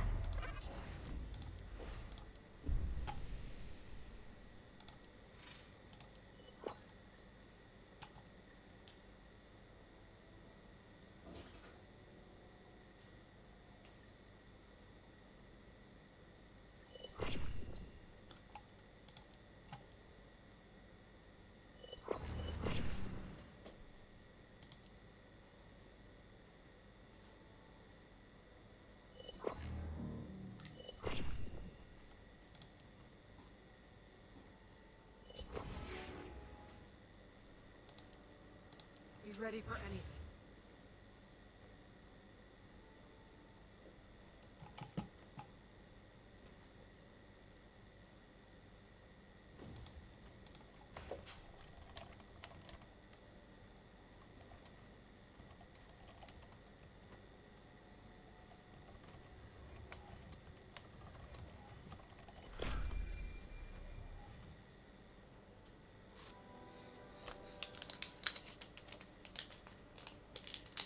Better get moving.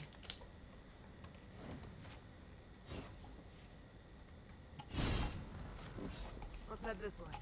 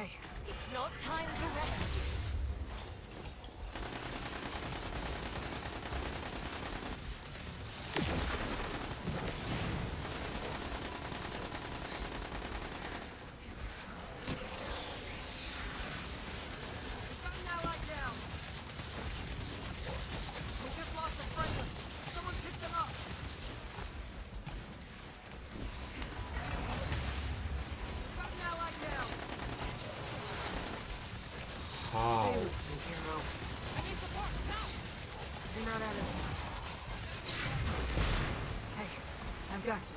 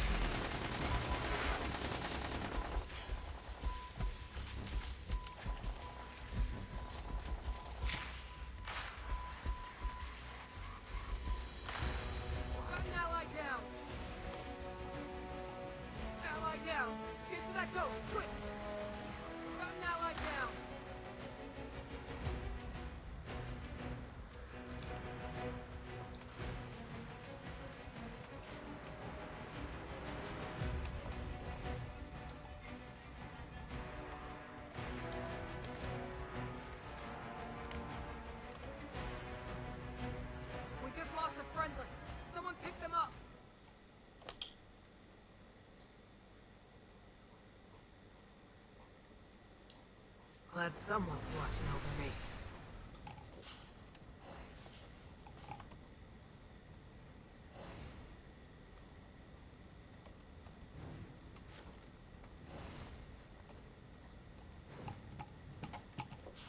Ally down! Get to that ghost, quick!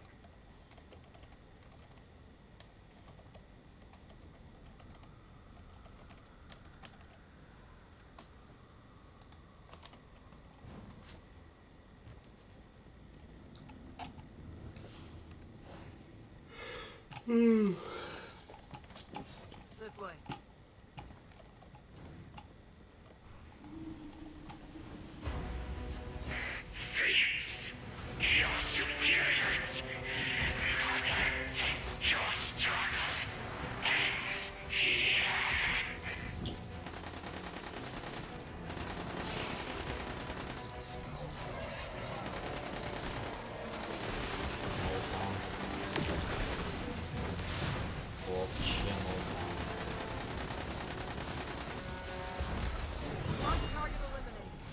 На.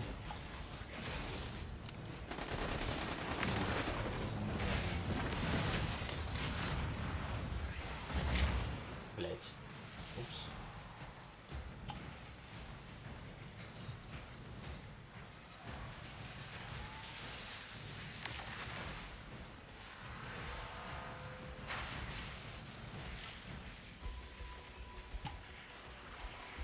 Thanks.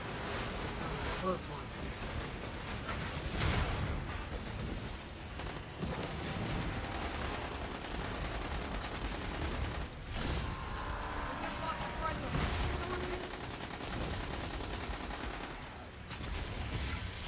You're not out of this yet.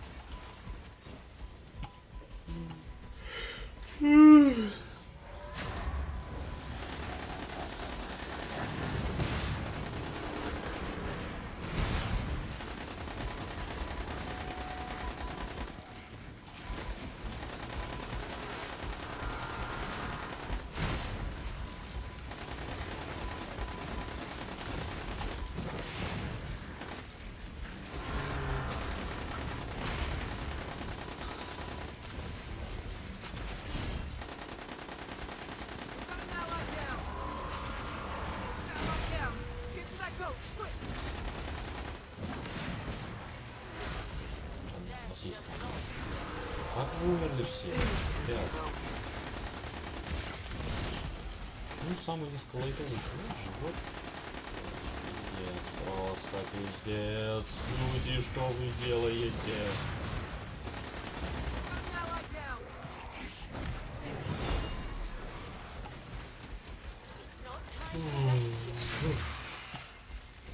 Так, чуть-чуть.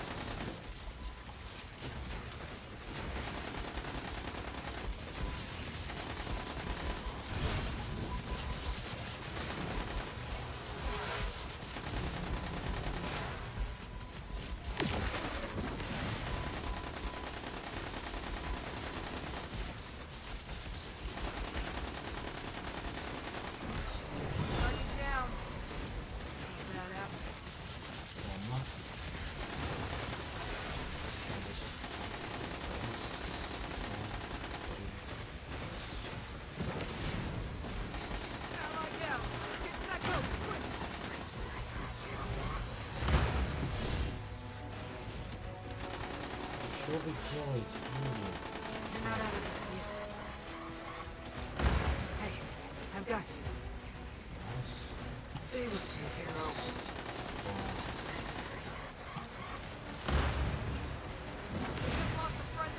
Someone pick them up!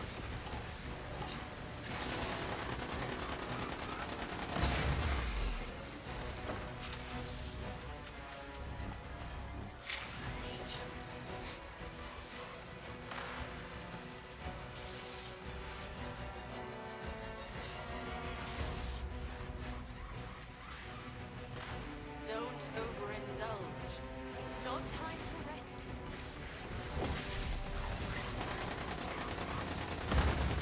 Now lie down!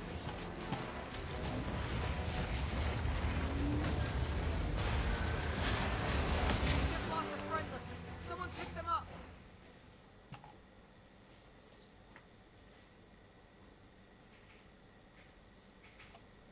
Thanks. That was a close one.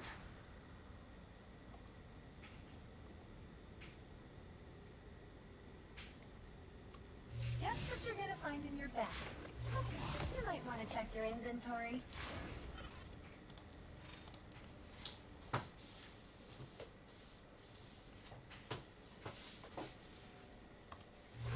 You might want to check your inventory.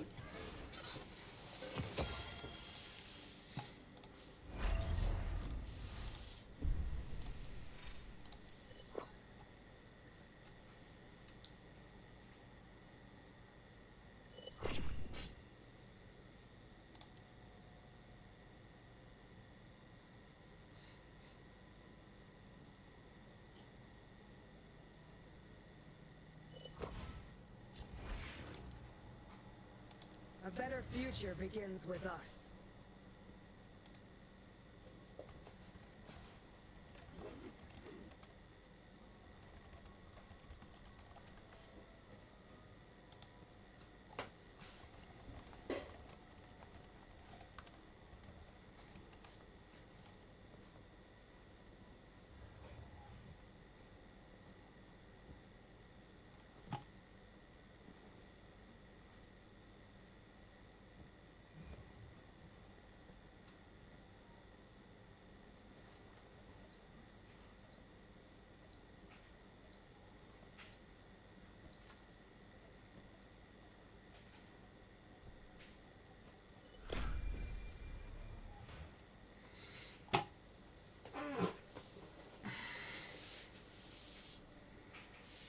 Better get moving.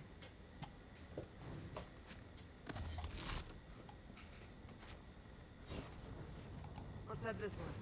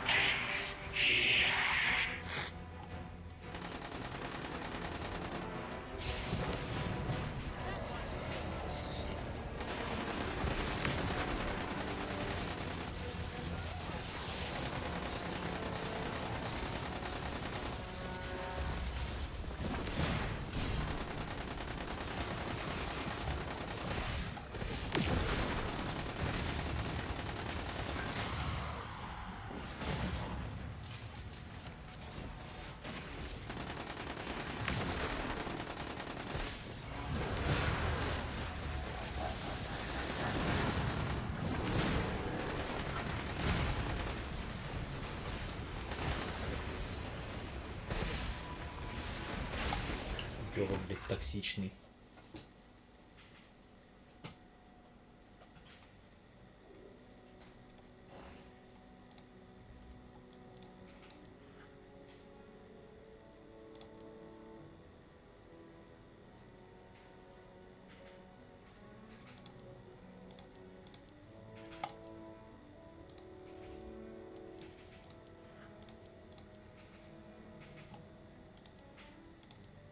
Wolf. Still an unfamiliar name, but can't deny it fits. In its own way.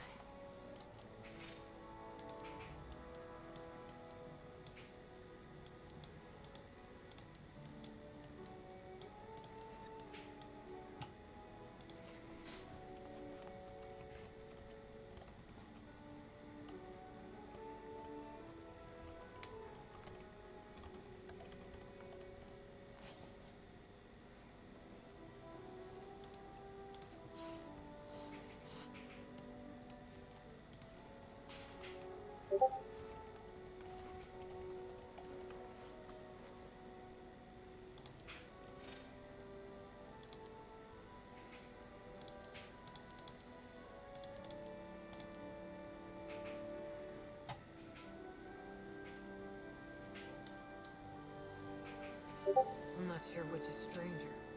Waking up in a library, or knowing you died in a library.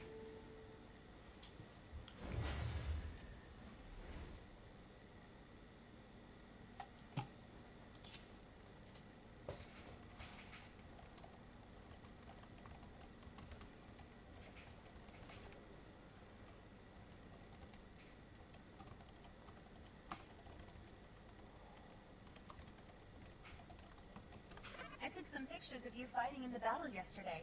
You want to check? Why not? I bet I look good.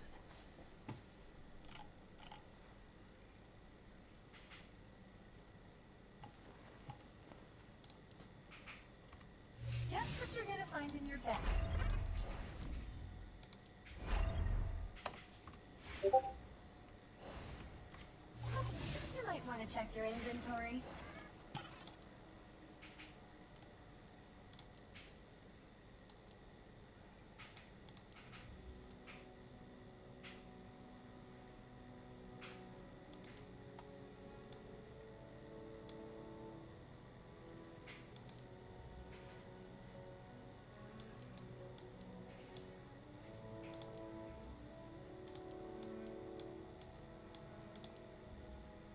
The light shows us to bear its power.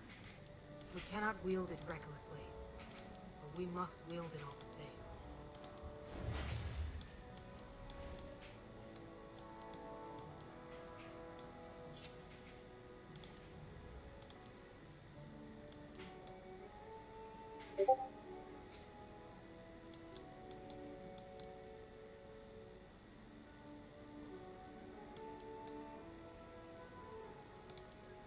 I took some pictures of you fighting in the battle yesterday. You want to check? Guess what you're gonna find in your bag.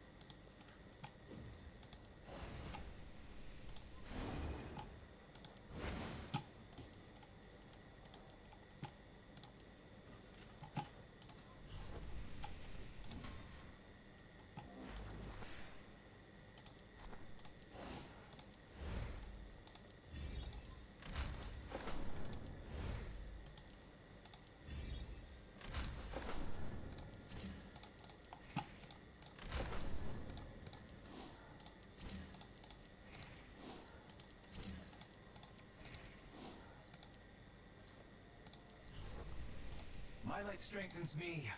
I strengthen my light. Time to shine! Fire and flame. We still have plenty of time. What's our next move?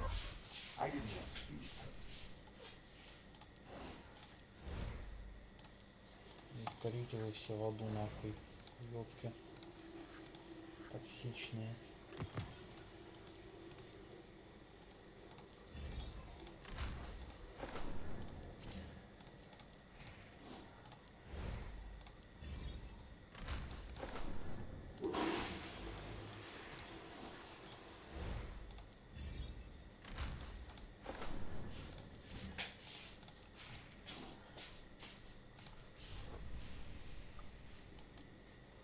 I'm here to help.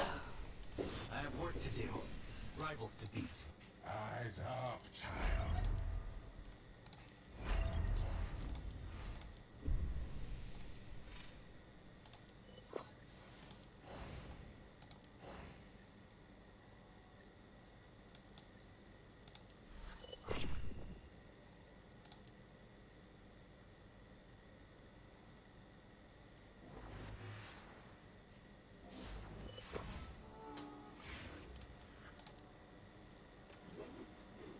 We'll get the job done.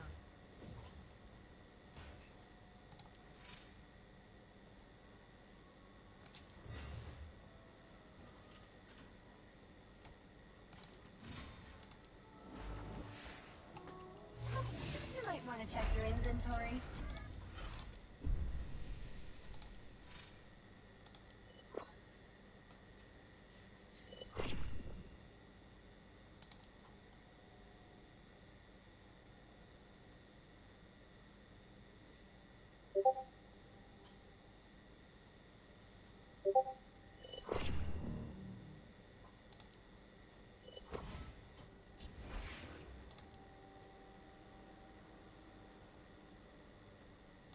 Remember, we're in this together.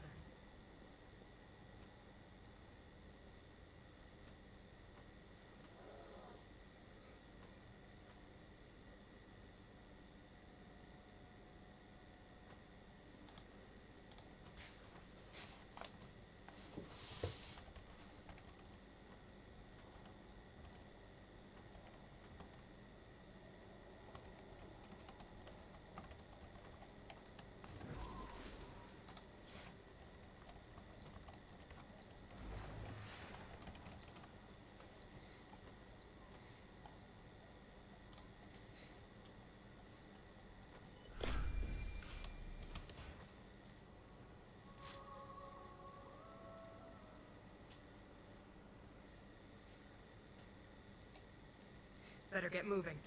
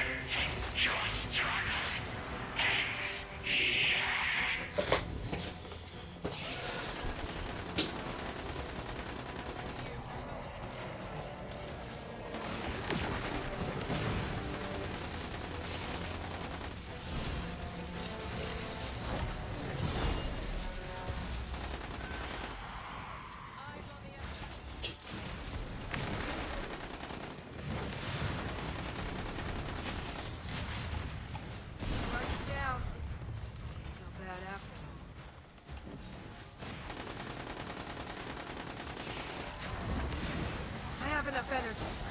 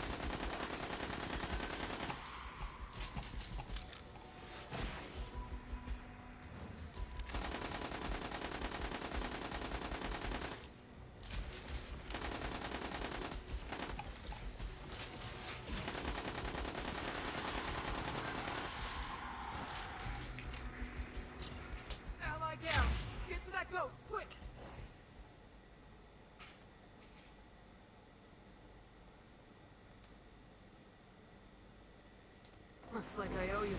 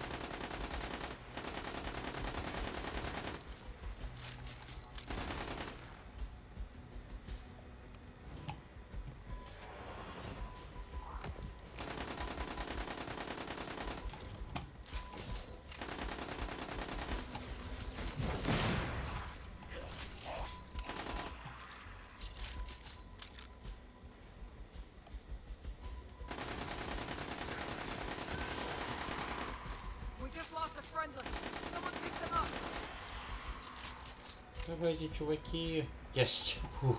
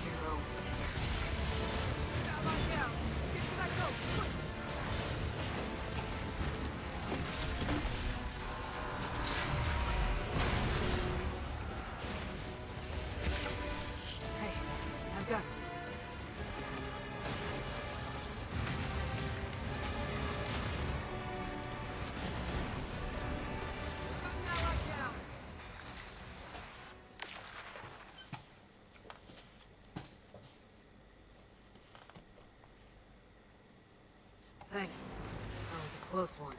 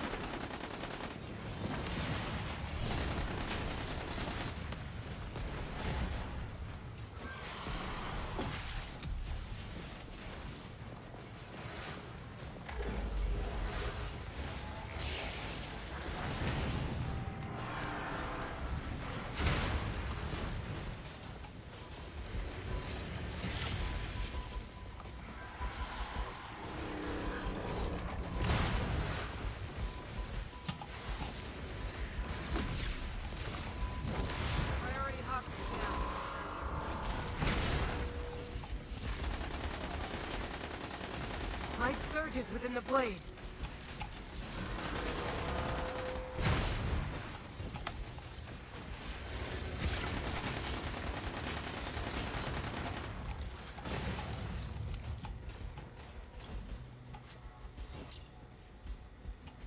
Let's head this way.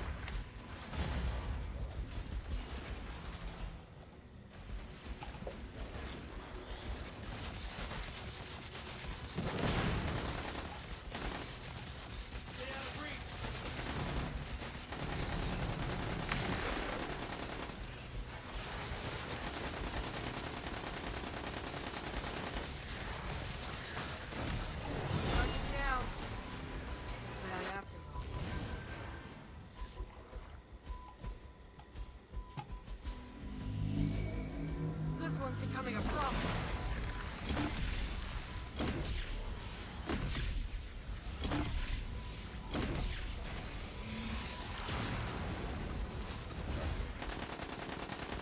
Mark target eliminated.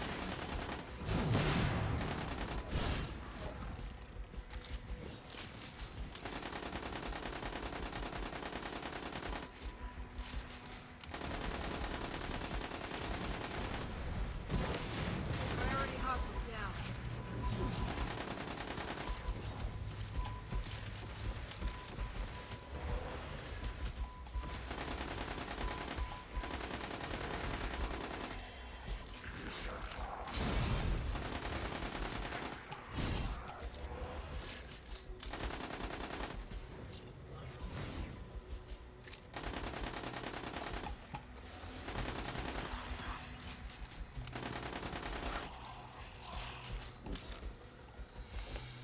Come on, guys. Справитесь. Есть.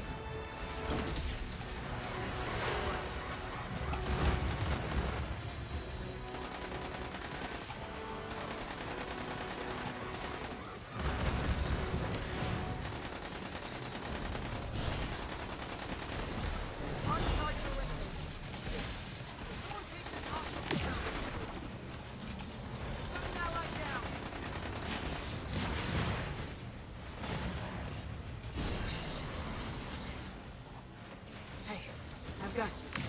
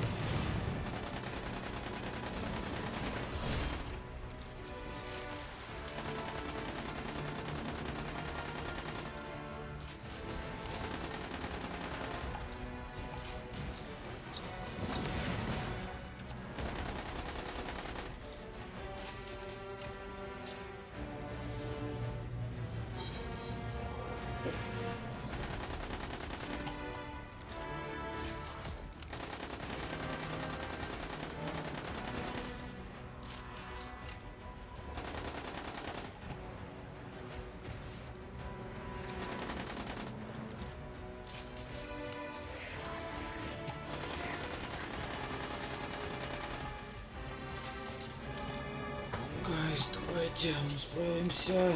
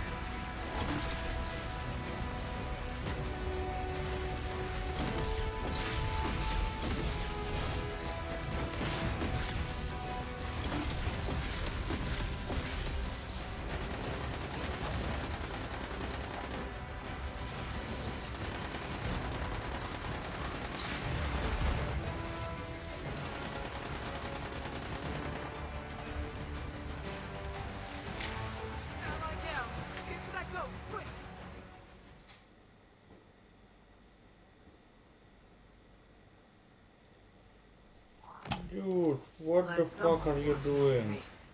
Magvin, серьезно?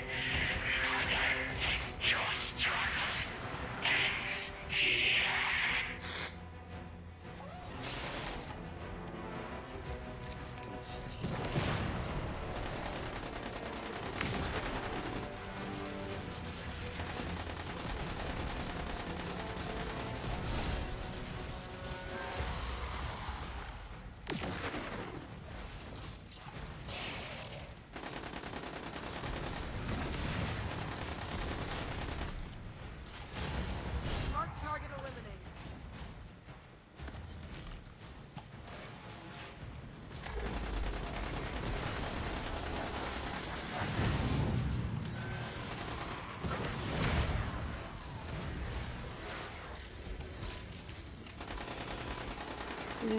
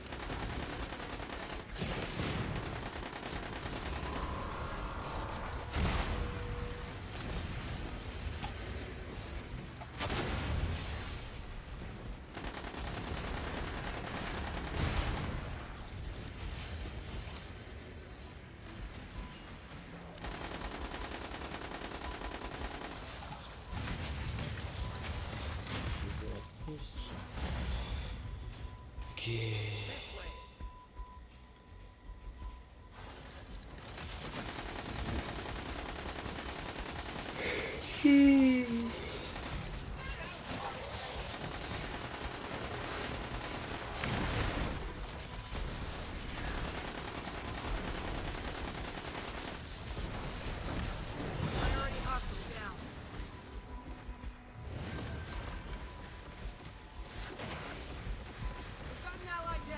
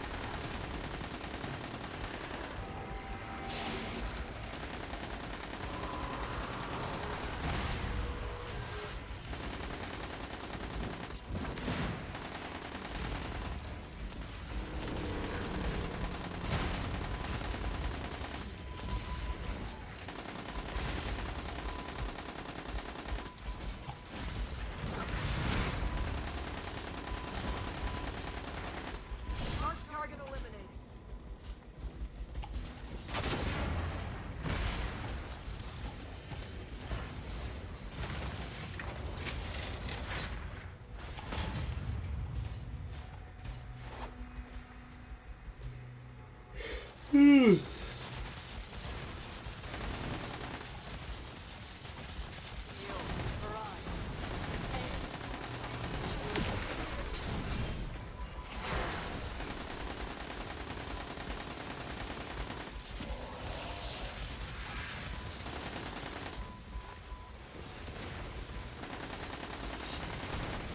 Uploading report.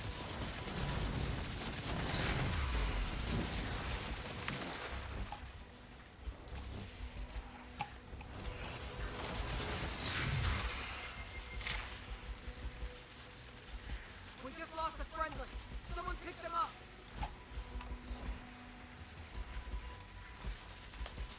Ally down. Get to that goat, quick. We've got an ally down.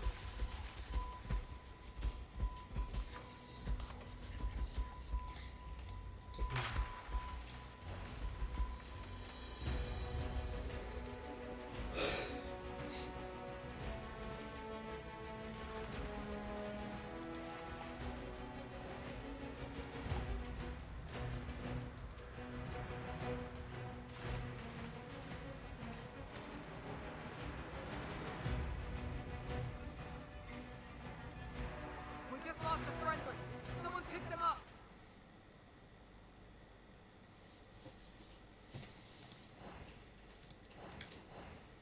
Glad someone's watching over me.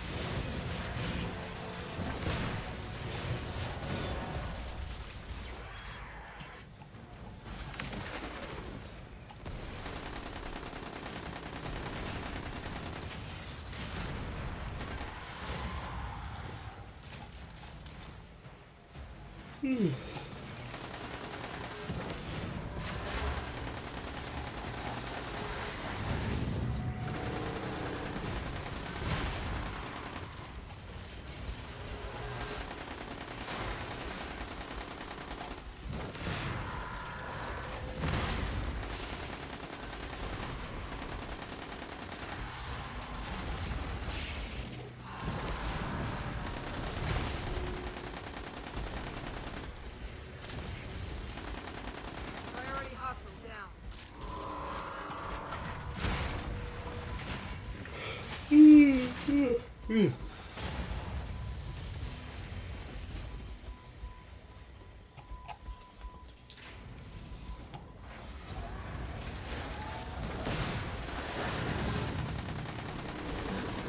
I have enough energy.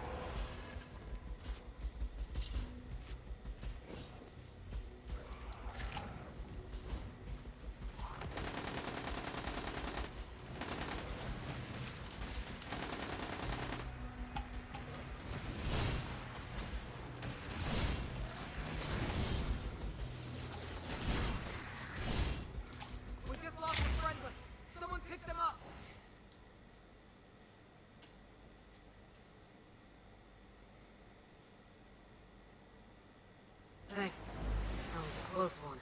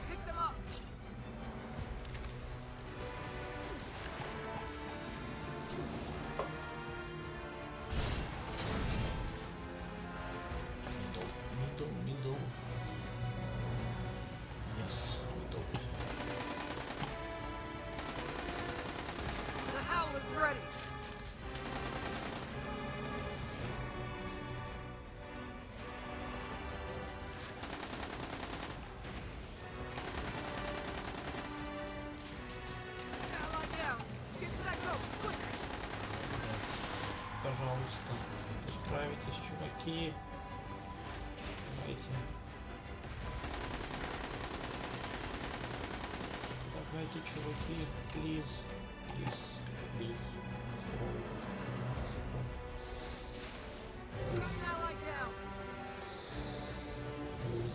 Yes. Yes.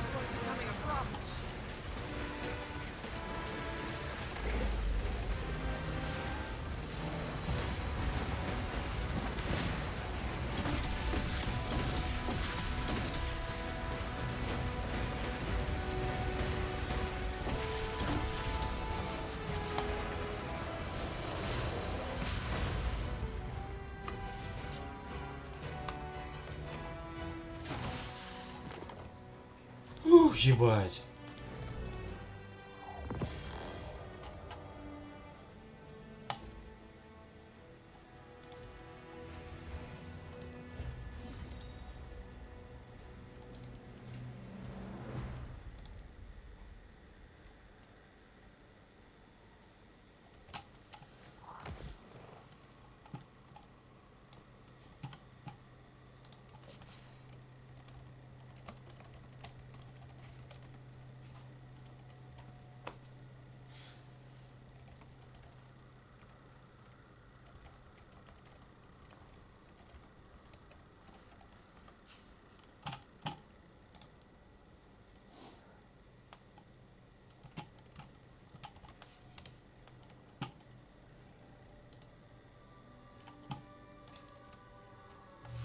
You might be interested in this one.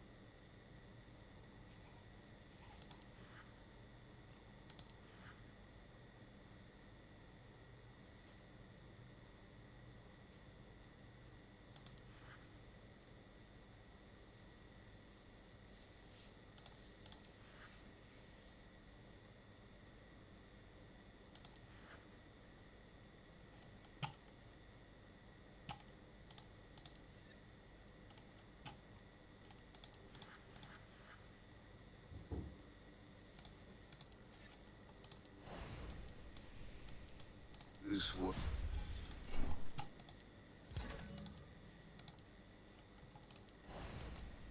Forgive me.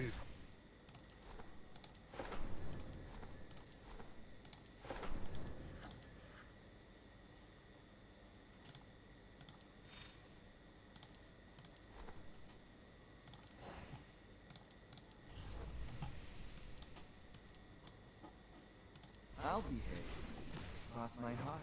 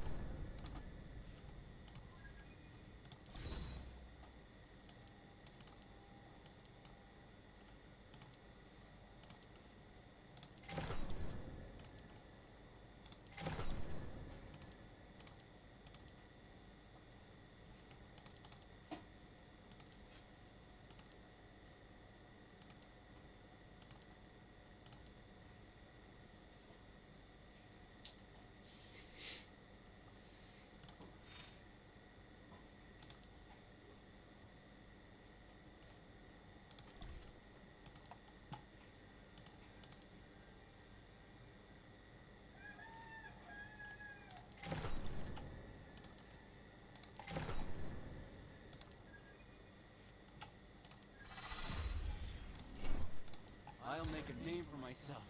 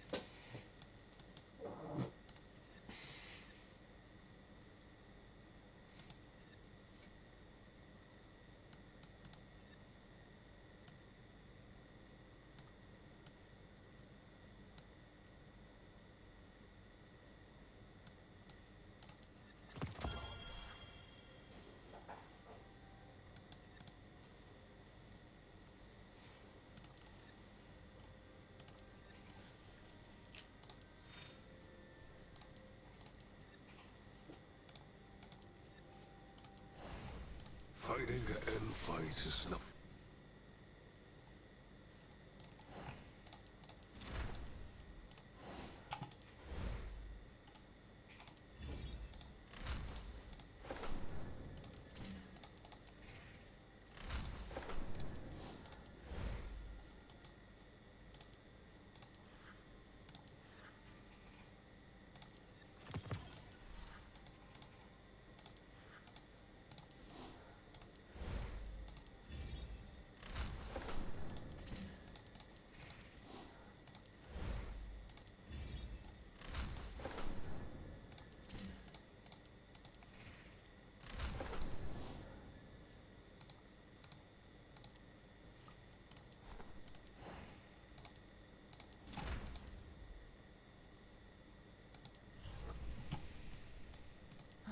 I should call her.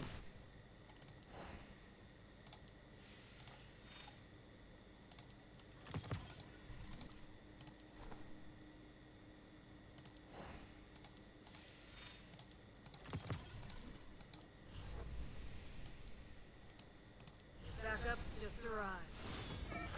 My light strengthens me. Let's get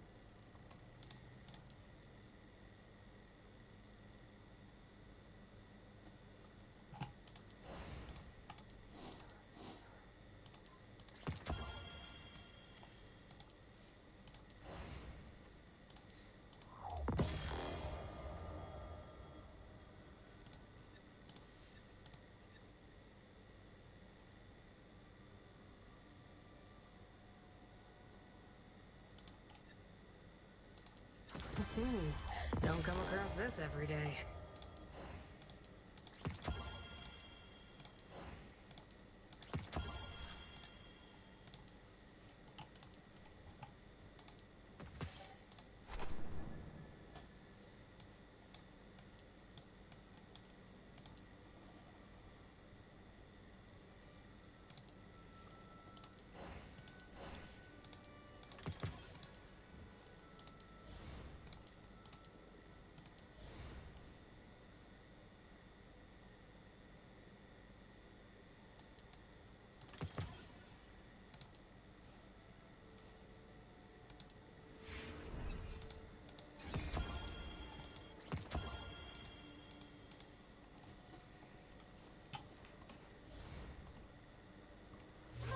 You might want to check your inventory.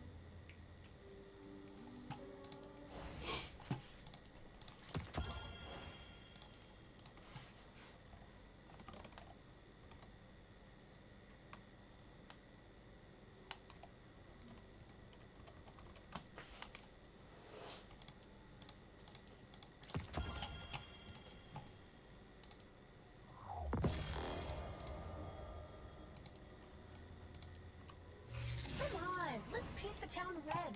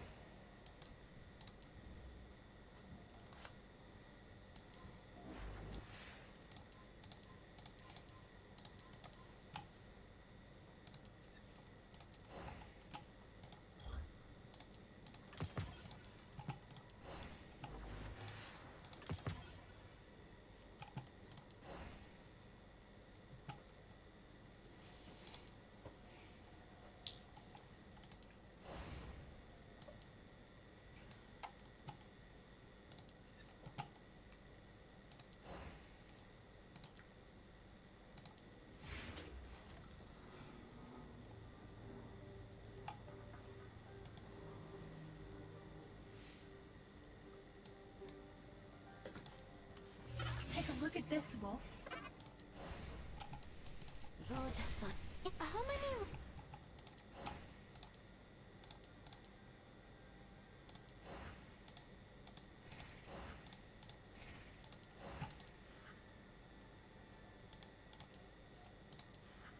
Когда мне это успело выпасть, тоже охуенно. I love this world, not because I want it to pay me back.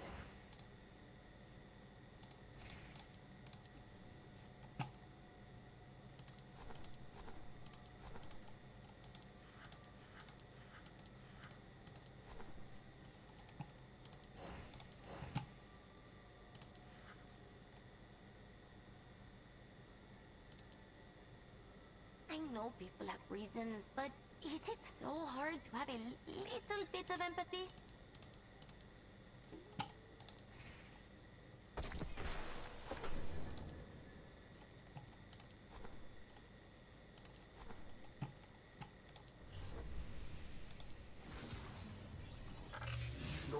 was rewarded. Check your mailbox.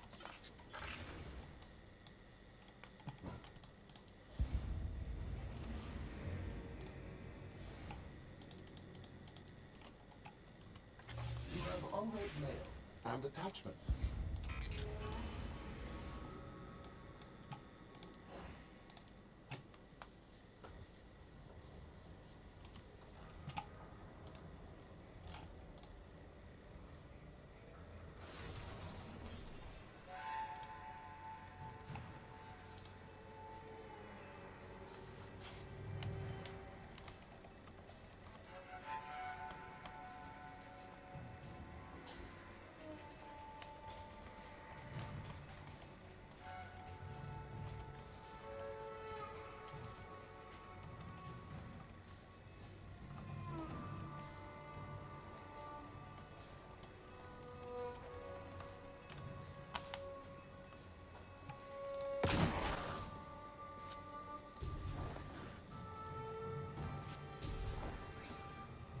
I'll protect her with my life, old friend. Your effort was rewarded. Check your mailbox.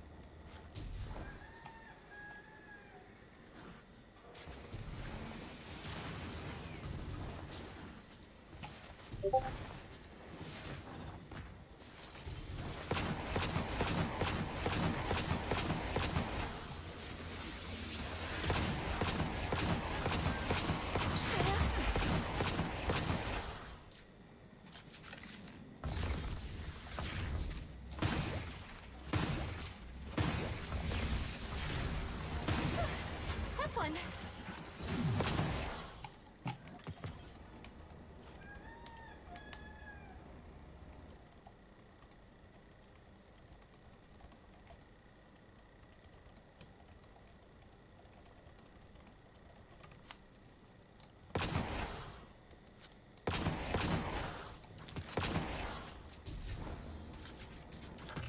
Your effort was rewarded. Check your mailbox.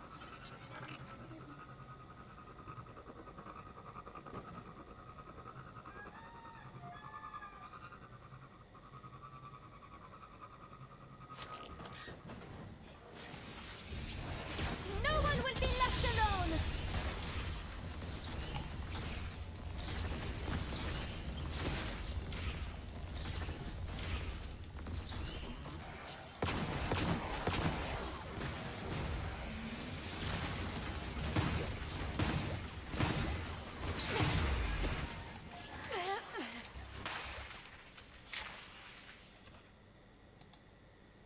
Thanks. I won't give up just because of a little death.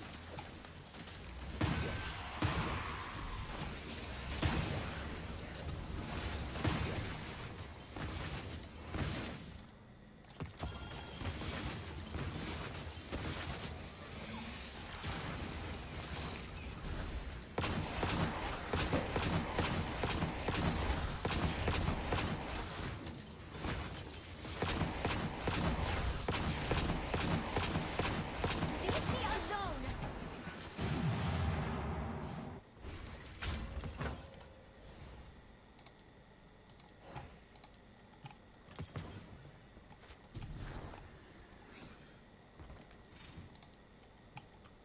You have unread mail and attachments.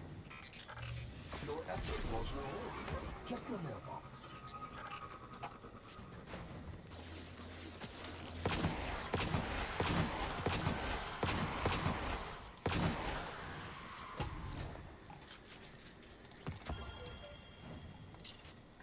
You have unread mail and attachments.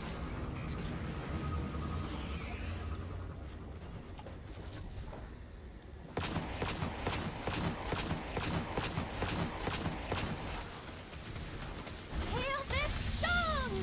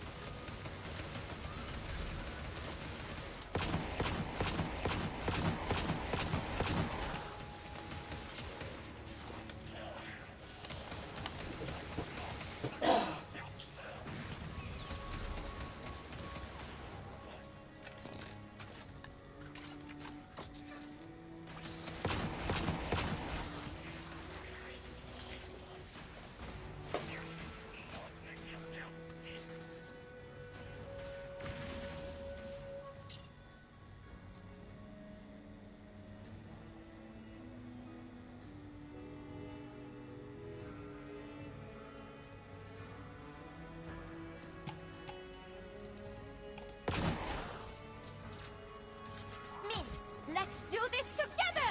No one will be left alone! That's it, Mimi.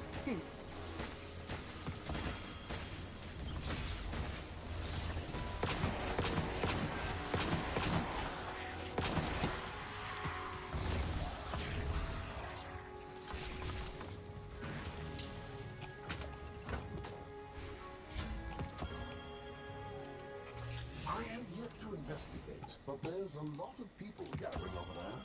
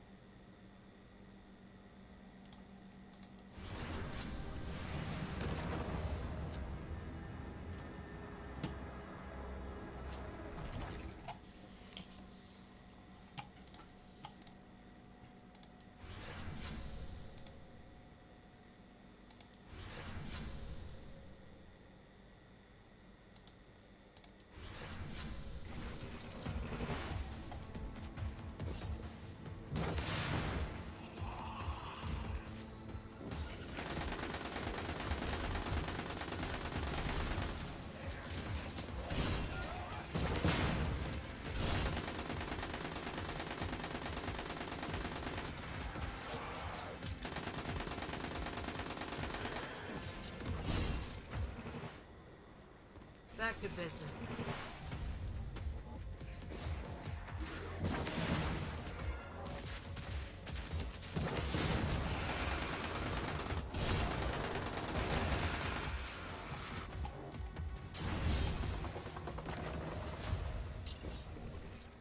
Keep your eye open, Seth.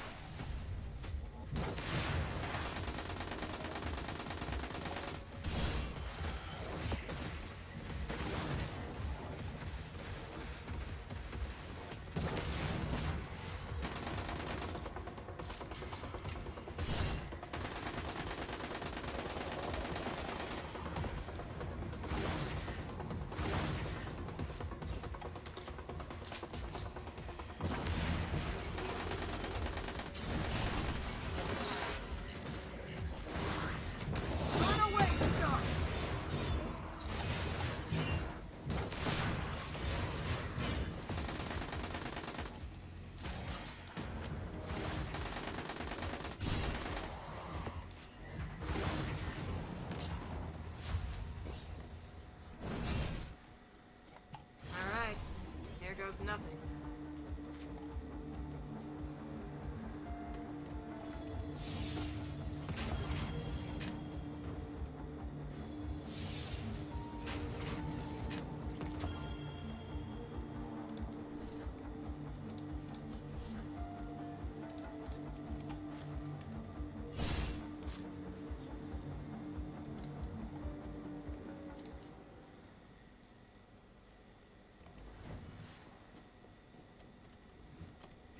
You have been seen. Items belong to the Nine, not me. Another time, your selection is intriguing, but not unexpected.